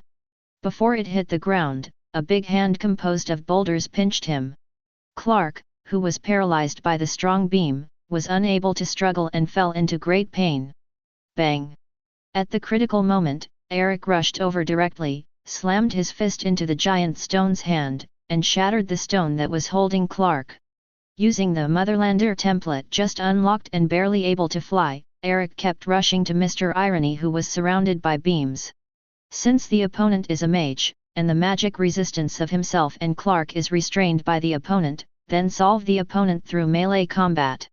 Just before flying to the other side, a giant sword with a length of more than 10 meters slashed towards him. Eric immediately evaded. At the moment when the dangerous dodging succeeded, Mr. Irony, whose eyes were white, rushed over, and the rope turned into a magic wand bound Eric. At the same time, the tip of the wand was aimed at Eric's brain, trying to use mind control to penetrate deep into his brain. After Mr. Irony's mental tentacles entered Eric's consciousness, he immediately noticed an unusual energy. His irony magic is to recite magic spells upside down, so that ordinary words can affect reality and cast magic. Chapter 31. Magical spells such as unlock, uttered as lock open, can reverse reality and make the spell work. The reason why these magical spells are recited is that there is a price to be paid by mortals using magic. Irony adds a layer of camouflage and a layer of misdirection, so that the original owner of the magic cannot detect it when casting the spell. The original masters of those magics are the abyss, the dark world, and the unspeakable darkness. It is an existence that makes Mr. Irony fear and dare not look directly. But after touching Eric's spiritual world, he immediately felt a similar but darker and terrifying existence. The spiritual power is far beyond that of ordinary people, and the boundless and vast spiritual world is full of existences that he cannot understand. And the moisture formed by the weird and terrifying invisible things constantly devoured the spiritual power that he probed into. In the dark and boundless space, blue fluorescent icy clouds glowed. The black Gotham City appeared in the chaos, and was then swallowed by the boundless darkness. A black bat-shaped monster with huge wings appeared in the darkness, and then flashed by. He heard the faint barbados. The nameless octopus, the nightmarish mermaid sculpture. He even vaguely touched the scent of those magical creators in the depths. A terrifying darkness, those magical creators seemed to be on the move because of his probing. Have you been discovered by those beings? Mr. Irony, who was exploring Eric's spiritual world, was immediately startled, and his heart was instantly filled with fear. Even if he is a famous big man in the magic world, he has never seen such a strange and complex spiritual world. He swore that the spiritual world of Constantine, which he was most reluctant to explore, was as pure as an angel compared to this guy. He used to think that the youth who shattered his elemental barrier was a monster, but now he has changed his mind. This guy is 100 times scarier. The idea of controlling the opponent's spirit was instantly abandoned by Mr. Irony. The only thing he wanted to do at this time was to quickly escape from the opponent's spiritual world. Although Mr. Irony has probed a lot in Eric's spiritual world, what happened outside is only a moment. Seeing the opponent's wand pointing at him, but the movement stopped, of course Eric would not miss this good opportunity to break free from the opponent's rope control, stretch out his hand, and squeeze the opponent's throat. Although the lightning-like existence lingers on the opponent's body, forming a solid defense, and these lightnings are still weakening their own strength. But as long as you hold the other party's neck, even if you can't twist it off, you can make it impossible for him to speak. Well. Sweaty and lethargic Mr. Irony finally escaped from Eric's spiritual world after consuming a lot of mental energy. Immediately after returning to the real world, I felt a tingling in my throat. He wanted to chant an ironic incantation, but was unable to speak because Eric pinched his throat. At the same time, a crimson laser was emitted from Eric's eyes, which suddenly hit the opponent's face. The protective barrier composed of lightning and beams suddenly dimmed a lot. Well. Mr. Irony, who was in a crisis situation, tried his best to maintain the magic borrowed from Taboo, so that it would not get out of control. But the thermal sight power in Eric's eyes kept rising. Boom! The free right hand slammed a punch, hitting the opponent's chest heavily. The blue lightning and light beams that were constantly walking around Mr. Irony's body dimmed again. Boom! At the moment when the last barrier was broken, Mr. Irony was hit and flew out. His hot gaze was instantly shifted to his arm by his magic. With a burst of blood shot out, Mr. Irony's left hand was cut off by the hot site emitting powerful energy. Well! Mr. Irony, who was enduring the excruciating pain, immediately cast magic to heal the wound on his arm. At this time, he didn't want to fight again, and he had a retreat in his heart. He has nothing to do with this mysterious owl organization, and has no intention of working for the other party. It's just that a magic book about black magic that was tracked down before is in the hands of the owl organization. In order to exchange the magic book, he had to cooperate with the other party. I thought it was just a simple task, but I didn't expect to encounter such a difficult opponent. He possesses unimaginable power and speed, and in terms of mental power, it is simply beyond his imagination. Mr. Irony endured the pain of the broken arm, silently reciting irony magic, and while constructing a barrier to block the opponent, he summoned a portal. At the same time, in a cold apartment building, a black-haired girl with delicate facial features was wearing her father's magic dress, practicing the transformation magic that she had just learned. Suddenly, a portal suddenly opened in the room. The next second, Mr. Irony clutched his broken arm and staggered out of the portal. The surprised girl immediately ran over to support her father. "Dad! Don't talk, Zaydna!" Mr. Irony endured the pain and waved his magic wand to close the portal. Zaydna looked through the portal in shock and disbelief, and saw another person wearing an owl mask.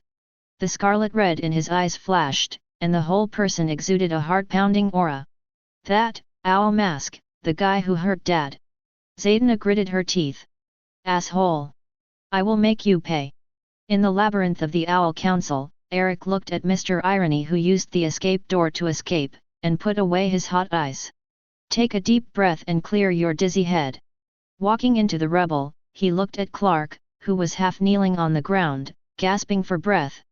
That kind of weird magical lightning not only has paralysis properties, but also continues to drain the power from the body, so Clark still hasn't recovered.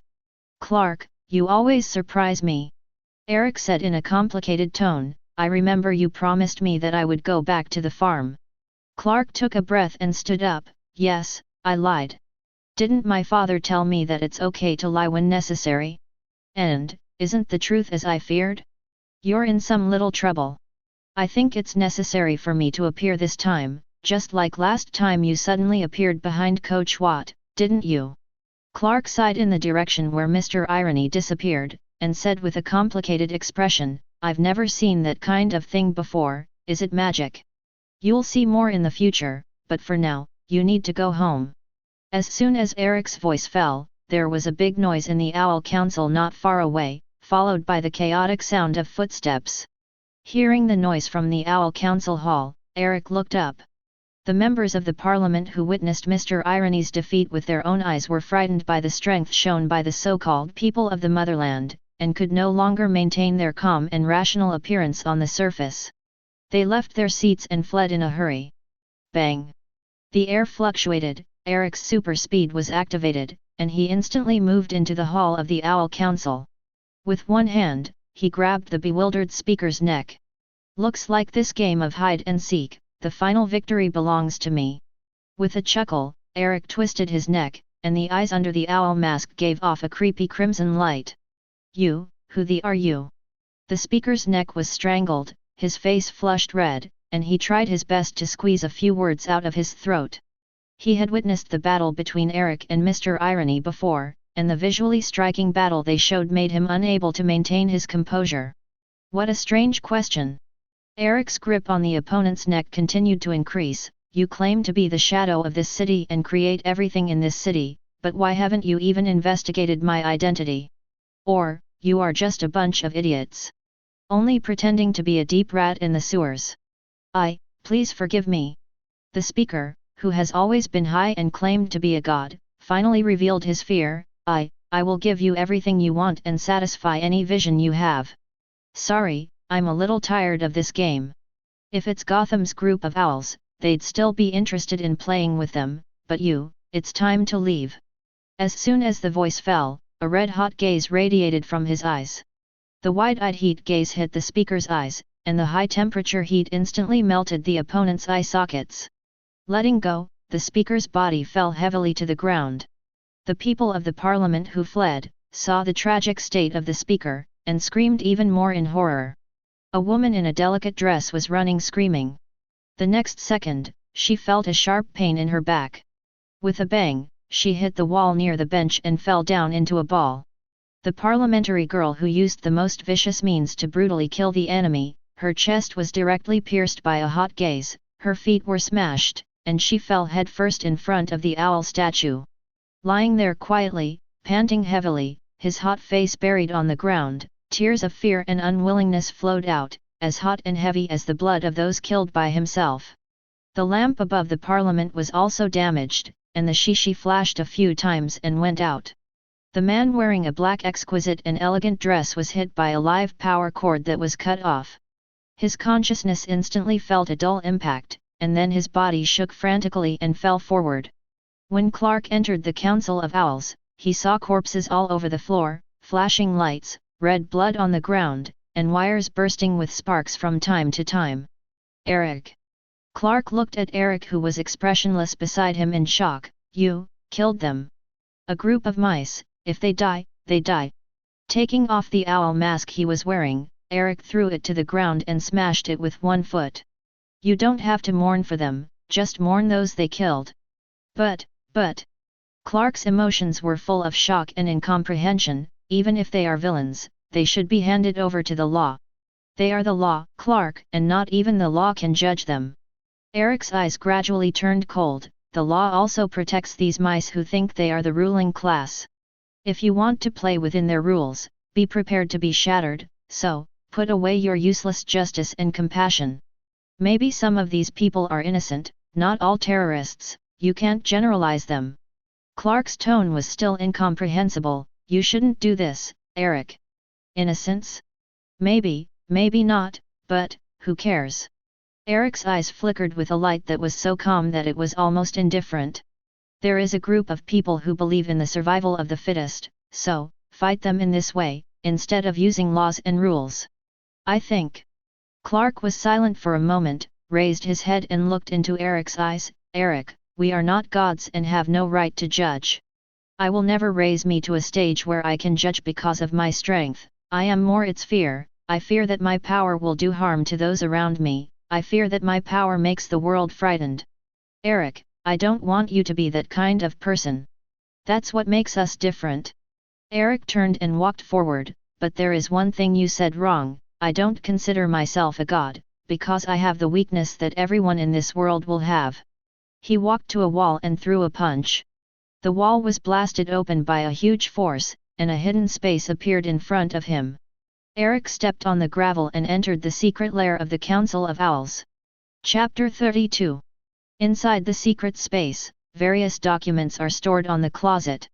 There are countless skulls in the glass cabinet, each with a code name and name in front of it, and it is estimated that it is the trophy of the Owl Council. The metal box with complex locks placed on the ground in the center is filled with various precious metals, coins made of rare metal materials, and owl statues made of gold. All the wealth of the Metropolitan Owl Council is estimated to be placed here. What is this?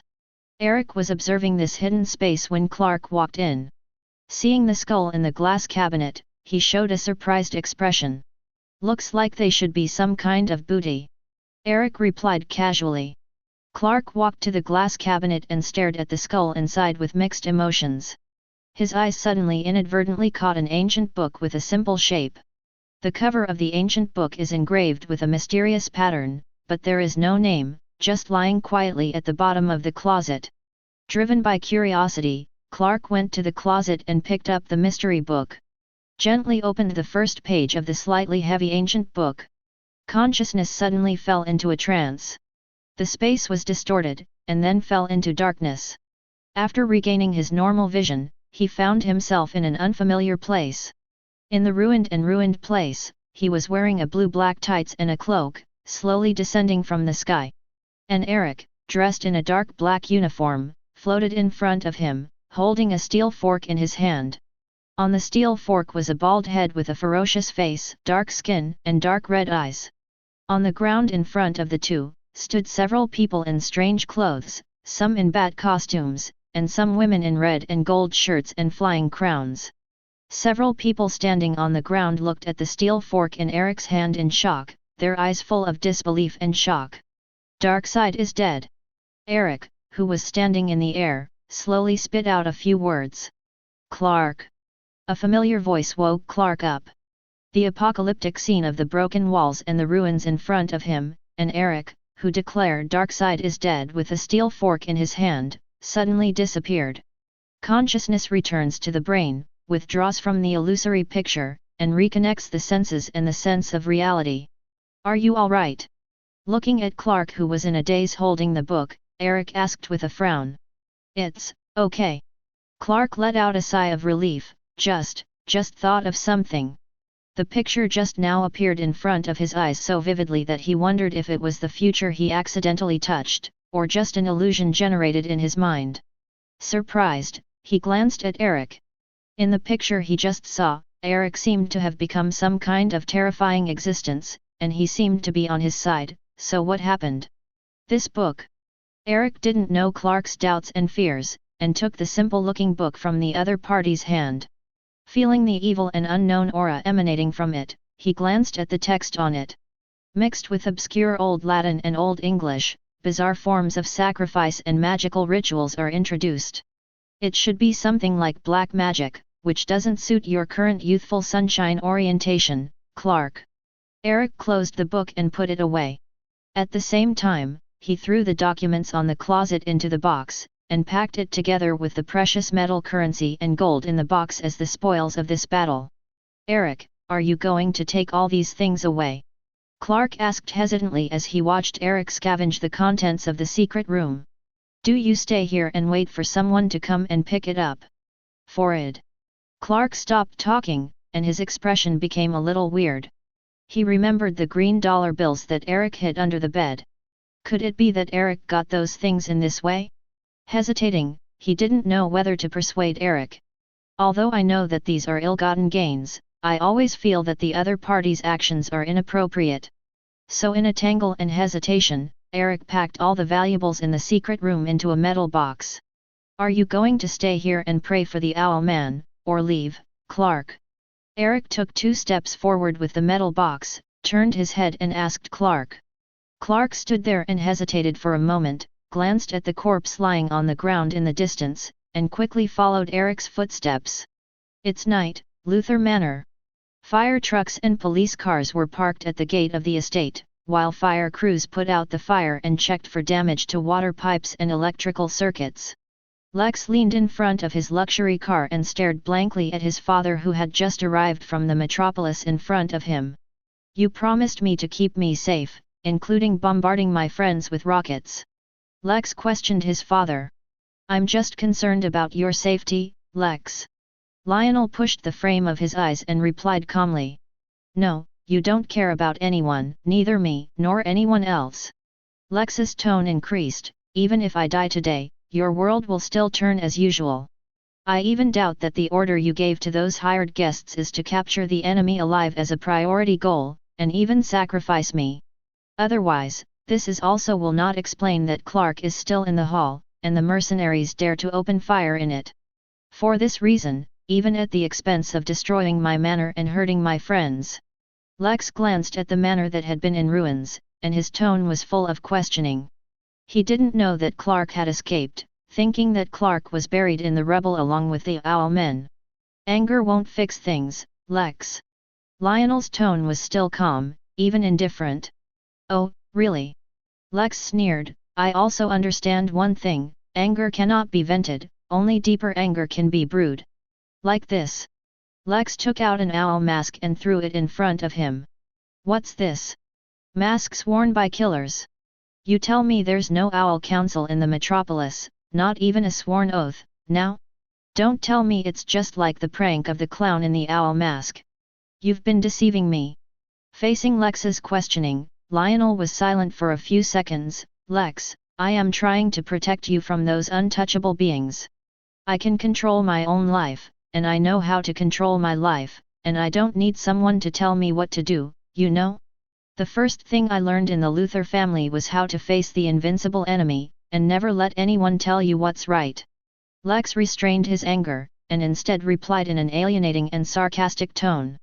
Lionel's emotions don't change, Lex, sometimes you make it, you think you've touched the truth, you think you've conquered your enemy, but, that's just what your enemy thinks let you see, some things can't just be seen on the surface. Lex nodded and said sarcastically, I know what you want to say, Churchill's famous saying, extreme complexity contains extreme simplicity, and your complex truth has only one simple purpose, for my own good.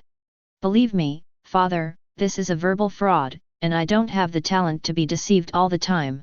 After speaking to his father, Lex turned to leave. Lionel stared at Lex's back with a complicated expression, and waited until the other's back disappeared before telling his men to drive away. At the same time, Eric and Clark finally returned home on the Kent farm far away from Luthor Manor. In the dark night, the farm was quiet. Dragging a tired body, a scarred body, and clothes that were essentially non-existent, Clark pushed open the door. He sat down on the sofa and leaned back. A series of things happened tonight, and he needs to calm down, both physically and mentally. Eric put the metal box outside, opened the door and prepared to change clothes. But the moment he opened the door, he was stunned. Jonathan and Martha stood on the stairs leading to the second floor with serious expressions, watching the ragged two people. Clark, Eric, I think, we need to have a good talk. Jonathan walked down the stairs to Clark, who was lying on the sofa. Dad, aren't you in the big city? Clark sat up in shock. With such a big thing happening at Luthor Manor, I don't think Martha and I can stay still. Jonathan looked at the metal box behind Eric. Eric, what is behind you? This is. After 2 seconds of silence, Eric prepares to carry out the necessary white lie to his parents. Clark jumped up suddenly, with a nervous expression on his face. This isn't our thing. The extremely nervous expression and the stammering tone of voice, no matter how you look at it, are all expressions of a guilty conscience. Jonathan was stunned and glanced suspiciously at Clark. It's not yours, why is it in your hands? Clark, you know where our boundaries and bottom lines are. Yeah, I know. Clark glanced at the expressionless Eric with a guilty conscience. He was a little embarrassed, and felt that his series of actions just now completely screwed things up. Clark, your and Eric's talent comes with responsibility. I don't want you to squander this talent. You know what can be done and what is absolutely forbidden. Jonathan walked towards Eric as he spoke. For Eric, you are the same. You know the bottom line I ask of you, use your abilities carefully, this is what we agreed, right? I see. Eric nodded, he understood what his father meant. It's nothing more than worrying that he and Clark use their extraordinary abilities to carry out some illegal activities. So, Clark, what did you put in the box? After Jonathan coached his two sons, he finally asked the most crucial question. In. Sweat dripped from Clark's forehead, stammering not knowing what to say. Squeak. When Clark was sweating profusely, the door was pushed open. Lex Luthor pushed open the door and walked in. Sorry, Mr. Jonathan, this is something I asked Clark and Eric to help me keep. Everyone in the room, especially Clark, was surprised by Lex's sudden visit. Lex. Sorry, Clark, came to the door without saying hello in advance. Lex smiled apologetically at Clark, walked to the stunned Jonathan, and stretched out his hand. Nice to meet you, Mr. Jonathan. Jonathan didn't shake hands with each other, frowned and said, I don't think my son's relationship with the Luthor family can be so close. Actually. Chapter 33. Lex didn't mind the other parties ignoring his handshake, and naturally retracted his hand hanging in the air. I'm in some trouble, the manor I live in was damaged, so, something valuable, please Clark put it away for me. You know, the rebuilding of the estate is a very long process. Are you right? Clark. Lex asked Clark with a smile. Yes, that's it. Clark heaved a sigh of relief and nodded again and again. I am very grateful that Lex will come to the rescue at the critical moment. I know my son was at a party at your manor and was attacked by unknown people. Jonathan's tone was decidedly unfriendly. Maybe you should stay away from my son so that the trouble you're causing doesn't involve us and Clark isn't in danger. I'm sorry, Mr. Jonathan. Lex was a little embarrassed and touched his nose. I'm very grateful to Clark. What we need most is not gratitude, but proper distance. Jonathan. Seeing that her husband's tone to Lex was getting worse and worse, Martha was afraid of a conflict between the two and stopped her husband. You talk too much today. Clark, Eric, and their friends may have something to say, give them some space. After Jonathan listened to his wife's words, he stopped taunting Lex, glanced at each other, turned around and went upstairs with his wife. Lex, thank you. When the parents came upstairs, Clark thanked Lex with a sigh of relief. No, it's me who should be thanking, and I'm glad to know you're okay, Clark. Lex was in a good mood and replied with a smile. After chatting a few words with Clark, Lex walked over to Eric who was about to leave, and stretched out his hand. You are Eric, right? I'm Lex Luthor. I've read your book, it's really impressive, eye-opening, wild imagination. Eric glanced at Lex's outstretched hand. I always thought that careerists and capitalists had no leisure to study. Actually, for capitalists, reading can make them understand the essence of society. For careerists, reading can make them accept the concept of when the time is right, anyone can do evil, so that they can break through morality for themselves with peace of mind. Bottom line, looking for excuses. You do not hesitate to admit that you are a capitalist and a careerist. Although Eric's impression of Lex was not as bad as his father's, it was not a good impression either. I know you, Lex Luthor. I can smell the selfishness and hypocrisy in you, and I know the little things you do behind your back. If you don't want to get into trouble that you can't, just put away your exuberant curiosity. And small moves, otherwise, you don't always have such good luck. After threatening Lex, Eric turned and left. Leave all Lex on the spot. Are you all right? Lex. Clark came over and patted Lex, who was lost in thought. I'm very good. Lex smiled and asked Clark, Clark, how did you escape from the manor? I remember you were in the hall. Listening to the question asked by the other party, Clark's face was bitter, and he didn't know how to explain it. The next day, early in the morning. Smallville Township High School. It's great to see you come back safe and sound, Clark. Pete hammered Clark's chest hard, but I already knew you'd be fine. After all, you're a Superman with infinite power. I'm not, Pete, and I wouldn't have gotten away so easily if it wasn't for luck. Clark reluctantly replied. Shouldn't we be concerned about a very serious terrorist attack yesterday? Chloe complained dissatisfiedly. Although no students were injured, the entire Luthor Manor was destroyed. I don't understand why everyone treats it like nothing is wrong. Chloe, you don't seem to understand the public relations power of the Luthor family.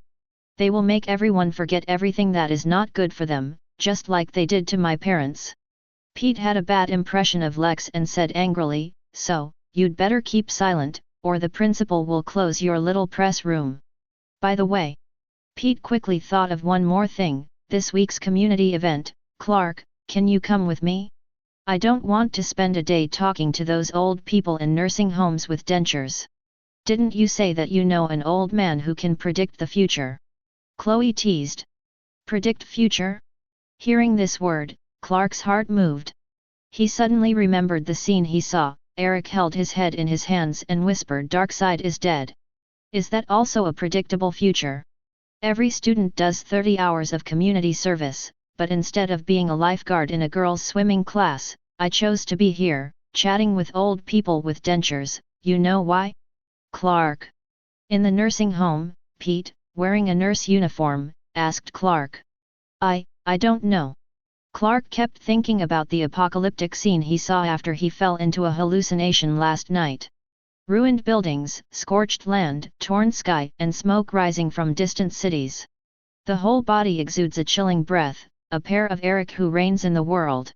This shocking and terrifying picture made him not think about it. Could Eric become the ruler of the world in the future?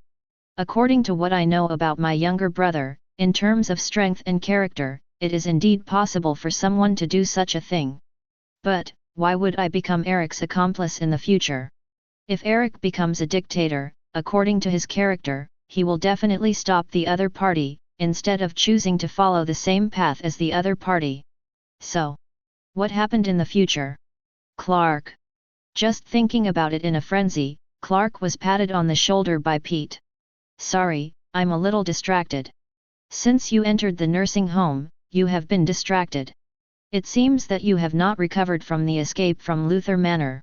Pete shrugged and said. I just thought of something. Clark shook his head and quickly changed the subject and asked, so, why did you give up your job as a lifeguard for girls' swimming lessons and choose to accompany the elderly? The real reason is actually, a girl I know is also a volunteer in this nursing home. Pete winked at Clark, so the task of accompany reading, Clark, you have to help me complete 70% of the workload, and I have to spare some time to communicate with the girl. I knew it, Pete. Clark sighed. Don't be discouraged, Clark, Chloe doesn't often say that the name of true love is friendship. I take our friendship very seriously. I'd rather not have this love. Clark snorted. While talking, the two walked to the door of the old man's room to accompany him. Before knocking on the door, an old woman's voice was heard from inside. Looks like two people are reading with me today. Guys, don't stand outside, come in. Clark hesitantly pushed open the door and entered with Pete. What came into sight was a kind old woman wearing sunglasses, sitting on the single sofa, holding a book in her hand, looking at the two with a smile. How do you know we are two? Clark asked curiously.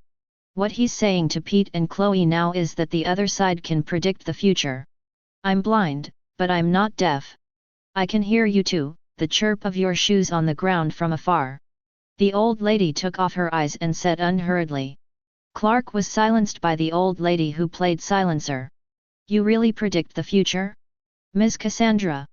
Readjusting his emotions, Clark asked the other side. Hee, if it's that kind of fortune-telling divination method, I won't. The old woman put down the book in her hand and said to the two, sit down, boys. Pete was about to sit down when the phone suddenly rang. After taking out his mobile phone and glanced at it, he said helplessly to Clark, in an emergency, Clark, you accompany Ms. Cassandra first, I'll be right back. After saying that, he got up and walked out. It's a flamboyant boy. The old woman smiled at Clark, patted the seat next to her, and motioned for Clark to sit down. How may I address you? Clark, Clark Kent. Clark sat down and replied to the old woman. Kent, sit down. The old woman waved at Clark, brought Clark close to her, and held Clark's hand lightly. Clark's held hand instantly felt a heat spread between the two's hands. Then his right hand trembled slightly following the old man. The space in front of him was distorted, and his consciousness instantly entered a strange place. Under the pouring rain, Clark found himself standing in a cemetery. Click! A thunderbolt fell from the sky, and the night was illuminated like the day. Clark, who was soaked by the heavy rain, looked towards the surrounding tombstones. Jonathan Kent. Martha Kent. Two prominent tombstones are engraved with the parents' names. Not far away, Eric walked towards him step by step amid the heavy rain. The other party exudes eerie red eyes, emitting a heart-pounding light in the night. Noisy. A beam of hot gaze hit Clark's chest directly. With a body of steel, he withstood the impact of the heat sight, but the next second he was shocked by the huge impact force carried by the heat sight itself, and smashed the tombstone with a bang and smashed to the ground. Before he could get up, Eric activated super speed, moved to his side in an instant, restrained his neck, and tried to break his neck. Clark's eyes glowed red, and he gritted his teeth and fought against Eric. What? The roaring Clark fired the same crimson laser as Eric's in his eyes, and broke Eric's hands with both hands. Chapter 34.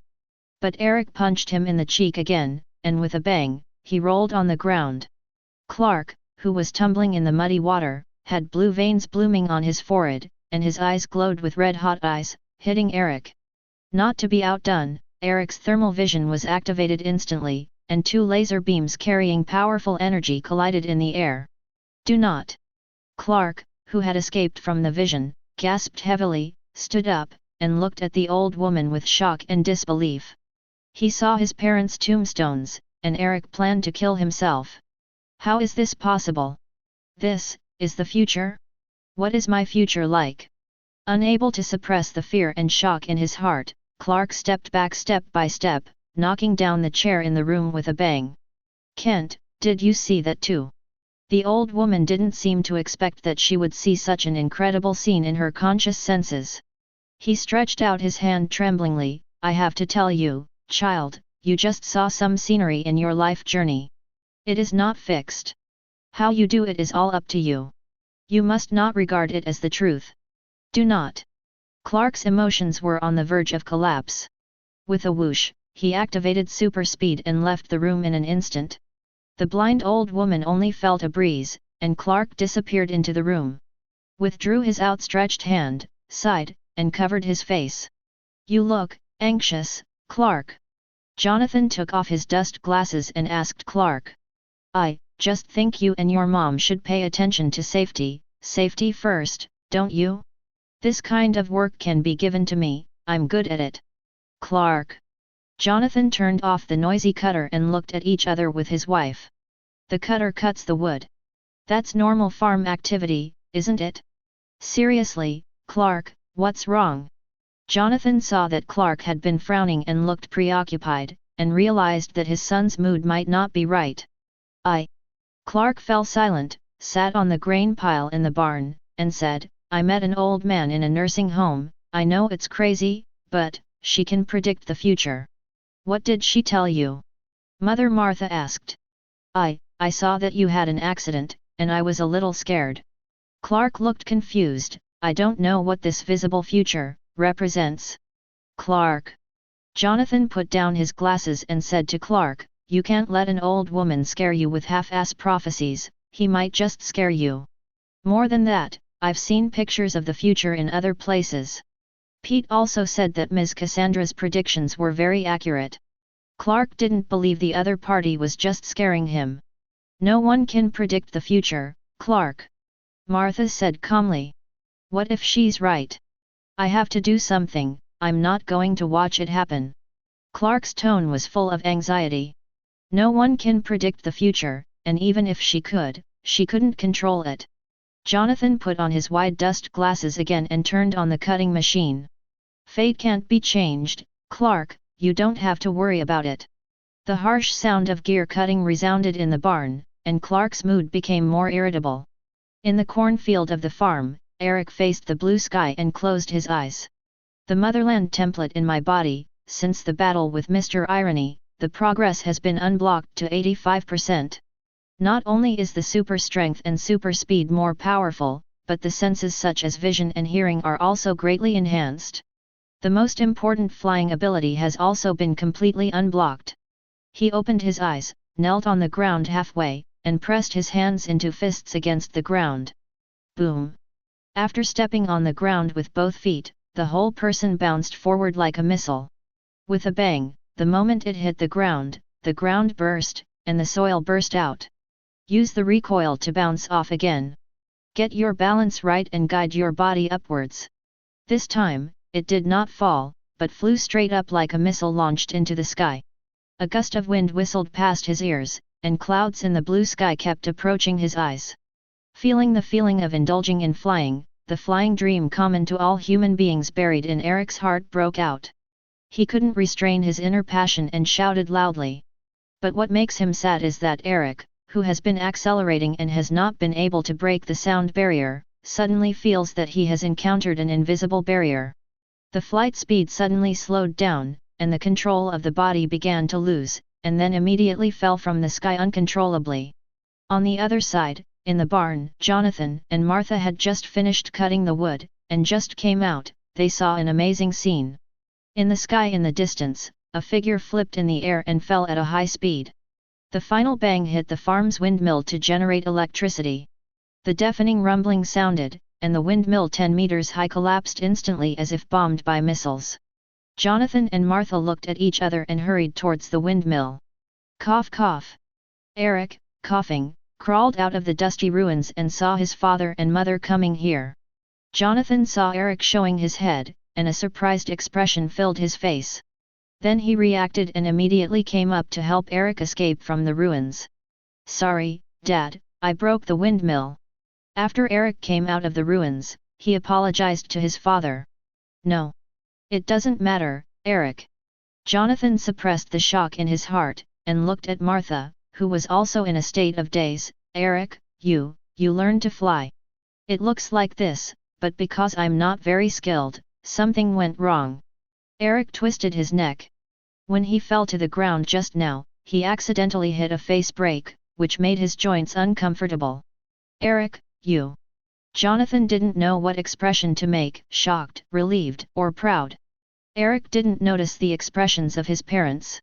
At this time, he was reflecting on why he fell from the air.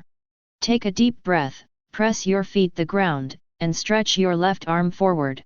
In the next second, the body suddenly slammed forward, flying straight forward at a position 3 or 4 meters above the ground. The impact of the high-speed airflow cut the surrounding air wantonly. The cornfield on the ground was hit with a shock wave by the strong airflow. The corn stalks were shaken to both sides by the shock wave, and all fell down. In the green ocean, the air waves formed by Eric's high-speed flight were like a ripple on the sea surface.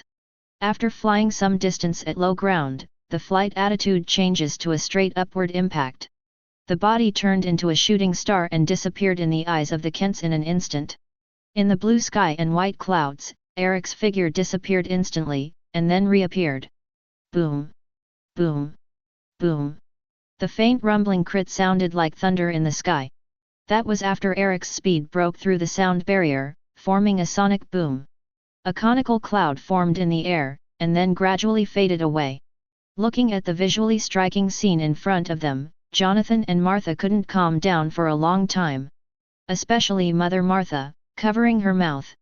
"Our son can fly in the sky like a bird. Yes, it's incredible, he has done something that no one in this world can do."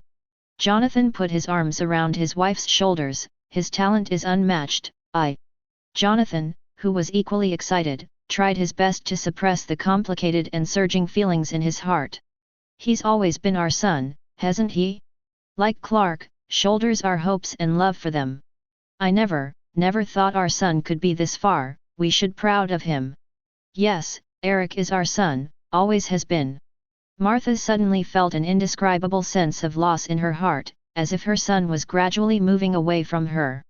And Jonathan's heart is slightly heavy. Eric and Clark, what exactly are they shouldering to this world? Smallville, New Luthor Estate. With one shot hold the final billiard ball, Lex rose to his feet. Putting the club aside, wiping off the sweat, grabbed the latest newspaper. The first version that catches your eye is Gotham's latest Dark Knight. Batman. Lex frowned slightly as he read the long newspaper reports about Batman fighting criminals. "Honey, you don't seem to be in a good mood, are you okay?"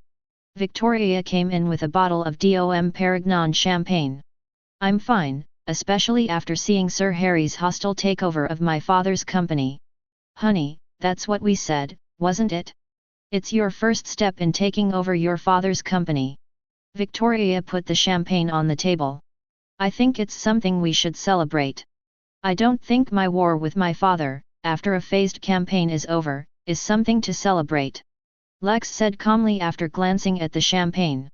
"You seem to have been full of melancholy and trouble lately, Lex." Victoria looked at each other with seductive eyes, walked up and put her arms around Lex's neck lightly. "Generally speaking, depression is due to my incompetence, and trouble is due to unfulfilled desires. For me, I have never worried about my incompetence and desires. Kind of fear. Facing beauty." Lex's tone remained steady. "Unknown." Victoria looked at the newspaper on the table. "The Dark Knight? Batman? Lex, are you talking about these urban legends? I know Gotham, a city that's different from Metropolis, where wealth breeds endless evil, where lunatics and the underworld hate the city more than anything exists. A knight, a Batman who plays a superhero, what he did was just a crime in another sense, and the city will never, because of his appearance, the lunatic and underclassmen on the streets will lessen their hatred of Gotham. Chapter 35. Lex commented on the new Batman, maybe the guy in the straitjacket thinks his logic is right, but the world never works with someone's logic. When there's a painting, if everyone draws a stroke on it, the painting will become very strange, impose their own thinking on others, implement their own justice, then the city will be more chaotic. It sounds like you're very disdainful of this Batman's actions. It's just an idea that can't be recognized. Lex shook his head. Speaking of which, Sir Harry's investigation into the Owl Council, what's the progress? Not yet, my father said he had never heard of such an organization. Victoria shrugged. Lex thought about it and said, I hope you returned to the metropolis recently, which is safer than Smallville. Are you worried that the killer owls who attacked you last time will come again? This possibility is not ruled out. Lex nodded. After sending off his girlfriend, Lex sat on the sofa with a heavy expression. There are burn marks on the surface of the owl killer's body. How did it form? Clark did? Or the Eric who has been hiding himself in the mist? Or some unknown force? What he feared in his heart was this unknown. If it is those frontal enemies, he has the courage to face them head-on, but those unknown existences make him feel tired. Night. Kent Farm. Eric concentrated on the ham and bread in front of him. The continuous sonic boom sprint flying in the air during the day, even if he did not fly out of the atmosphere, still caused serious physical loss to him. Flight. Clark looked at Eric in surprise, his eyes filled with disbelief. Actually, your mother and I were surprised too, Clark. Jonathan put down the knife in his hand. We don't know the principle, some kind of high-pressure low-pressure flow like an airplane wing, the lift? Or something else, we don't know. So, can only be interpreted as some kind of talent of Eric.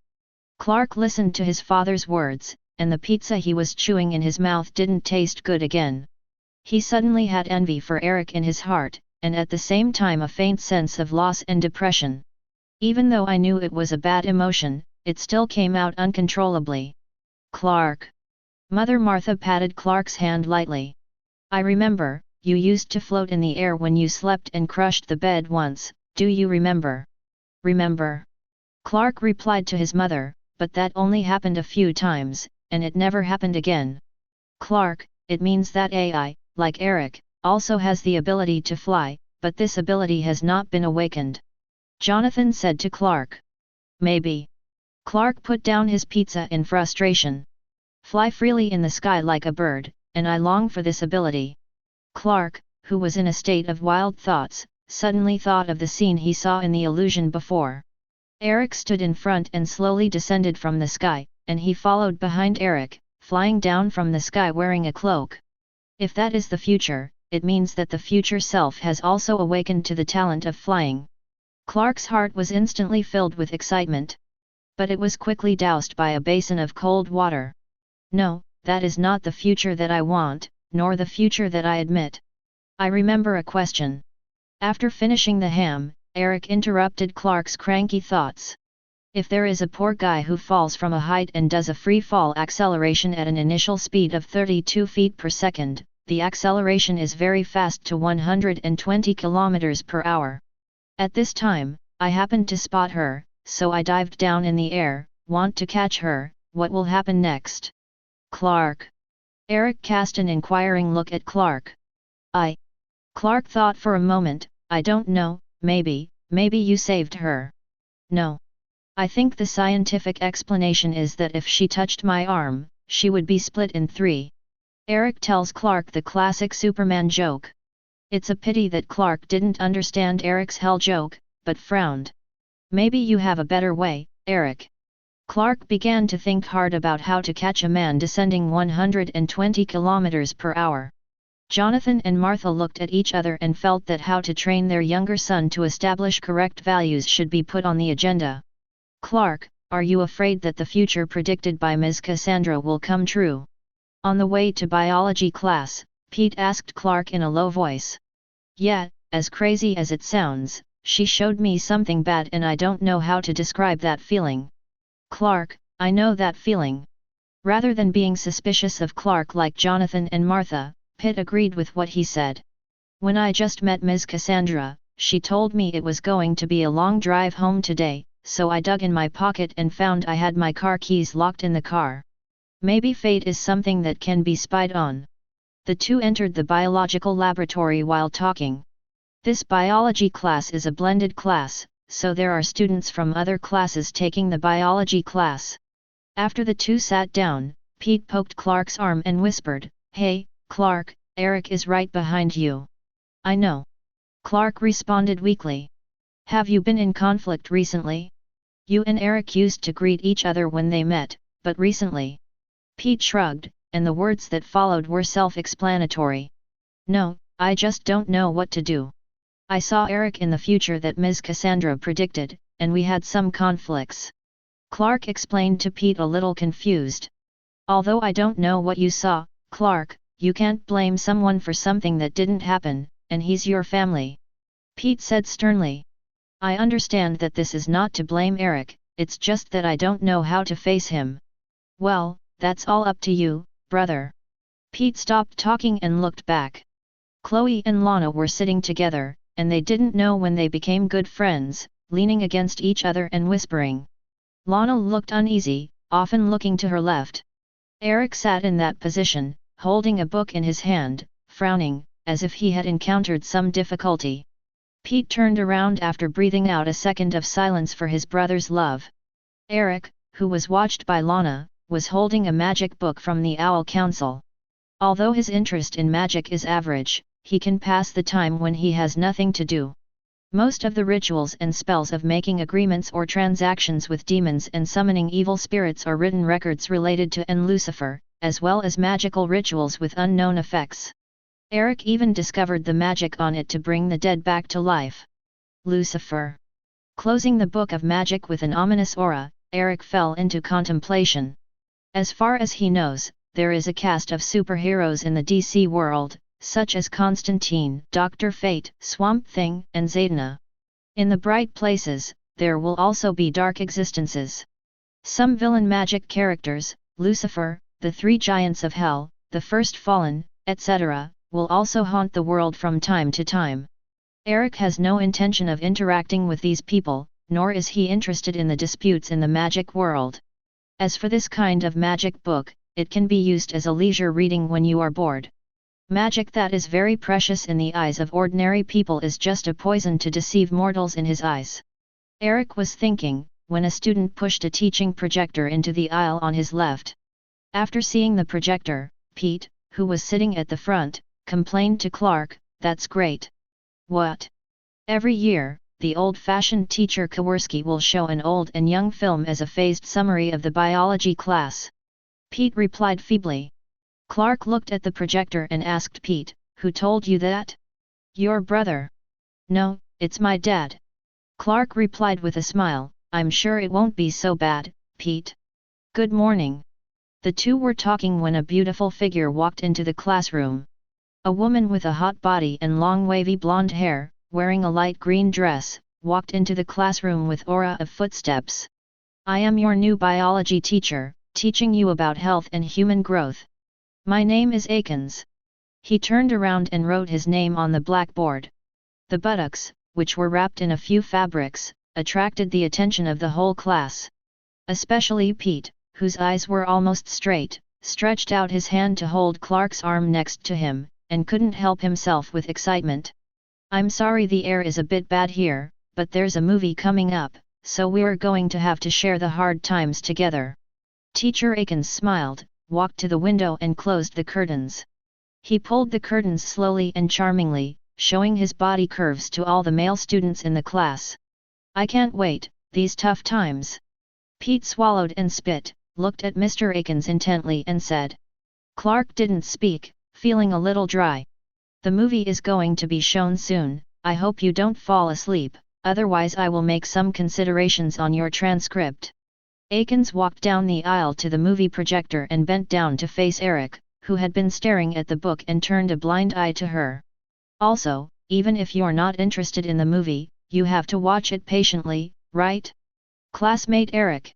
Lana, who was sitting not far away, frowned. She seems to know Eric.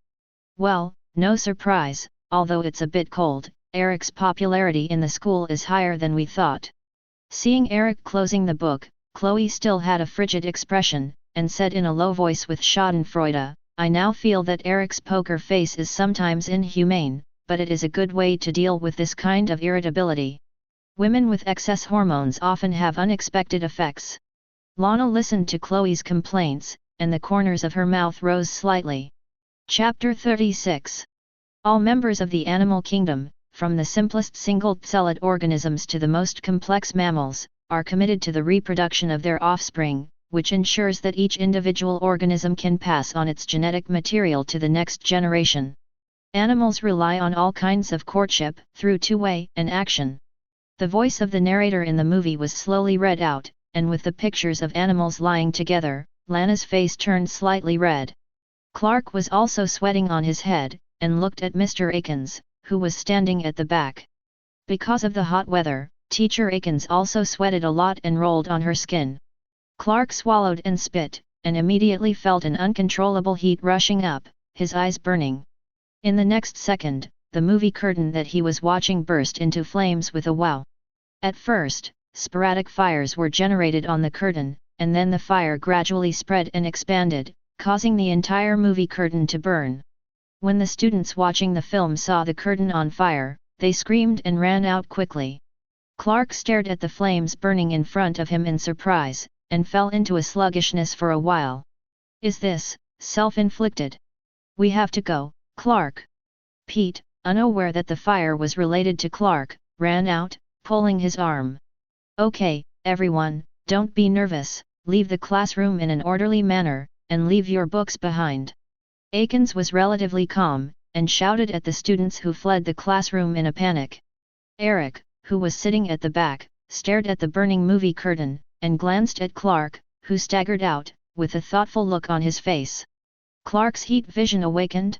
I think we need to have a good discussion, Clark. Kent Farm, Jonathan looks at Clark. Dad, no one was hurt, Eric put out the fire before it expanded, so no one was hurt. Clark explained to his parents. So, I need your explanation. Jonathan put down the water glass in his hand and asked Clark, how did you set the movie curtain on fire? Clark explained to his parents helplessly, it's just that my eyes felt a little hot, like they were burning. Then, there was flames from where I looked, just like Eric. Clark said and looked at Eric, who was sitting next to him. Eric's eyes can also set things on fire, I think. I probably awakened the same ability as him. Eric can control his eyes from the start, Clark. But your eyes don't seem to be well controlled, Jonathan said. So, what can I do? Clark couldn't hold back the negative emotions he had been suppressing, and his tone became a little more serious. I want to control it and don't want to hurt anyone, so it's all my fault. Clark. Seeing Clark turn irritably, Martha stood up. Your father and I just wanted to know what happened. Clark's hormones are kicked up, so the eyes are out of control. Eric put down the newspaper introducing Gotham's new heroes, and said to his parents in a calm tone, today's biology teacher changed to a female teacher, and then she put on a movie. Movie? Yes, a education movie. Hearing Eric say sex education movie, Jonathan and Martha looked at each other with weird expressions. This, cough. After a few seconds of silence, Jonathan whispered, it's a bit complicated.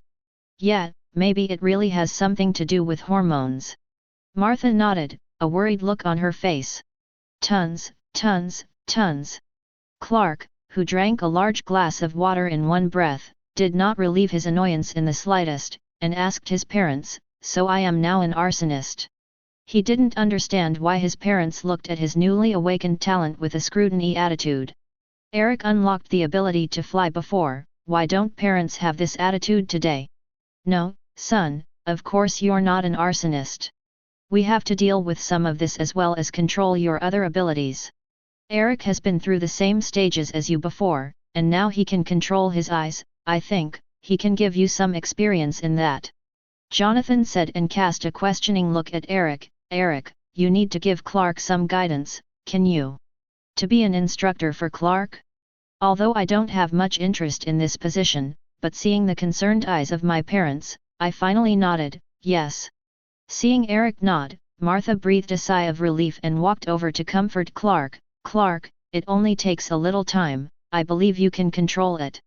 During this time, you need to stay at home and not go out. I see. Clark nodded reluctantly. Although there is a lot of resentment about not being able to go out, but for the safety of others, in the end, I can only listen to my parents. At the back of the farm, Clark followed Eric, and suddenly remembered what he saw in Ms. Cassandra. He fought with Eric in the cemetery, Eric restrained and tried to break his neck, and red lasers were fired from his eyes. Thinking of his just awakened talent, Clark felt a kind of fear in his heart. Ms. Cassandra's predictions are being fulfilled one by one. Could that scene really be his future? Clark.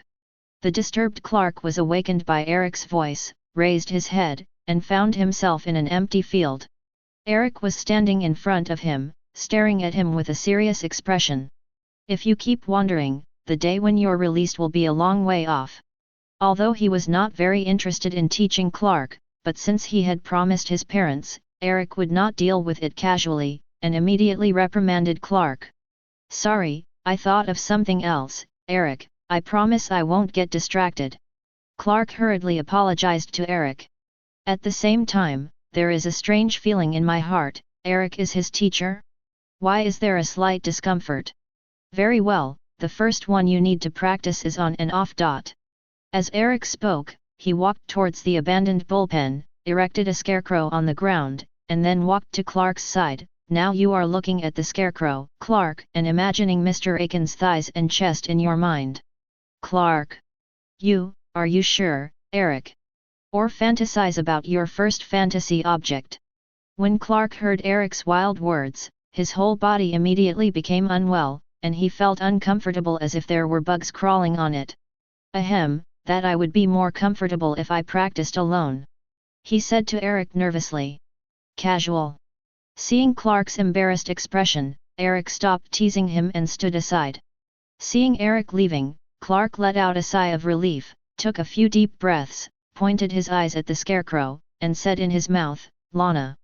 Half an hour later, when Clark could basically control the on-off and off of the thermal sight, Eric was ready to train him in the second stage. The second thing is control. Eric put a few bottles of milk on the fence in the distance. All you need to do is use your eyes to make a heat vision and heat the milk without damaging the bottles. Looking at the bottle that Eric had prepared in advance, Clark was stunned. Could it be, this is Eric's previous practice prop? Kent Farm. 5 scarecrows, 2 buckets of milk, and 15 milk bottles. Clark has initially taken control of his talent. Eric poured a glass of juice, took a sip, and said to his parents, although it's a bit stupid, it's not hopeless. You have done a great job of being a teacher, Eric. Jonathan patted Eric on the shoulder and praised. Clark next to him is a little tasty. Shouldn't he be the most worthy of praise for his ability to control so quickly? Clark quickly picked up his little emotions and demonstrated his control to his parents. There is a row of candles on the round table, take a deep breath, and look at the candles with full attention. Puff. The flame of the first candle is lit. Puff. Puff. Puff.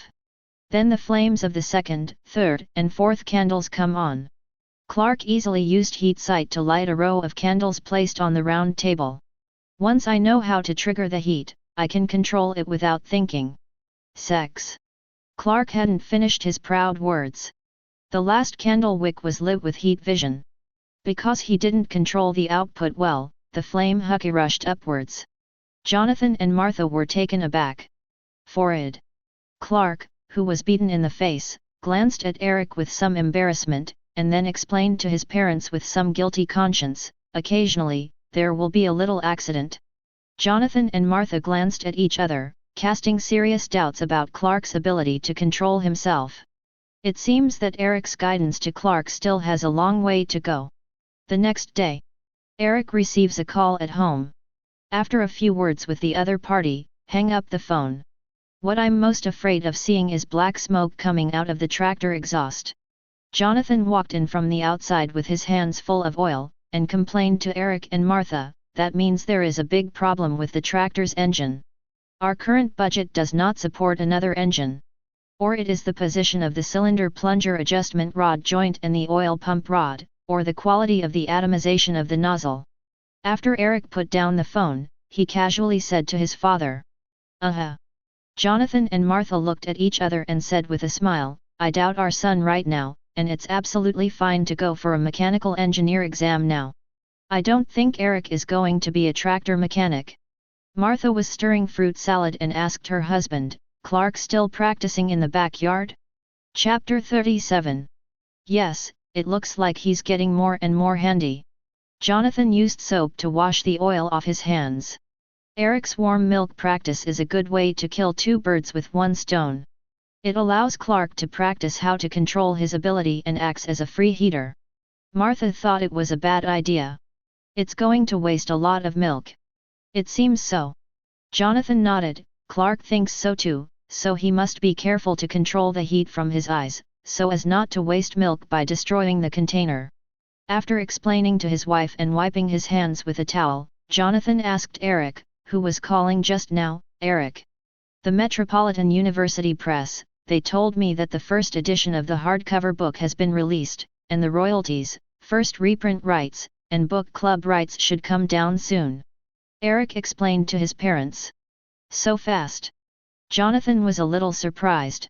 And they told me that Lex Luthor helped a little with it. Lex. Hearing the name Lex Luthor, Jonathan frowned. He wanted to say something, but seeing his wife's warning eyes, he didn't say anything to spoil the fun. He came over and patted Eric on the shoulder. Anyway, your mother and I are proud of you, Eric. Thanks. After thanking his parents, Eric added, one more thing, the people from the publishing house wanted to hold a book signing at the school, but I refused. You don't like it? Martha put down the fruit salad in her hand and asked her younger son. I don't like this kind of publicity. Eric put the newspaper he had read in the locker. My interest in becoming a writer is almost the same as being a tractor repairman. Jonathan expressed his understanding. The work has to be close to the reader, the writer has to stay away from the reader, and sometimes it's a good thing to keep the distance from the reader. Although Eric failed to hold a signing at Smallville High School, the gossipy high school students quickly learned about it. On campus, Chloe curiously asked Clark, do you know why Eric refused the signing, Clark? I don't know, maybe he doesn't like signing autographs. Clark rubbed his eyes and said a little tiredly. He's been practicing how to control the heat generated by his eyes lately, and has little interest in everything. It doesn't look like he's the pushy type. Chloe nodded. I've read the things he wrote, and I don't think ordinary people can control that kind of imagination. The style is very similar to those of documentary reportage, and the protagonist is a reporter, exploring the horrors in the dark existence, giving people an immersive feeling. Seeing that Chloe became more and more excited, Clark and Pete looked at each other with a helpless expression. Chloe was eloquently expressing her admiration for Eric's work, when her eyes suddenly caught sight of Eric entering the office with Mr. Akins. Oh, our canary teacher seems to be interested in Eric too. Chloe said with some taste. At this time, there were only two people in the biological office, and Eric was frowning at Akins standing in front of him. I don't think it's worth calling me here just because of the grades, Mr. Akins. Akins, who was in a hot dress, didn't answer, walked to the door of the creature's office, and lightly buttoned the chain. Walking in front of Eric with enchanting steps, you can call me Mr. Akins in public. At other times, I prefer you to call me Daisuri. Reaching out and fiddling with her long fluffy hair, Akins took a step closer to Eric and licked her lips. I've read your book, Eric, imaginative sci-fi literature, and your talent for it is unmatched. Lex also speaks highly of you. You know Lex Luthor? Of course, but what we're talking about today has nothing to do with Lex, it's about you. I like you, a young man full of mystery, like your book, dark and deep, waiting for me to explore. Although sometimes inexperienced, but will make up for it with enthusiasm. Akins stretched out her hand, slowly wrapped her arms around Eric's neck, and put her red lips together, I hope, to strengthen our teacher-student relationship. Yes.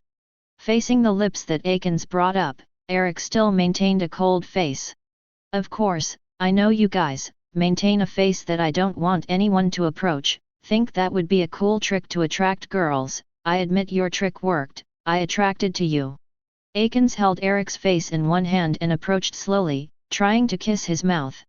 At the same time, a faint pink mist floated from her lips into Eric's mouth. Eric also smelled the strong fragrance of the other party's body, as well as a faint smell of fishy sandalwood. Snapped. A hand stretched out suddenly and pinched Akins' chin. The moment their lips were infinitely close, Eric stopped them.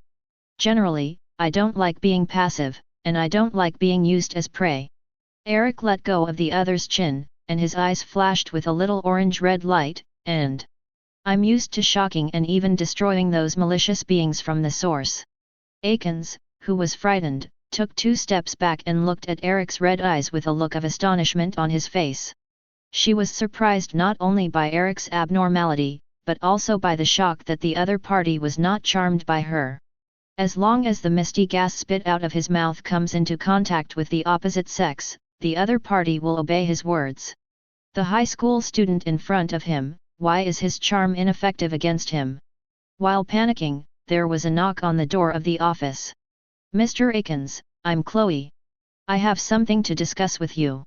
Akins, who was amnesty, immediately ran to the door, opened the lock with all her strength, and stumbled out, almost hitting Chloe in the middle. Chloe and Pete looked at each other, wondering what was going on.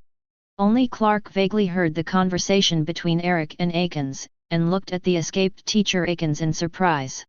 Eric came out of the office with a calm expression, glanced at the trio, and turned to leave. So, what happened? Chloe blinked and looked at Clark and Pete with some confusion. I don't know, it doesn't look like Eric is the one who suffers. Pete complained, but Chloe, your temporary sabotage works well, successfully preventing the plot that may develop in an unhealthy direction. You mean Eric wants to be mean to Mr. Akins? I didn't say that, maybe you can refer to Clark's opinion. Pete threw the subject back to Clark. I have no idea.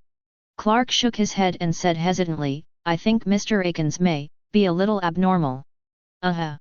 Chloe propped her chin with one hand. I remember the last biology class, you kept looking back at teacher Akins. Or Clark, you think these and over-the-top teachers are in your eyes. Is it all abnormal? Facing Chloe's teasing, Clark shrugged helplessly, I'm not a philosopher, Chloe, so you don't have to look at me half taunting and half skeptical. It's because they make mistakes and go astray too easily, too often. Nietzsche's beyond good and evil. It's amazing, Clark, you would use Nietzsche to I debated. Chloe showed a surprised look, then smiled and walked over and patted Clark's arm, but Nietzsche does not admit love, he believes that between men and women, it is the mutual attraction of hormones, men desire women, women desire men, it's just a simple physiological impulse. So isn't it normal for you to be attracted by Mr. Akins? Clark. A faint sadness welled up. Talking about Nietzsche with Chloe yourself is like a trick. Uneasy Mr. Akins stayed at school until late. She spent the whole afternoon in panic and fear. Why did my ability fail? Why does Eric's eyes glow with heart-pounding red? There is also the murderous aura that suddenly emerged from the opponent's body, as if condensed into a sharp blade around him, ready to harvest his life at any time. That terrifying and trembling feeling made her shudder even thinking about it now. In the dark, walking in the silent corridor with high heels. The sound of click footsteps was extraordinarily long in the night. Akins had just taken 2 steps along the corridor when she saw a dark figure standing in the shadow in front of her. In the darkness of the night where the 5 fingers could not be reached, the eyes emitted a dark red light, which was as terrifying as a beast in the night. Mr. Akins. The terrifying voice of Akins came, and Eric walked out of the corridor slowly, and the red light from his eyes disappeared faintly. You look a little disturbed. You, who the are you? Akins, who has always played with her feelings and thought she knew all about men, took a step back with the fear of losing control of everything in her heart. Mr. Akins, I am very interested in your abilities. Eric walked towards the other side slowly. Originally, for a woman like you, the original plan was to run over like a cockroach. As Eric said, he walked to Akins and reached out his hand to lightly wipe the other's face. No. Don't kill me. Akins begged Eric, I can give you anything you want. Choo Choo's pitiful big eyes looked at Eric, and after hesitating, he took off his shirt and untied bra.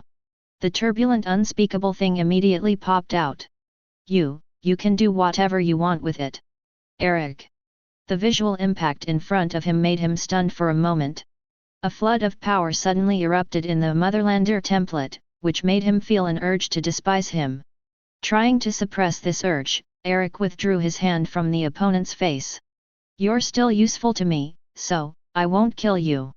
Suppressing the unknown impulses in the Motherland template and the hormones produced by the body as a high school student, Eric took a deep breath. But, now you are my research product, restrain you overly flamboyant hormones, or I could change my mind anytime. As he spoke, he fired a hot gaze from his eyes and shot at Akins' chest with extremely low power. Akins's terrified hot gaze did not penetrate her body, but carved a few letters on her chest like a tattoo machine. The slightly burning and painful feeling even gave her an unstoppable pain and happy stimulation. These things engraved on you, if I want to, it can kill you at any time, so you will become smart. After using the heat vision to mark the opponent's chest, Eric casually bluffed the opponent and turned to leave. Seeing Eric disappearing from his sight in an instant, Akins collapsed to the ground panting heavily. After wiping the sweat off his forehead, he looked down at his chest. Homelander, the Motherland. In the biological experiment office, Eric picked up a test tube filled with pink gas and carefully observed the slowly flowing gas inside. The early morning sun shone in and dyed the laboratory a touch of gold. Chapter 38. The key to this biological laboratory is now in Eric's hands. A crucial role in obtaining the key is Akins standing in front of the laboratory and leaning on the laboratory table. Akins, who was wearing an emerald green dress, was irradiated by the sunlight of the first day, supporting the laboratory table with one hand and gently stroking her neck with the other. Small beads of sweat rolled on the exposed skin. The long legs are stretched forward, concave with a very iconic S figure. Akins looked at Eric with charming eyes, exuding her own hormones intentionally or unintentionally. But to her disappointment, Eric kept focusing on the test tube bottle in front of her. With Eric's knowledge of chemistry and biology, it is impossible to determine in any way how this thing, which is mainly composed of hormones secreted by the human body, affects the human mind. Akins. After putting down the test tube, Eric looked at Akins. You said that you developed this ability after being affected by a meteorite that fell from the sky. Yes. This pink mist that does what you want to do when inhaled by men, so, does this stuff work on women? Eric asked her again. I haven't tried it, so I don't know the answer. Akins walked slowly towards Eric on high heels. Or, do you want me to find someone to try? With a provocative look in her eyes, Akins grabbed Eric's collar with one hand and gently stroked his chest. You marked my body, didn't you want me to be yours alone? Or, you don't mind my intimacy with other women? Akins, whose hands were getting more and more presumptuous, her tone became more and more frivolous. Do you know what I want to do now? Let your eyes leave some marks on my body, slightly hot, numb, stabbed. The taste of pain fascinates me so much, that's insane.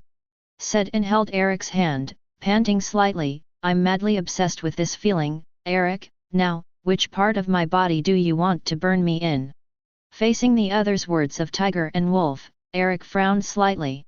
Reaching out and pinching Akins' chin, I think you've got our relationship wrong, and you're swaying about your position. Eric's eyes instantly turned red, and a beam of laser light was emitted from within the eyes. Akins, who was stunned with fright, had not yet reacted, and the middle part of the metal bracket placed in the corner of the laboratory was melted. The metal frame that lost its support clanked to the ground. Or do you want me to leave such an imprint on you? Akins looked back in shock, her eyelids twitching from the molten metal. If the other party gave her such a sudden blow, she estimated that her end would be worse than the melted metal. Akins, who rediscovered the destructiveness caused by Eric's heat sight, immediately became honest. After cleaning up Akins, Eric put down the test tube in his hand and fell into contemplation. If you want to study the impact of meteorites on the human body, it is indeed beyond your ability to rely on yourself. Do you want to use the power of others? Outside the laboratory, Chloe and his party looked at each other after seeing Akins walk out of the biological laboratory. Wow, now Eric is the public enemy of the boys in the school. Chloe shrugged. He's been very close to Akins recently. It looks like you're wrong, Chloe. Little Black Pete said to Chloe, Eric is not being rude to women, but likes such mature women. Mature women? Chloe shook her head, disagreeing with Pete's opinion. There's a girl in Georgia, Skylar Jones, maybe that's the name, I forgot the details, but the name doesn't really matter. When she was 5 years old, has the characteristics of a mature woman. It's an exception, but African American women typically start developing before age 8, compared to 15% of white girls. So, Pete, high school girls are more mature than you might think. Chloe, as a rigorous reporter, refuted Pitt's words with detailed arguments. Although you're right, Chloe, I'm talking about maturity and temperament. Not to be outdone, Pete fought back and put Clark into the debate. What do you think, Clark? Clark shook his head blankly. I don't know, but I don't think Akins is normal. That's why we investigated her. I asked my friends to investigate the information on Akins, which will be passed on today. Let's go to the newsroom first. After coming out of the school newspaper, Clark fell into a huge shock. The information of Akins that he witnessed changed his whole person's impression of the other party upside down. Eric. Thinking of Eric, who had been very close to Akins recently, a bad feeling rose in his heart and he walked forward quickly. Eric, I saw the information of Mr. Akins. After school, Clark stopped Eric. So, what are you trying to tell me? Eric asked with a calm expression. Mr. Akins, she was weird and very popular as a teenager. But then her first boyfriend killed her stepfather and she got all the inheritance. When she became a teacher, married a wealthy president, but soon her husband is murdered by one of her crazy high school students. It all seems abnormal. Clark reveals Akins' secret past to Eric. Old-fashioned Black Widow drama. Eric nodded. She lured those poor guys to kill, right? It looks like this. Clark said worriedly, although there is no evidence, she has obtained wealth and benefits from it, and it is difficult not to suspect her. So, Clark, you suspect that I'm one of those unlucky guys who was seduced by her? Will she kill someone at any time because of her inducement? Eric still asked the other party in a calm tone. Clark nodded. I think, Teacher Akins may be the same as Coach Watt, because the meteorite has awakened special abilities, such as making people obey her. Eric, you may be controlled by her, so I don't know what you are doing. I can help you. Clark, no one can control me, not even the poisonous Black Widow. Shaking his head, Eric turned to leave. Clark got up and went downstairs. As soon as he sat at the dining table, he found that Eric next to him was holding a handful of green meteorites. Clark, who had a stress response to the meteor, stood up abruptly and stepped back. Eric, the meteorite in your hand. Clark's eyes were full of shock, and many associations unfolded in an instant. Could it be that Eric was controlled by Teacher Akins, and like those men who were seduced by her, he had to deal with himself? Eric didn't notice Clark's expression, and threw the meteorite on the table. There are a lot of these fake meteorites popular in the town recently, which are sold to outsiders as souvenirs. This is fake. Clark reached out his hand cautiously and touched the meteorite. There was no particular reaction. Selling counterfeit meteorite fragments to outsiders is Hamilton's business. Martha brought the oatmeal from the kitchen and said to the two. Hamilton. The meteorite monster in the town, your father should be one of the people with the worst relationship with him in the town. Jonathan was coming in from the outside, and when he heard the words, he immediately denied his wife's words. Actually, I don't know him. It's just that Hamilton insisted that the absurdity of the town over the years was not caused by the pollution of the Luther enterprise, but by meteorites. You know, I've always disagreed with this view. Eric repeated Hamilton's name, clasped his hands against his chin, and pondered. Sunday. Outskirts of Smallville. In the wilderness stands an old warehouse. Eric stood at the door, and after observing the general situation inside with his clairvoyant eyes, he walked to the door and gently pushed open the iron door of the warehouse. Squeak! As the heavy iron door was pushed open, he walked into the gloomy and dim room. Barriers block the sunlight coming in from outside, and only a few incandescent lights illuminate the dim environment. There are green meteorites placed on the shelves and wall cabinets in the room, and experimental tools such as microscopes are placed on the experimental table. If you let people who don't know the situation come in, it is estimated that the first impression is that of a mad scientist's experimental base. Eric walked to a shelf and stared at the green meteorite placed on it. The moment he slowly stretched out his hand to touch it, he was stopped by an unfriendly voice. "Don't touch it." Eric turned around, and a thin middle-aged man came over with a wooden box in his hand and warned Eric, "Don't touch it, your hands are not disinfected, and you are not me." Putting the wooden box in his hand on the ground, the middle-aged man closed the door. "Don't you have a website?" "What?" "Generally, the weirdos who have their own website find me." The middle-aged man clapped the ashes on his hands and asked Eric, "So you are also those weirdos?" "I probably have nothing to do with weirdos." Facing middle-aged people who are not very friendly, Eric's tone is not friendly. "I heard that there is a person who sells plastic meteorite fragments to tourists around here. I think that person is you. Dr. Hamilton." As he spoke, he walked to the green meteorite labeled on the shelf, "Like this one I'm going to touch." Reaching out and touching the meteorite, "I can feel it's not a real meteorite." Dr. Hamilton's expression became a little more cautious. "Who are you?" "Eric Kent." Eric walked up to Dr. Hamilton. "I'm very interested in your research." "Uh-huh." Hamilton nodded thoughtfully. "I know you, Kent kid, don't you?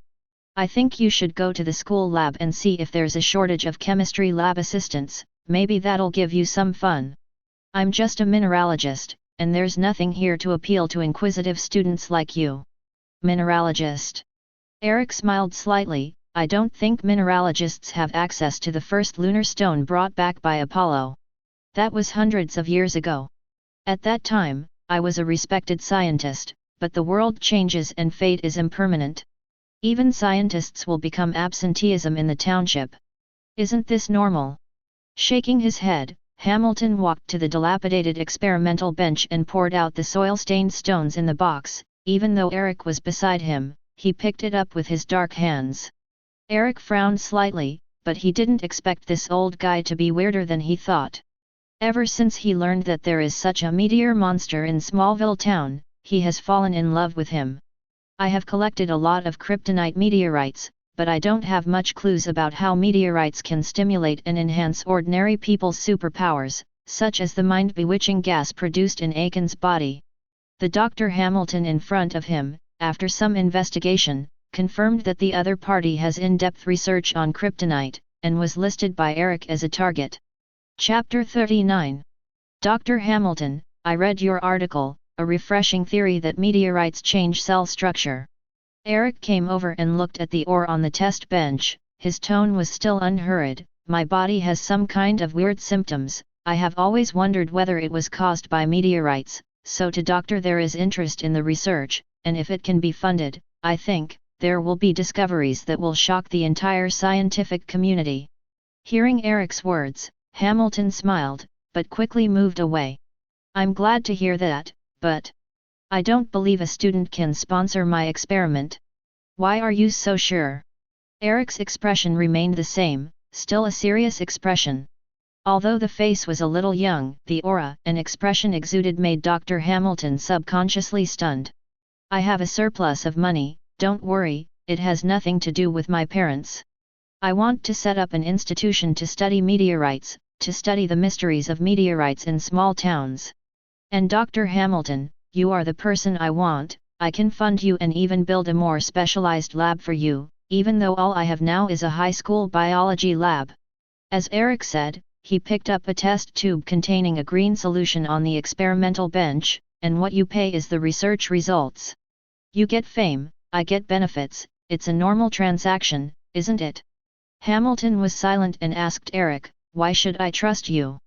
Then you'd rather sell sightseeing stones here to raise money than try it out? If you figure it out, contact me directly. After the front foot left the Hamilton warehouse, Eric immediately fell into thinking. In order to raise funds, the batch of gold and precious metals obtained from the Owl Council can be sold. So, where is the right place to start? A name flashed in his mind: Gotham. What? Are you going to Gotham? Mother Martha made a sound of surprise. It's just a 4-day promotion for a new book, and it's coming to an end soon. Eric explained to his parents. Besides, Mr. Anthony from the publishing house will also go to Gotham with me. I think, you and Dad don't have to worry about my safety. You've never been this far from home, go somewhere like Gotham. Mother Martha held Eric's hand. I know the law and order in that city is not very good, even worse than the law and order in the metropolis. Maybe, Eric, your father can accompany you. Although I'm also worried about Eric's safety. Jonathan is more open. But I believe he can take good care of himself. If I follow Eric to Gotham, he must be very uncomfortable. Those who dare not take risks have neither mules nor horses, and they are too adventurous. People lose both mules and horses. We worry about the safety of our children, Martha, but we can't overly protect them. Martha was dissatisfied with her husband's words. Eric is not yet an adult. For ordinary people, it may be underage, but for Eric and Clark, their bar mitzvah has already passed. When? Martha looked puzzled. While they were secretly tasting whiskey. Jonathan said with a smile. Martha was full of question marks. Eric and Clark ever drink? Look, that's how things are sometimes. Martha, we're afraid of our sons being exposed to everything that's bad, afraid of them getting hurt, but sometimes something happens under the hood, just in the process without us knowing it. If we let go they did it, and they grew faster than we thought. Jonathan said patiently to his wife. Eric next to him heard his father say that he was drinking, and his expression changed slightly. Clark was a little aggrieved. I just took a sip out of curiosity and didn't drink it at all. At that time, in junior high school, I was completely pitted by Eric. After dinner, the parents finally came to an agreement that Eric would go to Gotham with the people from the publishing house to promote his new book. Although Clark was a little envious, he wanted to travel to Gotham. But when he thought of the attitude of his parents, he immediately died. Eric sat at the dining table, staring at the dark night outside. The so-called Gotham book promotion is not made up. The Metropolitan University Press did invite itself to participate in the promotion. It's just that the location of the promotion is Metropolis, not Gotham. Eric offered to change the promotional location to Gotham, and he could be responsible for the additional expenses. This operation surprised the people of the publishing house, but they did not refuse. So Eric was able to go to Gotham for a fair reason. As for school leave, Akins will naturally help him. The next day. On the first day Eric was away from the Kent farm, Clark was inexplicably not used to it. At breakfast, Eric, who was sitting next to him, was missing, and I felt a little empty in my heart. So much so that when he was at school, he seemed a little absent-minded. Clark, I remember you saying that Eric doesn't like to be in the public eye. I don't know why he went to Gotham again for the new book promotion. Chloe complained to Clark. Generally speaking, it is like this. Clark nodded. Unless there's a reason he'd rather show up. As for that reason, sorry, Chloe, I don't know yet. You mean that Eric went to Gotham for a reason other than the propaganda book? Maybe. After Clark replied, he turned his attention to the bustling crowd in the corridor. Why is it so lively today? You do not know. Pete looked at the banner hanging in the corridor. Today is the graduation ring sales day. Although we are not graduates, we can choose a ring that suits our hearts. As the three of them walked to the stand selling rings, Chloe picked out a ring with rubies on the surface and put it on his hand. Looks good, and there's no better way to represent the spirit of this school than a Puff Daddy-style ring. Chloe looked at the ring on his finger and said to Clark, Clark, maybe you can choose one. However, your father may have an opinion on buying something you don't need for 350 yuan. Clark picked up a ring. I earned my pocket money myself, I think, I still have the right to dispose of it. The moment he put the ruby-encrusted ring on his hand, a stream of red energy circulated along his arm to all parts of his body. The eyes turned a dull blood red, and then disappeared in an instant.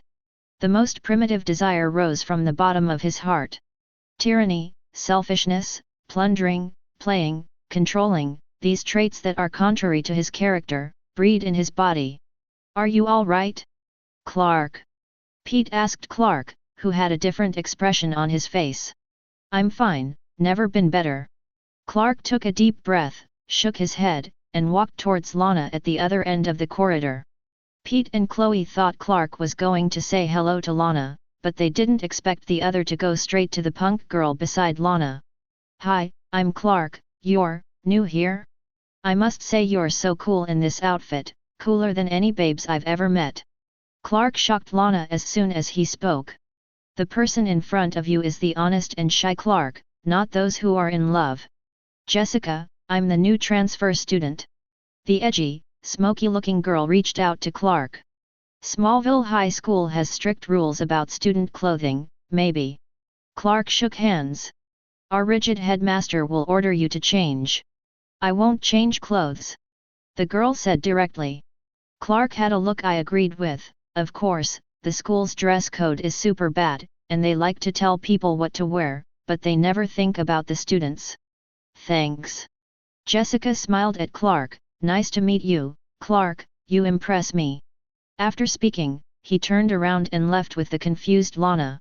Watching the two leave, a smile appeared on Clark's mouth. "It feels good."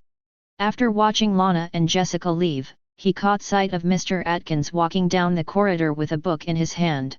Clark immediately put his eyes on the other side and smacked his lips. At this time, the student who was playing next to him accidentally bumped into him who was staring at Atkins. Clark, who has a rapid response, grabbed the opponent's collar, lifted the opponent's sturdy body, and slammed into the locker, making a bang sound. "You look like you're trying to cause trouble?"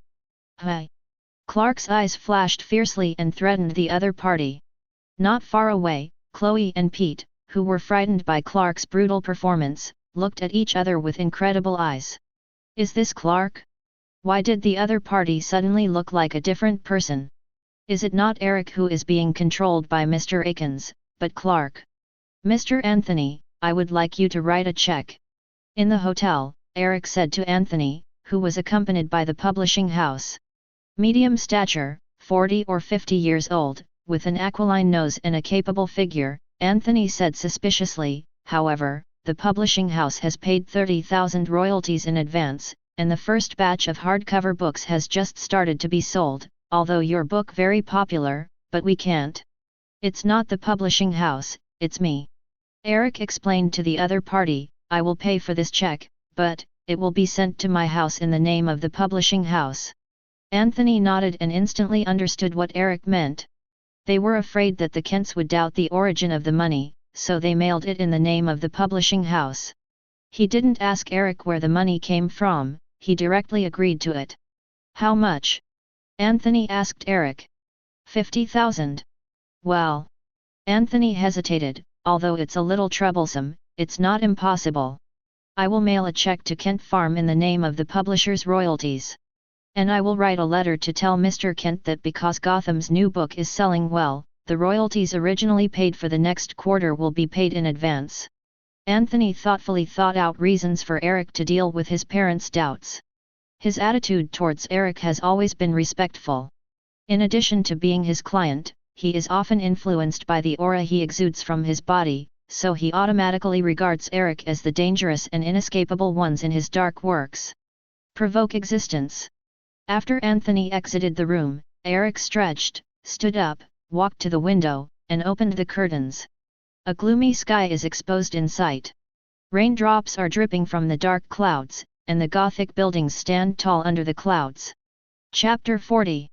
From a distance, the entire Gotham stands in a white fog. This is the first time Eric sees Gotham in the rain. Although I have been to Gotham a few times before, they are all glimpses in the middle of the night. The most impressive is those dirty alleys, as well as the bright streets. As for Batman and some well-known villains, maybe it's bad luck and I haven't met them a few times. All the rogues and hooligans I met were robbers who didn't have long eyes, and he got rid of them easily. Now because of the rain, the book promotion meeting originally planned to be held outdoors has been changed to indoors. The reduction in scale has reduced his workload a lot, so he can return to the hotel early to rest. After staring at the Gotham scenery from the window for a while, Eric turned to leave. Pick up an umbrella and walk outside the hotel. Gotham National Bank. In the increasingly dense rain, at the gate of the bank, the exchange of fire between the police and the Red Riding Hoods has come to an end. The hard-hit Red Riding Hood gang members were suppressed by the police's firepower and retreated. From time to time, gang members screamed and fell down. Yin Yin's blood was quickly diluted by the rain. In the underground sewer system, there was a faint roar. Bruce Wayne, dressed in a black suit, drove a CB400 black motorcycle down the wide sewers. The young face was as tough and angular as if it had been chiseled by a knife, but the slightly haggard fatigue destroyed this perfection. Driving the motorcycle with one hand, Bruce operates on the front display of the motorcycle with the other. Master Bruce. I'm here, Alfred. Bruce's voice was faint in the roar of the motorcycle. Looks like you've had another desperate sleepless night. Yes. But I also made stupid mistakes, Alfred. Bruce Wayne stared at the sewer surrounded by deep darkness ahead, and said in a heavy voice, I should spend more time studying them and understanding the purpose of the Red Riding Hoods, but, in order to save those in the bank man, I had to reveal my identity. I could stay with the Red Riding Hood longer. Life often backfires, doesn't it? Master Bruce. I understand that even though the Red Hat gang is dead, both me and the guys in the bank have paid a little bit more than they expected. Although Bruce gave the opponent a fatal blow when he robbed the bank by disguising himself as a member of the Red Riding Hood, he was still a little concerned about the involvement of many innocent citizens. Don't doubt what you wanted to achieve in the first place just because of a backfire failure, Master Bruce. After Alfred comforted a word, he suddenly changed the conversation. Well, there is a small problem with the back door, young master.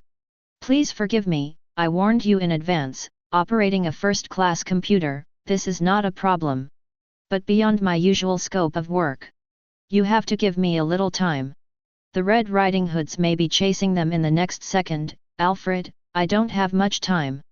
Bruce glanced back, the gunfire was getting closer and closer, and the motorcycle he was driving was gradually approaching the end of the sewer, a thick wall. Buzz.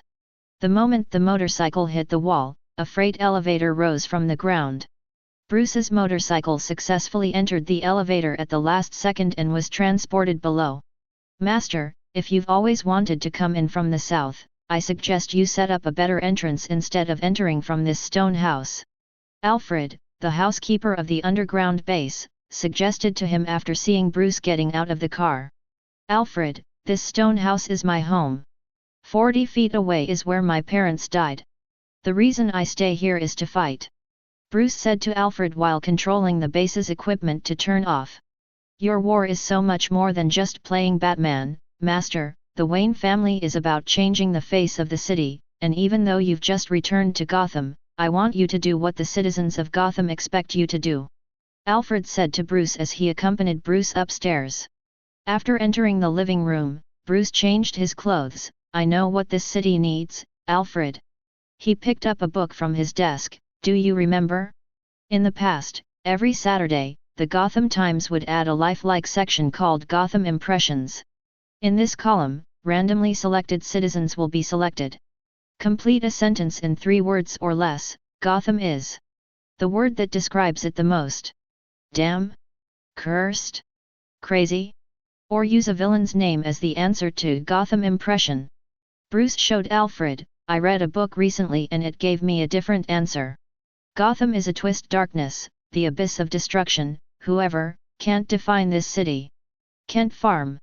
A check for $50,000. Clark stared at the check in Jonathan's hand and narrowed his eyes. The people at the Metropolitan University Press told me that I could cash this check at the bank they work with. Jonathan said to Martha with a smile on his lips, I now believe that Eric's book is very popular, and the publishing house will even pay him in advance, indicating that it must be not bad, and I must reread it another day. I don't think you have any literary appreciation, Jonathan. Martha carefully took the check from Jonathan. We have to keep it for him, we don't have to worry about Eric and Clark's college expenses. I don't need Eric's money to go to college. Clark walked lazily to his parents. Baseball, basketball star, if I want to, I can make a lot of money in an instant. We agreed. Clark, you can't do that. Jonathan frowned and looked at Clark, who lightly stroked the ruby ring on his finger. And, Clark, we said you couldn't buy that ring. I thought. Clark turned his back to his parents to pack things, with a disapproving expression on his face. I can make my own decisions. That's because we believe you'll make the right decision, but that ring is worth a lot. Clark, whose expression had always been calm, suddenly burst out. He turned his face, suppressed the anger and tyranny in his heart, and looked at his father. You have a check for $50,000, but you scold me for spending $350. Because that's Eric's money. Not mine. You and my mom were always tough on me and indulged in Eric's behavior because you were prejudiced against me. I'm here to tell you, I'll never be stuck with money and flatter your unreasonable demands. The air stopped for a moment, and Jonathan and Martha were all stunned. The two of them never thought that Clark would say such a thing. Clark, wash your hands and get ready for dinner. Martha came out to smooth things out. I'm not hungry, and I have to go farming. After a rude remark to his parents, Clark activated super speed and left the room in a flash. Then, what's the matter? After a while, Jonathan asked his wife. Martha shrugged. I think our Superman son still has the rebellious teenage personality. It's clearly not a question of rebellion, he appears to be driven by anger, both in words and deeds. Jonathan said, puzzled, it looks like he's complaining and venting all his grievances to us. Maybe Clark is just in a bad mood. We're all going to have a bad day or two, don't we? Jonathan. Martha patiently persuaded her husband, you can't just preach to him, that might make things worse. Jonathan didn't speak, just nodded. In my heart, I also felt that it might be my own preaching, which caused Clark to lose control for a while. But soon he realized he was wrong. The next day, Jonathan received a call. After chatting with the other party with a serious expression, he hung up the phone. What's wrong? Martha asked worriedly when she saw her husband's expression was different. The bank confirmed with us the consumption situation last night. Our check, Eric earned $50,000, and there was a large consumption expenditure last night. Jonathan walked to his room, but the check is clearly in your hands, how is that possible? Not. Martha put down the sausage that was frying in her hand, with a worried expression on her face. Clark. Before he could finish speaking, he heard a piercing electronic metal noise coming in from outside. The two walked to the window and looked out. The electronic music noise is coming from Clark's secret fortress. The two walked towards the barn in amazement. After entering the barn, grumpy rock music blows. Clark's secret base is filled with all kinds of things that rebellious rock youths like at first glance. Lightning balls, police lights, super tape recorders, luxury speakers. Martha found a coat on the chair, and when she touched it, it turned out to be a high-grade silk material. This kind of clothes, at least $1,000. Martha looked at her husband and said in surprise. The couple looked at Clark on the second floor of the barn and found that he was sitting on it and playing games intently. Clark. Jonathan walked up to Clark and asked him, what are you doing? As you can see, the Eddie's store in the metropolis has 24-hour low prices, and I bought it. I thought I had to have some cool stuff, didn't I? Clark put down the gamepad, turned off the rock music, and replied calmly. Clark Kent, you stole our money, it's not even our money, it's Eric's royalties. Jonathan's inner anger almost overflowed, but he still tried to suppress his emotions. So what? Clark stood up, what's the big deal, I'll pay it back to you later. Eric has a lot of money anyway, and although I don't know where he's hiding it, it's a drop in the bucket for him. By the way, if I could dig out the valuables in his room, I wouldn't be able to run the check. Jonathan resisted wanting to beat him, and slapped the chair heavily. You not only steal money, but you dig through other people's things without authorization. I'll tell you how badly wrong you made, "Clark Kent, I want you to take this garbage all back. Now. You sure?" There was a mocking smile at the corner of Clark's mouth. "Of course, after you've returned this crap, we'll have a good talk about what's wrong with you. Your attitude, your behavior, what you're thinking now. I want to make sure why you've become so amazing disappointed man. You can talk about everything you want, but sorry Dad, I don't have time for you." Clark put on the leather jacket he just bought, waved at his parents, and quickly disappeared in front of the two of them with a whoosh sound. There was a roar of motorcycles outside. The couple looked out and saw that Clark was on a brand new motorcycle. After putting on the sunglasses and twisting the accelerator, galloped away. Watching Clark's retreating back, Martha covered her forehead with her hand, and there were faint tears in her eyes. She didn't know why her eldest son, who had always been obedient, became like this. Jonathan withdrew his gaze from Clark's figure and put his arms around his wife's shoulders. "Don't worry, I'll find him. Anyway, I'm his father and I can understand what he's thinking." Gotham.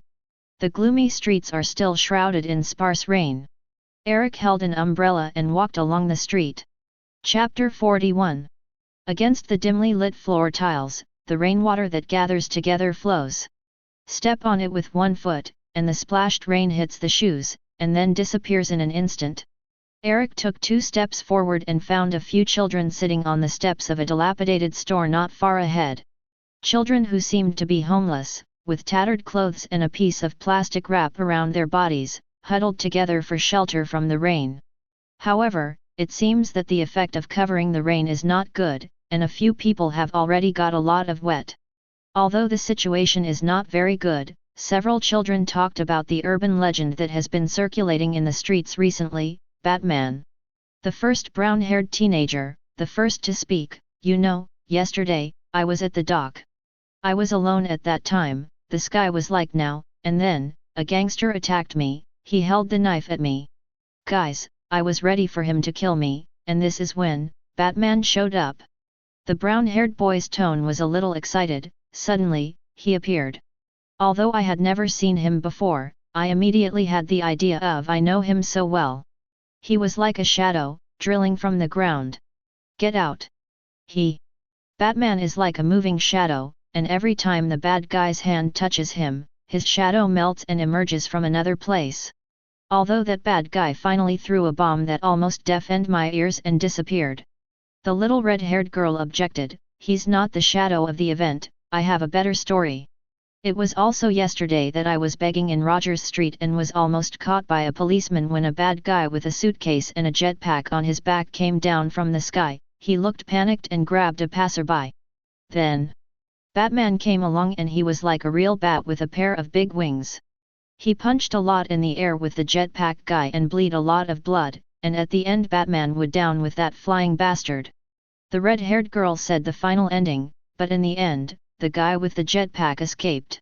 He missed Batman with a pistol, was beaten into the river by Batman and disappeared, and Batman flew away. The third, smaller boy, disagreed with the two friends' comments on Batman. "I don't think Batman is a big flying bat, you two must be bragging." "How do you know?" "Because I saw him first." The shorter boy said, "Yesterday I was at the observation deck on the rooftop of Wayne Building, and suddenly a guy blew the door and jumped out. He said robbery, I was terrified, there were still many people on the observation deck, every time everyone was scared. The guy who robbed put a box on the ground and asked everyone to throw money in it. Later a helicopter appeared, and a robot jumped out of it. You must have never imagined that Batman turned out to be a robot. Put the gun down." The boy learned Batman's hoarse voice, "He talks like that, like a robot. The bad guy shoots Batman, and Batman's robot defense is not afraid of bullets at all.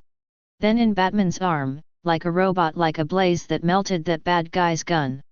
Batman is not a shadow, nor a big bat, he is a robot." The boy came to his own conclusion. The three teenagers were discussing the image of Batman in their hearts, and Eric came over. He naturally heard everything the other party was discussing. "Since I don't have a cold heart for Batman, there is no turbulence in my heart. Hey, sir." Seeing Eric coming, the first brown-haired boy stood up and approached Eric. "Sir, do you need a map of Gotham City? The teenager took out a map without getting wet and with body temperature from his arms. One only costs 50 cents and can help you quickly find any place. Eric stopped and looked at the boy who was looking at him eagerly. Why do you think I'm a foreigner? Because you're not wearing a mask, sir. The teenager explained to Eric, this place is close to a chemical factory, and the air after the rain is unpleasant, so the locals wear masks when they go out. Eric nodded, took out $1 from his pocket and handed it to the other party. I won't buy your map, just tell me how to get to Iceberg Restaurant. It's just 2 streets away, you just have to go straight down this street and turn left. The teenager pointed out the way to Eric, and sir, I also have the Gotham travel notes summed up with my friends, which can be provided to you for free. Oh! Eric became interested, come and listen.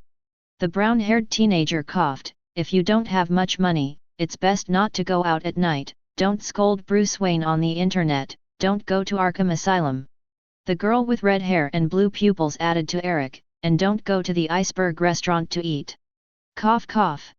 The brown-haired boy quickly stopped the girl. Holly, this gentleman went to the Iceberg Restaurant. After speaking, he quickly apologized to Eric, sorry, sir, Holly doesn't know your identity. The brown-haired boy was a little uneasy. He thought that Eric was someone who had something to do with the Penguin's Iceberg Restaurant, so he was afraid of annoyed Eric. There's some truth to what she said. Eric nodded, I heard it's not a suitable place to eat, but...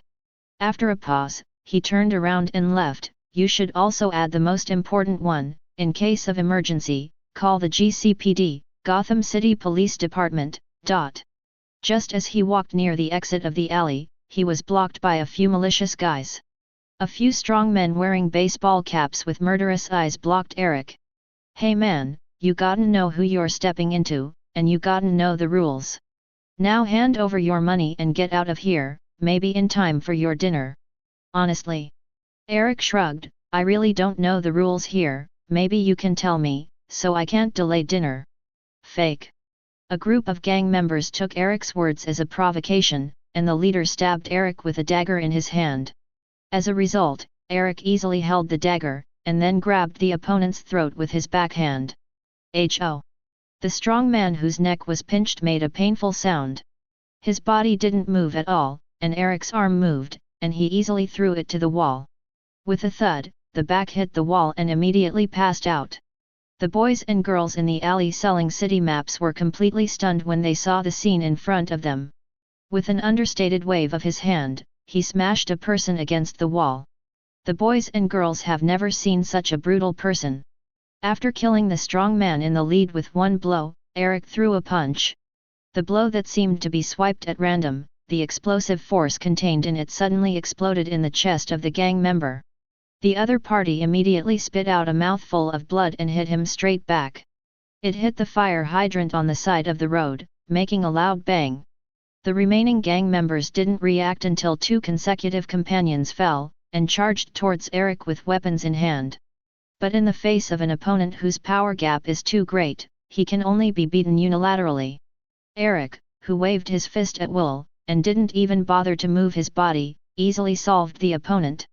The few people standing in the back alley only felt the flowers before their eyes, and the gang members were kicked out.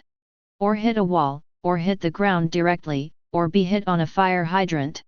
In a short period of time, he fainted and died without knowing his life or death. One hand was used throughout the process, and the other hand holding the umbrella didn't even move after taking out all the gang members.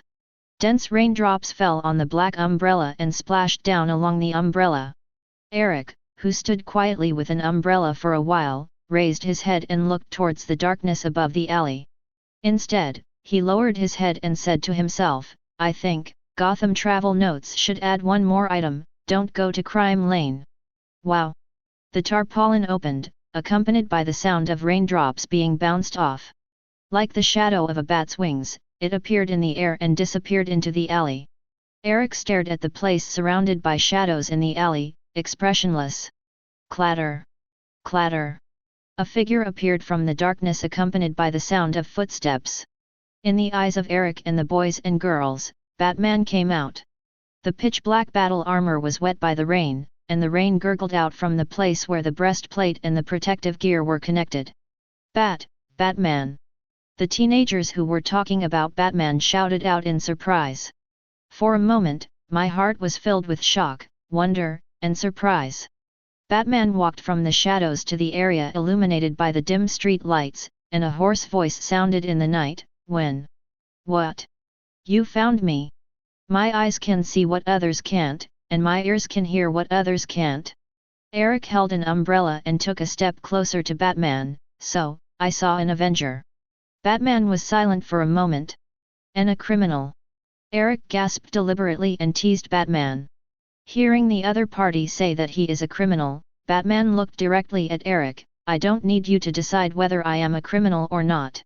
But now, you have hurt and even killed several people, I think, you are the only one the real criminal. And then, you need to go to GCPD to reflect." Batman looked at Eric, who was still calm. Although he saw him for the first time, he felt a familiar aura from him. Dark and unpredictable, and the feelings he experienced in the Batcave he fell into as a child, so highly overlapped that he even had a subtle confusion. And after witnessing Eric's shot, his vigilance rose to the highest level in an instant. Even Lars Al Ghul of the League of Assassins could not have defeated several gang members armed with weapons in such a leisurely manner. Even in self-defense, you don't have to kill them, but I can understand. Batman is ready to act at any time, your dangerous mentality. It seems to be just a game to you, you can ignore life at will, if the crime is their sin, then you are more guilty than crime. Serious. As soon as he finished speaking, a hook spear appeared in his hand. The moment the switch was pulled, the hook gun carrying the rope came straight at Eric. Bang! Eric easily caught the hook rope. Sounds good, it's the first time I've heard Batman make such a tirade about a criminal. Eric has a crushed hook gun. The rope behind the hook of the gun was also torn apart in an instant and fell to the ground. At the same time, he moved in front of Batman in an instant, and in his incredible gaze, punched him in the chest. Batman only felt an explosive force explode in his chest. Like a firecracker. In the next second, the body struck by lightning flew backwards like a cannonball. The sturdy bat armor was cracked inch by inch, and uncontrollable pain emanated from the whole body. Indifference? That's what you would say about someone you meet for the first time. Despite the brief confrontation, Eric still firmly supported the umbrella, revealing the umbrella. With paranoid hatred, fear, anger. This term, do you think I'm describing a criminal? No, I'm describing you, as if you could judge me by feeling, I can also see inside you. Shaking his head at Batman who was on the ground and struggling to stand up, Eric turned to leave. Go home, guard your bat light, watch the game of thieves and police being played, don't provoke me. Clatter. Clatter. Chapter 42. Watching Eric go away, Batman clutched his chest, gasping for breath, his eyes full of complex emotions. It was the first time that he felt like he was facing an abyss. Who is this mysterious man in front of him? Gotham's new criminal? Or one of the endless villains? Why does the other person feel so strange to him? In the night rain, Bruce fell into contemplation. The trio standing in the alley looked at each other with expressions of surprise. The scene in front of them exceeded the expectations of the three. Batman, who had a high status in the hearts of several people, was actually defeated by a foreign tourist. And it looks like Batman is losing out quickly, not showing astonishing abilities like he did in the heist. The trio was a little frustrated. Especially the little red-haired girl, grabbed the plastic sheet in her hand and shook it a little uncomfortable. Batman won't fly like last time, if he can fly, maybe. She shook her head immediately, tossing the thought out of her head, and looked at Batman. Batman didn't notice the children watching him in the alley, took a deep breath, walked towards the gang members lying on the ground, and turned on the communication device on his wrist. Alfred. Yes, young master, it seems that you have encountered some trouble. The butler's voice came from the device. I am infested with trouble, and the last thing I am afraid of is endless trouble. You didn't say that I am not only fighting against criminals, but also against the police and even civilians. It doesn't feel bad to be the enemy of everyone. Bruce walked up to a fallen gang member, crouched down. Call an ambulance for me. Wait, I think I found something. He reached out and reached for a strange coin on the ground. Master Bruce, what did you find? A silver coin. Bruce looked at the simple coin in his hand. There is an owl engraved on the front. This should be an Athenian owl. It first appeared on coins in ancient Greece, representing wealth and power. I don't believe it will be an ordinary coin. Wiping off the muddy water on the coins, Bruce recited a nursery rhyme, watch out for the court of owls, keep watch over you when you go. Peep out into Gotham City from the dark, hide in low-rise lofts. He's at home, and he's between the beds. He also exists, don't mention his name. The claws are going after you. Alfred, have you heard this nursery rhyme? Alfred on the other end of the communicator was silent for a moment. Master Bruce, you know this is just a nursery rhyme, they don't exist. I've seen a sign like this before. A mysterious guy was killed, even though I checked the state and federal databases, I couldn't find his DNA records. This mysterious man in a tragic state of death, I got the third wisdom tooth from him. The owl logo was found inside, just like the pattern on this coin. Bruce put away the coins, stood up, and stared at the blurred Gotham night. I know what you've been through, Master Bruce, you've been chasing that ethereal organization, but... Alfred, I always thought I knew Gotham well, but the truth is I didn't. Bruce interrupted the butler, when I have too many thoughts, it proves that I feel the countless sharp blades behind me, and in the face of the threat of sharp blades, I will only remind me to be more alert. I suspect that the person just now must be related to the Owl organization, or he may be the owl I have been looking for. Bruce recalled Eric's every move, his eyes full of caution. He subdues himself in an instant. If someone with such strength becomes his enemy, how can he fight against him? Unobservable strength, and knows himself very well. Bruce let out a breath of foul breath, frowned, and looked at the skyline of the city in the distance. A flash of lightning ripped apart the night sky, illuminating the city, and then vanishing in an instant. I saw the real moment of this city, even if it was so short, I was still peeping.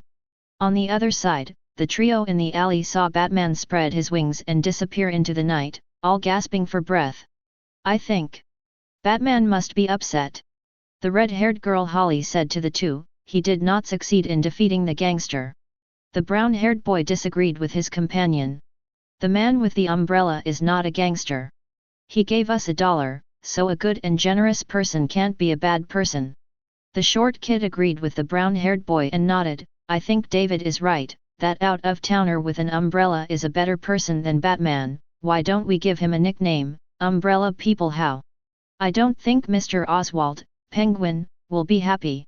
David, the leader of the trio, shook his head, let's put the title aside for now, have you heard? Batman picked up a silver coin, maybe we can pick up one too and bring it back to Sister Selina. She will be very happy. David said and looked at the gang member lying unconscious on the ground, his face full of eager expressions. Eric, who was walking down the streets of Gotham, had no idea what was going on behind him. But for a story triggered by a silver coin, he has already expected. Because that silver coin was the one he left to Batman on purpose. It is believed that with Batman's big detective ability, the clues of the Owl Court lurking in Gotham will soon be investigated. Even if Batman can't find the group of hidden mice, the trophy of the Metropolitan Owl Council, gold and silver with obvious owl characteristics, can lure the group of owls out. The owl that stretched out its tentacles was discovered by Batman. What kind of plot would be triggered between the two? Eric is looking forward to it. It can make Batman unlucky, and at the same time make the Court of Owl unlucky. This kind of detrimental and self-serving behavior, I have always enjoyed it. Stepping on the rain under his feet, Eric retracted his thoughts and turned his gaze to the building in front of him, Bingshan Restaurant. Brightly lit places are particularly dazzling in the rainy night. It's one of the few places in Gotham that Eric has seen that stays open all night. The owner of the Iceberg Restaurant, Oswald Chesterfield Coble, also known as the Penguin, is the most powerful gang in New York, with astonishing power and wealth. The Iceberg Restaurant, which belongs to the Penguin, is one of the few existences in Gotham who blatantly conduct underground transactions. And the reason Eric came here was to make a deal with the Penguin. Although he is not very interested in getting involved with gangsters, considering that Gotham doesn't have a better tool than Penguin, he can only come to the other's lair in person in the end. Put away the umbrella, pushed open the door and entered the restaurant. A young waiter in a tuxedo immediately came up to say hello. "Excuse me, sir, do you have an appointment?" "Certainly." Eric showed the black umbrella in his hand, and said casually, "It was raining when I went out, so I took an umbrella. Although it's a bit weird, this should be the Penguin's umbrella, right?" The umbrella in his hand was the one he had taken from the Penguin's house before. For him with super speed, it was an easy task to take an umbrella without the other party noticing it. The two waiters looked at each other and looked at each other. The receptionist at the front desk changed his expression when he saw the umbrella in Eric's hand. "Sir, please come with me." The waiter first used the intercom in his neckline, whispered a few words to the person opposite, and then walked upstairs with Eric. Along the way, many strong men in suits looked at Eric with bad intentions. There is a big plan to make a move. And Eric, who was saluted by everyone, still had a calm expression, and seemed not to worry about his future fate at all. When the beautiful receptionist saw Eric's expression, there was a feeling of admiration or pity in his heart. "Take Eric to the Penguin box on the top floor," and the receptionist backs out. As soon as Eric pushed the door, the box door was opened. In the luxurious room, a short, hooked nose, a black suit and grey tie, a guy with sparse but bohemian hair is sitting on the sofa. The light and shadow in the room cover half of his body. Seeing Eric coming in, the other party's eyes fell on the umbrella in his hand, showing a surprised and confused expression. "So, you're the Penguin?" Eric looked at the sturdy bodyguards standing next to him, put down the umbrella in his hand, sat on the sofa opposite the Penguin, and asked in a calm tone. The Penguin's lips trembled slightly, and he looked at the girl with long legs and black stockings next to him. The black silk girl glanced at Eric and handed the black top hat to the Penguin. Wearing a black top hat and monocle, the Penguin leaned forward and asked Eric in a bad tone, "Who are you?" Eric nodded. "Cane, black hat and monocle, this kind of dress is the traditional Penguin. As for the name, you can call me Umbrella Man, or the Motherland, it all depends on your preferences." Eric said casually, "Should I say honored now? After all, I met the famous Penguin. I don't like people calling me that." An angry Penguin man tapped the table with his cane. "I don't care if you are an umbrella holder or a Motherlander, you dare to steal my umbrella, and dare to come to the door to provoke you know what will happen." "Actually, I really don't know." Eric pretended to be very sincere and asked the Penguin, "Is it locked in the Black Gate prison and spent 10 years of darkness?" Hearing Eric say Black Gate prison, 10 years and other words, the Penguin immediately became furious. His only pain was being imprisoned by Jim Gordon in Blackgate for 10 years until he was released not long ago. It was a shame and betrayal that was deeply etched in his heart. "How dare you!" Filled with anger, the Penguin roared loudly to the left and right, "Kill him! Now!" The tall bodyguards rushed towards Eric sitting on the sofa immediately. Facing the strong man rushing up, Eric turned his eyes. In an instant, orange-red light beams shot out of the eyes. The beam dashed straight to the wall, forming a cross-cutting blade, cutting parallel to the room. The moment a few strong bodyguards came into contact with the hot site, their bodies were instantly cut open. The horrific corpse fell heavily to the ground, blood spurting out. Everything happens in an instant. Facing the tragic death of the younger brother, Penguin's eyes showed disbelief and horror, and the black silk girl sitting next to him was completely stunned. The Penguin, who recovered from the panic and shock, immediately took out a pistol from his arms and shot Eric. But before he could pull the trigger, Eric was standing in front of him. A hand grabbed his neck and held him in the air. The Penguin's short body kept swaying in the air, making a painful ho-ho sound in his mouth, and his pale face flushed red. The right hand desperately tried to pull the trigger of the pistol, but all the strength of the body seemed to be taken away, and the trigger could not be pulled no matter what. "You look very distressed, Mr. Oswald." Eric tilted his head and stared at the penguin's painful expression. You. There was a look of horror in the penguin's eyes, and he spat out a few words. In the end, who is, who? He has been in Gotham for decades, and he has never seen such an inhuman existence. The laser was emitted from his eyes, the speed that the naked eye could not capture, and all kinds of inhuman performances instantly extinguished the anger in his heart, and replaced it with fear that could not be dissipated. Surprised? I thought you, as Gotham's gang leader, were not afraid of the option of death. Let go of his hand, bang, and let the penguin's body hit the floor heavily. Chapter 43. Cough cough. The penguin, who was coughing heavily, covered his throat and gasped desperately. Even if his body is covered in blood, he doesn't care. Die. After coughing for a while, the penguin stood up staggeringly. In Gotham, the boring sacks are well dressed, the pure faith is unfortunately betrayed, the golden crown is shamefully worn on the head of the walking corpse, and the strong man is in power. The is crippled. Here, death is not necessarily a liberating thing. In a mocking tone, the penguin said to Eric. He suppressed the fear in his heart and regained his sanity. Shakespeare's sonnets, I heard. Eric gently reached out and touched the face of the frightened black silk girl. Penguin likes Shakespeare, it doesn't seem to be groundless. He turned around, exuding dangerous killing intent, and restrained his aura. I have a business to discuss with you. What business? The penguin, who confirmed that his life was temporarily safe, breathed a sigh of relief and asked Eric cautiously. I have some gold, silver and precious metals to trade with the US dollars in your hand.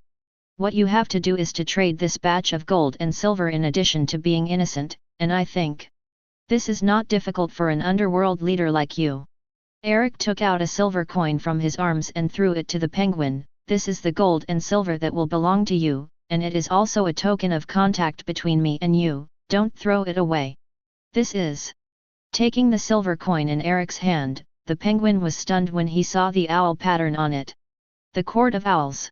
Oh, you've heard of it too. Eric was a little surprised. That was a long time ago. Penguin fell into his memories. If I want to get to the top of Gotham, I have to eliminate all the forces that hinder me. I have heard of this force, rooted in Gotham, and secretly controlling everything, so I tried everything to find it out. I threw a banquet in the name of the mayor, invited the famous family of Gotham, and revealed to them my ambitions and threats.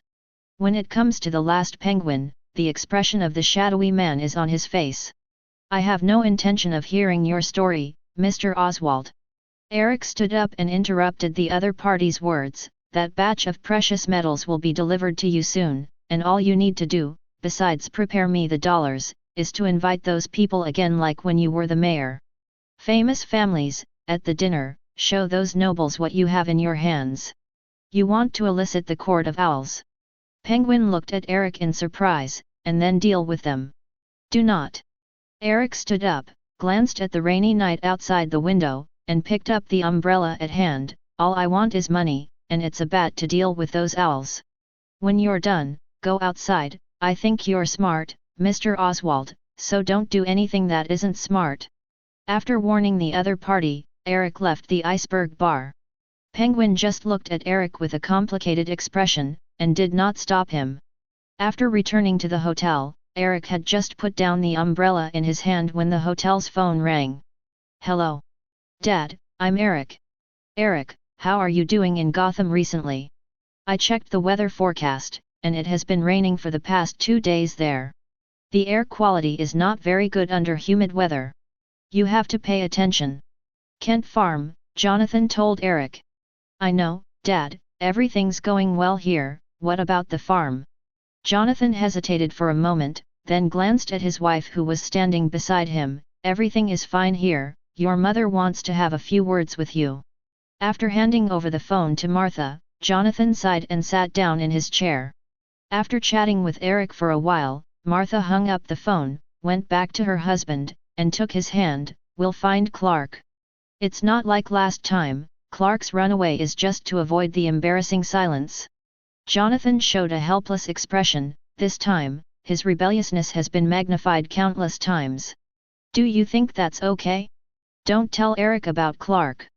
Martha was silent and said, if there is someone in the town who can find Clark, it's only Eric. And if something happens, only Eric can solve it. That would drag things into a more difficult situation, Martha.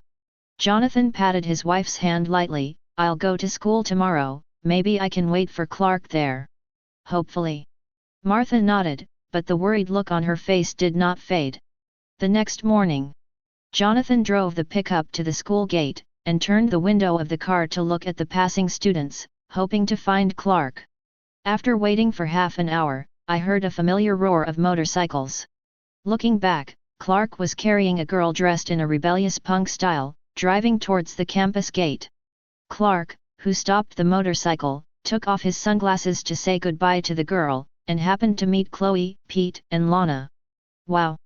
Chloe, who happened to see this scene, made an exaggerated voice, the shy and withdrawn Clark is gone, and a warm and girl-friendly Clark is on the line. Clark hung the helmet on the handlebar, and the corner of his mouth rose slightly. Just drop her off to school. If you want, Chloe, I can take her too. Chloe was stunned, then glanced at Lana. Although she has strange feelings for Clark, she doesn't want to be on this occasion, in this way. After glancing at Clark, he turned and left in embarrassment. Lana hurried to catch up.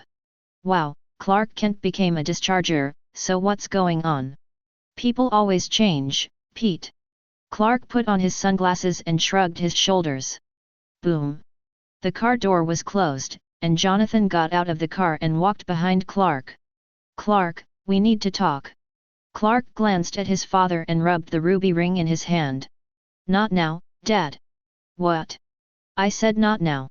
Saying that, he ignored Jonathan and walked straight to the school. Jonathan's anger surged up and grabbed Clark's leather jacket. I told you to get in the car. Tell me why you have to get in the car. Because I'm your father, now, get me in the car. Jonathan looked into Clark's eyes and said word by word. No.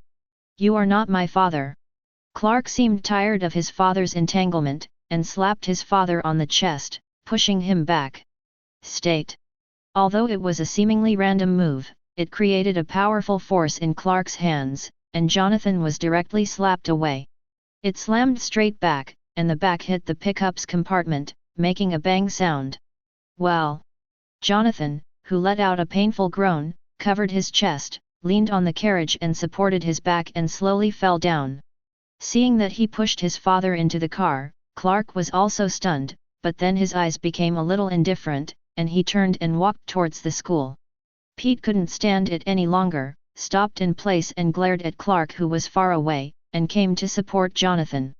Are you all right, Uncle? In the corridor of the school building, Clark met the biology teacher Akins, who was sorting things in front of the locker. Hey!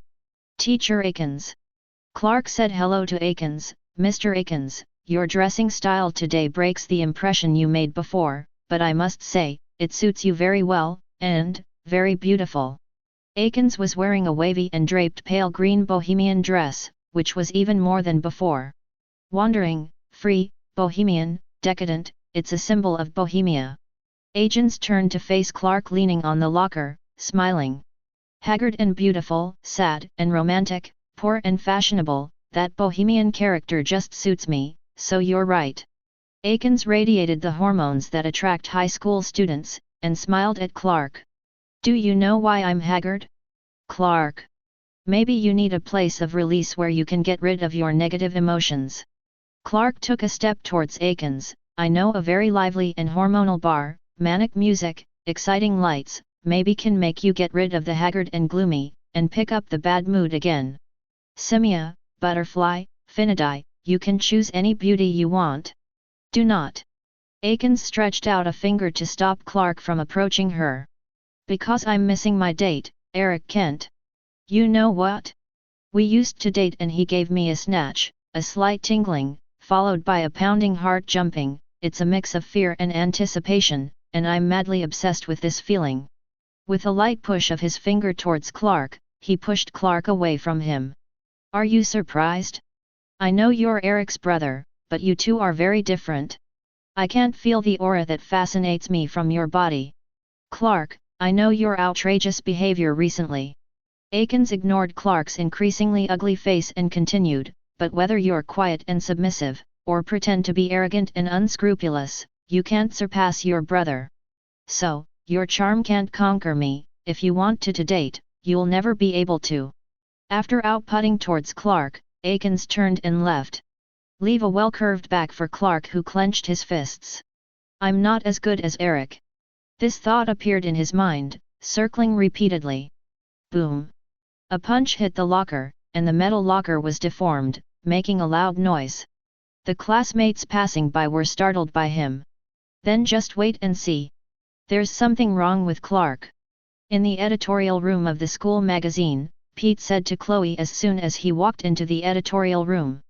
With a stone in his hand, Chloe didn't notice Pete's words. Seeing Pete come in, he said excitedly, "You won't believe what I found, Pete. The rings the school sold us are actually fakes." "We'll talk about the fakes later, Chloe. Clark has been wrong lately." "What?" Chloe asked, puzzled. "What happened to Clark?" "The motorcycle, the conflict with his dad, his character, it looks like he's changed. I talked to Mr. Jonathan just now and they even thought about the worst case scenario like getting infected addiction." Chloe shrugged. "Clark has always been weird, but it may have been weirder recently. Plus, Clark has to go on drugs before he gets addicted. I don't believe he would do such a stupid thing." Chapter 44. Hope so. Pete sighed. "I don't know why, so I can only guess. By the way, what was that thing you just held?" He fixed his gaze on the stone placed on Chloe's table. "That's the news I just discovered, this ring." Chloe showed Pete the ruby ring in his hand. "This graduation ring sold by the school is a fake. The truth is that the jewelry company replaced the ruby with a worthless meteorite to save costs." Peter heard the words and looked at the ring on his hand. "Chloe, although I really want to believe you, I have to remind you that the gemstone of the ring is red, and the color of the meteorite is green. It's not the meteorite near Smallville, but it was found in Hobbs Lake. The meteorite there is red all over, and this piece in my hand is the sample." Chloe handed Pete the red glowing stone in his hand. "Look at the texture on it, it's the same as ours. Tomorrow, I'll put this fact on the front page of the Torch." Pete, who was holding the red meteorite, had a solemn expression. "You said, will Clark's character be affected by this red meteorite? I know that he will behave strangely when faced with that kind of green meteorite." "Well, just like the charm of Akins, the red meteor also charmed him." Chloe frowned and said, "There is indeed such a possibility. On the other side, Kent Farm. Martha is wiping her husband's body." The shirtless husband, whose back was red and swollen, held on to the railing and asked his wife to put a hot towel over the wound. "I can't believe Clark would do that." Martha's eyes showed a look of distress for her husband. Jonathan gritted his teeth and let out a breath in pain. "He looks like a different person." "Then what can we do to persuade him to go home?" "I have no idea." Jonathan shook his head. "If he wants to do his own thing, there's nothing we can do. If it continues like this, I don't know what Clark will end up doing, and if we want to stop him, only Eric can." Martha said worriedly, "Eric's talent awakened earlier, and he will use his abilities more. That would only make things worse." Jonathan put on his coat and interrupted his wife. "We've seen Eric learn to fly, he can even fly through the air at the speed of breaking the sound barrier. He's a fighter now. And Clark, who has just mastered the ability of his eyes to emit heat under Eric's guidance, if they conflict, I don't think Clark can easily resist. The two of them are not ordinary people. If there is a conflict, what damage will this amazing destructive force do to the town? I don't know." Taking the towel from his wife, Jonathan applied it to the injured area on his chest and continued, "And, you know, once a dispute starts, it's not going to end so easily. Whether it's for Clark or the town, I'm all for it. I don't agree with calling Eric back at this time. But Clark wouldn't understand." Martha looked at Clark's secret fortress not far away, and said with some discomfort, "He suddenly became a person who doesn't understand other people overnight. I don't know why it was just one night, it can make people like this happen. Big change." "Martha, he's Clark and his superpowers appeared overnight. You think it's part of his upbringing?" Martha asked her husband. Jonathan hesitated for a moment. I don't know what he said. I think those emotions should have been brewing in my heart for a while. Seeing her husband's dejected expression, Martha stroked her husband's shoulder. No, Jonathan, Clark loves you, he loves you as much as Eric, it's not his pure rebellion, but something went wrong that we don't know about. I don't consider myself a rebel. At the base at the bottom of Wayne Manor, Bruce pressed his hands against his chin and stared at the screen in front of him. His hair was a little messy, his eyes were red, and he obviously hadn't slept all night. Bruce stared at the screen without blinking, and said to Alfred, who was carrying the coffee, I know what I'm doing, and I can clearly understand the consequences I can cause, which is nothing more than a temporary collapse of my body. But trust me, I'm not that vulnerable. Saying that, he pointed at the computer in front of him and operated. The second processor performs sound retrieval. Sound retrieval failed. Damn. Bruce slammed the table down heavily. He fought with the mysterious man in the alley yesterday, and only saw the chin exposed by the other side. Yes, what bothered him was that even when the two fought, he didn't even see Eric's face. Even if the voice of the other party is recorded with the device, no matter how it is analyzed, the data cannot be matched to confirm the identity of the other party. I'll keep the coffee with you, sir. Alfred put the coffee in Bruce's hand. If you may, sir, I would like to say a few words. I saw an article in the science column of the Gazette. A recent study by German ornithologists found that bats it takes the sunset to fly long distances. That said, Master Bruce, if you will, Batman needs some sunlight to keep flying. Bruce reanalyzed Eric's voice. I know enough about bats. Alfred, do you know about owls? I don't know more than you, young master. Alfred was silent for a moment and said, the medicinal black coffee I prepared for you is good for your staying up late and your injured body, maybe you need a day off. Using the coffee pot to add some coffee to the cup, Alfred added, by the way, there is one more thing. Mr. Cobbett suddenly held a dinner party and invited many celebrities and dignitaries in Gotham, of course, including you, young master. Penguin. Bruce turned off the sound analyzer and stood up. He was always mean. Yes, master, but he's the only serious villain in Gotham, isn't he? Alfred was holding the coffee pot, showing a rare display of his cold humor. Maybe at this banquet, you will gain something. Reward. Bruce gently picked up the black coffee and took a sip. The bitterness of the coffee made his brows furrowed. I don't think there is any connection between penguins and owls. Wait.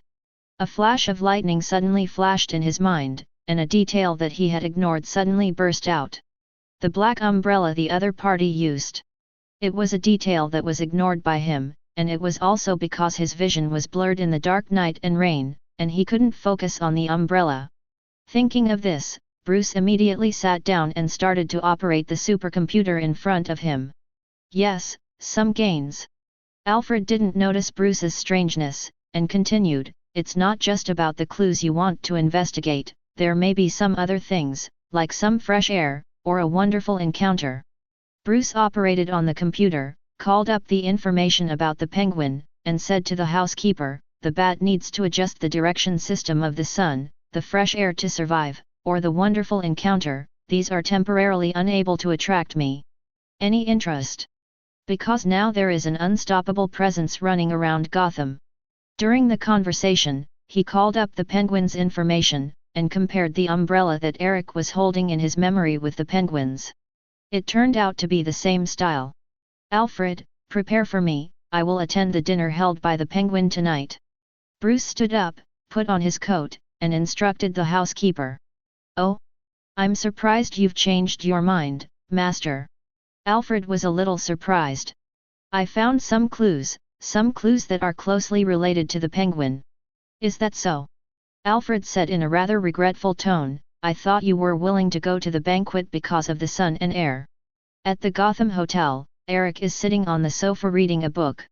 From the black magic book collected by the Metropolitan Owl Council, he found that the accident in his spiritual world had a certain resonance effect. The obscure magic spells and rituals, the rules and methods of execution, were engraved in his mind like a mental imprint. Now he even has a feeling that as long as he raises his hand and opens his mouth, he can use amazing magic. The spiritual world and the magic book were attracted to each other, as if this alluring magic was enticing him to possess and use it. Just to this extent. Closing the magic book, Eric smiled lightly. If black magic is only this level of charm, it can't even make waves in his heart. If you want to pull yourself into hell, you have to create an existence that is more terrifying than the abyss. Right now, he just treats so-called magic as a pastime. Before he fully understood the magical mysteries of this world, or when he was unable to overcome those high-latitude existences, he had no intention of causing trouble. Throwing the magic book on the sofa, Eric stood in front of the window and looked out. The sight passed through buildings and tall buildings, through the Gotham River and Burnley district, shuttled around Nahee Island, and then plunged into the Gotham building. Countless scenes that happened in the light or in the dark were all brought into his sight. When he retracted his gaze, he accidentally glanced at the third floor of the hotel. In the corridor on the third floor, a young woman in a black cleaning staff uniform was walking with a cleaning cart. There is a string of white pearl necklaces around his neck, and black stockings are wrapped around his long legs. His body is exquisite, and his facial features are extremely delicate at first glance. Even wearing ordinary cleaning clothes, he still can't hide his natural beauty and appearance. The most impressive thing is the wildness that the other party exudes, which is as elegant as a cat, but also exudes a cunning temperament. Knock knock knock. The woman knocked on the door of a guest room, and after 2 words, the middle-aged man in the room let her in. You look familiar. The middle-aged white man in the guest room was about to sit back on the sofa. After glancing at the woman, he asked suspiciously. Really? Hold this for me. The woman handed the black dust cap in her hand to the somewhat confused middle-aged man, and then threw a punch.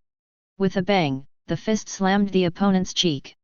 The middle-aged man staggered and stepped back, while the woman showed her flexible posture, jumped behind the opponent, grabbed the opponent's arm, a yoga-like movement, and threw the opponent to the floor with the back force. Bang! The floor shook slightly. Although the man who ate a set of combos was in unbearable pain, he did not pass out. Endured the pain, he quickly took out a pistol from his waist and shot at the woman. Boom! Boom! Boom! Gunshots sounded. Seeing the bad situation, the woman quickly turned to avoid it. The middle-aged man who used the pistol to temporarily repel the enemy quickly stood up, pointed the gun in the direction of the bathroom where the woman was, and carefully walked forward despite the pain in his body. Ho!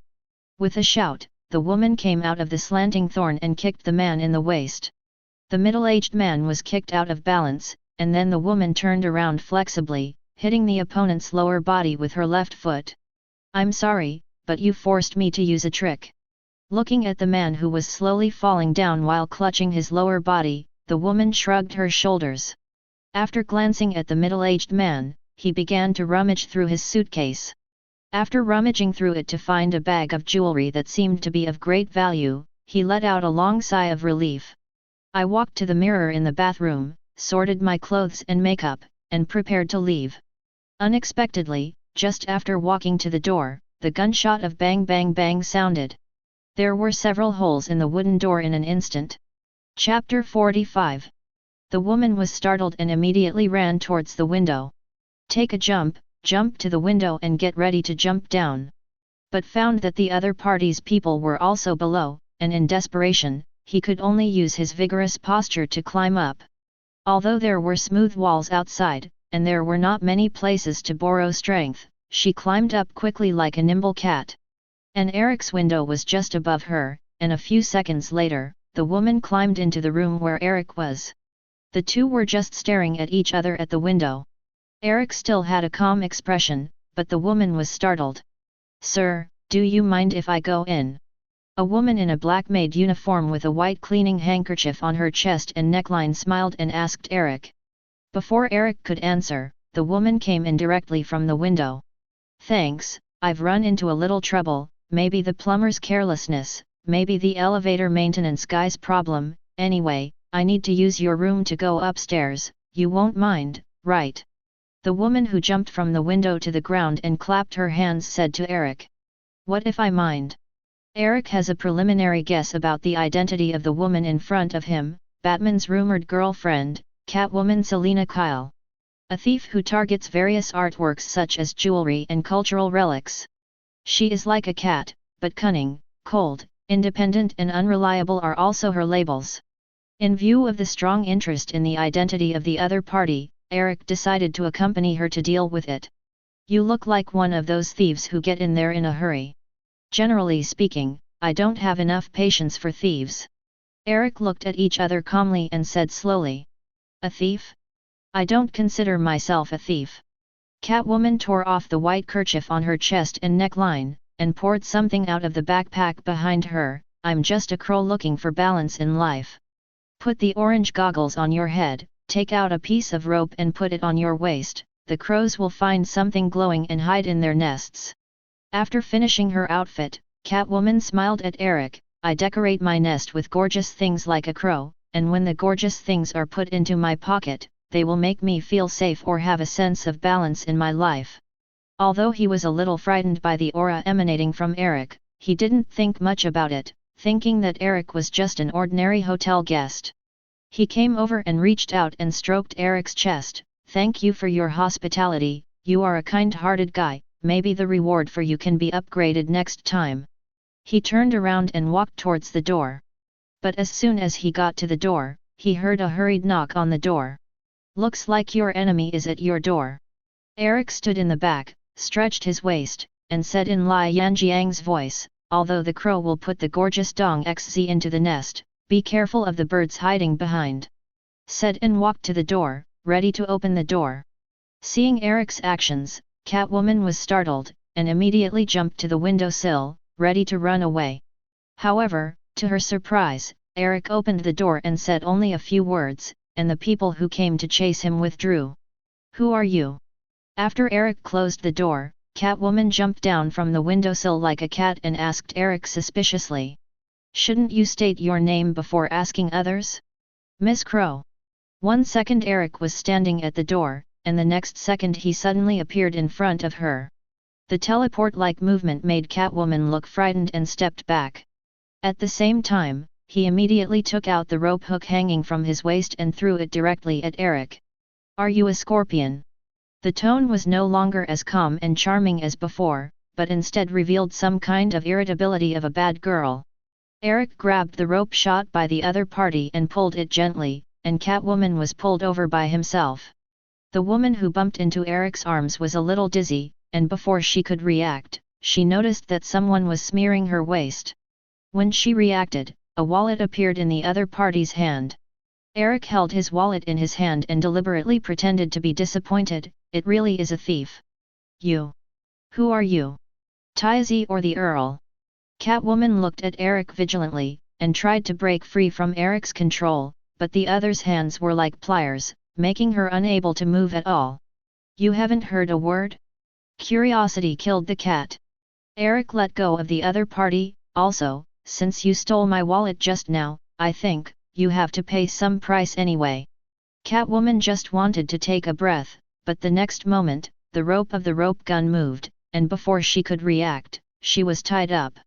Facing Eric's incredible performance, Catwoman felt a fear in her heart. She felt that she might not get away so easily this time. So, can you tell me your name now? Miss Crow. Eric looked at the other party's binding posture with satisfaction and asked her. Selina Kyle. Catwoman exhaled and glanced at her bound hands. So you're a magician? More or less. Eric stared at Catwoman's bumpy figure and asked, continue our question, Miss Selina, where is your address now? What do you want to do? Catwoman took a step back. Think I'm a gang and want to arrest my accomplice? I'm now 100% sure you're a bit of magic. Although Catwoman wanted to maintain her unyielding character, she finally had to give her address under Eric's promiscuous power. After knowing the address provided by Catwoman, Eric pretended to nod, closed the door and walked out. Before Catwoman could react from her doubts, Eric returned a few minutes later. And he has a set of black leather tights in his hand. Looking at the sassy and tights in Eric's hands, Catwoman was stunned. Isn't this a uniform dressed as Catwoman? How did it get to this guy? Could it be that this guy asked his address to go home and pick up this uniform for himself? But how is it possible? He can't be so fast, and he just happens to know his Catwoman status. Is this your uniform? Eric's bad taste broke out, and he untied the rope for Catwoman and handed the tight leather jacket to the other party. If you want to avoid the raptors, you have to transform from a crow into a cat, am I right? Miss Catwoman? Eric said with the corners of his mouth upturned. Looking at the face of this hateful guy in front of her, Catwoman instantly understood that this guy definitely knows his identity. And he's such a vile bastard. Don't you just want to see yourself change up?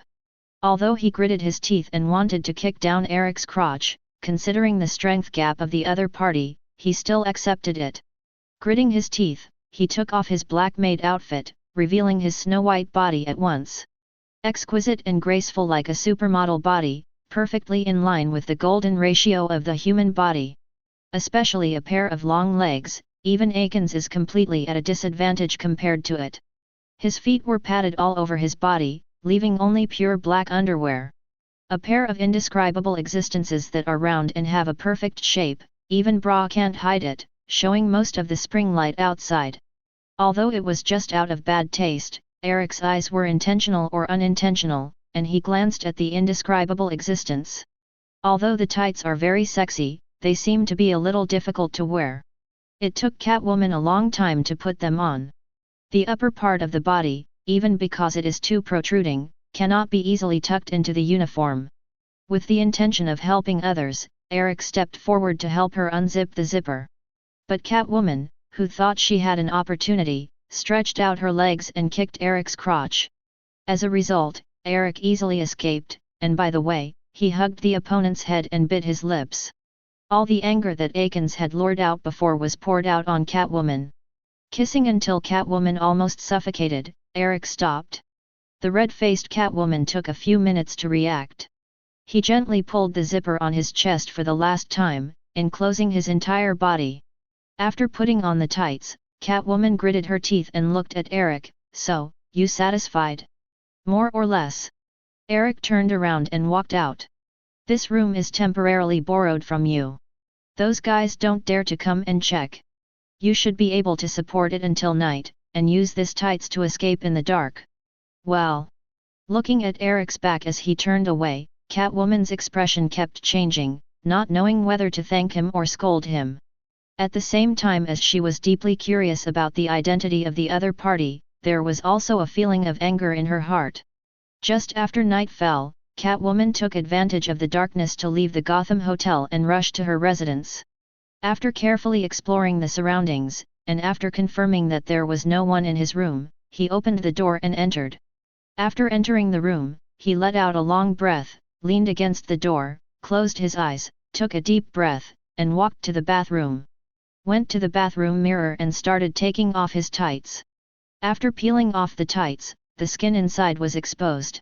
Seeing the remaining things on the snow-white skin, he couldn't help covering his forehead, gritted his teeth and scolded fiercely, "This bastard!"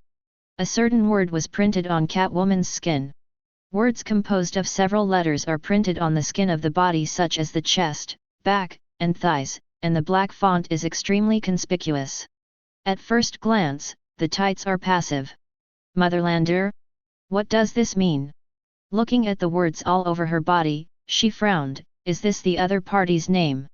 Although she couldn't rinse the marks off her body for a while, Catwoman rubbed it hard. After taking a shower, put on another set of Catwoman tights and rushed to the Gotham orphanage. For the existence of old wine and new bottles such as Gotham orphanages, she has stayed for many years, but what she feels in them is mostly nightmares and helplessness. After sneaking into a room, he woke up a red-haired the bed. "Happy birthday, Holly!" Catwoman came up and hugged the little red-haired girl. "This is a present for you." She took out a silver coin from her pocket and handed it to Holly. "Although it's a little small, it can give you a lot of courage." This is a silver coin she slipped out of Eric's wallet. Adhering to the creed of thieves not leaving empty space, even though her wallet was recovered by Eric, she still used superior technology to steal a silver coin. Chapter 46. Thank you, Sister Selena. Holly happily took the silver coin and checked it under the moonlight. The owl engraved on the obverse of the coin comes to life. Owl's coin. Holly tilted her head and said to Catwoman, I seem to have seen it. Have you seen? Catwoman was heartbroken. Well, I haven't seen it, but I have heard it. Holly told Catwoman about the battle between Batman and the Umbrella Man that she and two other friends witnessed in the alley not long ago. The guy who can easily beat Batman. Looking at the silver owl coin in her hand, Catwoman fell into contemplation. Could it be that the Umbrella Man that Holly was talking about was the who let him dress up for him? Speaking of which, he did see a black long-handled umbrella in his room, which seemed to be somewhat similar to that of the Penguin. This guy is going to be bad for Batman? Iceberg Club, the auction banquet is being held at this time. During the intertwining of gongs and chips, the dignitaries and nobles talked to each other in twos and threes, and talked about topics that were of interest to each other. Bruce Wayne was talking to a new friend. Yes, I know March Ventures, and he controls the Eastern Leslie medical satellite, isn't it? At this time, Bruce's identity is no longer Batman, but the famous and entrepreneur in Gotham City. Mr. Wayne. As he was talking, Bruce was interrupted by a voice. Turning his head, he found the Penguin Man walking towards him. Let me introduce you, this is Eric Kent. Following the introduction of the Penguin, Bruce looked at Eric next to him. Eric nodded slightly towards Bruce and took the initiative to say hello, Mr. Wayne. Bruce stared at Eric's face, feeling inexplicably familiar. Bruce Wayne, nice to meet you. Bruce and Eric shook hands. The moment the two approached, he suddenly realized that the other's chin and familiar voice were not the mysterious person who held an umbrella in the alley that night. After confirming Eric's identity, his vigilance immediately rose to the highest level. But he quickly calmed down again. Even if the opponent is now the enemy, it is impossible to make a move at this time. What does Mr. Wayne think of Gotham? Of course Eric could guess what the other party was thinking now. When he appeared at the dinner party, he deliberately revealed his identity to Bruce. In Gotham, he also had no intention of appearing as a masked man. Me? Opinion? What is Gotham, home or home? I can't describe it exactly, but I think it's a brighter tomorrow, doesn't it? After knowing Eric's dangerous identity, Bruce was wary of him, while pretending to be a snake. Sounds reasonable. Eric nodded, and when he was about to say something, a beautiful figure entered his line of sight. Catwoman Selina, who was wearing a black evening dress, covered her body with no skin, and even had silk stockings on her legs, entered the auction dinner. Originally, Catwoman was a little happy to see Bruce Wayne, but she was startled when she saw Eric standing next to him. She never thought that she would meet two familiar people here when she came to attend an ordinary banquet and pass the things of some dignitaries. Especially the who stamped himself. After learning from Holly that the other party can easily defeat Batman, Bruce, her impression of Eric becomes complicated. When he took a breath and was about to sneak away, he was stopped by Eric. Miss Selina, we meet again. What do you want? Are you going to catch me and humiliate me again? Catwoman gritted her teeth when she thought of the mark the other party had left on her body. No, I happen to be missing a female companion. I think you won't mind. Eric stretched out his hand and motioned for Catwoman to take his arm. After glancing at Bruce, who was a little embarrassed, Catwoman had to hold Eric's arm due to the other's promiscuous power. Eric, who used supervision to observe the micro-expressions of Catwoman and Batman, was roughly certain. Batman has just become Gotham Knight, and his love affair with Catwoman has not yet officially started. He was very interested in embarrassing and deflating Batman.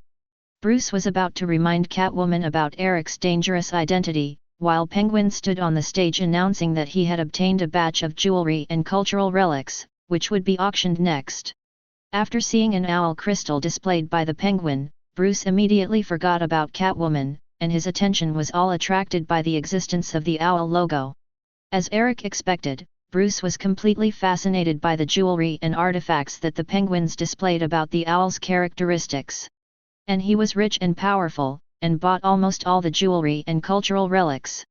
Completely showed Eric his greatest superpower, rich. I can smell the conspiracy. Catwoman took Eric's arm, frowned and said to Eric when she saw Bruce's obviously abnormal mood. About what? Eric asked Catwoman, who had restrained her wildness at this time. Some people are so obsessed with the world they create that they can't notice the anomalies around them. Catwoman's eyes shone brightly. Of course I also face this situation, but it usually only feels like this when I am addicted to jewelry or men. But now, I can feel the trap created by the Penguin, and it is impossible to indulge like those who are fascinated by jewelry. Raising his burning eyes, he looked at Eric, and I suspect that this trap may have something to do with you.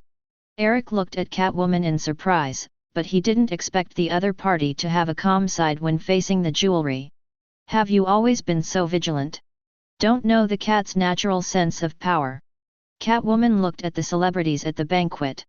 I was in a relationship with a kid from an orphanage, and he said to me, "It's too comfortable to live." You know what that means.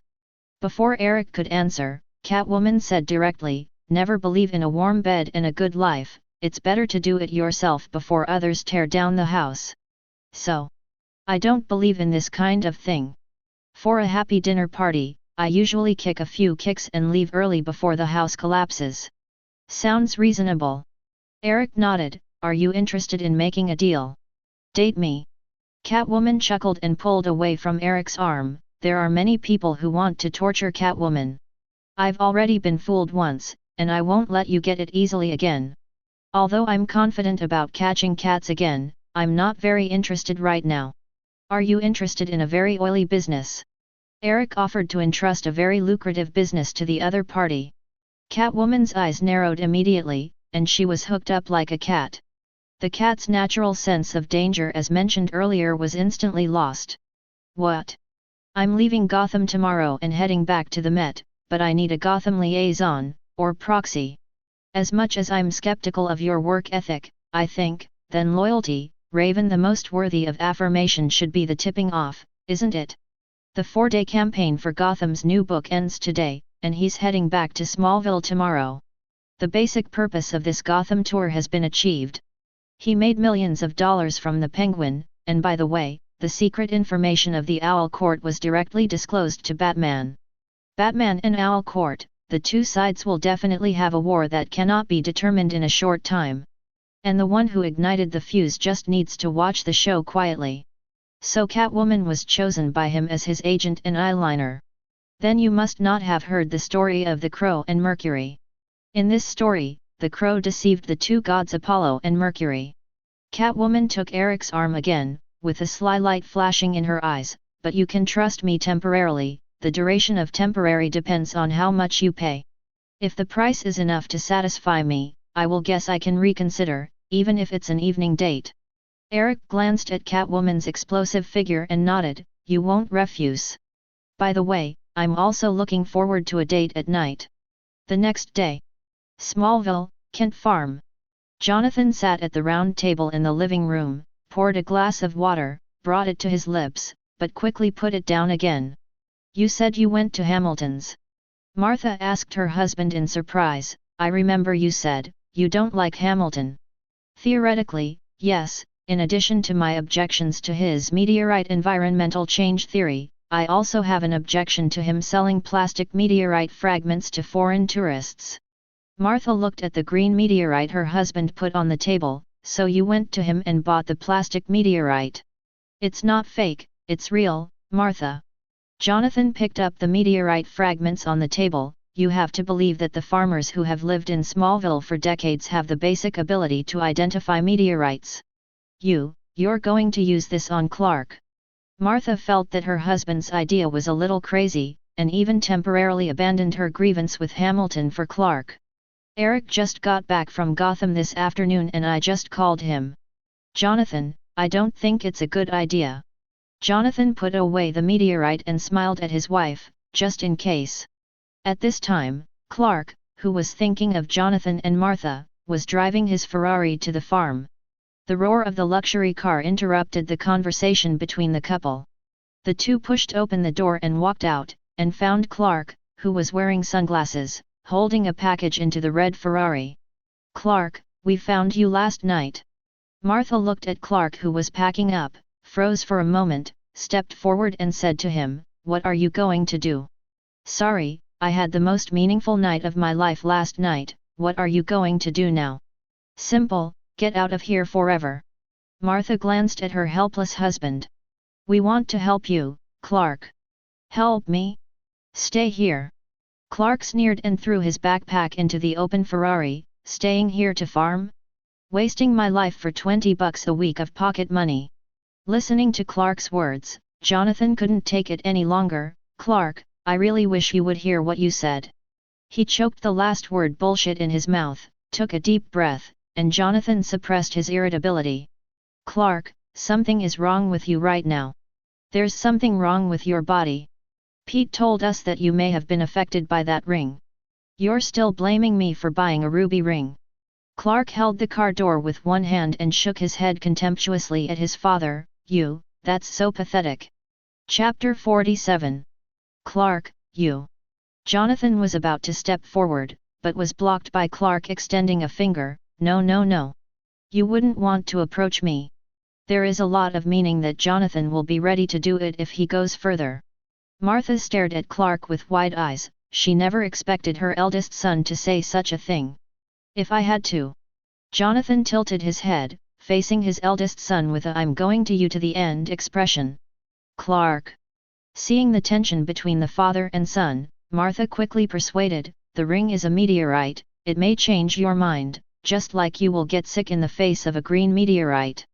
"You mean, the red meteorite changed my personality?" Clark pretended to be slightly panicked, stroked the ring on his finger, and quickly put away his panicked expression. "Hee, I pretended, you thought I was surprised." "No, I'm bemoaning why they didn't let me meet it sooner." "Hey, if you want to live in this place for the rest of your life, that's your problem, I'm fed up with this poor life." Closing the door, Clark prepares to leave the farm in the sports car he borrowed from Lex.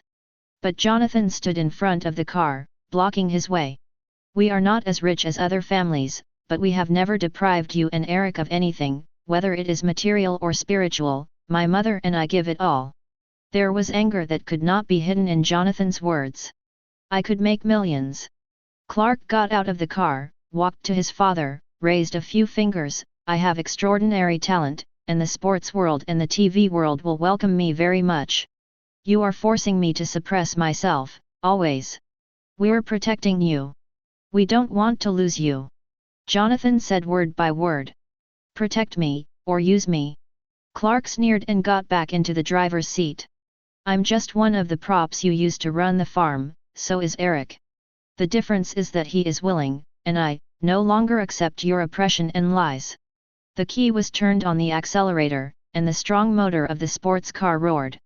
"Eric will be back today, Clark, I think you can chat." Jonathan had no choice but to move out of Eric in the end. "You're wrong, fearless. Even Eric." The Ferrari's motor roared and rushed forward quickly. The dust that rolled up raised the faces of the couple.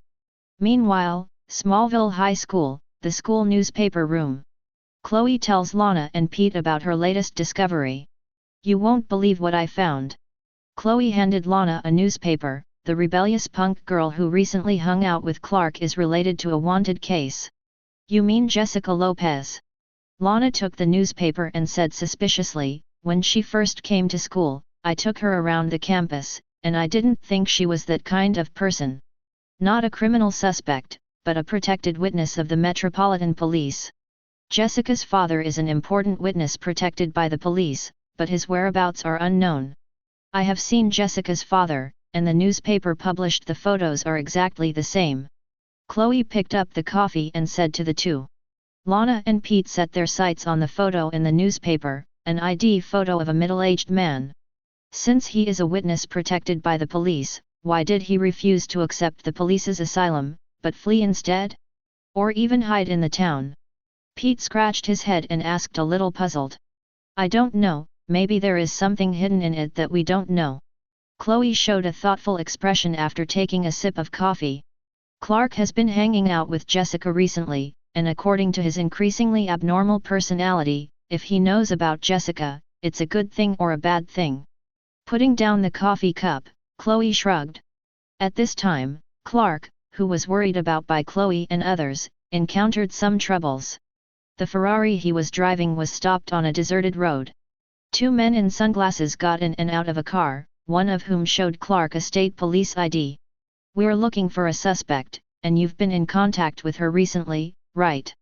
The state trooper showed Clark a photo of Jessica, the rebellious new transfer girl with whom he spent the night at the bar last night. "No, I've never seen her." Clark lied and didn't draft. "I think you have to be smart."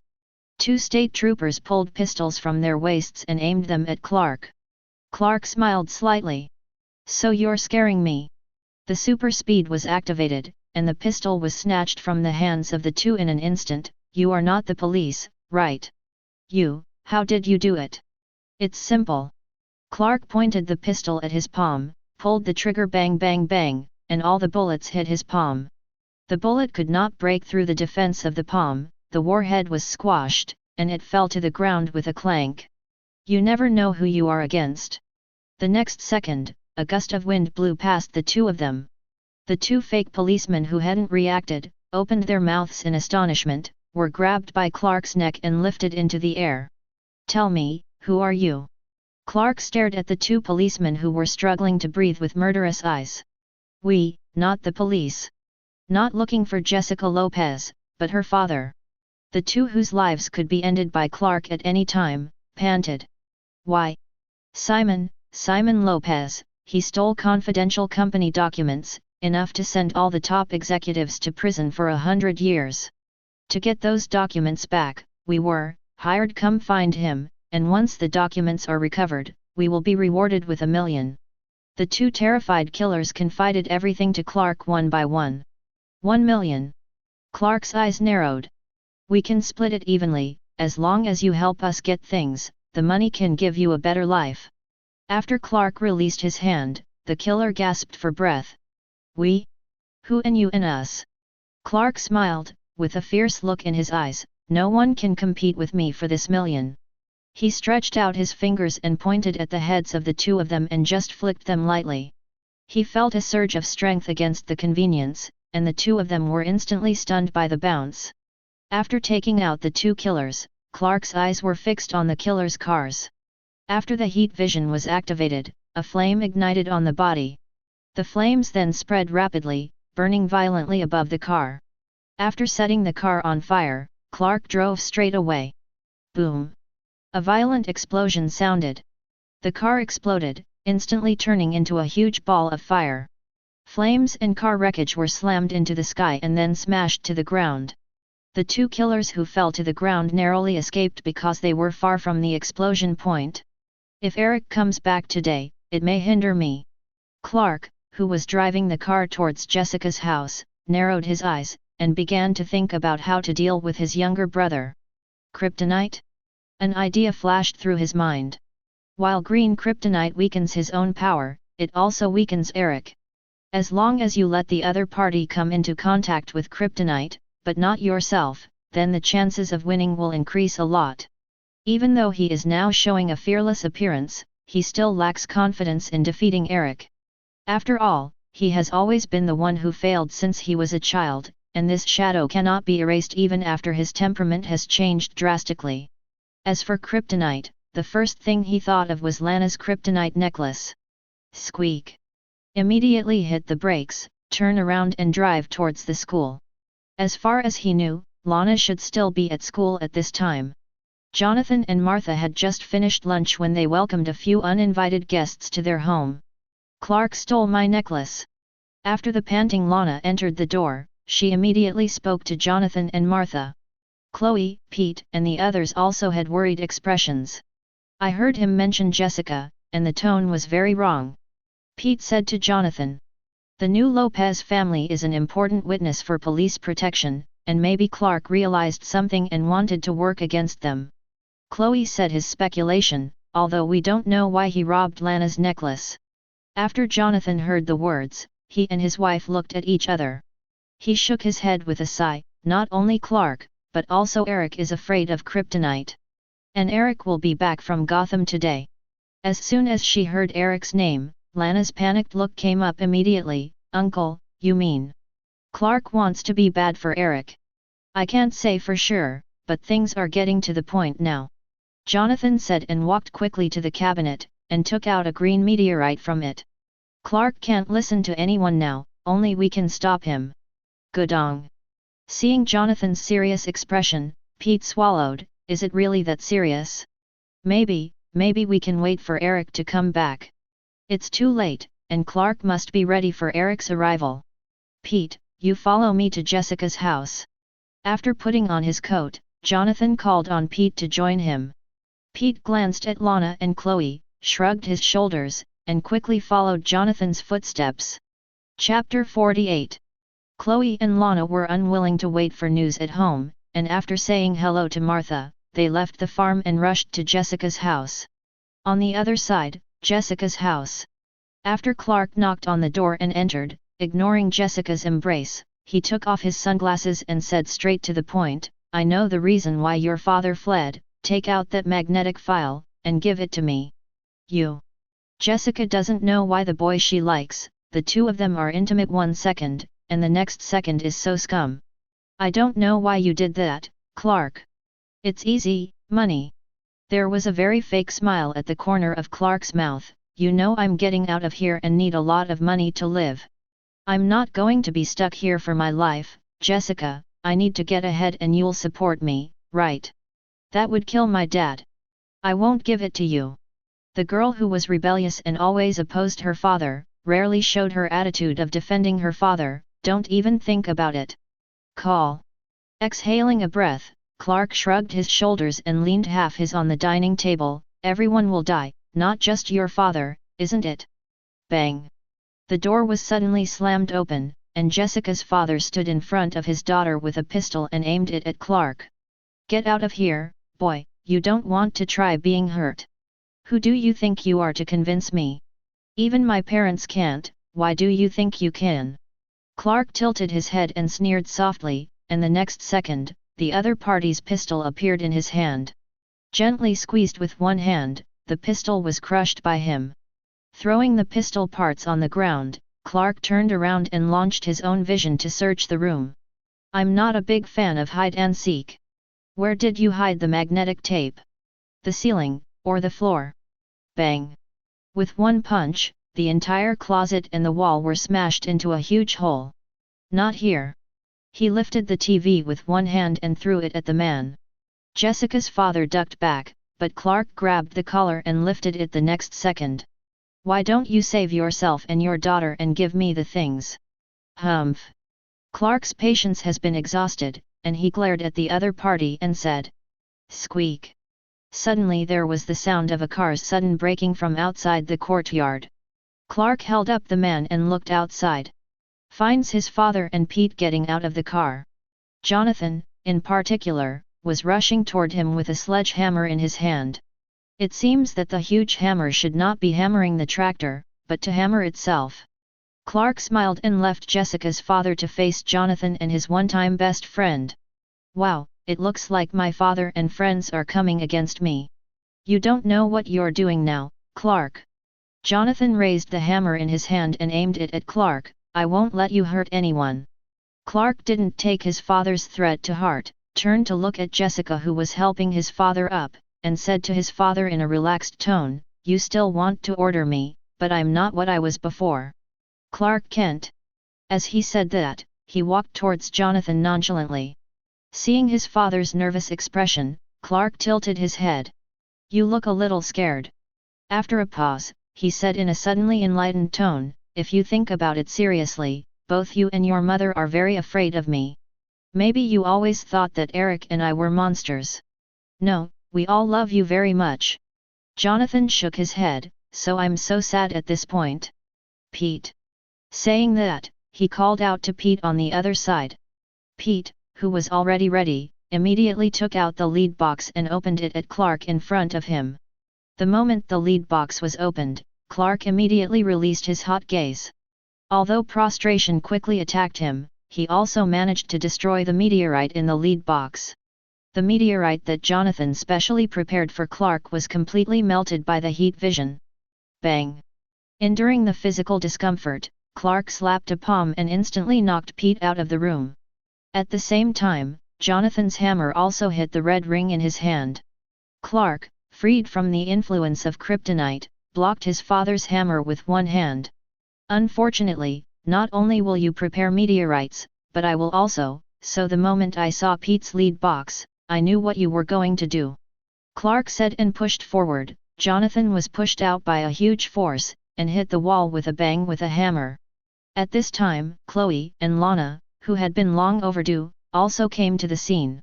The two held up Pete, who was bleeding from the corner of his mouth, and looked at Clark, who pushed Jonathan away, with a look of despair in his eyes. Is there really no one who can stop Clark? Clark let out a sigh of relief, fired his hot eyes, and shot at the hammer in Jonathan's hand. With an ultra-high temperature heat sight, even if the target is a hammer, it is impossible to make Jonathan unscathed.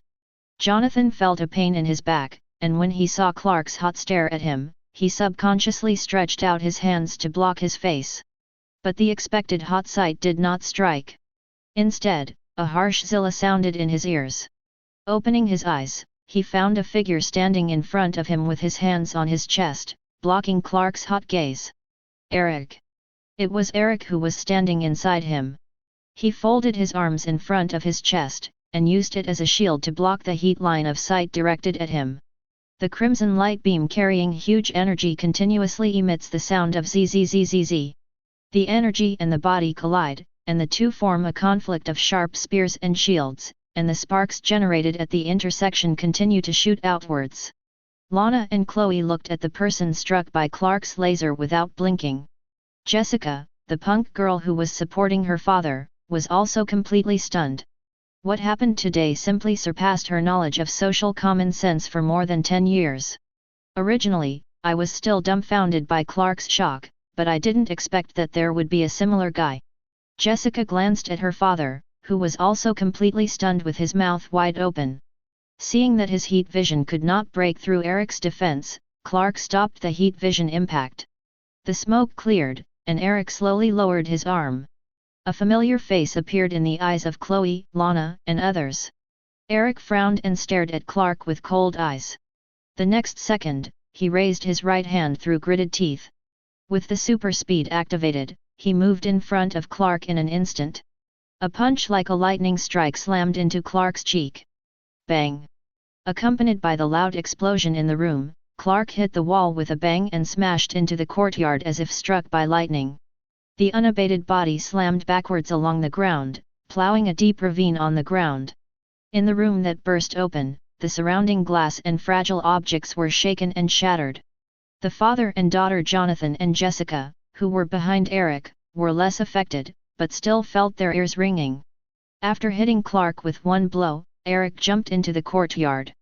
With a bang, the ground beneath his feet cracked open inch by inch.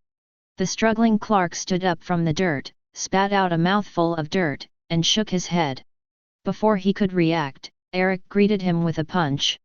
Clark, who has the speed, raised his arms in front of him subconsciously, blocking Eric's fist. However, Eric's upper body attack was just a false move, using his right foot to kick the opponent's calf. The huge impact instantly caused Clark to lose his balance and fall forward. What greeted him was an uppercut from Eric. With an angry shout, Clark was directly beaten into the sky. The surrounding air seemed to be compressed together and burst open. Eric flew into the sky, aimed at Clark who rose to the sky, and punched again.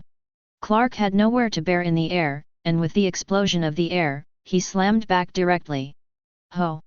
Eric, with his extremely fast movement speed, caught up with Clark, who was flying straight up, in the air, and hit the opponent's cheek with a straight punch. Bang! The air was swayed away, and Clark was struck by Eric's three-fist of the farmer, so he couldn't control his body, and continued to charge towards the sky. There were bursts of roaring explosions in the air, like thunder, directly causing Lana, Chloe, and the others to open their mouths and stay motionless. After helping her father out, Jessica helped Jonathan get out of the messy room and looked up at the sky. Jonathan leaned on his back, panting slightly, with a worried expression on his face. Both worried that Eric could not control his anger, but also worried that the battle between the two had entered an uncontrollable situation.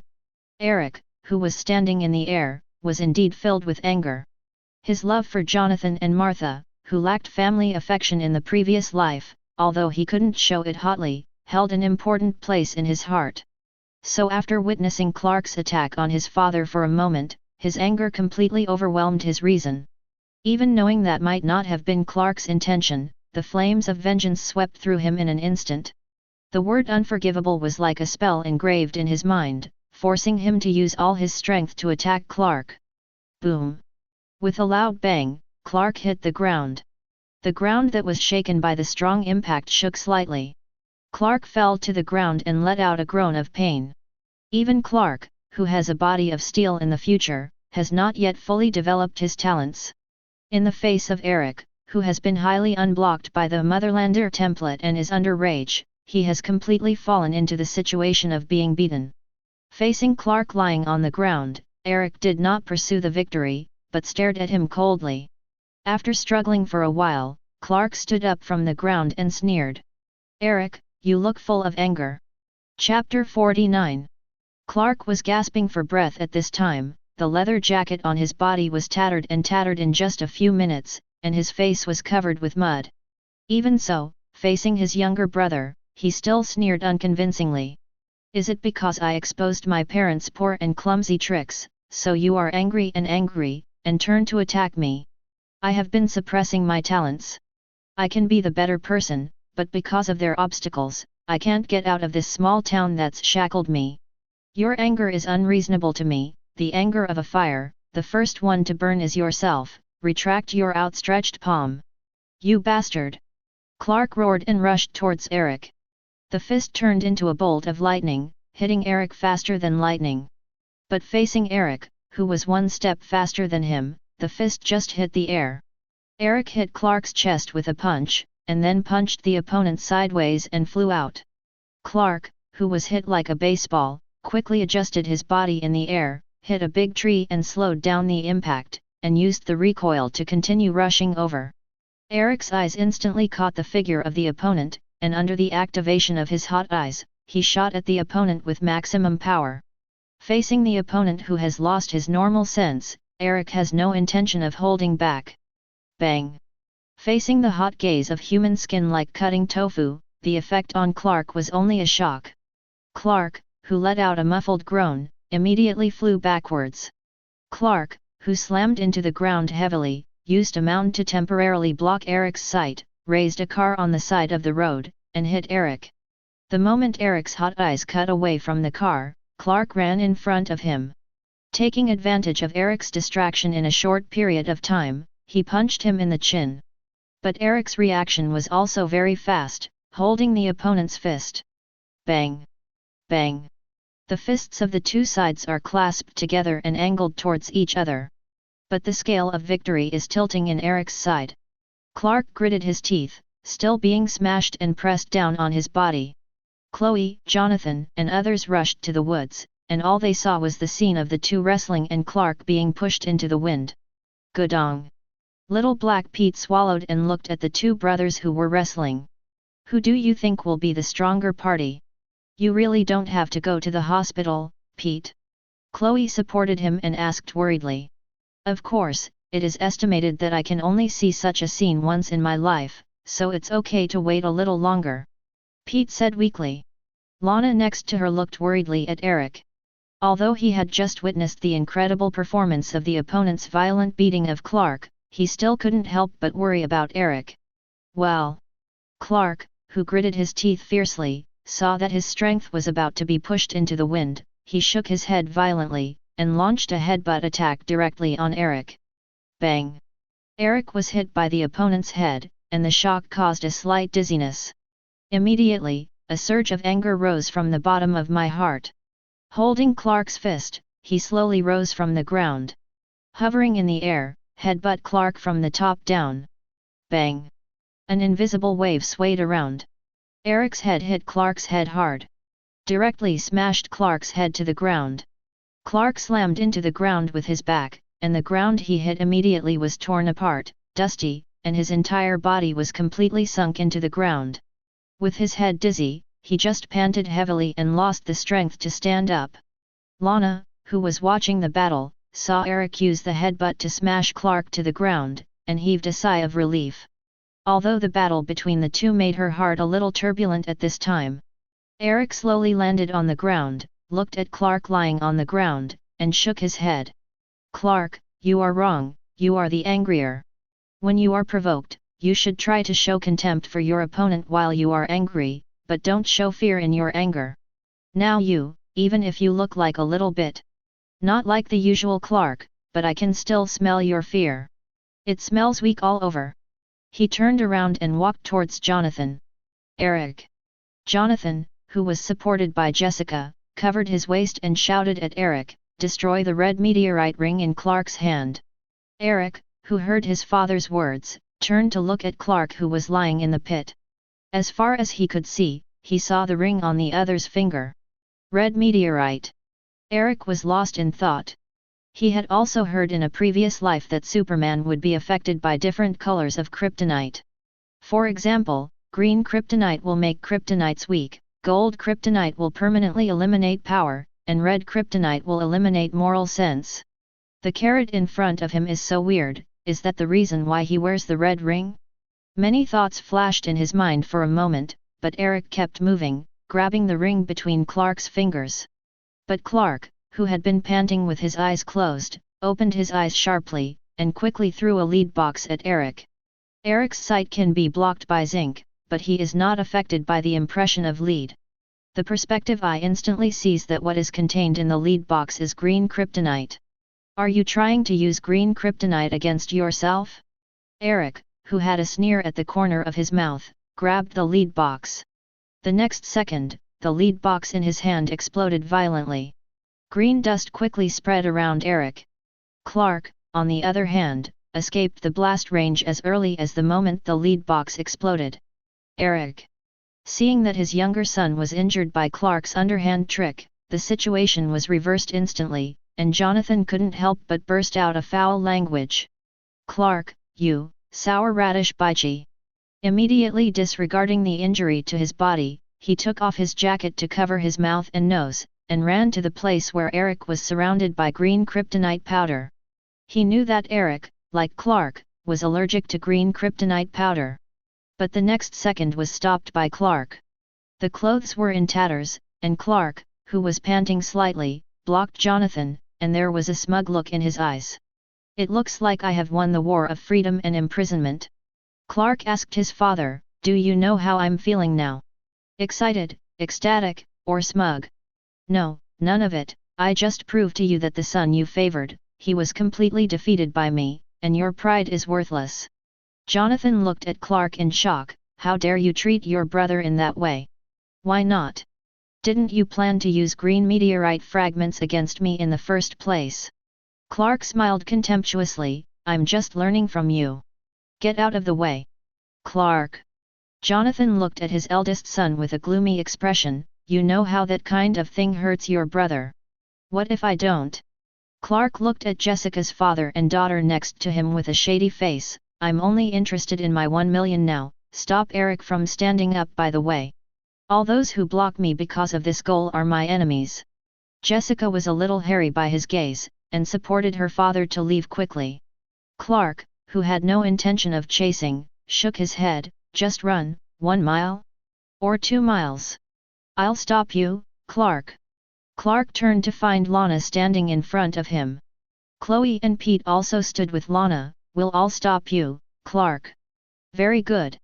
Clark gritted his teeth and slowly clenched his fists. In the next second, an air-breaking sound rang out. The air made a sharp whistling sound, and Eric dodged and jumped to the ground near Clark. Jumping from a height of more than 10 meters to the ground was shaken and cracked in an instant. With the power of jumping and hitting the ground, Eric threw a punch and knocked Clark backwards. With a loud bang, Clark was smashed into the ground again, and like a baseball hitting the ground, it bounced up and hit the ground again, and so on several times. Jonathan, who felt a whistling wind blowing in their ears, saw Eric returning. There was a burst of surprise at first, and then a huge excitement surged out of my heart. "Eric, how are you?" Jonathan held Eric's hand excitedly, speechless. I fled before the meteorite dust dispersed. Although I inhaled some, it was not fatal. Eric said calmly to his father. The real reason is of course not the case. Kryptonite dust can't harm him, and even inhaling it all won't affect him at all. The reason why he lied to his father was just to continue his Kryptonian character. Lana looked at Eric excitedly and wanted to say something, but in the end she didn't say anything and could only watch Eric turn around. Facing the cheap brother who was smashed into the ground by himself, Eric decided not only to take the ring from him, but also to teach him a painful lesson that he will never forget. Bang! Eric jumped several meters high and landed heavily in front of Clark. Before Clark could react, a hot gaze shot at him. The full power of the heat vision all bombarded Clark's body. Although Clark raised his arm subconsciously to block it, Eric's thermal sight output power was obviously stronger than his thermal sight power. The half-kneeling body was constantly being hit backwards, and the soil under his feet was like being plowed. As Clark kept moving backwards, a deep ravine was formed. Ho! Clark, whose eyes were emitting a fierce red light, endured the severe pain and raised his arms to carry it forward. But in the next second, with the splash of the crimson laser, Clark was directly knocked out. The whole person smashed backwards like a flying baseball. A bang hit a nearby abandoned factory. Chapter 50. At the same time, Eric's hot vision continued to impact unabated. A big tree that could only be hugged by an adult's arms was cut off by Eric's hot gaze, and the tall tree collapsed. The sky-shaking sound of trees hitting the ground sounded, and the pebbles on the entire ground were knocked into the air by the shock. Boom! The next second, Eric jumped to a position dozens of meters high in the air, and then fell straight towards the factory. Boom! The body directly penetrated the top floor of the abandoned factory and smashed into the interior of the factory. Chloe was completely stunned. She is now vaguely regretting why she didn't bring her camera. Even if you can't report this historically significant scene, you can keep it as a video material for your own later enjoyment. And he will also give this video data a name, which is called Battle of the Gods. Do not. Even the gods in Olympus probably don't have the fighting power of the two. Especially Eric, he is beyond his knowledge of the world. Lana, standing on the other side, in addition to being shocked, felt surrounded by a sense of loneliness. For a moment, I felt that I and Eric became two worlds. In the abandoned factory, in a slightly dim environment, Eric faced Clark directly. At this time, Clark, who was beaten up, still had fighting power, and rushed up to attack Eric with his teeth clenched. The fists turned into lightning and charged towards Eric in an incapable trajectory. The fist that ripped open the air and exploded the air with every blow was easily blocked by Eric. Whether it is speed or strength, there is a clear gap between the two. Especially when Eric was out of breath and Clark couldn't master the ability to fly. Bang! Punch out! Clark couldn't dodge in time, his temple was hit directly, and he flew out sideways, hitting the floor heavily. The solid concrete floor was instantly torn apart by the shock of Clark's body, which fell on his side. The cement stones all burst out in an instant, and the smoke and dust were everywhere. Call! With the sound of a gust of wind tearing the air, Eric moved to Clark's side like lightning, grabbed him by the neck, and lifted him up. If you think you can beat me with this trick, you're really naive. Bang! With one arm slammed out, Clark's identity slammed into the machine placed in the middle of the factory building, making a loud clang sound. Clark, who fell from the machine, knelt on the ground, gasping for breath. The body trembled slightly, the sticky dust rustled down, and the eyes completely turned blood red. Emotions of anger and humiliation slammed into the heart. With his fists against the ground, Clark, who roared, pressed his body straight to the ground, briefly mastered the power of flight, and charged towards Eric. The entire body turned into a meteor, and the speed of the sudden explosion increased more than one step. But the moment the two exchanged, Eric grabbed his neck. Grabbing Clark's neck, he threw it to the ground. Boom! The ground seemed to be blasted open, and Clark's back hit the ground heavily. I've been very curious about one thing, Clark, do you bleed? Stepping on Clark's chest, Eric said coldly. Without waiting for the other party to answer, he grabbed his clothes with both hands, lifted him up, and threw him out the window. Whoa! With the shattering of the glass, Clark's whole body slammed along the ground like a bullet out of the chamber. After smashing a wall, enter another workshop. The metal fan-shaped piece on the wall was slightly concavely deformed by Clark's body. Clark had fallen into a state of unconsciousness at this time, staggering against the wall, standing unsteadily. Even though his body was riddled with holes, his inner unwillingness and humiliation forced him to work hard not to fall. With a bang, the wall above the room was broken open. Eric entered the room and looked at each other with emotionless eyes. "Clark, I thought you'd be wiser when you lost your morals, but it doesn't look like that. Your arrogance and stupidity are even higher." As soon as he finished speaking, he rushed to Clark's side and punched him in the chin. The steel-like fist hit Clark hard, knocking him out along the ground. Boom! Eric moved over and stepped on his feet, trying to step on the opponent's body.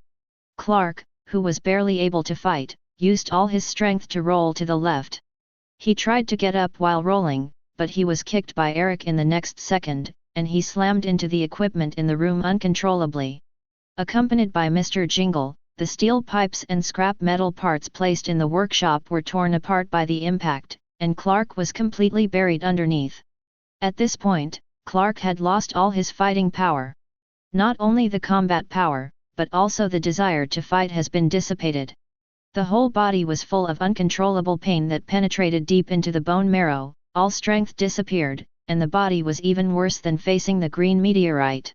Now he doesn't even have the strength to move a finger. The scrap metal was opened, and Eric stood in front of Clark, who fell to the ground. He grabbed the opponent's clothes that basically didn't exist, and pulled them up. Looking at the cheap big brother who can't open his eyes face to face. "Green kryptonite is not fear, Clark, I am your fear." A punch hit Clark's cheek, and with a thud, Clark slammed into the wall. The walls that had been in disrepair were cracked like spider silk, accompanied by dust rustling down. Clark also coughed and slowly slid down the wall. The next moment, Eric's vague figure appeared in front of Clark in an instant, grabbed the opponent's neck, and said in a contemptuous tone, "You are not brave at all." Cough cough. Clark, who was coughing in pain, had a slight change in his mentality at this time. Trembling, he reached out to the ruby ring on his left hand. Clark is now a selfish man who has lost his moral shackles. Although he has no scruples, he is not completely crazy. After a battle that was physically and mentally exhausting and his confidence completely destroyed, there was a subtle change in Clark's mentality. Indeed, as Eric said, he had fear. After extreme arrogance is the fear of losing all courage. In the face of Eric's threat, the character given to him by Red Kryptonite has a desire to escape. And the only way to get rid of it is to take off this ruby ring. Clark stretched out his hand with all his strength, grabbed the ring on his finger, and wanted to take it off. At the same time, Eric's heat vision has also been activated, aiming at Clark's eyes and shooting. "What?" Clark, who groaned in pain, used all his strength, took off the ring in his hand, and threw it out with all his might. Eric's heat sight is about to spew out majestic heat, and it will hit the opponent's eyes in the next second. But seeing Clark take off the ruby ring, Eric hesitated for a moment. After all, instead of aiming the heat at Clark, he deflected the direction and aimed at the wall behind Clark. Zi! Heat glances brushed past Clark's ears, hitting the wall behind him, piercing it. Feeling the warmth in his ears, Clark couldn't hold on any longer and fell forward. Eric withdrew his hot eyes and looked at the cheap brother who fell unconscious on the ground. After confirming that the other party is safe for now, he walked towards the ruby ring that was thrown on the ground. Bent over to pick up the red kryptonite that changed Clark's temperament. Looking at the ring carefully, he fell into contemplation. When Jonathan and Lana came to the abandoned factory, what they saw was Eric standing in the factory that seemed to be bombarded, while Clark lay on the ground and didn't know if he was alive or dead. The factory was in a mess, the ground was hollow and cracked, and the walls were covered with cracks like spider webs. A big hole was broken on the roof, and the metal scraps in the room were bent and broken, giving people a strong sense of visual impact. Even after seeing the scene after the incident, one can imagine how much the two of them fought. Chloe shook his head and asked with slightly confused eyes, "So, the battle between Superman is over?" No one answered her, and Lana and Pete also had shocked expressions on their faces. Jonathan was relatively calm, walked quickly to Clark's side, and helped him to check briefly. "Eric." After helping Clark up and handing it over to Chloe, Jonathan walked towards Eric, patted him on the shoulder, and said in a relieved tone, "Eric, are you all right?" While talking, Lana also walked towards Eric. "It's all right, Dad, it's just that the clothes are torn a little bit, and I haven't been hurt." Hearing his father's voice, Eric turned around and said. At the same time, the ruby ring in his hand came into view. Seeing the ruby ring in Eric's hand, Jonathan's heart tightened. A fear from the inside out quickly invaded the heart. Why did the ruby ring appear in Eric's hands? If Clark is affected by the red meteorite ring in the backyard of the mind, there is a remedy. But once Eric is affected by the red meteorite, no one will be his opponent, and even the whole world will be dragged into the abyss by him. Fear gripped his heart like a beast. Lana next to him also realized the seriousness of the matter, and took a step back in disbelief. But to the surprise of the two, Eric handed the ruby ring to his father. Chapter 51. Jonathan was stunned at the ring in his hand. "Eric, you are not affected by the ring." He knew that Clark and Eric were both brought by alien spaceships, and they had the same body structure. Clark will be affected by the red meteorite, and Eric will not be immune. But why does Eric look unaffected?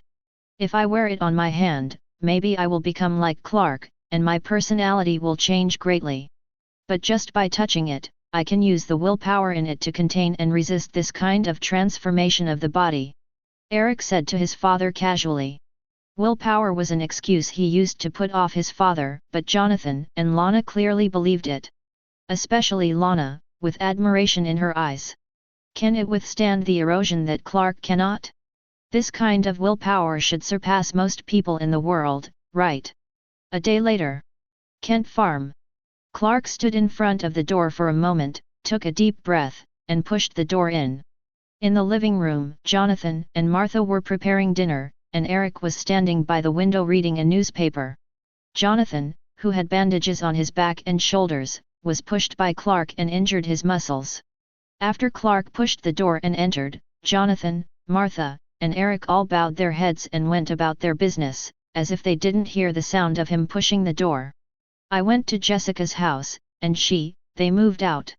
Clark was silent for a while before speaking. "Maybe they won't run away anymore, but instead call the authorities for help." Seeing that her husband and younger son pretended not to hear, Martha replied to Clark. "I just want her to be safe and not hurt again," Clark said sadly. Now he has regained his previous personality after losing the ruby ring. Although his sanity and character have recovered, all his previous absurd actions remain in his memory, and this kind of guilt and remorse is what hurts him the most. Seeing that Jonathan was still unwilling to pay attention to him, Clark stepped forward and apologized to his father. "I'm sorry, Dad, I didn't mean to say or do those things." "Clark." Jonathan shook his head and set the plate upright. "The red meteorite may have affected your character, but, let's face it, there's a reason you think so. Compared to the Lex family, ours, the family has 4 walls, but, I only know now that you care so much about this." Clark walked to his father and said sincerely, "It may be like this sometimes. But I know more that no matter how crazy I become, you will support me and try to save me, that's what money in the world can't buy." Arrived. Jonathan was silent for a moment when he heard the words, let out a breath, and looked at Clark. "You will reflect, Clark, it is always true, but you still almost made a big mistake. I hope you will always understand that you are doing what I know, so thank you so much, Eric." Clark looked at Eric. "Eric stopped me." At the same time, a strange emotion rose inside. Among the characters affected by the red meteorite, it seems that he finally gave up his identity because of fear. What is that? Scared by Eric to give up his independent personality, escape and give up all desires. Clark couldn't accept himself like this for a while. Even if it is another self after being affected by the red meteorite. Could it be that his fear of Eric cannot be eliminated even if his personality changes? Clark fell into self-doubt. Don't be sorry, Clark. Eric put down the newspaper and said to Clark, you have paid enough. The price he was talking about was enough, that Clark was in bed for a day after he came back before he could get out of bed. It looks like I deserved it, but I still have to tell you that I didn't mean it. Eric, that's not my intention, I don't want to hurt you. Clark threw the messy thoughts out of his mind and said to Eric sternly. If you think that makes you feel better, Clark, I accept your apology. Eric sat down at the dining table and replied to Clark casually. He didn't care much about Clark's apology. In his view, language is an existence that can both expose and bury thoughts. He will not react simply because of a few words of others. One thing, there's a criminal case over the Benotti River. Jonathan picked up the hot coffee in his hand and said to his family, 2 unidentified people were killed. Since their identities cannot be identified, it is estimated that it will take a while to find out the truth. Benotti River. Clark listened to the word with a strange expression. I once knocked out 2 killers looking for Jessica near the Benotti River. Could it be they who were killed? But, even though his temperament changed drastically at that time, he didn't kill them directly. Who moved the hand? A suspicious Clark looked at Eric. The suspect target is his younger brother. But looking at Eric's calm expression, he began to wonder if he was thinking too much. Clark. Mother Martha interrupted Clark's thoughts and said to him, one thing at least sounds like good news, you were worried that the prophecy you heard from Ms. Cassandra in the nursing home would come true, but after a storm everything is fine, which means, what you see is not the future, or rather, it is the future that can be changed, isn't it? Martha mentions a prediction that Clark had seen earlier, that parents would be unexpected. I've never believed in divination. Jonathan told his family, the past belongs to death, the future belongs to you, no one else can change our future, only you may be able to do it. After Clark heard the words, he nodded thoughtfully. He now remembered what he had seen with Ms. Cassandra. The tombstones of his parents lie around, and his eyes are red and he is fighting with Eric. The self in the cemetery, that crazy and beast-like performance, is almost the same as the self after being changed by the red meteorite. Could it be that, the future is really changed by yourself? Clark put his chin on his hands and began to wonder if fate had been reversed by himself, as his parents said. Eric, who was next to him, fell into contemplation when he heard his mother talk about Cassandra. Can you peek into certain segments of a person's future life? Nursing home, Ms. Cassandra. Eric wrote down these 2 key pieces of information and decided to have a chance to see what the other party was like. The next day, an uninvited guest is welcomed in the nursing home. In the quiet garden, the old lady Cassandra was wearing sunglasses, sitting at the round table, flipping through a book. Eric walked behind Ms. Cassandra and looked at each other. Why don't you come and sit, boy, you can't see anything from the back. Cassandra put down the book, faced straight ahead, and said to Eric. Eric Kent. Eric walked up to the old woman and sat down, and said his name directly. I heard that you can predict the future, and I am impressed by my brother Clark. Well, so you come here and see, how can a blind old woman tell the fate of others when she can't see anything? Eric shook his head, I just wanted to make sure what Clark saw. Aren't you Clark's brother? He's not going to tell you what he saw? Well. The old woman tapped on the book with a smile, perhaps your relationship is not so close, but this is the normal state of life, how can the relationship between people be so simply defined? Sorry boy, I won't tell you Clark, what did you see? Saying that, he reached out to Eric, but I can see your fate and tell you. Eric glanced at the outstretched hand and smiled, I don't want to know my own destiny. I prefer to believe that people's future is created by themselves. Then you're not curious about what kind of future you've created? Maybe you'll see Clark, or something, who's to say? The old woman reached out to Eric and motioned for him to hold it. Eric was silent for a moment, and finally held the old woman's right hand. Consciousness was quickly pulled out, and the line of sight in front of him was distorted. The boundless darkness overwhelmed him, and when his vision returned to light, he found himself standing in a rubble. A red moon is rising, and under the red moon is a dilapidated city. Desolation, dilapidation, lifeless, dead atmosphere, enveloped everything. The cloak behind Clark rattled and slowly descended from the sky. And he stood in mid-air, holding a steel fork in his hand, with a dark-looking head on it. Wonder Woman in red and gold armor roared, and the Vulcan sword slashed at herself, but she was instantly bounced off by her heat vision. Black curly hair, wearing a black tuxedo uniform and fishnet stockings, a woman resembling Archmage Zatanna, threw out her wand, and the dark red energy soaring towards the sky surrounded herself. But the next second, he waved his hand into the air, and a golden scepter flew towards him. The majestic golden energy emanated from the scepter, instantly dispelling Zatanna's magical energy attack.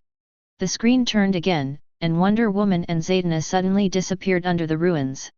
I came to a dark underground again, like a hell-like existence.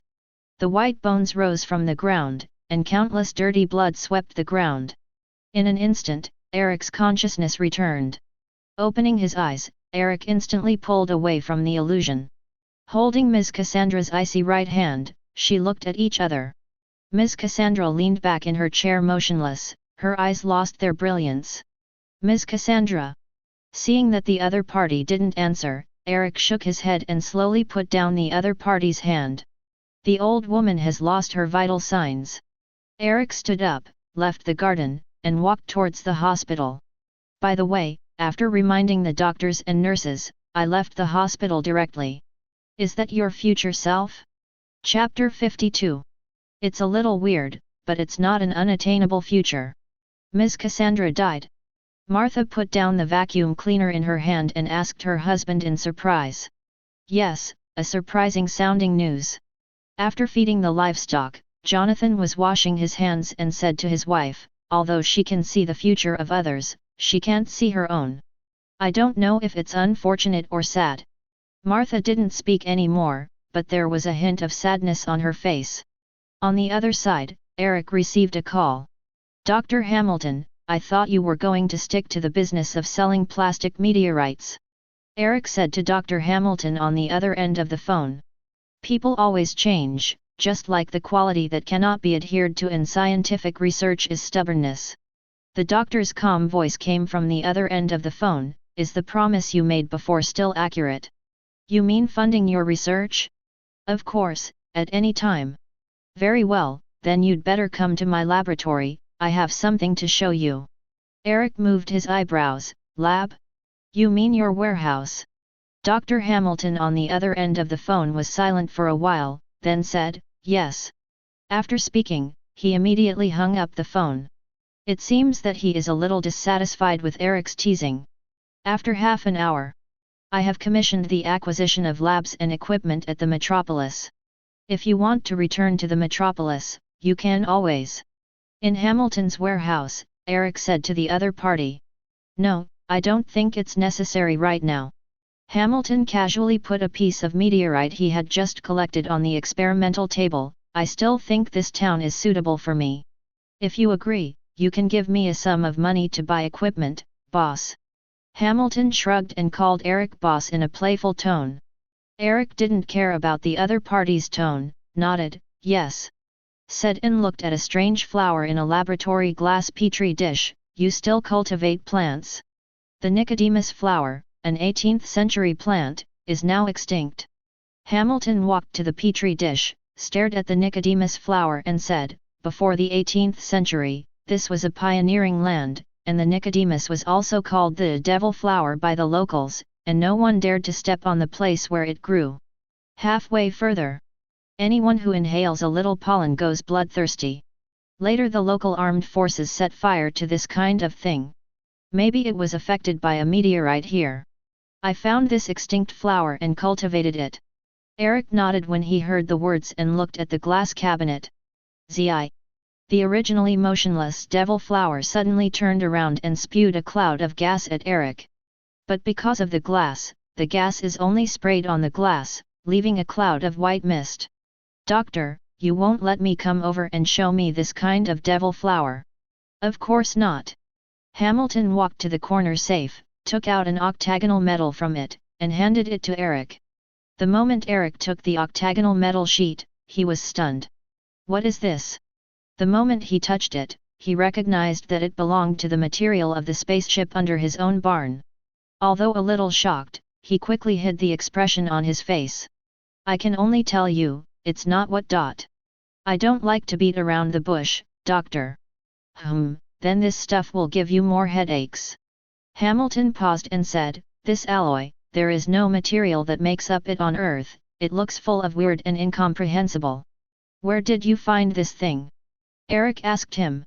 On the farm near your home, but Eric, believe me, I fully respect the privacy of your home. It's just on the periphery of the farm, not inside the farm. Hamilton replied to Eric.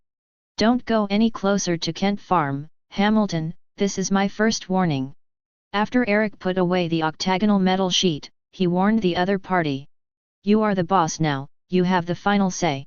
Hamilton angrily handed the things in his hand to Eric, then turned and left. There's one more thing. Eric stopped him and took out a clear plastic bag from his pocket. There are many ruby rings in the plastic bag, which is also the main culprit for Clark's personality change. After seeing the ruby ring in Eric's hand, Hamilton's eyes narrowed. Graduation rings using space meteorites instead of rubies. Have you seen? Eric asked him in surprise. I've heard of it. I sell plastic fake meteorites to tourists, and schools sell meteorite rings to students as rubies. We're all in the same business.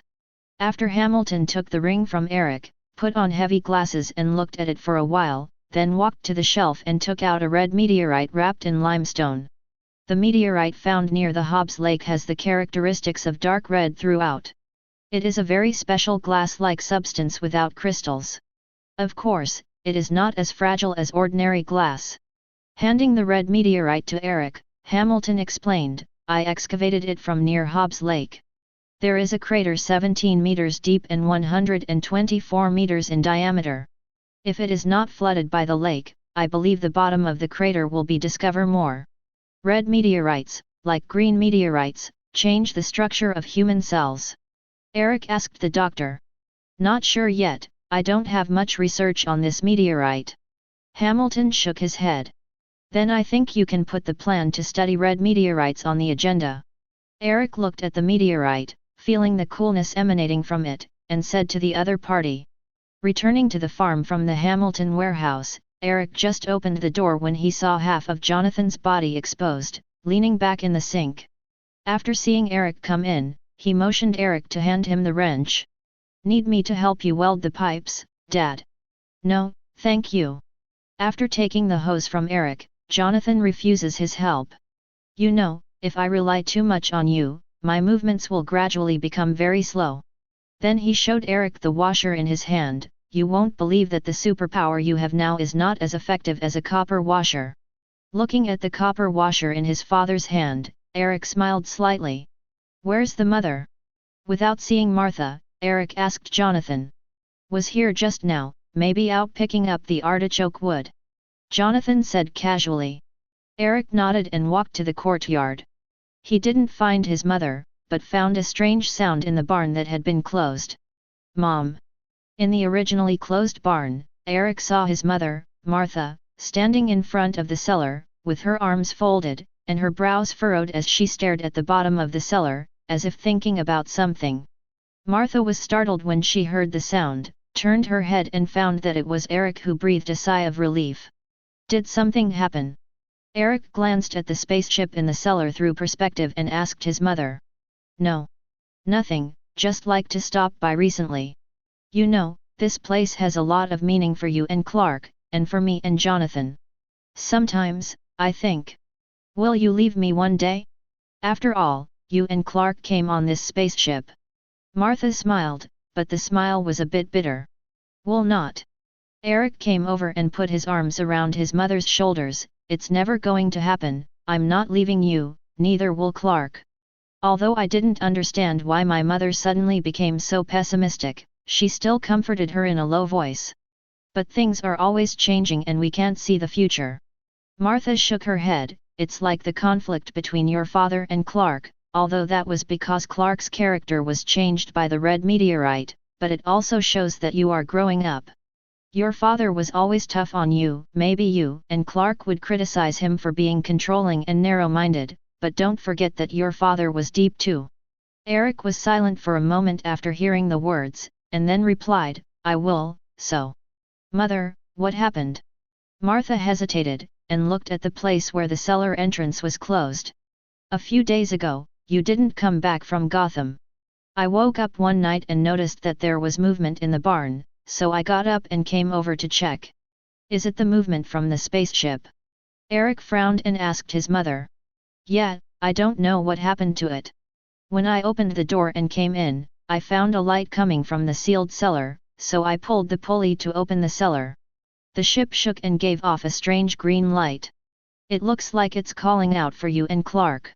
Martha finished telling her previous experience and looked at Eric with a complicated expression. That's why I'm worried about losing you and Clark. You will eventually grow and mature, and then choose your own path.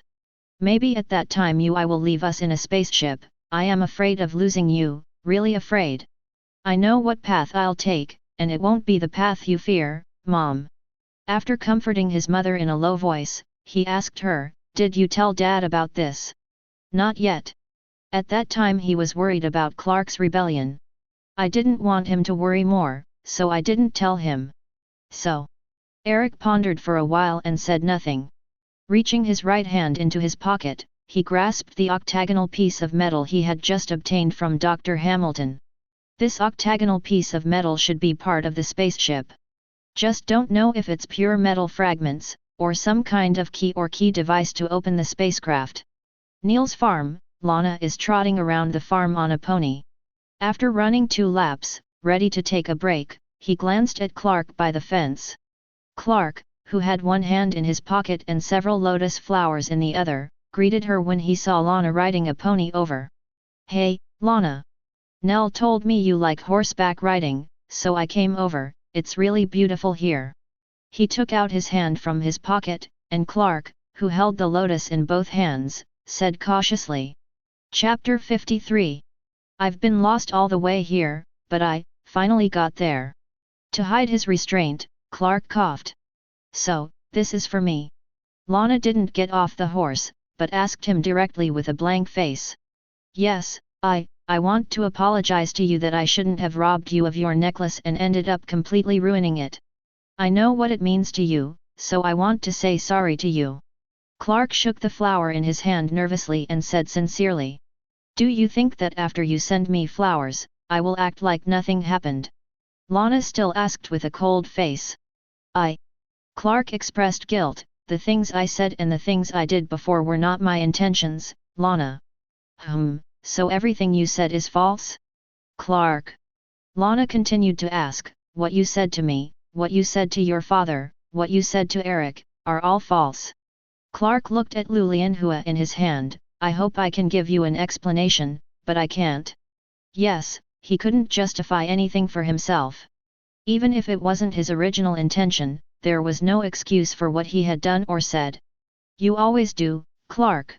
Lana turned her eyes to the setting sun in disappointment. You can never show your feelings, hide your emotions, a gentle boy who is understanding and understanding. I even think you are not bad when you are affected by the red meteorite, at least you will be at that time. Feel free to express your thoughts, like or hate, or desire to get. Lana spoke her mind completely at this time. She was not just angry because the other party damaged her necklace.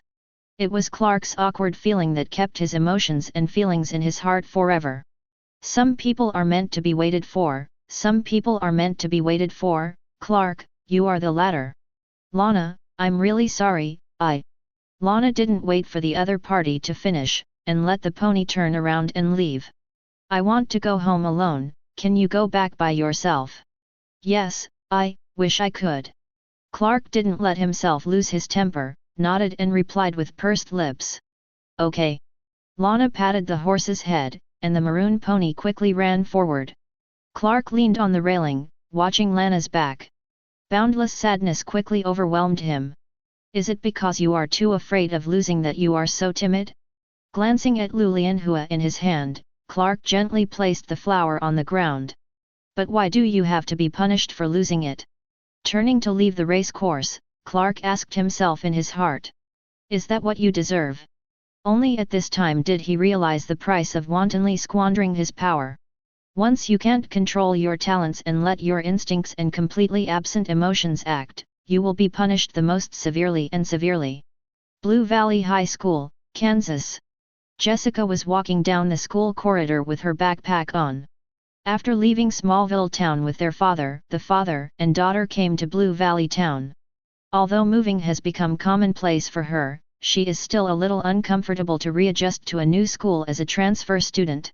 Jessica, dressed in a punk outfit, with thick eyeshadow and chewing gum in her mouth, quickly became the target of high school boys saluting. Passing by an office, Jessica heard a quarrel coming from inside. I don't understand. Blue Valley High School used to have a gymnastics team, so why would you tell me there isn't one, Miss Jennifer? Yes, there was, last year. A middle-aged woman's voice sounded, but in order to achieve the best participation of teachers and students, American Dream has readjusted the academic sports program. The voice that seemed to be a high school girl replied, Sorry, Miss Jennifer, I didn't understand a word of what you said. I mean, there are a lot of extracurricular activities here, like cheerleading, which is similar to gymnastics, and boys love cheerleading. I don't have any interest in cheerleading. High school girls expressed average interest in cheerleading. A few seconds later, the office door was pushed open, and a girl with curly hair and brown skin came out, almost bumping into Jessica. Feel sorry. The curly-haired girl quickly apologized to Jessica. It's okay. Jessica glanced at the other person's figure, and there was an imperceptible smile on the corner of her mouth. I feel like I've been bumped against my chubby body. Ha ha. The curly-haired girl smiled awkwardly and stretched out her hand to Jessica. Courtney Whiteman, that's my name. Jessica Lopez. Jessica shook hands with each other and replied casually. I've only been at this school for a week, so I don't really understand anything, and everything looks terrible. Courtney opens up the conversation by introducing her unfortunate situation. Me too. Jessica nodded, I'm today's transfer student. Wow. Courtney looked excited. That's a coincidence. I moved from California. While talking, the two walked towards the classroom. Since they were both students who had just transferred schools, they quickly chatted together. After school at noon, Courtney took Jessica to the school cafeteria. As soon as I sat down, I heard someone talking about the story of the heroic superhero Starlight. Starlight? Jessica looked at Courtney suspiciously. Yes, the superhero that appeared in Blue Valley Town can use a scepter to beat the bad guys to pieces. Courtney said to the other party with some pride, but I don't think the name Starlight can represent her. I heard that this superhero is a girl. Maybe we should call her Stargirl. What do you think? Jessica glanced at the excited Courtney. You know this Starlight, or Stargirl? No, but everyone is talking about her recently. Some people say that she is the resurrection of Xingxia decades ago, and some say that the new heir of Yingxia has appeared. But superheroes, save the world, aren't you interested in this topic? Do not. Jessica shook her head and put down the hamburger in her hand. The indelible image before, the battle between Eric and Clark, has always been engraved in my mind. That kind of destructive battle made her worldview collapse instantly and reshaped a brand new world cognition. In the new worldview, Eric and Clark are the kind of beings that stand at the top. Once its accumulated power erupts, it will definitely destroy the world. In her eyes, the so-called superhero's story of being a street warrior has become a boring game for children. I think it's more like a child's house game. Jessica replied to Courtney. You must have never seen that kind of power. Courtney frowned after tasting the very bad-tasting green peas. The Star Chaser holds a scepter in her hand, and the energy it emits can directly destroy a car, and she can even fly in the air. Now she's busy fighting those villains, maybe we can give her some support. That. Jessica, have you heard of the Justice Society of America? Some old-fashioned leotards from the last century. Jessica frowned. She thought the food in the cafeteria was terrible. Worse than the cafeteria food was the chattering girl in front of her. That's not a legend. The heroes of the Justice Society have retired. I think Star-Chasing Girl can reform the Justice Society and fight those villains. What do you think? You must have never seen a real battle. Jessica was a little tired of the innocent girl in front of her. The speed of the movement makes you unable to see clearly, and the air is full of harsh air explosions. When you jump dozens of meters high, when you land, the slate under your feet shatters into pieces, and you can just use your eyes to emit what you said. Energy.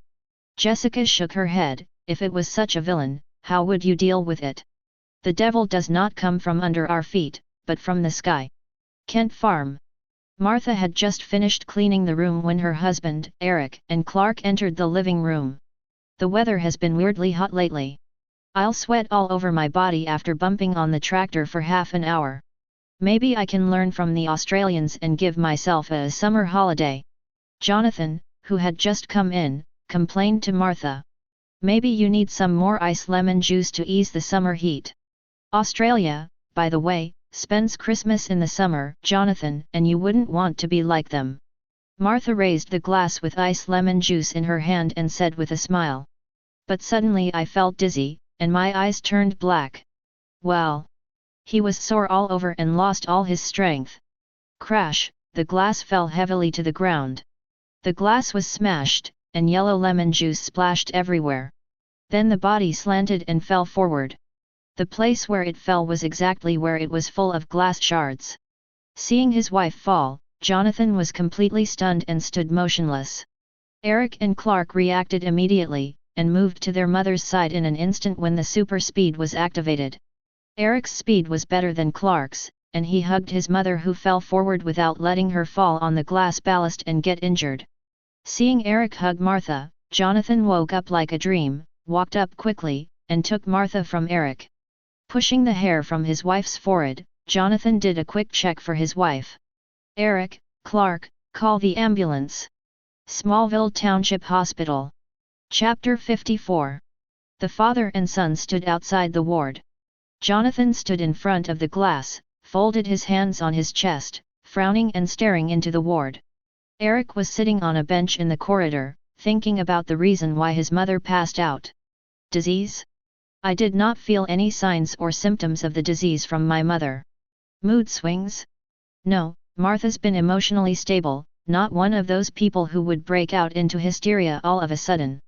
Clark was standing behind Jonathan with a worried look on his face. Martha has always looked fine, and I don't know why this happened.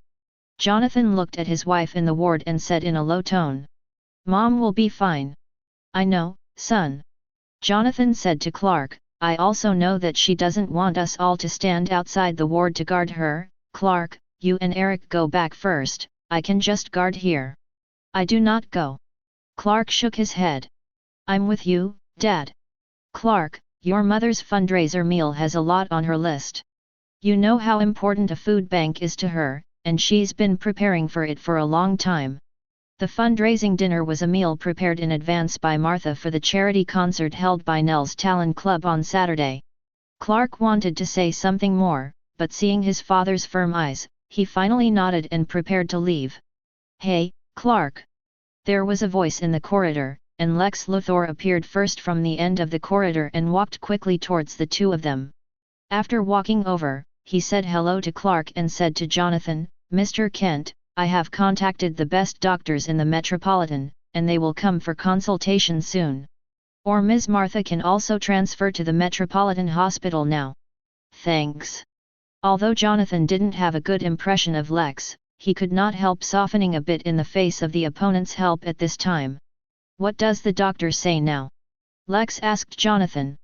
Before Jonathan could answer, the female doctor in a white coat came out of the ward and said to everyone, we checked Ms. Martha's blood culture tissue, and her symptoms showed an acute toxin reaction, maybe.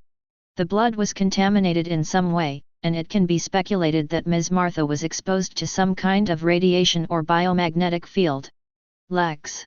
The female doctor obviously knew Lex, and said to Lex, who had been silent, I need to send blood to the Metropolitan Research Center, you will help with this, right? Lex glanced at Jonathan and said, of course, the Kents are my friends, Helen. Dr. Helen nodded and turned to look at Martha lying on the bed in the ward. Even so, I'm still worried about the safety of Ms. Martha and the baby. Jonathan froze for a moment. What did you say, baby? Do not you know? This time, it was Dr. Helen's turn to be in a daze. You must be mistaken, Martha, The doctor said she could never have a baby. Jonathan felt that the other party must be joking. Actually, I asked your family physician and asked him to fax me Ms. Martha's medical records, and while there was nothing wrong with the medical records, there may have been some changes in the process that we are not aware of. After explaining to Jonathan, Dr. Helen instructed a few words to leave. Leaving Jonathan, who was a little overwhelmed. Eric got up from the bench and walked outside the ward when he heard the news that his mother was pregnant. He was also a little surprised by the news. Although I have clairvoyant eyes, I don't know about my mother's pregnancy because I never use it in my family. Standing by the window, looking at the mother in the ward. I once saw my mother in the barn where the spacecraft was hidden. Could it be that when my mother was in the barn, she was accidentally injured by the Krypton spacecraft? If it is damaged by radiation or energy from the Krypton spacecraft, how to heal it? With his right hand on the glass, Eric fell into contemplation. After night fell, Eric came to the hospital from the farm, told his father his guess, and told Jonathan that his mother had entered the barn alone. I knew it. Jonathan, who was sitting in the common rest area, showed a wry smile. I shouldn't have let her go to the barn, I should have stopped her. It's not your fault, Dad. Eric comforted his father. I know, but if something happens right in front of me, if I can't stop it, then I can't forgive myself. Jonathan's eyes were a little red, but he resisted not gazing in front of his son. The doctor said it's a little bad. I think that ship is the key. If we can start it again, maybe it will help to cure your mother's condition. Well, I understand, just leave the next thing to me to handle. Eric comforted his father, thinking of the octagonal metal sheet he got from Hamilton. Maybe, that thing is the key to unlocking the ship. Returning to the farm from the hospital, Eric uses the key to open the barn and enter where the spaceship is hidden. Clark was sending materials to the Talon Club at this time, and he was the only one on the farm. Use the pulley to open the cellar door and step on the wooden stairs to enter the ground. As soon as he entered the ground, he felt the smell of rotting soil. Eric walked to the spaceship and lifted the plastic sheet covering it. With the sound of crashing, the dark and cold spaceship appeared in front of Eric. After looking at the spaceship carefully, Eric took out the octagonal metal piece he got from Hamilton. Comparing some of the missing parts of the spacecraft, an octagonal gap was quickly found directly above the spacecraft. When he was considering whether to put the octagonal metal sheet on it, the door of the barn was pushed open, and Clark's voice came. Hey Eric, are you here? Just as he was about to respond to him, Clark opened the corner of the cellar door and looked at Eric. Why hide in a cellar that is not used all the year round? Clark cast his gaze in, and saw the spaceship next to Eric by the way. The moment his eyes saw the spaceship, he was completely stunned. What is this? Clark was stunned for a few seconds, then pushed open the cellar door and walked in. Standing beside Eric, he stared at the spaceship in front of him with shock. Why is there a spaceship in our cellar? And I don't know anything about it. Clark looked at Eric, shocked and confused. As you think, Clark, this is what you came to Earth with in the first place. Sorry to tell you now, you were not brought in by an adoption agency. Eric didn't explain much to him. Eric had already expected Clark to discover the secret in the barn. With Clark gradually awakening stronger and stronger abilities, it is only a matter of time before he peeks into the secrets of the barn. The previous Jonathan was also preparing to find an opportunity to tell him the truth about his life experience. You mean I'm an alien, like you? I'm an alien who came to Earth in this spaceship. Clark felt absurd and took a step back, and said somewhat unacceptably. You must be joking, Eric. His face was even a little ugly. Why don't I know this? Why do my parents tell you the truth, but hide it from me? Clark was dissatisfied because he was kept in the dark. So, when did you know? Half a year ago, or in junior high. And I was like an ignorant fool. Always if it wasn't for my mother's accident, I would have been deceived like this forever. If you think it's cheating, so be it. Eric ignored Clark's question. He expressed his understanding of the process of such a young person suddenly suffering a huge psychological shock, and his emotions changed from shock to anger. But not the slightest interest in being a counselor, especially in Clark's counseling room. Seeing Eric ignoring him, Clark wanted to keep asking him about the spaceship. I even want to go to the hospital to ask my father immediately. But when he thought of the worried mood of his mother and father who were still lying in the hospital bed, the restlessness was relieved. Clark, who took a few deep breaths and tried to calm down, suddenly found that Eric had put a piece of metal in the missing space on the outer shell of the spaceship. The octagonal metal sheet fits perfectly with the notch. What is this? Clark's inner emotions calmed down at this time. After seeing Eric's actions, he asked him curiously. The things picked up from the farm should be parts of the spacecraft. After Eric attached the octagonal metal sheet, he quietly observed the movement of the spaceship. The mother entered here and was inadvertently irradiated by the moving spaceship, so she fell into a coma. If the spaceship is activated again, maybe a cure for the mother can be found. While observing the spaceship, Eric said to Clark. So you think the part you found can open the spaceship? Clark was also full of curiosity about the spaceship that was carrying him in front of him. I don't know, but I have to give it a try. As soon as the voice fell, the spacecraft suddenly vibrated slightly. Clark, who took a step back in shock, had a look of shock in his eyes. It moved. I see, Clark, no need to remind me. Eric's expression also became cautious. For this kind of technology from Krypton, he never wanted to touch it until he had enough power. If it weren't for Martha's sudden accident, he wouldn't try to move the spaceship right now. The spacecraft that was shaking slightly at the beginning gradually increased in amplitude, and finally the amplitude of the shaking even shook the cellar. In the next second, an invisible ripple suddenly emanated from the interior of the spacecraft. Accompanied by a strong light, it spreads out like ripples. Eric and Clark couldn't react in time, and were shocked by this invisible ripple. Feel a surge of energy piercing through your body instantly. Bang! Eric slammed into the wall of the cellar, and the earth on the shattered wall rustled.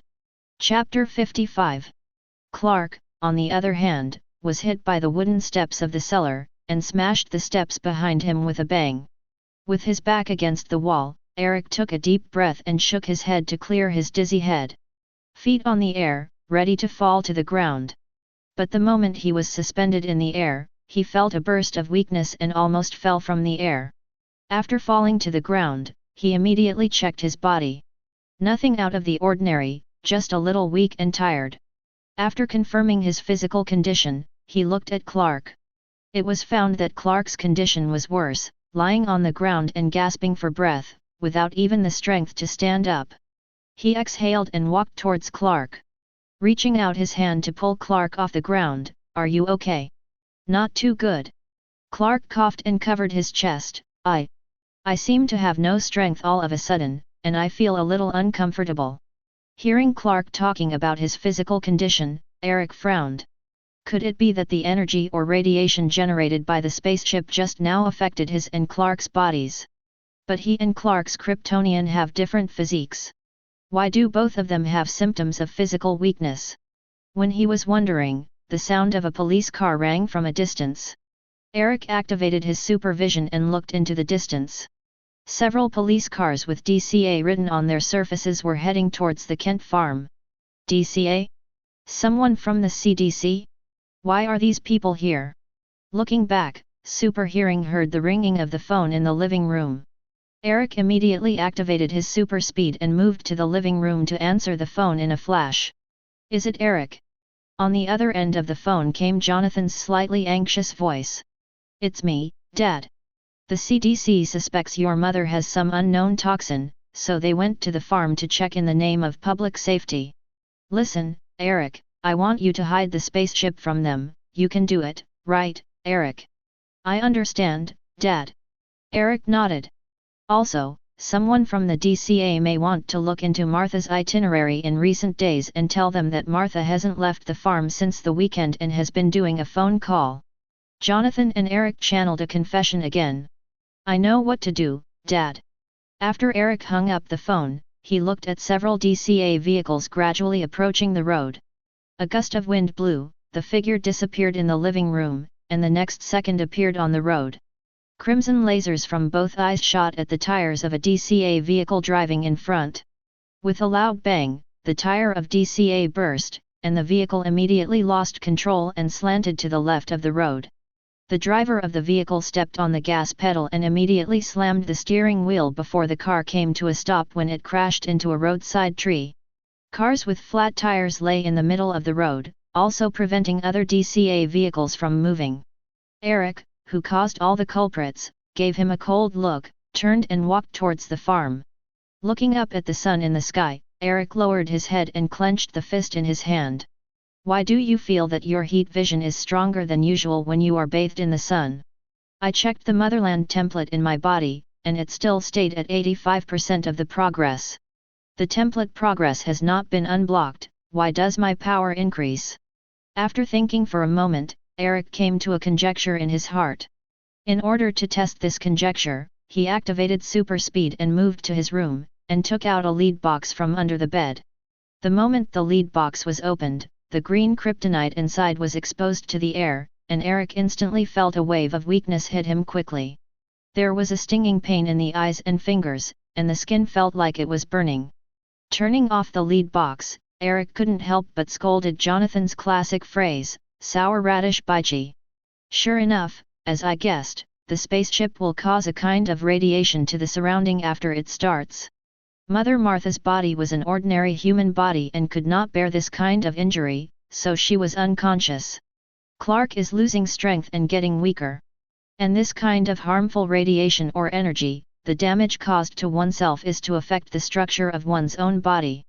Perhaps this unknown energy added some Kryptonian elements to its body after detecting its own similar body to Kryptonian Superman.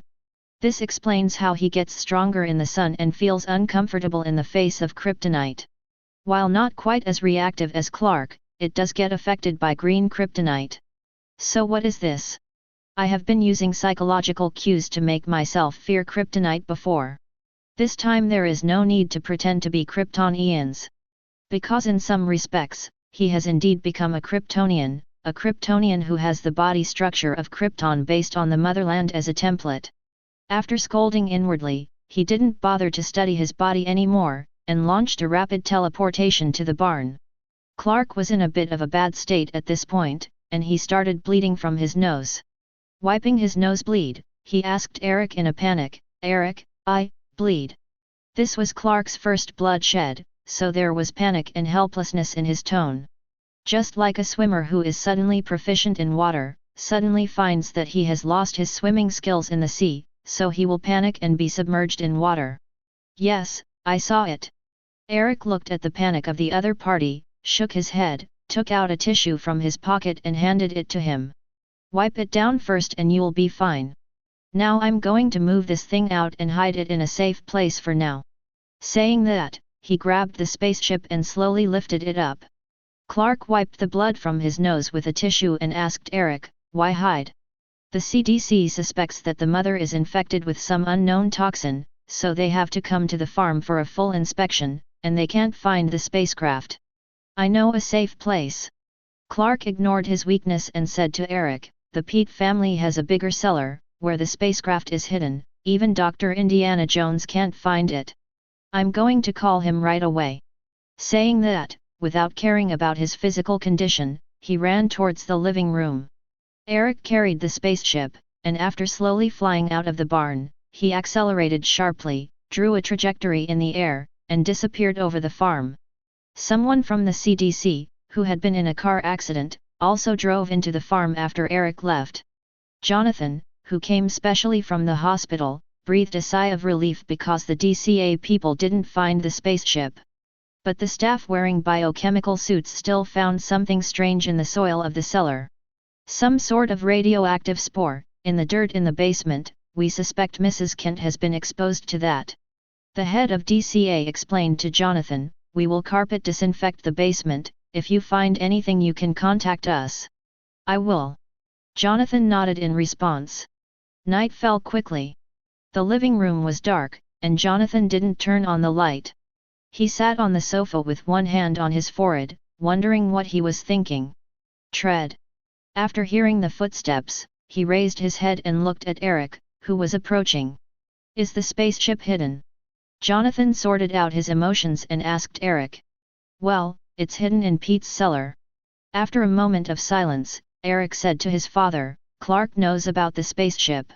I was looking for an opportunity to tell him and have a good talk with him, but now Clark knows he must be hurt in this situation.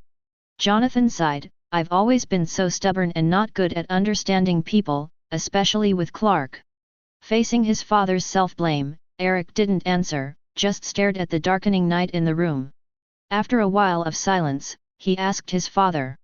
How is your mother? It's not very good. Jonathan clasped his hands together, stirring weakly. The doctor said her condition continued to deteriorate, but could not find any effective treatment. She woke up once today. Jonathan said with red eyes. She told me that one night she went into the cellar and there was a bright light shining through her body, maybe that was what allowed her to get pregnant. I asked her why you laid her back in the cellar. She told me she was terrified, afraid that if one day you and Clark opened the ship and found out who you really are, you'd want to leave us. Jonathan looked up at the ceiling, trying not to lose his temper. I'll comfort her. No, such a thing will never happen. Eric, did I tell you about my first meeting with Martha? No, no. Eric shook his head, and his heart was filled with a haze that could not be dispelled. I was taking a finance class at the Metropolitan University, and I was sitting by the fountain nibbling on an apple and reading my notes. A girl, I remember very well, was wearing a blue woolen coat and borrowed class notes from me. I knew she was in charge of the class that day. Note, but I didn't say it, Martha didn't know until now. Wiping the corners of his eyes with his thumb, Jonathan paused for a moment. She was really beautiful at the time. I lent her the note, and she asked me, aren't you afraid that I won't pay it back? I just said, I'd rather trust people. She smiled happily, and I was thinking, if I can, how nice to marry her and make her my wife. I've been thinking about it until this day and haven't given up on it. Every day my heart tells me I want to marry her as my wife. After Jonathan finished his story with Martha, Eric was silent. After a moment, he raised his head and looked at him. I promise you, Dad, I'll keep Mommy safe. I swear to you, no matter the cost. There was a sound from upstairs. Eric and Jonathan looked away and found Clark lying unconscious at the corner of the stairs. The two quickly went upstairs to help Clark up. His body is hot. Jonathan hugged Clark and said with a frown. When I tried to start the spacecraft, I encountered the same situation as my mother, and a bright beam of light hit Clark and me. Maybe Clark's body was affected. Eric explained to his father. That's the worst-case scenario. Chapter 56. Jonathan motioned to Eric to help him help Clark onto the sofa. Eric, is there anything unusual about your body? Not yet, except for some weakness. Eric shook his head. Clark's condition is a bit serious. He suspected that he had lost his strength before. Call. Jonathan exhaled. You take care of Clark here, I'll call Dr. Helen. Said to go to the living room to call. 10 minutes later, Dr. Helen came to the farm. Helen, who was wearing a casual dress, pushed the room with her work bag and asked directly, what happened? Clark was exposed to the same toxins as his mother. Jonathan said to Helen. Dr. Helen nodded, took out the stethoscope from the work bag, and immediately checked the physical condition of Clark lying on the sofa. You should call an ambulance. Clark needs to go to the hospital immediately, and we have to notify the CDC right away.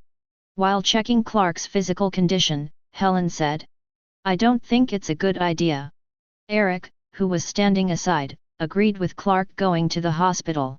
Jonathan glanced at Eric and agreed with the younger son. Sorry, I can't send Clark to the hospital. Why not? Helen asked suspiciously. Dr. Helen, I want you to promise that I will never tell anyone about this, not anyone. Mr. Kent, I'm very confidential about my patients, but Clark needs medical assistance. Helen put a rubber band around Clark's arm and looked up at Jonathan.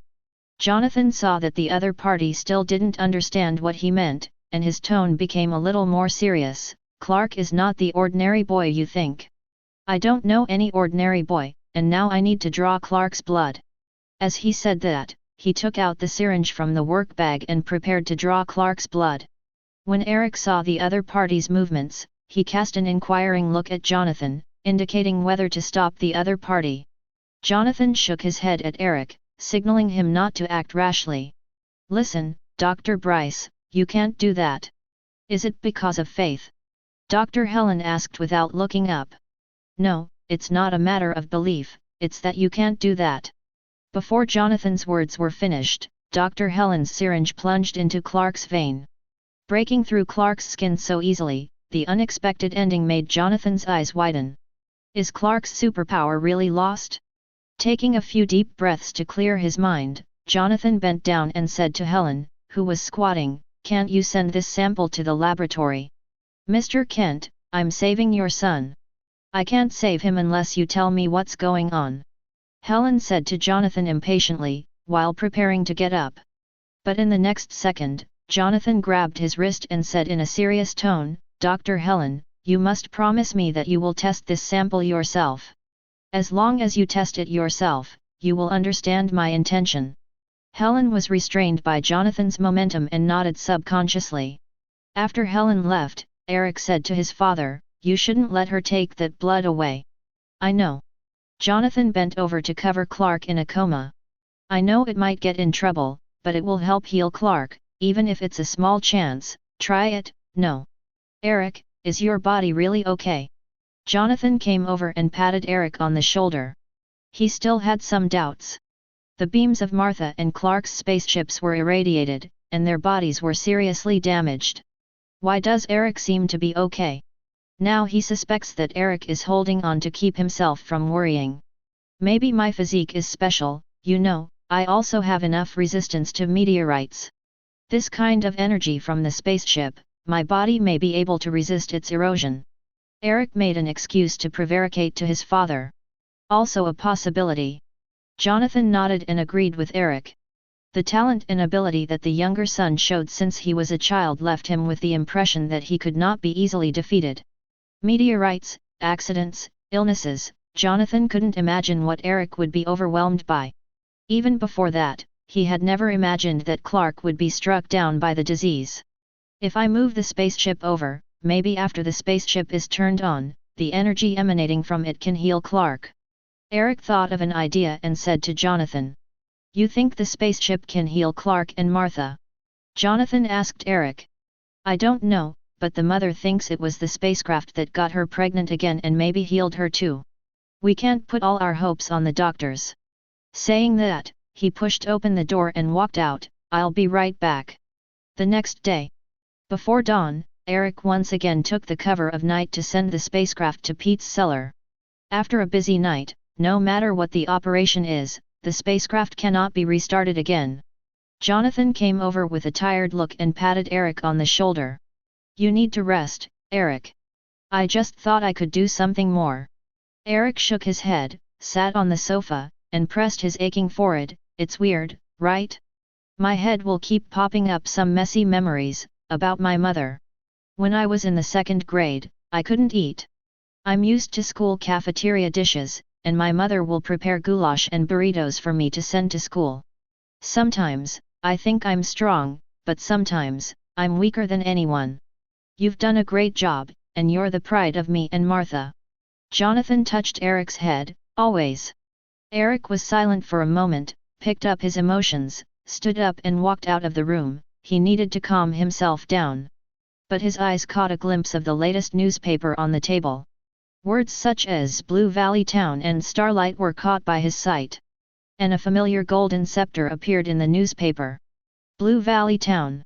"I love Blue Valley's old radio station, the DJs are great, and the songs have a lot of flavor," Pat Dugan said to daughter Courtney. Pat is the old hero of the Justice Society of America, Stars and Stripes, who returned to the family after the collapse of the Justice Society decades ago, with his wife and children. The only thing that gave him a headache was that, as a stepfather, he had no dignity in front of Courtney. Of course, he was more annoyed by the fact that Courtney accidentally discovered the cosmic scepter of the late superhero Starman and successfully activated it. Now Courtney's mind is full of inheriting Xingxia's legacy and rebuilding the Justice Society to punish evil and promote good. Pat, I think there's a huge gap in our tastes. They just play 10 songs and repeat until they're all fossilized garbage. Courtney complains to her stepfather. You know what?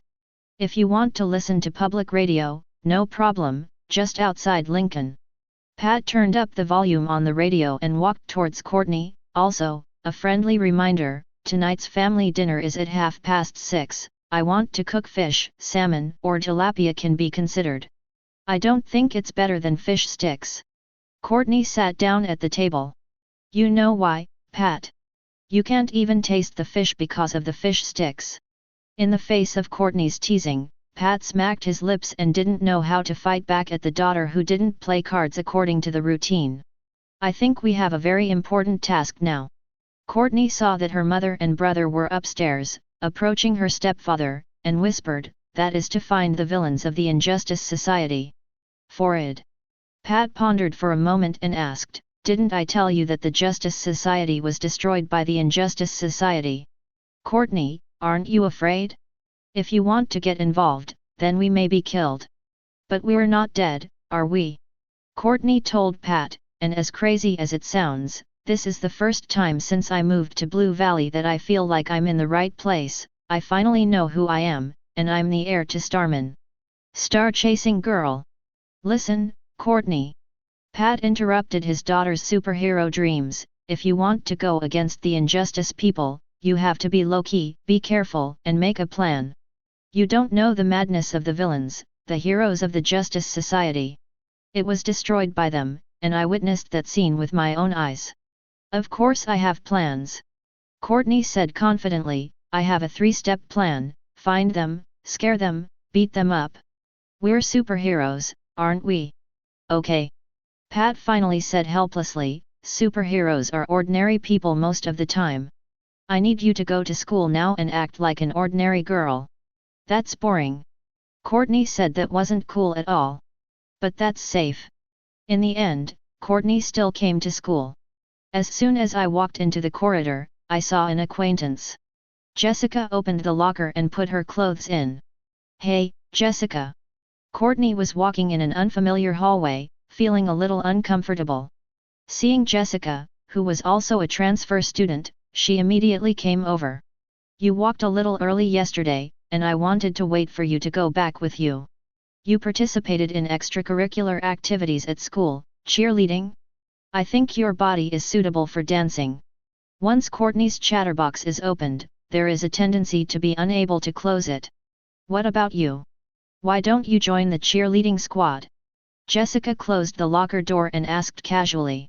I love gymnastics, but don't know why the gymnastics team at Blue Valley High School was cancelled this year. If I transferred to this school a year earlier, I might be able to join the gymnastics team, but may miss getting to know you, who knows? Hey! Jessica interrupted Courtney's gushing, I know you're desperate to make friends right now, but trust me, I'm not the same type of person as you. Maybe, but I think I have to try it. After all, it's the second day of your transfer, and it's still early, isn't it? As if not hearing the rejection in Jessica's words, Courtney shrugged and replied. By the way, I heard you say before, you have seen a very powerful guy in Smallville, can you describe it to me in detail? Chapter 57. Courtney is now full of thoughts, all of which are to find out those guys from the Injustice Society. After hearing Jessica mention that there was a very powerful guy in the town she stayed in before, she immediately suspected that the other party was a member of the Injustice Association. As for why not the superheroes of the Justice Society, because this group of superheroes has died, this may be automatically ruled out. Both Blue Valley and Smallville are located in Kansas, close to Metropolis, the headquarters of the Injustice, so Courtney has every reason to suspect that the other is a member of the Injustice. Trust me, you definitely don't want to provoke them. Jessica shook her head, I heard you describe the power of the Star Girl, maybe you think that's cool, I think it's more like rhythmic gymnastics, jumping back and forth on a horizontal stick, I don't think it will have any effect on the enemy. What does it do? The two guys I know, I can't see the trajectory of their movements in battle at all. And one guy can fly without relying on external force. If they are villains, it is estimated that the United States of America will soon be unified. Correct. Jessica suddenly remembered something and looked at Courtney suspiciously. The star-chasing girl's fighting style is very similar to rhythmic gymnastics. You said just now that you like gymnastics, aren't you the star-chasing girl? Faced with Jessica's sharp questioning, Courtney's heart skipped a beat. Just thinking about how to put it off, Jessica turned around. Whatever, I'm not interested in this kind of thing anyway, it's none of my business. After locking the locker, I ignored Courtney and walked forward. But just after taking 2 steps, she saw a person who was unexpected to her. The body suddenly stopped, and the whole person stood motionless as if it had been petrified. His heart felt as if it was grasped by an invisible hand. Why does the other party appear here? Are you here to kill yourself? What should I do myself? Call for help or run away? No, with the strength of the opponent, you can easily kill yourself, and it is useless to escape. Courtney saw that Jessica suddenly stopped, her body trembled slightly, and she followed her line of sight strangely. As a result, I saw a tall and straight high school student standing at the other end of the corridor with some handsome but unknown temperament. Boom! Boom! Eric, who was stepping on the floor, walked towards Jessica and Courtney. The rhythmic footsteps made Jessica's heart beat faster and faster. After Eric saw the superhero appearing in Blue Valley Town reported in the newspaper, he immediately locked the identity of the other party. Star-chasing girl, whose real name is Courtney Whiteman, is a member of the Justice Society of America. Her weapon is a cosmic scepter. The scepter gives her the ability to fly, manipulate cosmic energies, and create stances, and she can even use the star staff to receive telepathy. And the star scepter in the hands of the star-chasing girl is exactly the same as the scepter he used in the future predicted by Ms. Cassandra. That is to say, the future self can control the star-chasing girl's cosmic scepter. Considering that Mother and Clark are affected by the energy released by the spaceship, one of the functions of the cosmic scepter is to manipulate cosmic energy. Perhaps using the scepter would remove the Kryptonian energy from Martha and Clark. For the above reasons, Eric came up with the idea of the cosmic scepter. That's why he's now at Blue Valley High School. Are you Courtney Whiteman? Eric stopped and looked at the blonde girl in front of him. Yes, do I know you? Courtney asked Eric with a formal polite smile. I don't think I know now. Eric glanced at Jessica next to him. Jessica, who was left with a serious psychological shadow, swallowed and immediately lowered his head, pretending that the two did not know each other. But we should get to know each other soon. Eric said in a calm tone, because I am the villain of the Injustice Association you are looking for. After hearing Eric's explosive remarks, Courtney took a step back in shock. What? You said you were the Injustice Society? No, you must be joking. After calming down, Courtney shook her head vigorously. I don't believe the members of the Injustice Society are about my age. It makes sense. Eric pretended and nodded. It seems that I have to prove it to you. As soon as he finished speaking, a crimson light flashed in his eyes. A car parked at the school gate not far from the corridor made a wheeze sound, and a flame was generated on the body. The flames then gradually increased and quickly covered the car. The surrounding students fled in shock, and the crowd screamed. Perhaps it burned to the fuel tank. The flames shot up into the sky, and the fire further increased. You! Courtney looked at Eric with an angry look on her face. Stop! How dare you do this in school? I heard that you also burned a student's car. Isn't this kind of thing very common? Eric continued to stimulate each other. That was just an accident. Courtney said with some guilty conscience. On the first day she inherited the star staff, she went outside to experiment with excitement, but she accidentally burned the car of her classmates who were reveling in the open-air cinema. But how did the other party know about this? I only told Pat myself. Courtney immediately cast her suspicious eyes on Eric. Sometimes unintentional mistakes are more important than intentional mistakes. Now I have successfully verified my identity as the villain of the Injustice Society. If you want to perform your superhero duties and defeat me, you can come to me after dark." After Eric said an address to the other party, he turned and left. The superb acting succeeded in erecting a villain image in Courtney's heart. Staring at Eric's disappearing back, Courtney took a deep breath with a cautious look in her eyes. "Although I have always longed for the appearance of the villains, I found that the villains in front of me seem to be a little different from what I imagined. Possesses an elusive temperament and an undetectable ability." Even so, Courtney was filled with a faint excitement. When Jessica next to her saw Eric leaving, she let out a long breath. She is full of pessimistic views on Courtney's appointment. "I think if you're smart enough, don't go." Although I had a general impression of Courtney in front of me, I kindly reminded her. "He said he's from the Injustice, and I think, even if there are some issues, I'll have to try it." Courtney shrugged and said to Jessica. "So you admit that you are a star-chasing girl?" "Forward." Courtney smiled playfully. "Of course, I can't hide it now. I'm looking for my partner. Are you interested? By inviting a few high school students, you can set up an organization to fight the villains. I think you are naive to the point of being a little naive. You can find someone else for this kind of life-threatening activity." Jessica rolled her eyes at the other party and turned to leave. On the other side, Eric, who left Blue Valley High School, glanced at the messed-up school. The reason for impersonating the Injustice Association is to attract the Star Girl. The cosmic scepter could not be found with supervision, and instead, he used super hearing to spy on the conversation between the Star Girl and her father. After confirming that Star Chasing Girl was interested in the Injustice Association, she simply called the Injustice Association. The so-called Injustice Society of America, as Eric understands, is a group of supervillains active decades ago. Compared with the familiar various classic villain organizations, this group of groups active in the ancient times was the first time Eric heard.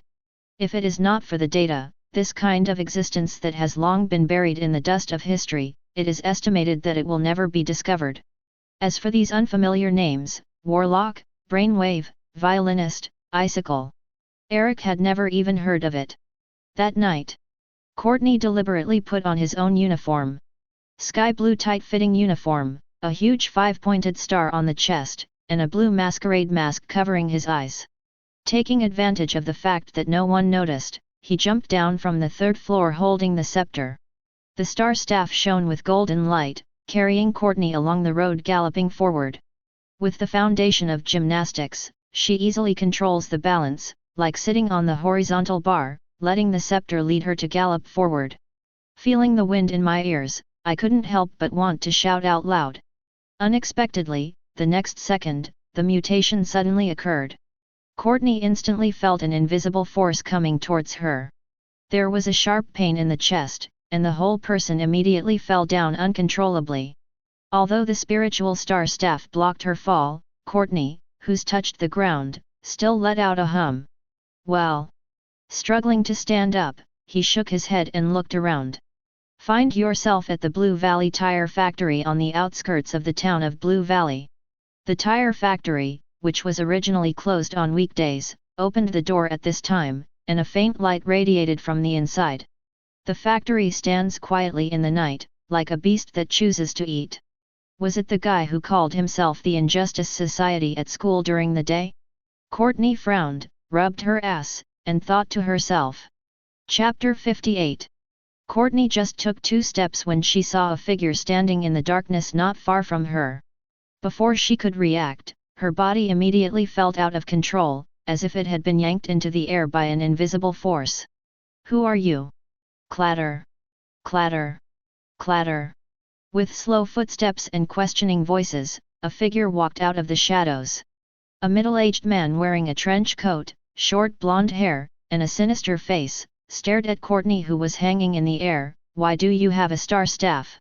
Seeing that she was just struggling and didn't answer, the middle-aged man shook his head, stretched out his hand and grabbed it forward.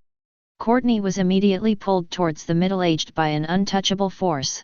Feet dragged on the ground and pulled towards each other along the aisle. Courtney, who gritted her teeth and resisted with all her strength, was simply unable to resist such a mind-like existence. Help! Courtney looked at the star staff, hoping the weapon in her hand would help her. But the star staff, with intelligence like an intelligent robot, didn't respond at all, and even the light dimmed faintly. Don't you want to say anything? With a boom, the middle-aged man grabbed Courtney, who was being dragged by his mind, grabbed her neck with one hand, and pressed her head with the other. It's okay, I can read what I want from your head. The middle-aged man looked at her with cold eyes. I read your loneliness, you have no one to rely on, you don't have any friends, and your heart is deserted. Your father. He paused and frowned. Why are you missing your father? Courtney, who was clenching her teeth and resisting, ignored the other party and said anxiously with the scepter in her hand, please, do something, help me. Suddenly, a golden light came from the star staff. The star scepter slammed towards the middle-aged man, and at the same time a wave of energy was generated at the top of the scepter, rushing straight towards him. The middle-aged man had to let go of Courtney and dodge back to avoid the energy beam attack. Hoo-hoo! Courtney, who took the opportunity to escape, gasped for breath. But before she could take a few more breaths, the middle-aged man controlled several tires to hit her. Taking a deep breath, Courtney held the star staff and jumped upwards. Her body, who had been practicing gymnastics all the year round, was exceptionally soft and agile, and she avoided the first tire with the help of the star staff. At the moment of landing, use the star stick as a horizontal bar, turn in the air, and avoid the second impact of the tire. A series of beautiful gymnastics moves, dodging all the smashed tires. Bang! With her feet firmly on the ground, Courtney held a star staff and aimed at the opponent who used similar power to attack her. A beam of energy light blasted towards the middle-aged man. Boom! A huge explosion sounded. A flame exploded in the warehouse. The blow from the star staff caused an explosion of great destructive power and impact. The soaring flames rose, the flames were sputtered everywhere, and the nearby tires were knocked flying by the explosion and fell to the ground, making a loud noise. Taking this opportunity, Courtney immediately ran out. Jump on the star stick, fly low, and flee towards the door of the tire factory. A steel pole screamed in the air, hitting Courtney. With her feet on the star staff, Courtney jumped up immediately, dodging the steel attack with the handsome gesture of a previous somersault. Falling from the air, just stepped on the star staff, and a steel bar attacked from the bottom up, throwing Courtney directly to the ground. Squeak! The steel bars were bent by the middle-aged man's mind power, tying Courtney's hands. Well, while resisting the binding of the steel bars to herself, Courtney tried her best to reach out to touch the star staff not far from the ground. The fingers were only a few centimeters apart from the star staff, but she couldn't reach it anyway. When I first saw you, I was very worried, I thought I saw Seeing Xian. But now, I am relieved, you are just a poor imitator, a stupid little star girl. With a sneer, the middle-aged man took off his gloves and lowered his head to approach the struggling Courtney. You hurt my son and blew up his car. I know you did it. Now, I'm going to torture you. As he said that, he reached out and touched Courtney's head with a look of enjoyment on his face.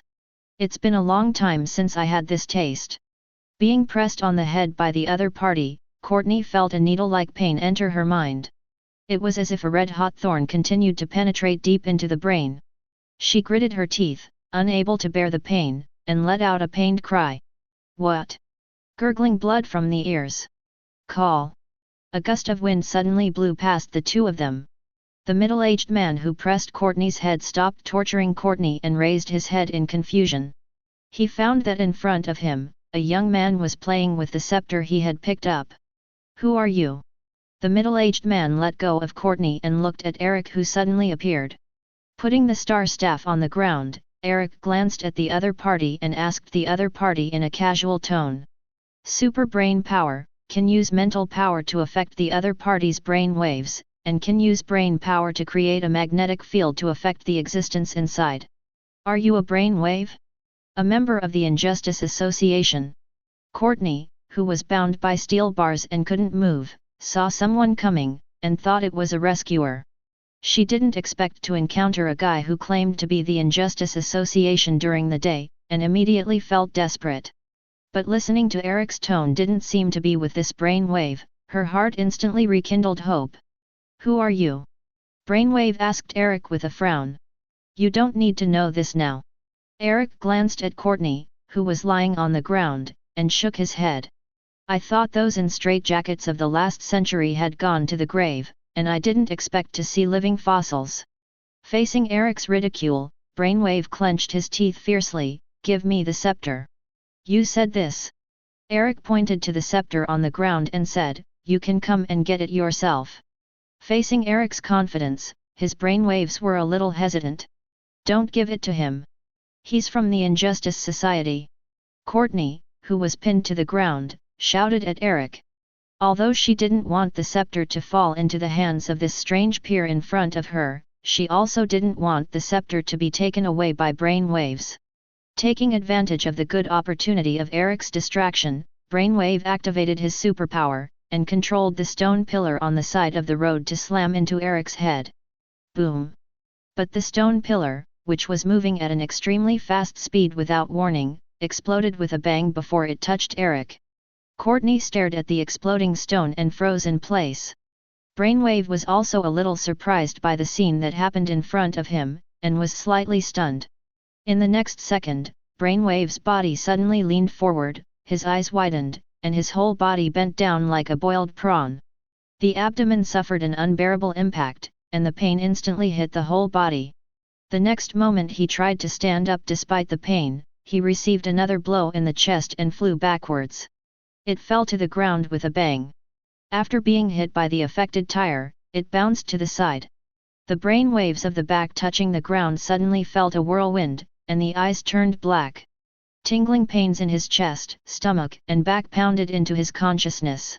Although he has a fusion skill similar to Magneto and Professor X, his body is extremely fragile. Eric stood on the spot, stared at the brain waves that fell to the ground, and said coldly, "When?"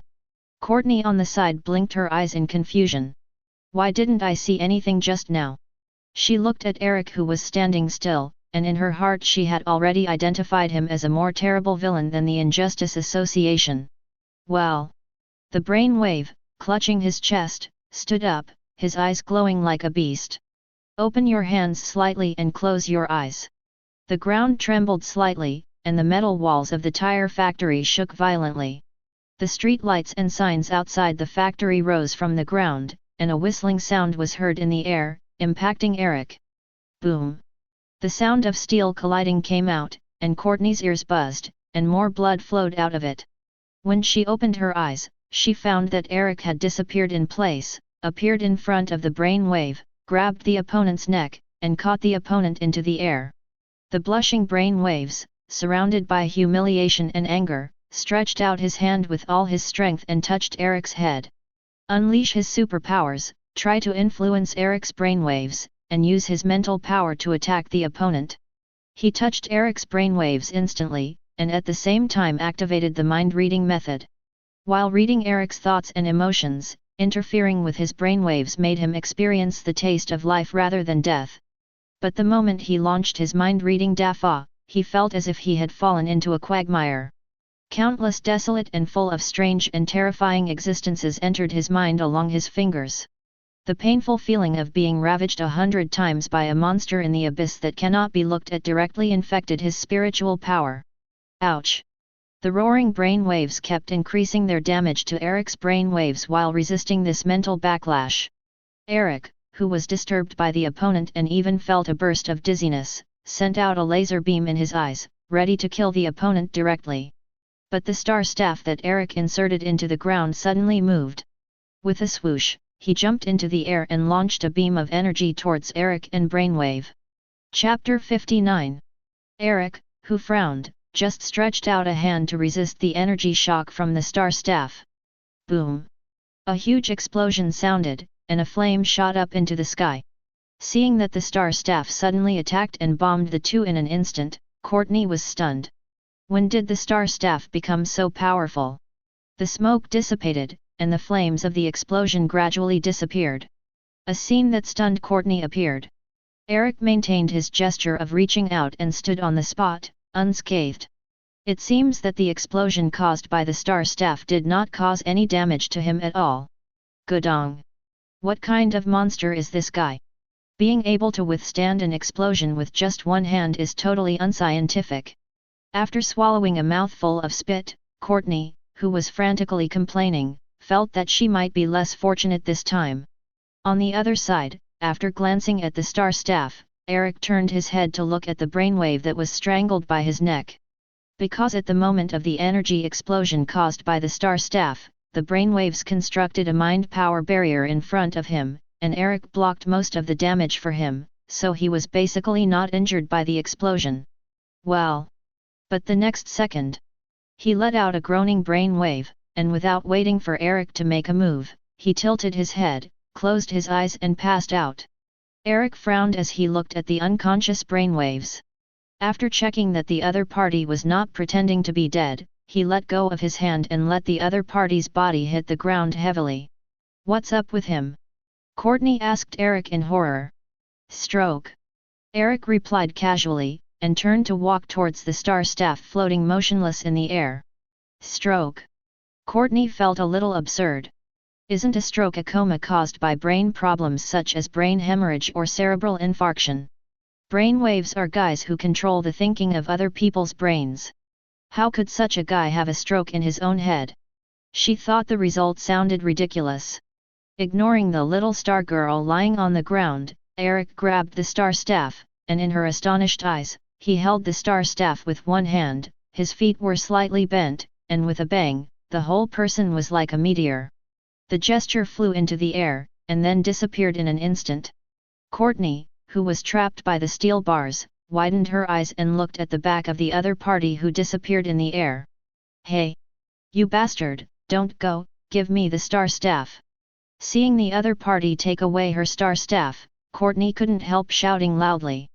And struggled hard, trying to get out of control. But since she lost the scepter as a weapon, she couldn't break free as an ordinary person. A few weeks ago, she was just an ordinary high school girl who liked gymnastics. She suddenly gained strength and didn't know how to deal with the loss of the Star Staff. While struggling, there was a rumbling sound in the distance. With a bang, a huge armored robot landed at her feet. With bright silver armor, steel armor equipped with powerful combat weapons slammed to the ground, making Courtney startled.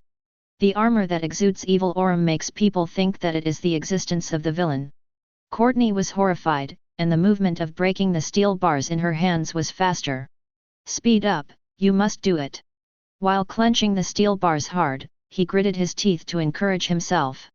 "Courtney!" A familiar voice came from inside the armor. The stunned Courtney raised her head and looked at the armored robot.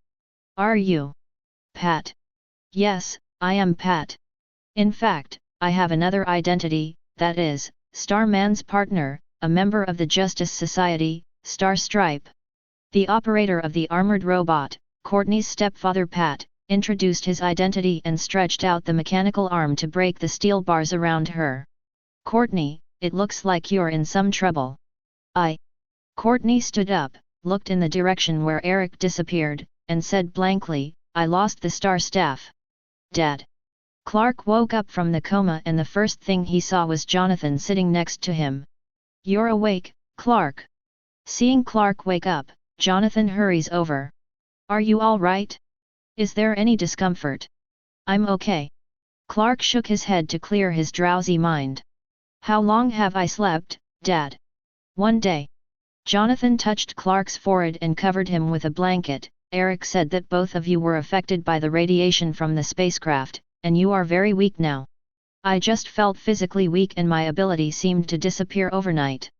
Clark stretched out his hand and lightly clenched it into a fist, but then released it unwillingly, and said with a dejected expression. "Sorry, I can't help you at all right now, Dad."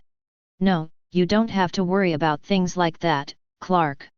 Jonathan patted Clark on the shoulder. "It's not your responsibility." The unshaven, red-eyed Jonathan stood up and looked towards the night outside. "It's me who should apologize. Whether it's to you or Martha, I haven't fulfilled my responsibilities as a father or husband. I shouldn't be hiding the spaceship from you, Clark, I've been hoping to find the right opportunity to tell you everything.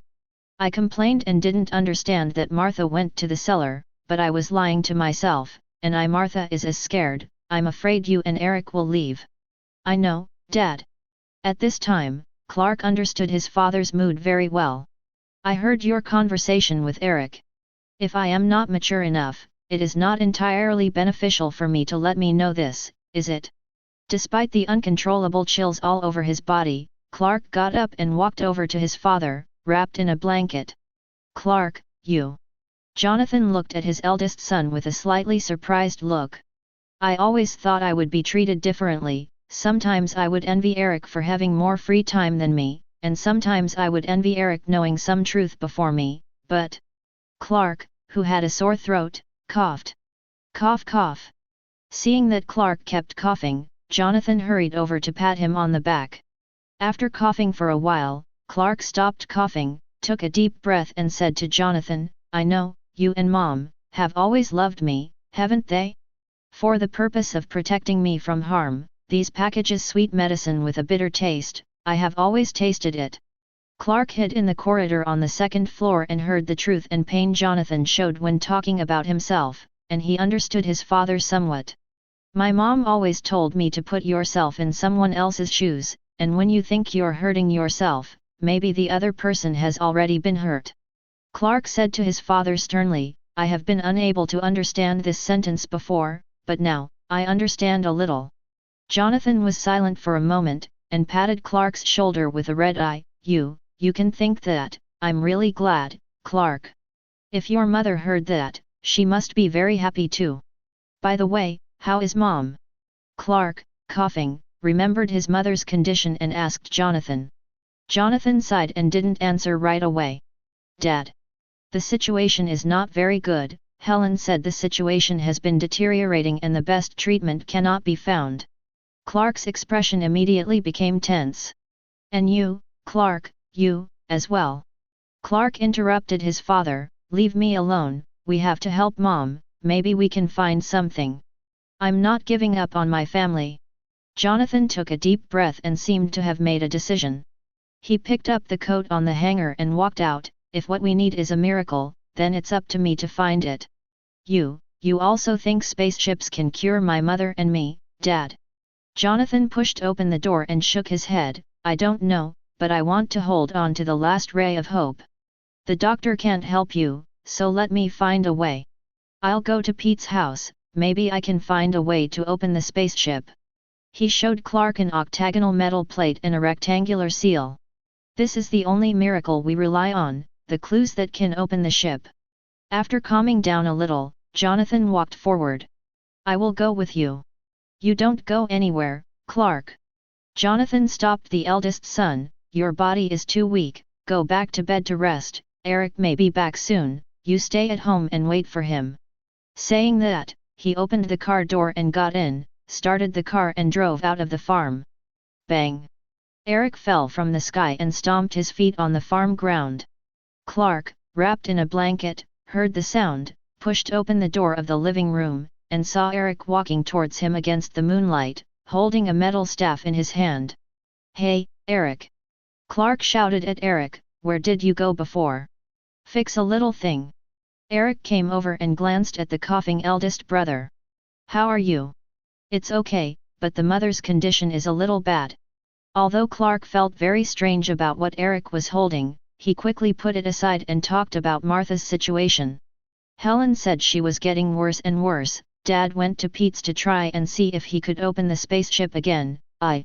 Clark, who felt tightness in his chest, paused for a while, hammered the door frame, and said a little unwillingly, I want to help, but I can't do anything right now. Chapter 60. Obviously, you were also affected by what the spacecraft was sending out. Eric walked upstairs. I think you can rest in bed now and don't make trouble. This should be the best help. After entering his room, Eric put the cosmic scepter on the desk, held the handle of the scepter, and tried to activate it. Since your future self has used it, it means that you have the qualifications and authority to use it. Close your eyes, concentrate your mental power in your hands, and try to pull the star staff with your mind. But no matter how you try to activate it with mental power and willpower, it doesn't work. The star wand is like an ordinary stick, which is placed on the table. There was no light, no vibration, as if it wasn't it that exploded before. Sitting on the chair, Eric turned his attention to the hospital in the distance. The mother lying on the hospital bed's face became worse and worse, and her body's functions gradually began to weaken. Take a deep breath and force yourself to calm down. Eric regained his grip on the handle of the star staff. Since the star scepter of the star-chasing girl is called Cosmic Scepter, it means that it is related to the vast universe. Not just a magic wand, but a vast cosmic energy. While holding the star staff, use your heart to sense the powerful and indescribable existences in the vast starry sky that you once created. Perhaps it was not the monster he created, but the existence that the superbrain peeped in the dark and in his sleep, and then he drew those existences with brushes and words based on the inspiration of his subconscious mind. That seems to represent a rule and a higher dimensional law. I peered into the abyss, then. I am also an abyss. At the same time that the fantasy of the starry sky is manifested in my mind, the scepter in my hand is instantly lit up. The golden light radiated from above, illuminating the whole room brightly. A turbulent force passed along the top of the scepter and passed to Eric's hand. As the arm makes the feeling of the fingers pass to the hand. Justice, compassion, sympathy for the weak. The feeling that the user of the star staff must have, the restraint imposed, is unexpectedly ridiculous. Boom! Inserting the star staff on the floor of the room, Eric sneered softly. He could feel the faith that the star staff was trying to instill in its master, a faith in justice, compassion, and sacrifice. However, this belief could not affect him in the slightest. He, who can master all black magic at once, used the higher authority of the back door to break through the restrictions of the star staff and control the use of the star staff. Perhaps it was the dark existence in the superbrain, or the vastness of the spiritual world after crossing, which led him to grasp the existence of magic and energy with ease. The magic in the black magic book is like this, and the same is true for the star staff in front of you. Eric held the star staff again, pointed it at his body, and felt the lurking energy in his body, the energy generated by the radiation of the spaceship. One of the main functions of the star staff is to manipulate cosmic energy. The moment he held the star staff, Eric was aware of the apparently discordant radiation in his body. Turn around and look downstairs at Clark. His eyes glowed with golden light, observing the inside of Clark's body. A green, kryptonite-like cosmic energy swirled around Clark. I can extract it. Eric held the scepter and came to this conclusion in an instant. After confirming that Masha and Clark can be rescued, immediately activate their super speed and move to the hospital. Town Medical Center. After getting the nurse's report, Dr. Helen quickly rushed to Martha's ward. After seeing Martha's EKG nearly stop beating, he pressed the emergency call button in the ward. Blue alert, room 117, blue alert. After the call, he moved quickly to Martha's side and told the nurse to prepare oxygen and a pacemaker. After getting the pacemaker ready, he signaled the surrounding nurses to leave, then aimed at Martha's heart and slammed it violently.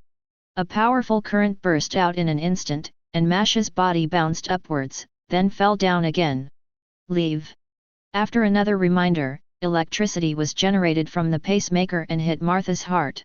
This was repeated twice, but the electrocardiogram kept showing a straight line, and Martha's heart did not resume beating. Come again. Leave. Unwilling, Helen shouted and pressed the button of the pacemaker again to rescue Martha.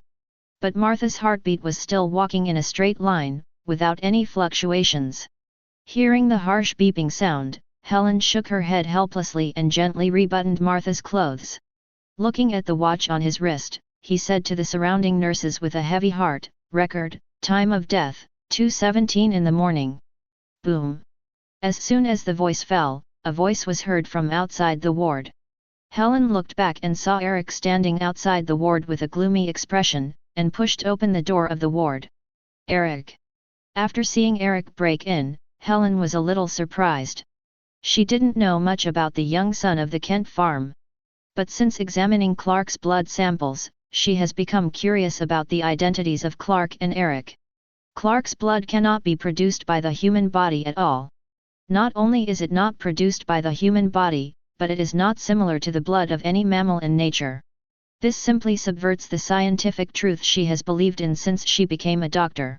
After knowing that Eric is Clark's younger brother, she is also suspicious of Eric's genes. But now is not the time to think about this. Helen put away her thoughts and said to Eric, "Sorry, Ms. Kent's condition has been getting worse and worse since the night. We can't find an effective way to stop the deterioration. I'm really sorry. Everyone, leave all." Eric glanced at his mother lying on the bed and said coldly. The coldness in his voice could not be concealed. "Eric." Helen was terrified by the icy coldness radiating from Eric's body, and couldn't help but take a step back. "I won't say it a second time." As soon as the voice fell, a light in the room suddenly burst. Bang! The loud noise and the blasted glass made the nurses in the room scream in horror. Without Eric threatening, the doctors and nurses quickly escaped from the ward. Even though Helen wanted to stay because she was worried about Eric's condition, she was still forced to leave the room. After everyone left, Eric took out the cosmic scepter and aimed it at Masha's body. After freely controlling the use of the Star Staff, he has far more control over the Star Staff than Courtney. Enlarging and shrinking the scepter at will is the performance of his precise control. Aim the scepter at the mother and try to absorb the radiant energy from the spaceship inside her. An intense beam of light emerges from the tip of the Star Staff. The unsightly beam of light instantly illuminated the entire room and spread out from the room. On the other side, Helen was walking back and forth in the corridor anxiously. Suddenly, the door of the corridor was suddenly pushed open, as if an invisible energy generated a strong impact and rushed towards the corridor. Accompanied by the impact, a dazzling light like the sun shone down the corridor. The impact made the crowd in the hallway unsteady, and the strong light that followed made everyone close their eyes. The screams of the crowd and the crashing of hospital bed carts mingled together, sending the entire hospital into a riot. Martha woke up from her stupor and felt a tingling in her head. The pain was like being stabbed by a needle, and the body felt exhausted for no reason. "Mother." After confirming that Martha was awake, Eric breathed a sigh of relief. He came over and held his mother's slightly cold hand. "How do you feel? What's wrong with you?" "I'm fine." Martha lay on the bed, calmed down a bit, and by the way sobered her drowsy head. "So what's the matter?" After moistening her dry lips, she asked Eric. "It's all right, you're all right, Mother." Eric patted his mother's hand comfortably. The cosmic scepter was used to remove the mother's body just now. After the cosmic radiation from the Krypton spacecraft, the suppressed life breath returned to her body. The heart, which had stopped beating, returned to normal, and breathing gradually resumed. "Did you save me, Eric?" Although she had just woken up and her consciousness was a little confused, Martha clearly remembered that she had just fallen into the dying moments. "Consciousness was withdrawn from my mind, the beating of my heart gradually began to weaken, and the life I experienced was like a slideshow unfolding before my eyes." Although she has no special belief in religion, she clearly realizes that this should be the end of her life. After falling into the boundless darkness, he woke up again.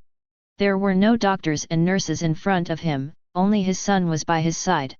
No matter how unresponsive people are, they will realize that things are weird, not to mention that she has two superpowered sons. "I have no idea." Eric didn't tell his mother about the Star Staff. "I tried to neutralize the energy in your body. I don't know how it works, but it seems to be the best result. You wake up." Martha smiled slightly. Although she was a little weak, she held Eric's hand. "Eric, I don't know how you did it, but thank you anyway." Saying that, let Eric sit up halfway with his support, hold Eric's hand, put his hand on his face, and feel the temperature of his younger son's body. "Thanks, Eric, I'm almost leaving you and Clark and Jonathan, I'm afraid of that feeling." She was so excited that her tears almost fell. "I love you and Clark and Jonathan, it's really great not to be separated from you." Eric was infected by his mother's emotions, and his expression that had been unchanged for thousands of years became softer. Chapter 61. "No, no matter what happens, Clark and I will never leave you. Eric comforted her in a low voice. Outside the ward, Dr. Helen, who was worried about Eric's emotional problems, just opened the door and saw an incredible scene in front of her. How can that be? Looking at Martha lying in Eric's arms, Dr. Helen's eyes widened and she froze on the spot. How can a dead person be resurrected? Recovering from shock and disbelief, Helen immediately performed her duties as a doctor. Go to the emergency button and call the paramedics and start examining Martha. Martha's heart was checked with the stethoscope dangling from her neck. The heartbeat, pulse, breathing and other signs were all normal. What happened? Helen cast a suspicious look at Eric. After the other party entered this ward, all kinds of weird things happened. Strong light, shock waves, and then the resurrection of those who had been declared dead in front of them. She couldn't find any other reasonable explanation other than suspecting Eric. And think of Clark's weird blood.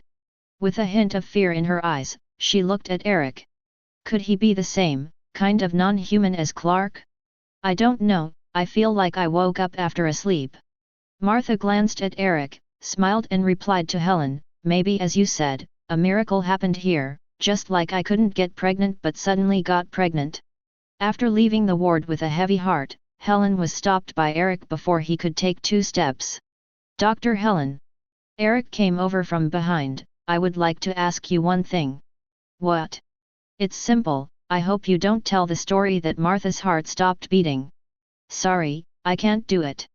Helen took a deep breath and said to Eric sternly, I cannot change the facts that have been recorded in the medical report.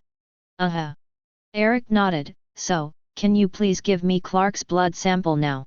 It's easy for him to change medical records or destroy them. Helen hesitated for a moment. She knew how precious Clark's blood was and what kind of earthquake it would cause once it was known to the public. Watching Helen's hesitant expression, Eric took a step closer to her. Emotionally tense, Helen stepped back. Eric ignored the other party's gaffe and continued to say in a slow tone, I believe you have tested the blood sample and know the preciousness and difference of that thing, so. I think the best way is it's just the way it is, isn't it? Eric's burning eyes stared at her, and even made her feel a sense of oppression, causing a trace of panic in her heart. The world is not ready to accept the truth you have discovered, Dr. Helen. Eric continued to say in a cold voice, so give me the blood, I think this is the best way. Helen hesitated for a while, and finally nodded. She knew that if she didn't hand it over, the guy in front of her would never show her kindness to her. Although it's just intuition, she quite trusts her hunch. After the two entered the laboratory, Helen handed a tube of red blood reagents to Eric. So, you're the same as Clark. Gently turning over the laboratory report sheet beside him, Helen looked at Eric and asked him. What? I tested Clark's blood, and the hemoglobin level was seriously below normal, but the blood level was very high and somewhat aggressive. On top of that, I detected a lot of things in it that I had never seen before. I heard you're Lex's fiancé, aren't you? Eric didn't answer, but asked her instead. What does this have to do with my question? The relationship is, if I were you, I would keep the blood test sheet on your left. I know Lex. Eric approached Helen's ear and said in a tone without emotional change, he won't trust anyone, even if you are his fiancé. After putting Helen in a state of uncertainty, Eric walked out of the laboratory. Walking to an unoccupied corner, his eyes turned red, aiming at Clark's blood reagent in his hand. But in the next second, the red heat vision in the eyes was extinguished, and the blood reagent was put away. He changed his mind. Instead of destroying this kind of thing, it is more suitable to keep it here.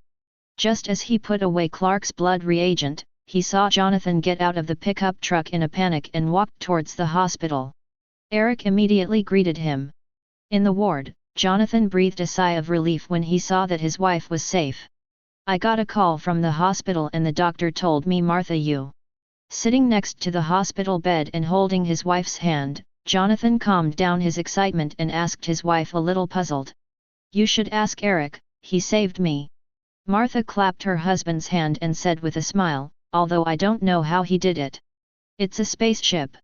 Eric said to a confused Jonathan, maybe my body is affected by the radiation from the spaceship and has some kind of ability similar to that of the spaceship. I think that may explain my touching mother. Afterwards, her body healed itself. Although the reason was a bit far-fetched, Jonathan didn't question it, just nodded. He knew that the reason could not be so simple, and also knew that Eric was hiding some secrets. Compared to Clark's rebelliousness and immaturity at times, he believed that Eric could handle these complex things by himself. This is also the reason why he has seldom asked Eric. "Clark is still at home, Eric," Jonathan said to his younger son. "You go see Clark, I'll stay here to take care of your mother." "Clear." Eric nodded, turned, and walked outside the ward. When leaving the ward, I saw Dr. Helen wearing a blue doctor's suit, waiting for him in the corridor not far away. "Maybe you're right." Helen handed a test sheet to Eric. "Sometimes, we have to bury some truth, especially when people are not ready." Eric took the test sheet and found that it was a report sheet for Clark's blood test analysis. "I still have to prepare to fill out a complicated clinical form, which will take me a lot of time. It is estimated that I won't be able to rest before 3 in the morning, so. Excuse me." After Helen nodded towards Eric, she turned and left. Eric stood on the spot, looking at the back of the other party's departure thoughtfully. It seems that the role of this woman is not only an ordinary doctor and Lex's fiancée. After returning to the farm from the medical center, Clark was found asleep on the sofa in the living room. The body is a little hot, the brows are wrinkled, and the whole person looks sluggish. Shaking his head, Eric used the star staff to eliminate the radiation in Clark's body. After half an hour, Clark woke up from his stupor. "I just woke up feeling dizzy and exhausted." "Woke up?" Eric's voice came from across the living room. Clark looked up and saw that the other party was coming down the stairs. "How long have I slept, Eric?" "About 3 or 4 hours. Glad to see you alive, Clark." Eric stepped on the stairs to Clark's side, and greeted his cheap brother with a poisonous tongue. Standing up, Clark clenched his fist, feeling the power return to him. "I'm healed?" "Eric, you did it." "In a sense, it is." Eric picked up the glass container of ice lemon juice and poured a glass of ice lemon juice. "You and Mom are both fine." "But, how did you do it?" Clark asked in disbelief. He originally thought that to relieve his debilitating disease state, he had to use a spaceship, but he didn't expect Eric to get everything done. "Something like magic." Eric Tun drank a few sips of ice lemon and replied casually. "But, I heard you say, that kind of thing can't be used casually." Clark thought of the book of black magic that Eric had obtained when the two smashed the Metropolis Owl's nest together.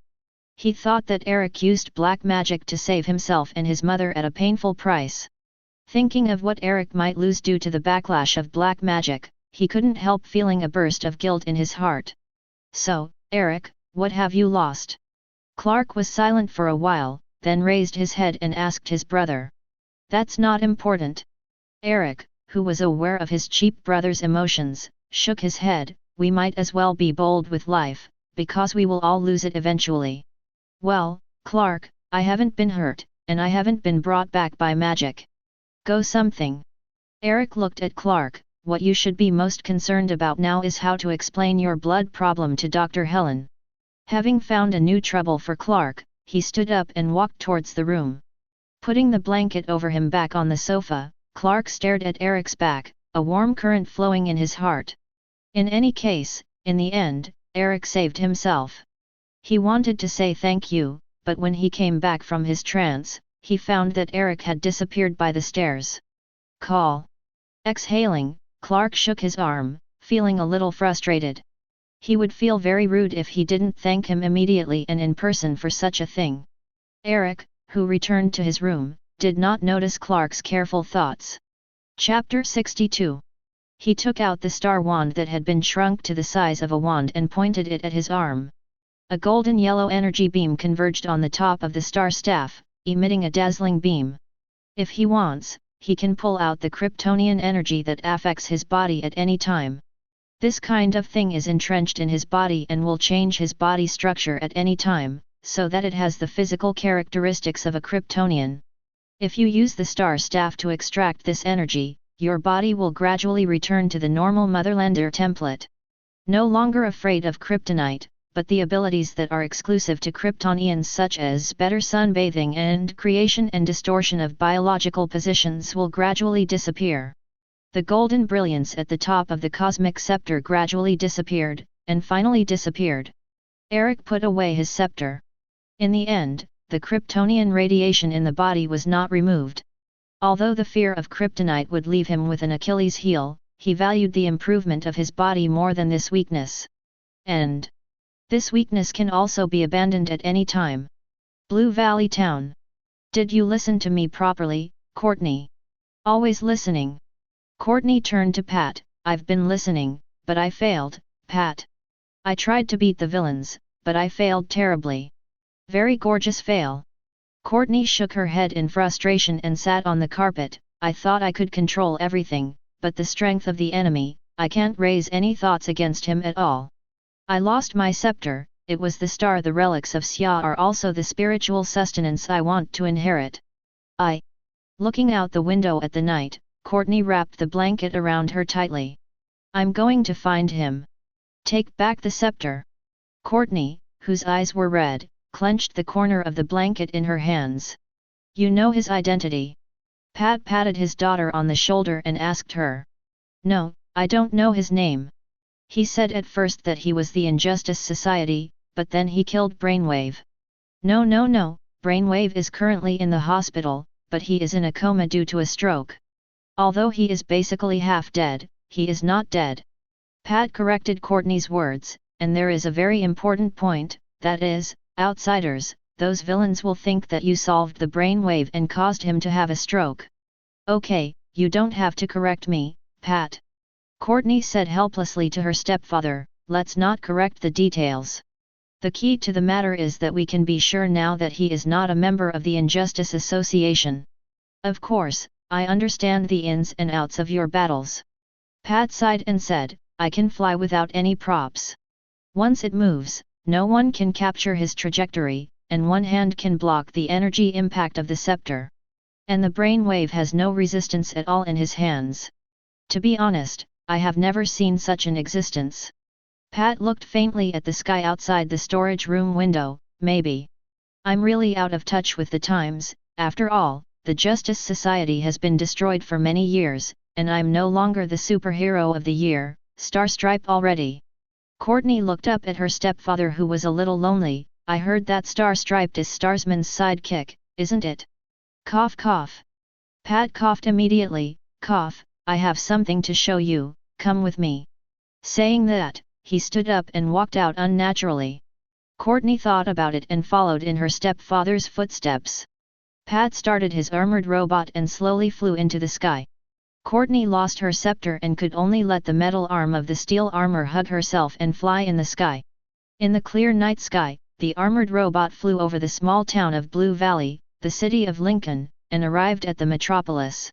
Arriving at the metropolis, the robot parked on the outskirts of the metropolis, a street adjacent to a slum. This back street is the Havlin Ghetto, where e-waste is buried. Pat operates the robot to walk to an abandoned apartment and open the iron door.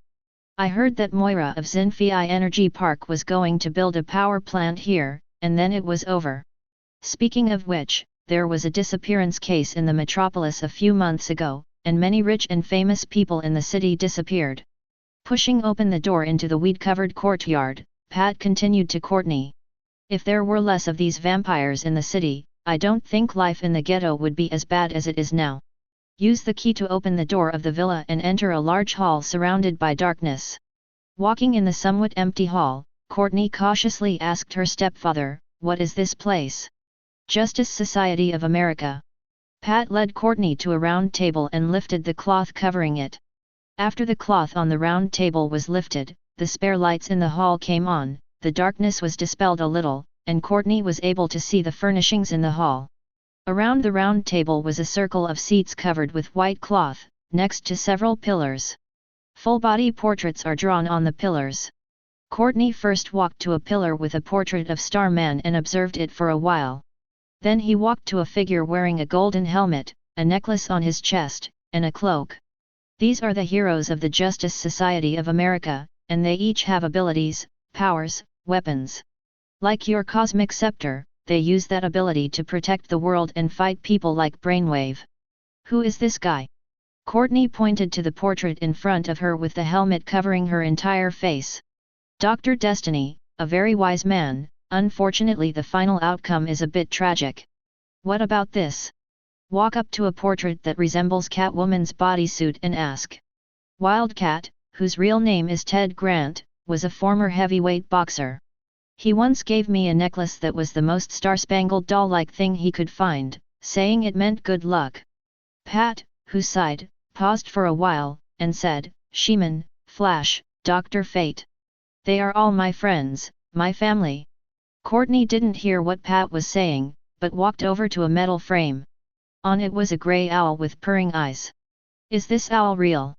Of course, this is Midnight Doctor's owl. Every time I come in, it will fly directly to Midnight Doctor's arm. Now it doesn't know that Midnight Doctor is dead and has been waiting. Pat walked behind Courtney and said in a heavy tone, the Injustice Society killed them all. The truth is, you and I can't defeat them. And, we have encountered a situation that is even more difficult than the Injustice Society. The enemy to deal with. If. Courtney turned to Pat, eyes sparkling. If we use these equipment to form a new Justice Society. And let the Injustice Society fight the guy who stole my star staff, Pat, what do you think of this plan? No one can replace these heroes. Pat disagrees with Courtney. And how are you going to let the people from the Injustice Association fight the people who stole your star staff? So Discord? Sorry, we don't even know anyone in the Injustice Association now, and now there is only one brainwave. How do you find it? Other people. Isn't the brainwave lying in the hospital now? Courtney raised a finger. The first thing, check the list of people who visit the brainwaves, and it is possible to find the guys from the Injustice Society. Then he raised a second finger. The second thing, I met a new classmate, a transfer student like me. We are the kind of classmates who have built a real friendship. She once met a very powerful villain, and I seem to know the guy who grabbed my scepter. I can ask her for help. Boom! The heavy bundled straw fell into the pickup compartment. Clark clapped his hands and let out a soft breath. You woke up early today, Clark. Are you fully healed? Seeing Clark helping him carry things so vigorously, Jonathan, who came out of the barn, asked in surprise. I'm doing fine, Dad. Clark said and threw a heavy bundle of straw into the carriage. Although I was a little weak at first, I have fully recovered my previous ability. If I am sick, I can't move these things now. That's good, things have finally passed, but fortunately the end result is not bad. Jonathan lifted a bundle of straw into the car and said to Clark, My mom and I are going to the medical center for a routine checkup. Shall we hitch a ride to school? No, I can take the school bus. Clark, who was bent over, continued to carry the straw into the carriage. How does Mom feel now? With a breath, he asked Jonathan. Not bad. Jonathan stood in the carriage and took the crop from Clark. She's pregnant, and I can't believe the result until now. That. Clark, who walked to the side of the carriage and pushed the straw inside, asked Jonathan with the corners of his mouth raised, When can we tell you the good news? After closing the car, Jonathan shrugged, Don't worry, this is a secret that everyone can happily share. Yeah, this baby is very lucky. Clark clapped the dust on his hands and replied to his father. Jonathan walked to the cab, ready to check the safety of the pickup, but as if he remembered something, he turned around and said to Clark with hesitation, Son, I don't want you to misunderstand. Putting a hand on Clark's shoulder, this child will make a huge difference for us, but it won't affect our feelings for you. Clark, you and Eric and Martha and I have always loved you. I know. Clark understood what his father wanted to express and nodded. That's good. Jonathan smiled in relief, turned and walked towards the cab. I'm glad everything is back to normal. While opening the door of the cab, he said to Clark. On the other side of the living room, Martha came out and called to her husband, Jonathan, we're going to be late, we have to go. Eric also accompanied his mother out of the living room. After the two said goodbye to their parents, they watched the pickup. "You're not going to school now?" Clark bent down and continued to move the straw at his hand into the barn, and asked Eric, "By the way, if I didn't have superpowers, I'd follow the school bus to school on time." Eric glanced at Clark and walked into the living room. "But once I'll take a shortcut through the black hole, I won't have to go to school on time." "Well, Chloe's boring joke, I didn't expect you to remember this." Clark shrugged, lifted the heavy pile of straw with ease, and walked toward the barn. What he said about Chloe's joke was that Chloe was often jokingly called traveling through the wormhole because he didn't catch the school bus, but he often rushed to the school before Chloe. Chapter 63. Correct. Eric stared at his cheap brother, and suddenly asked him, "Clark, do you remember what you did last night?" "What?" Clark blinked in confusion, put down the straw in his hand. "Last night? After dinner, I went back to the room." During this period of time, because he often asked for leave and did not go to school, he borrowed Chloe's study notes and has been busy transcribing. "You don't remember where you've been?" "Of course I remember." Clark thought for a moment. "I've been in the room, haven't I?" "Never mind." Eric shook his head, turned and walked into the living room. "I saw with my own eyes last night that Clark walked out like a sleepwalker. He didn't wake him, but watched as he roamed the farms and wasteland like a ghost. Now since Clark doesn't know he's sleepwalking, just don't tell him and see if he'll continue at night." He was curious about why Clark suddenly sleepwalked. Late at night, dark clouds covered the sky, and the hot night became thicker and darker. Clark fell asleep immediately after lying down. "In my sleep, I felt like I was flying in a daze. Go through farms and woods, cross roads and rivers, and finally fly into a hidden cave. The dark and deep cave, with no end in sight, mastered the ability to fly slowly through the cave, and finally came to the depths of the cave. The deepest part of the cave was illuminated by phosphorescent plants, emitting a faint green light. Clark fell from a suspended state in the air and found a strange text pattern engraved on the rock wall in front of him. It is somewhat similar to the pattern on the spaceship that I saw in the cellar. There is an octagonal notch in the very middle of the pattern." While he was wondering, he found that a metal piece he was holding suddenly appeared in his right hand. An octagonal piece of silver metal, the key that Eric found that seemed to open the spaceship. Clark swallowed his spit and slowly stretched the octagonal metal piece in his hand towards the pattern on the wall. The moment the metal piece touched the wall, it was sucked away and disappeared. Immediately after, a beam of light erupted from the pattern on the wall, shining directly on his face. "Well." Feeling a stinging pain, Clark stretched out his hand to block the dazzling, skin-scorching beam. "Call."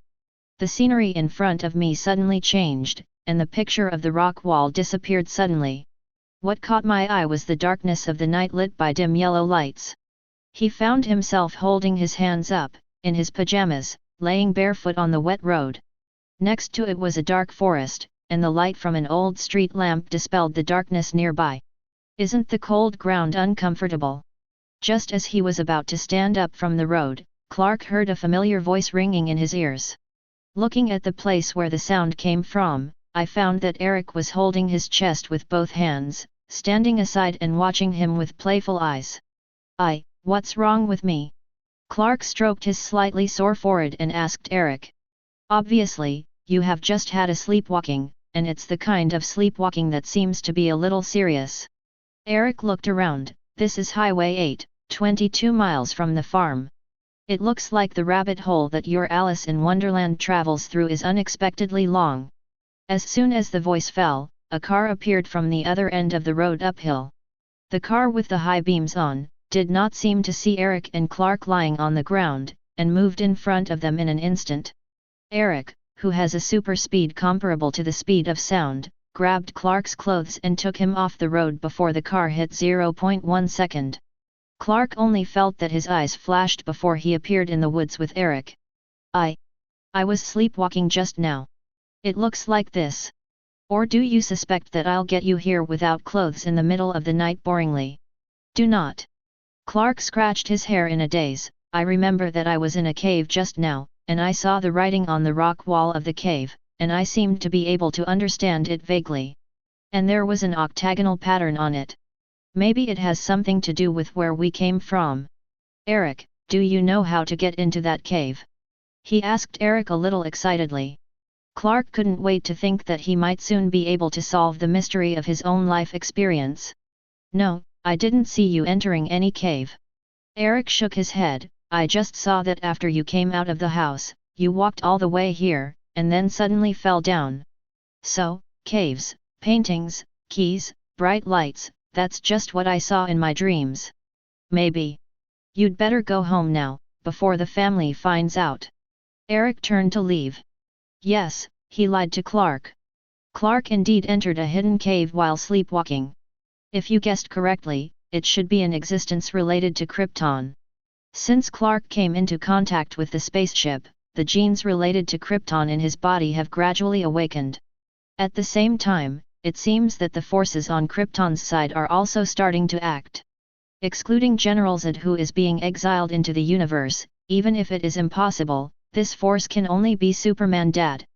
But as far as Eric knows, Krypton has already been destroyed, and Superman's father has also turned into ashes. Now that you're dead, don't make fun of yourself like this. Eric, who sneered, bent his feet slightly, ready to fly away. But he was quickly stopped by Clark. Eric. What? Need me to take you back? No, it's not. Clark, who took a few deep breaths, came over and said to his younger brother, the answer we have been looking for may be hidden in the cave, and it is related to the truth of the question of where we came from. Are you not interested at all? Or you don't want to know why our biological parents abandon us? The truth is, I'm not interested at all. Eric shook his head, his voice was cold. That's your own idea, don't force it on anyone, especially me. Not an imposition. Clark thought about the words and patterns in the cave. I just think we can touch the truth. That's not the truth I want, Clark, and I'm not interested. Knowing that Superman's immortal biological father seems to want to be a demon, plus the spaceship emits rays for no reason, and Masha, who almost killed him, can't be saved. After a series of events, he doesn't have any good feelings for the other party now. He turned his head to Clark and said coldly, Clark, imagine life is too good, you will fall very hard. Certainly. Clark nodded, but retorted, thinking about life too badly will make you lose the courage to face it, don't you? The more and more excited Clark said, the last sentence even carried a bit of anger, why are you afraid to find the truth? In the face of Clark's questioning, Eric did not answer, he directly ignored him and disappeared in place in an instant. Clark, a little annoyed, was left in place.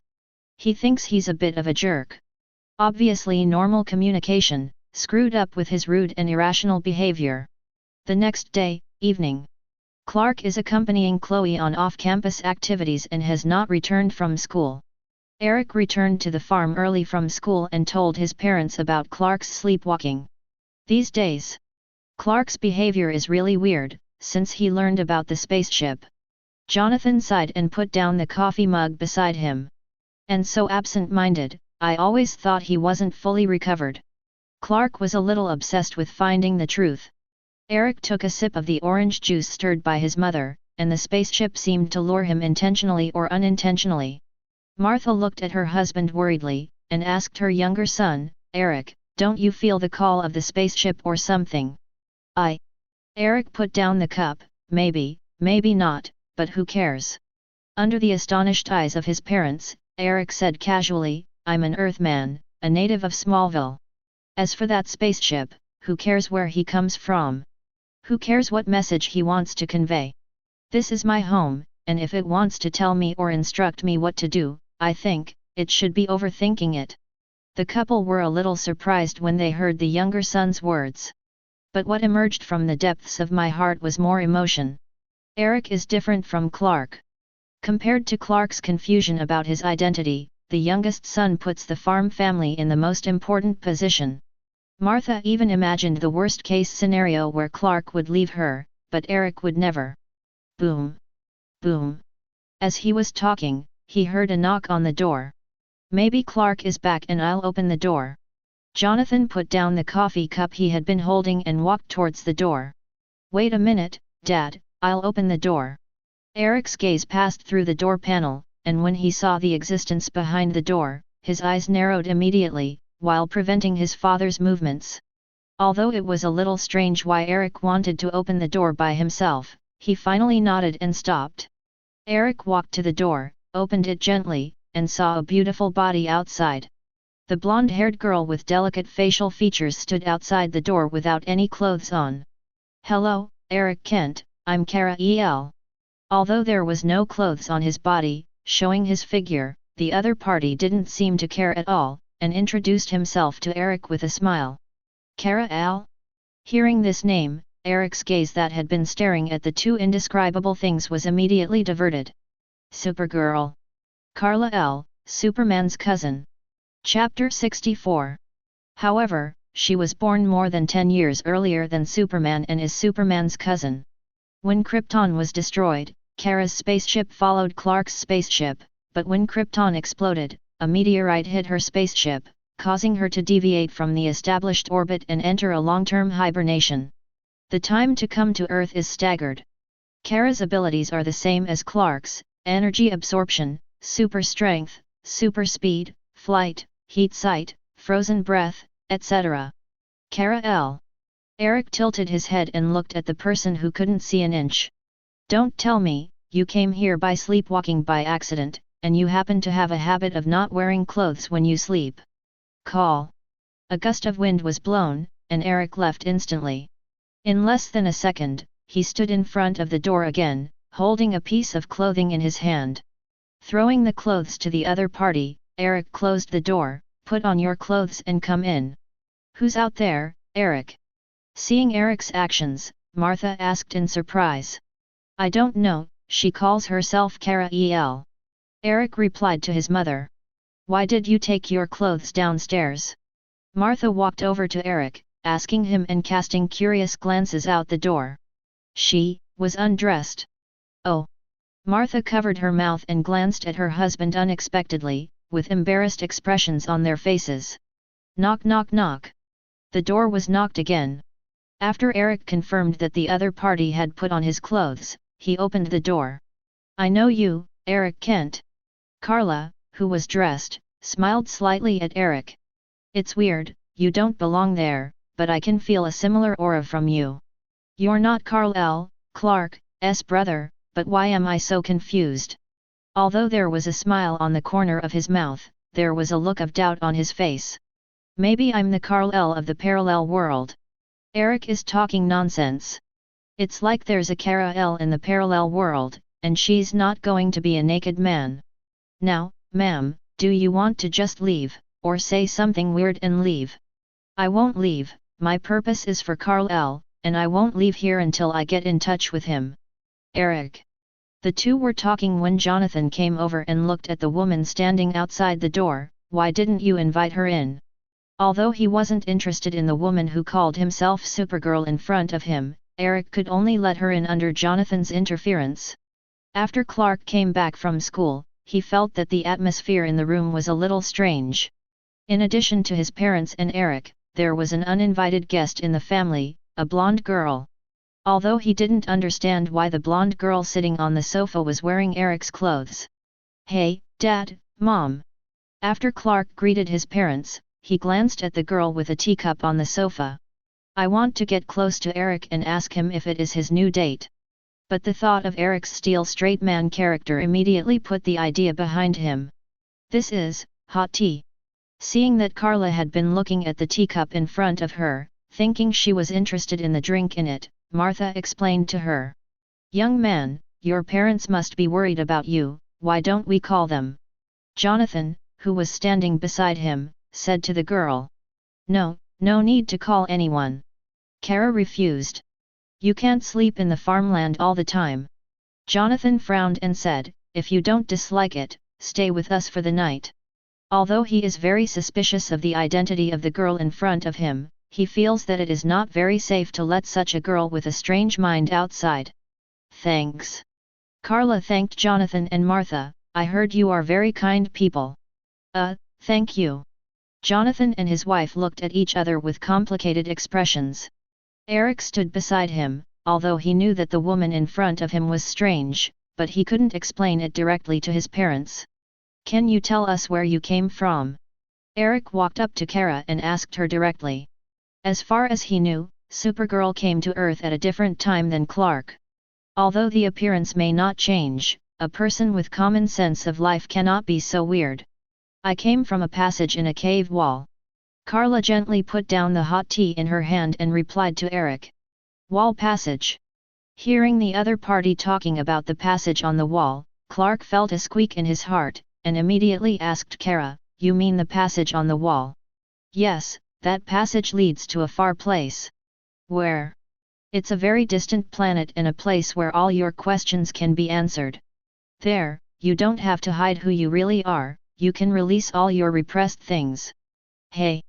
Listening to Kara's more and more words, the more wrong, Jonathan immediately stopped the other party. "If you say you're from a distant planet, then help, let's see what special abilities you have." "Dad."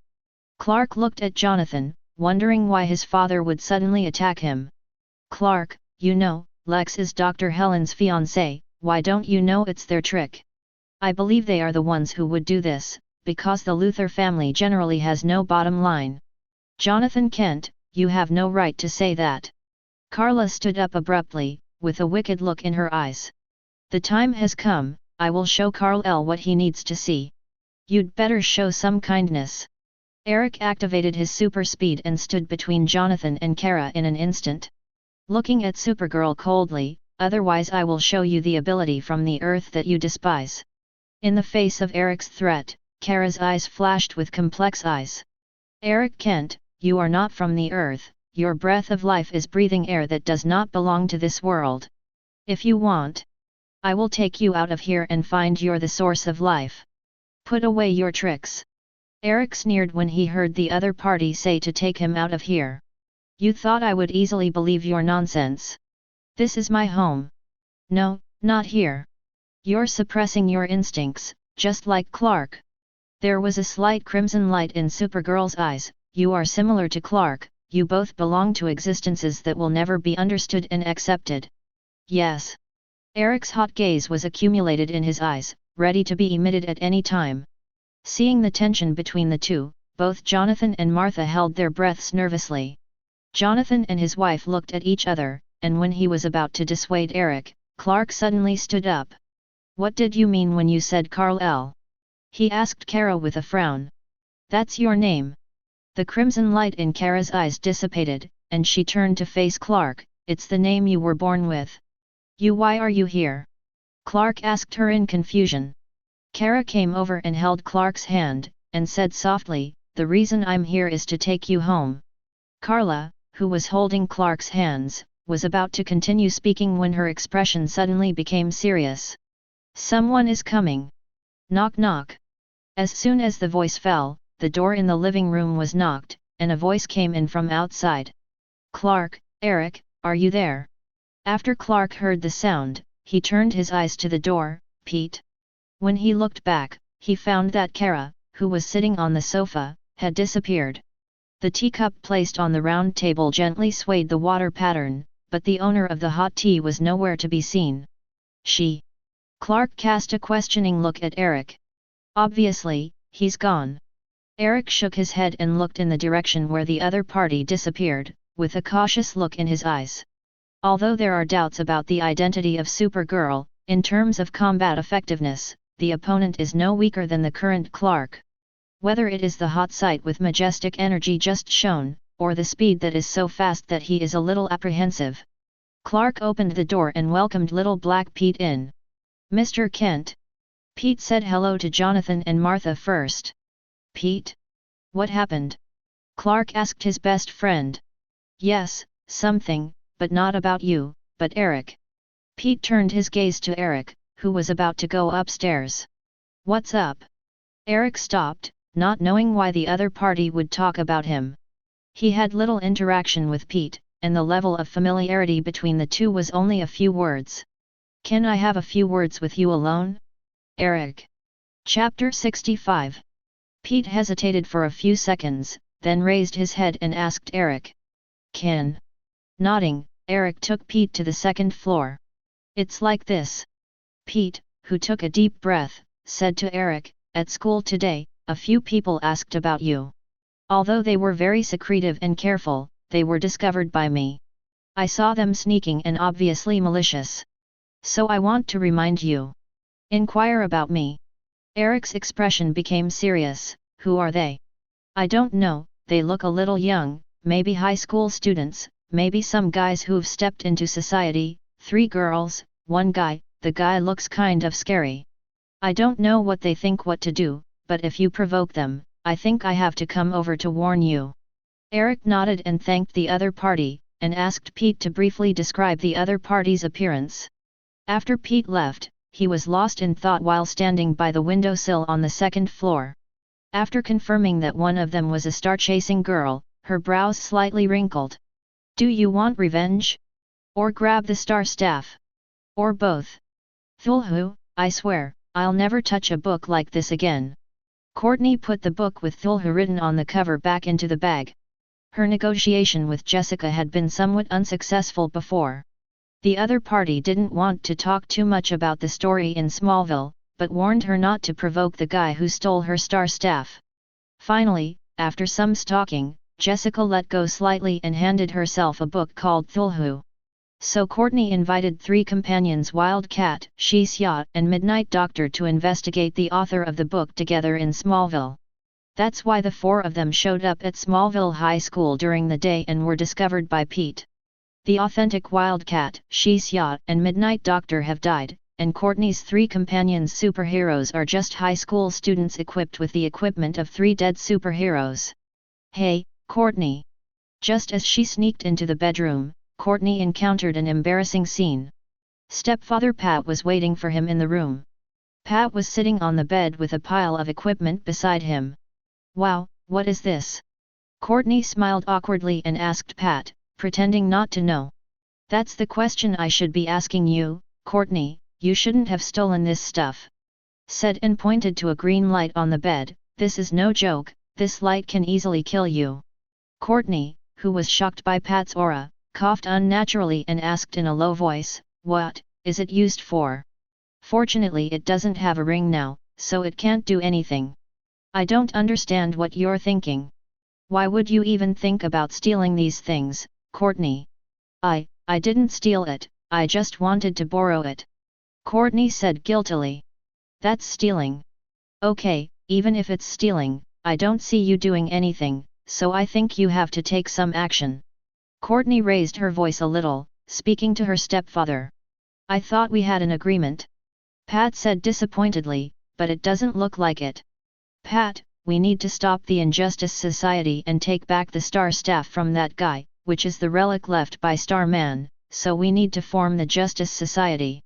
Obviously you've started doing it, haven't you? Pat pointed to a red gold uniform on the bed. I saw Shishya's outfit but I didn't see the hourglass, Midnight Physician's goggles, Wildcat's uniform. I think, you must have found a new owner for these equipment, such as your classmates, right? Yes. Courtney replied weakly. Courtney, you're putting these children in real danger. I want you to get back Midnight Doctor's goggles and Wildcat's clothes now, understand? I cannot. Listen, I won't put you and your friends in danger, think about the members of the Justice Society, do you want to end up like them? Pat said sharply to his daughter. He had never used such a stern tone before. Courtney pursed her lips and said, the Midnight Doctor's goggles are an intelligent computer system. We used it to know the guy who beat the brain waves. She took out a book from her skull bag and handed it to the surprised Pat. The author of this book, Eric Kent, is his name and the guy who stole the Star Staff. Pat took Thulhu from Courtney in shock. You sure? Yes, the 4 of us went to Smallville High School, where we investigated and confirmed it was him. After flipping through a few pages of the book in his hand, Pat shook his head. I think, we'd better not act rashly, especially for him, Eric Kent. Maybe, he's a lunatic, or rather, someone who's not very sane. Why? Courtney asked suspiciously. I used to work with Dr. Fate, this kind of existence. Pat said solemnly, if he has the kind of power you said, and has such a dark mind.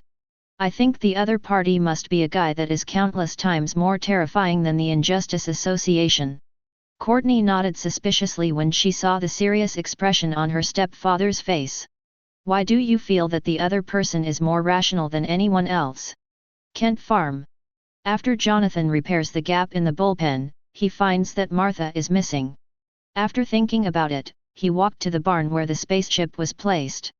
After entering the barn and pushing open the cellar door, Martha was found inside. Martha. Jonathan walked behind Martha, who had his hands on his chest and his eyes fixed on the spaceship. Are you all right? Sweetheart. Jonathan came over and put his arms around his wife's shoulders lightly. Martha replied, I'm thinking about how Clark and Eric got here, how the spaceship protected them, and how it affected me. Jonathan, who was hugging his wife, exhaled and kissed her forehead. It gave us two miracles, didn't it? Hope you're right. Martha forced a smile and said to her husband. But soon her body trembled slightly. Jonathan, who was holding her, quickly noticed her strangeness. Martha, are you okay? I don't know, I have splitting headaches, emotional instability, day and night life upside down, and that woman named Carla. I'm a little scared that maybe she can actually take Rick and Clark even shakes. I've been terrified of this, it's even a little out of the ordinary. Hey Martha, look at me. Jonathan wrapped his arms around his wife and kept her eyes on him. Dr. Baker said you were healthy and your pregnancy was normal. Martha didn't feel better because of her husband's reassurance. She shook her head. No, the way I conceived is unusual. I want to ask Helen Bryce to check it out for me tomorrow. Do not. Jonathan immediately vetoed. I trust her, she's seen Clark's blood, she's witnessed the miracle of my survival, and she's kept our secrets. Jonathan shook his head. She's Lex Luthor's fiancée. If you need more advice, anyone but her. Martha, I don't want our secrets to become gossip. Facing her husband's stubbornness, Martha let out a helpless sigh and turned her head to one side.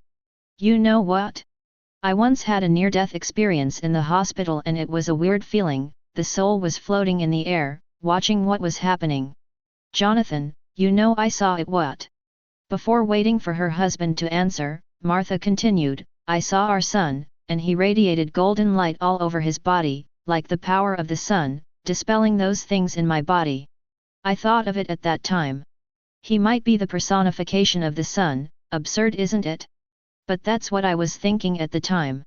You can't catch the sun, can you? Martha cast a bewildered look at Jonathan, that strange girl, saying Eric doesn't belong to Earth, I'm really scared. She might be able to persuade Clark, but not Eric, I'm sure. But if one day, Eric will also leave us. After listening to his wife's words, Jonathan's brows furrowed. He didn't expect his wife to see such an incredible scene of Eric. Although he was surprised, he concealed his expression and comforted his wife softly. No, maybe what you see is not real. Neither Eric nor Clark will leave us. After some conversation, the couple came out of the cellar and walked towards the living room. As soon as I entered the door, I found that the girl named Kara who appeared last night was standing in front of the window, wearing a white dress, quietly watching the scenery outside the window. Clark was also in the room and touched his nose unnaturally after seeing his parents pushing the door in. I just came in too. He explained to his parents. It's afternoon and she's been standing there since you went to school, Clark. Jonathan took the towel from his arm and said helplessly.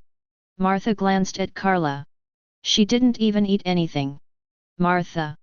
Jonathan told his wife, it's not her appetite that should be our concern right now. Dad. Clark hesitated and said to Jonathan, she just told me that I am from a place called Krypton. I think what she said may be true, otherwise she can't explain her power. Clark, you know, a lot of people in this town are polluted, they all might have some kind of incredible power, I don't trust her. Jonathan sternly said to Clark. Jonathan, you are the one who is not trusted. You will betray Carl one day. As soon as he finished speaking, he heard Kara's voice coming from behind. I don't know when, Kara was already standing behind several people. You! Jonathan glared at Kara and said angrily, I'm Clark's father and I love my son.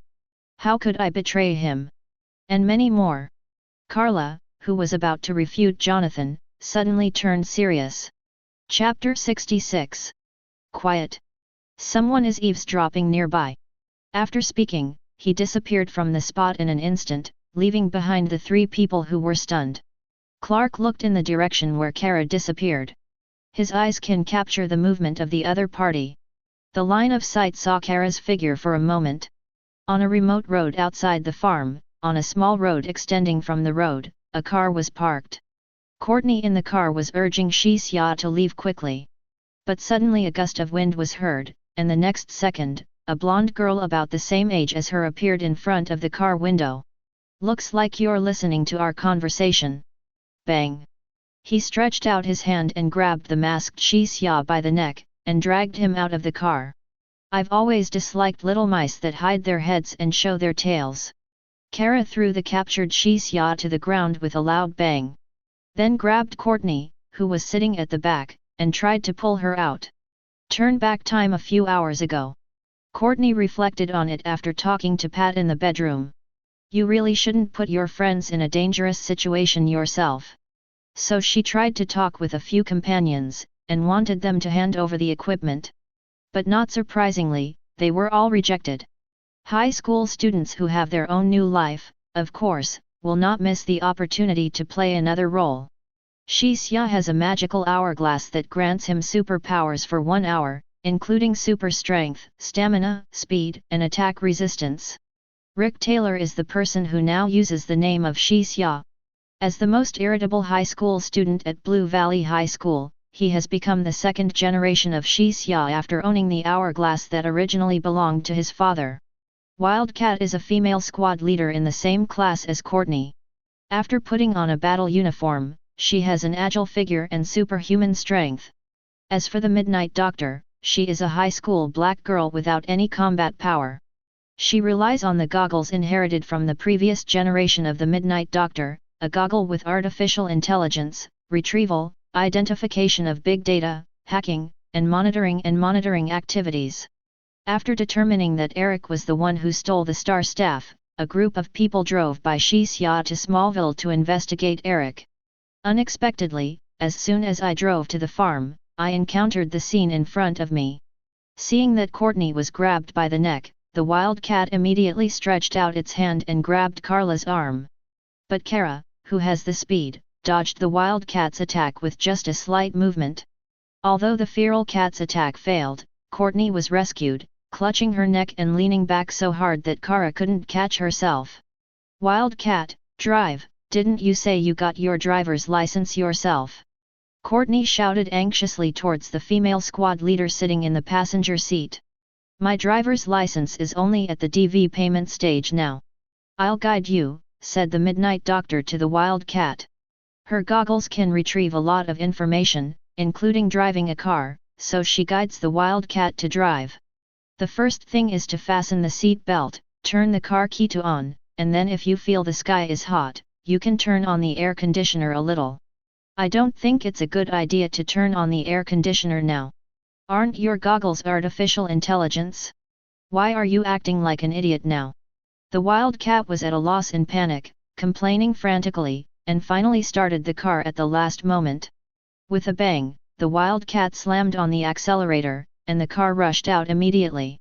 Carla, who was standing outside the car, did not intend to stop the other party from escaping, but just stared at the car with a sneer at the corner of her mouth. And many more. Courtney, sitting in the back row, immediately realized that she had forgotten something very important. Shixia is still outside. Stop, we have to save Shixia. As soon as the voice fell, Kara appeared in front of the vehicle in an instant. Before the Wildcat could hit the brakes, the car slammed into Kara. Bang! At the moment of the collision, the car was deformed and moved backwards by the shock of a huge force.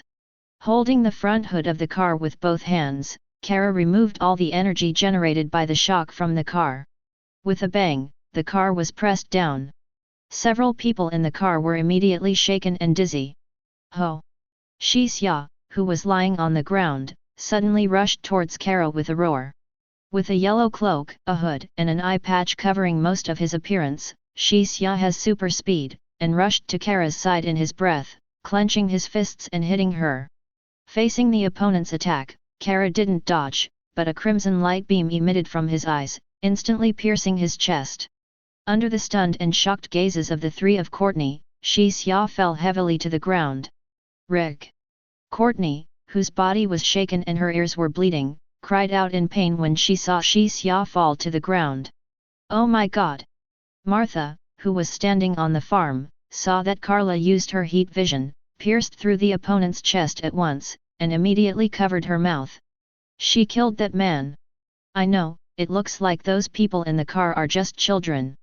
Jonathan frowned and said to Clark, who was also in a state of shock next to him, Clark, stop her, don't let her kill. Well. The wildcat in the car spat out a mouthful of blood, and saw the shocked head of the doctor next to Midnight hit the car door, blood flowing. She was about to step forward to cover the wound for Dr. Midnight when the car was lifted into the air by Carla with one hand. The wildcat, filled with fear, clutched the deformed car window tightly and looked at Courtney, who was lying in the back. However, Courtney, who lost the scepter, was just an ordinary person at this time. Holding the car and enduring the severe pain, Courtney cast an apologetic look at the wildcat. After Carla grabbed the car with one hand, she threw it over the field of the farm. Do not! Clark shouted at Kara, trying to stop the opponent's movement. But the moment he made a sound, the car flew into the sky and fell to the top of the barn. The barn is where the spaceship is hidden.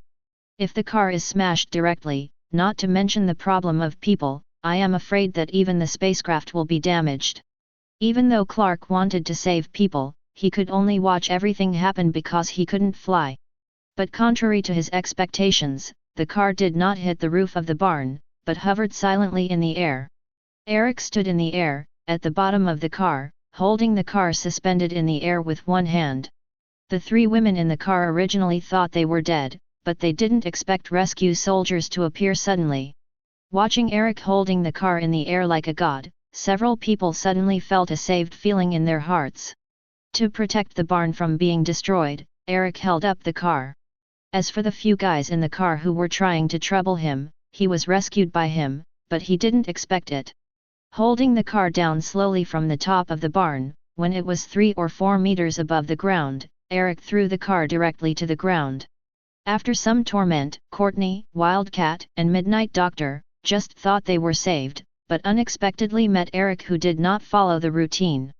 With a bang, the car hit the ground, and the three suffered again. Immediately, I felt a pain that permeated my whole body, and I could not restrain the pain exhaling, and the originally injured part was even more aggravated. Courtney even suspected that her soul had been tossed out of her body. What are you doing? Clark rushed to Kara and questioned her angrily. These guys have bad intentions, and I don't think there's any problem getting rid of them. Kara said with an expressionless face. So you're going to kill them? Yes, Carl, have mercy. The hardest thing a human being can endure is mercy, especially when he deserves mercy. But mercy can kill, it makes your weak body even weaker. Saying that, he stretched out his hand to Clark. Follow me, I need to take you to a place. I'm not going anywhere with you. Clark angrily pulled his hand out of the other's holding. But as if suffering an uncontrollable suction, the whole body seems to be imprisoned, and the whole person is pulled up to the sky uncontrollably by her. Eric. Seeing Clark being controlled by the Kryptonian woman, Jonathan immediately shouted at Eric. The next second, Eric rose into the sky and bombarded Kara's abdomen like a missile. With a bang, as if hit by a missile, Kara's whole body fell from the sky like a flying baseball. Clark lost control and fell from the sky, hitting the ground with a loud bang. Fortunately, he was a man of steel, and this level of impact did not harm him. Eric didn't pursue the victory, but just stared coldly at Kara, who was hit by him and was disgraced. Sorry, although I'm not interested in where Clark is going, but, what I hate the most is that kind of who thinks he is superior. Whether it's to you or Joel, Superman's father. Before Supergirl stood up, Eric quickly moved to the front of the opponent and punched the opponent's cheek with a punch. The air burst violently, Carol let out a groan, and the whole person flew backwards and slammed into the ground with a bang. In the dust, the ground was hit by her forcefully, smashing cracks like spider webs. Call. After the super speed was activated, Eric moved over, grabbed the opponent, and lifted her up. This is my planet, not Krypton. So put away your face. A punch was aimed at Kara's cheek, hitting her directly backwards. The surrounding air seemed to be compressed in an instant, and then burst open, and Eric's punch even caused the air to explode. He was tired of everything in front of him. Whether it's this guy calling himself Supergirl who suddenly broke in, or Joel, who is hiding behind the scenes. Chapter 67. In the almost scrapped car, Wildcat and Courtney, who suffered severe concussions and suffered multiple fractures all over their bodies, endured the pain. Watching the exaggerated battle between the two not far away, they were all dumbfounded. The Midnight Doctor's injuries were a bit serious, but he was barely able to stay awake. Stargirl, Wildcat, you won't believe it. My goggles just measured Eric Kent's speed and strength, you know it, how does it rate? What? No. Unidentified creatures have no similarities with any existing creatures on Earth, nor are there any superheroes similar to him. Preliminary estimates are aliens.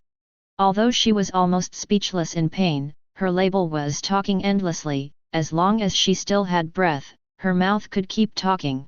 Even though he was seriously injured, he still spoke to the two of them. Martha on the other side held her hands together and worried for Eric. As far as she knows, Kara claims to be Clark's sister, which means Eric is also her brother. So can the younger brother be the rival of the elder sister? Bang! Carla, who was unilaterally caught in a passive beating situation, finally broke out. The hands slammed on the ground, and the whole person jumped into the air, rushing towards Eric with a swoosh. The sudden burst of acceleration, even Eric did not react. His hands turned into arm guards to block his chest, and the next second, he was hit by a streamer-like attack. Kara's fist slammed into the shield that Eric used to block his arm. An air burst sounded. Eric fell backwards after being hit. Fortunately, the arm was used as a shield and resisted most of the impact. Eric was shot several meters away along the ground, and his feet plowed a deep ravine on the ground. After controlling his body, he immediately stood up, and a crimson laser was shot at Kara from his eyes.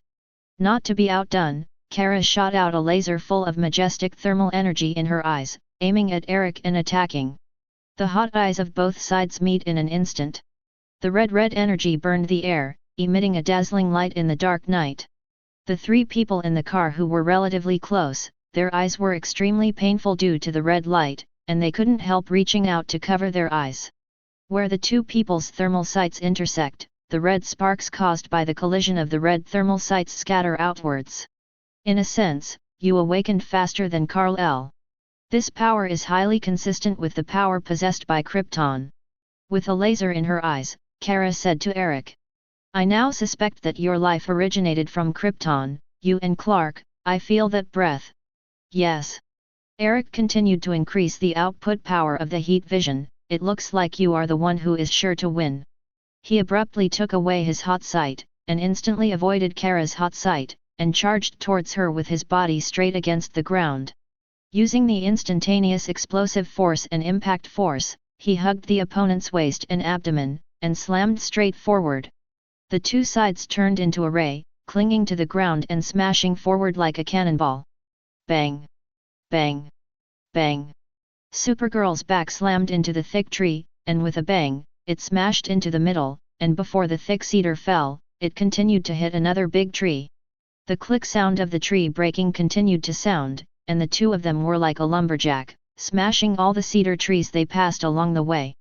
Jonathan and Martha couldn't see the battle scene between the two, and they only heard the sound of trees breaking with clicks and the falling trees in the distance. Hopefully Eric will be okay. Martha clasped her worried hands together and prayed for Eric. Jonathan hugged his wife with a cautious expression on his face. The trio in the car watched with horror in their eyes as the trees kept falling in the distance. Maybe Chuck is right. Chuck, Midnight Doctor's goggles. The black girl named Midnight Doctor covered her bleeding forehead and said to the two, although Chuck is funny sometimes, but at this time I think there is no better reason than to use aliens to explain. Court and maybe you'll never get your scepter back. Maybe. Courtney, who was unable to make a sound, felt a chill in her heart when she heard the sound of the explosion in the distance. I thought that Eric Kent's ability to deal with brainwaves was enough to show his strength. I didn't expect that the other party and that strange woman could exaggerate to such an extent. Could it be that he didn't show his full strength against brainwave before? Courtney felt remorse in her heart, knowing that Eric Kent was such a monster. Even if she didn't want the Star Staff, she wouldn't be pushed here. Not only killed Xia, but even put all his friends into a situation of unknown life and death. At this time, she now understands what Pat said to herself. It turns out that he is indeed that naive and ignorant existence. On the other hand, the battle between Eric and Supergirl has reached a white-hot stage. He thought that the full form of Supergirl would surpass himself, who had only 85% progress in the template of the motherland, in terms of combat power. But after a battle, it was found that the opponent's strength was not stronger than himself. Whether in terms of strength, speed, or combat experience. Although the explosiveness of the opponent will make it difficult to deal with, this level of trouble is still within the acceptable range. Bang! With a punch, Eric hit Kara's chest and directly knocked the opponent out. Then the super speed was launched, immediately following up with the opponent, and punching the opponent's chin with a punch. Kara, who had reacted, blocked her arms in front of her, preventing Eric from continuing to attack. Eric. At this point Clark was finally long overdue. Although very curious about Carla's own identity, he is more willing to trust his family than to explore his own origin. After recovering from the stunned state, he immediately moved to Kara, preparing to join forces with Eric to deal with her. But before he could react, Eric grabbed Kara's arm, and the two bounced into the sky instantly. After Eric was taken into the air by the opponent, Kara's fist hit him fiercely. After parrying, Eric punched out and attacked the opponent. Bang! The fist slammed Supergirl's face, and a powerful recoil was about to push her down from the air. But Carla's arm was grabbed by Eric, and it was another fierce straight punch. Kara, who was in a slightly stiff state, couldn't resist Eric's fist, and was beaten with a groan, and the whole person fell backwards. Clark below looked at the battle between the two in the sky and touched his nose helplessly. At this time, for the first time, he resented that he could not fly. If you have the ability to fly, you won't be here watching the two fight, and you won't be able to do anything. Bang! Another punch hit Supergirl's left cheek, and with a bang from the air, Kara was hit and spun around in the air. But Eric, who was flying over quickly, grabbed her arm, and the power brought by the rotation of her body, waist, abdomen, and shoulders hit her head with a flat hook, directly knocking her into a faint. After confirming that the other party was unconscious, Eric let go of his hand and let Kara's body fall from the air. With a bang, Supergirl's body fell heavily on the ground.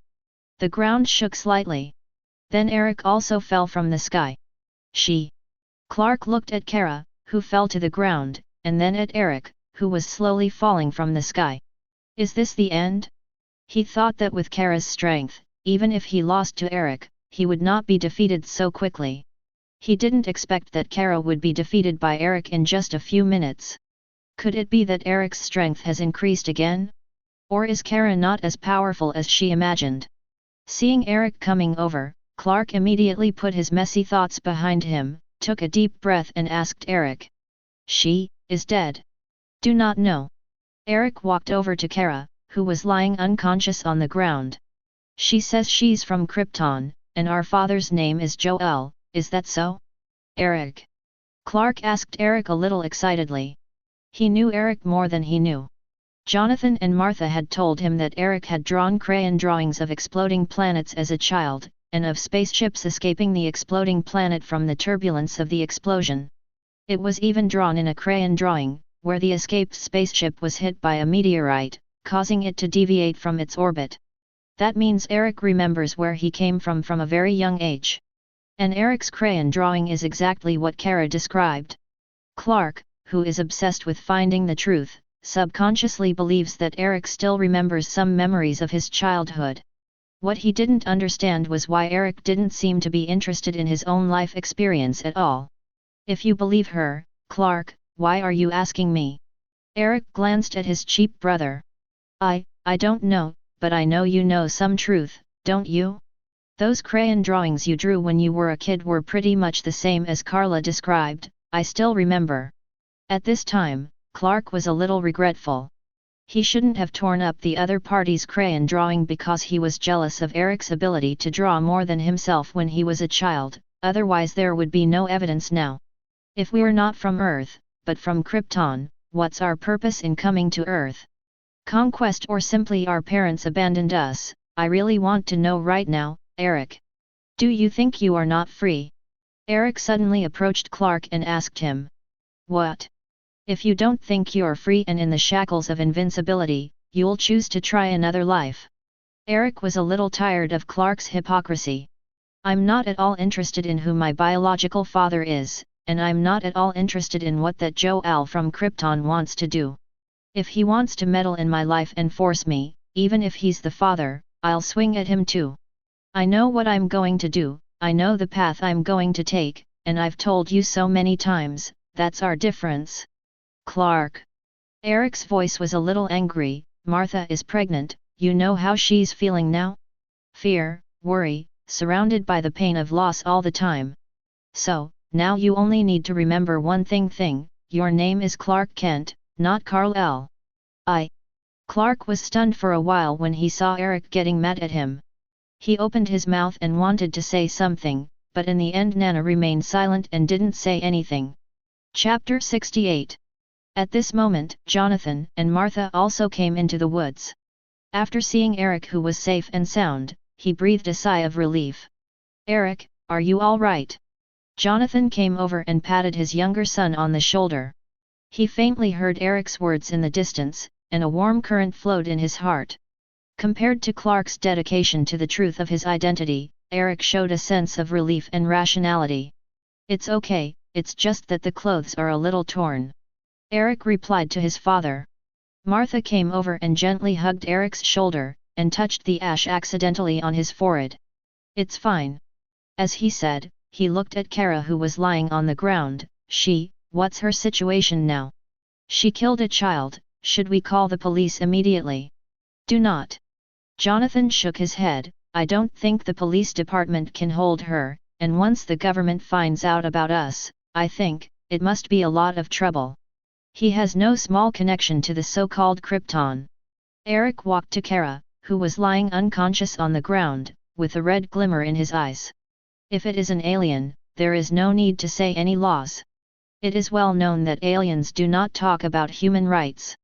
I heard that Batman, who has always maintained the principle of not killing, often kills aliens when dealing with aliens. In the next second, a red laser will be shot out of the eyes, and the opponent will be completely eliminated. But Jonathan stopped him immediately. No. Eric, wait a minute.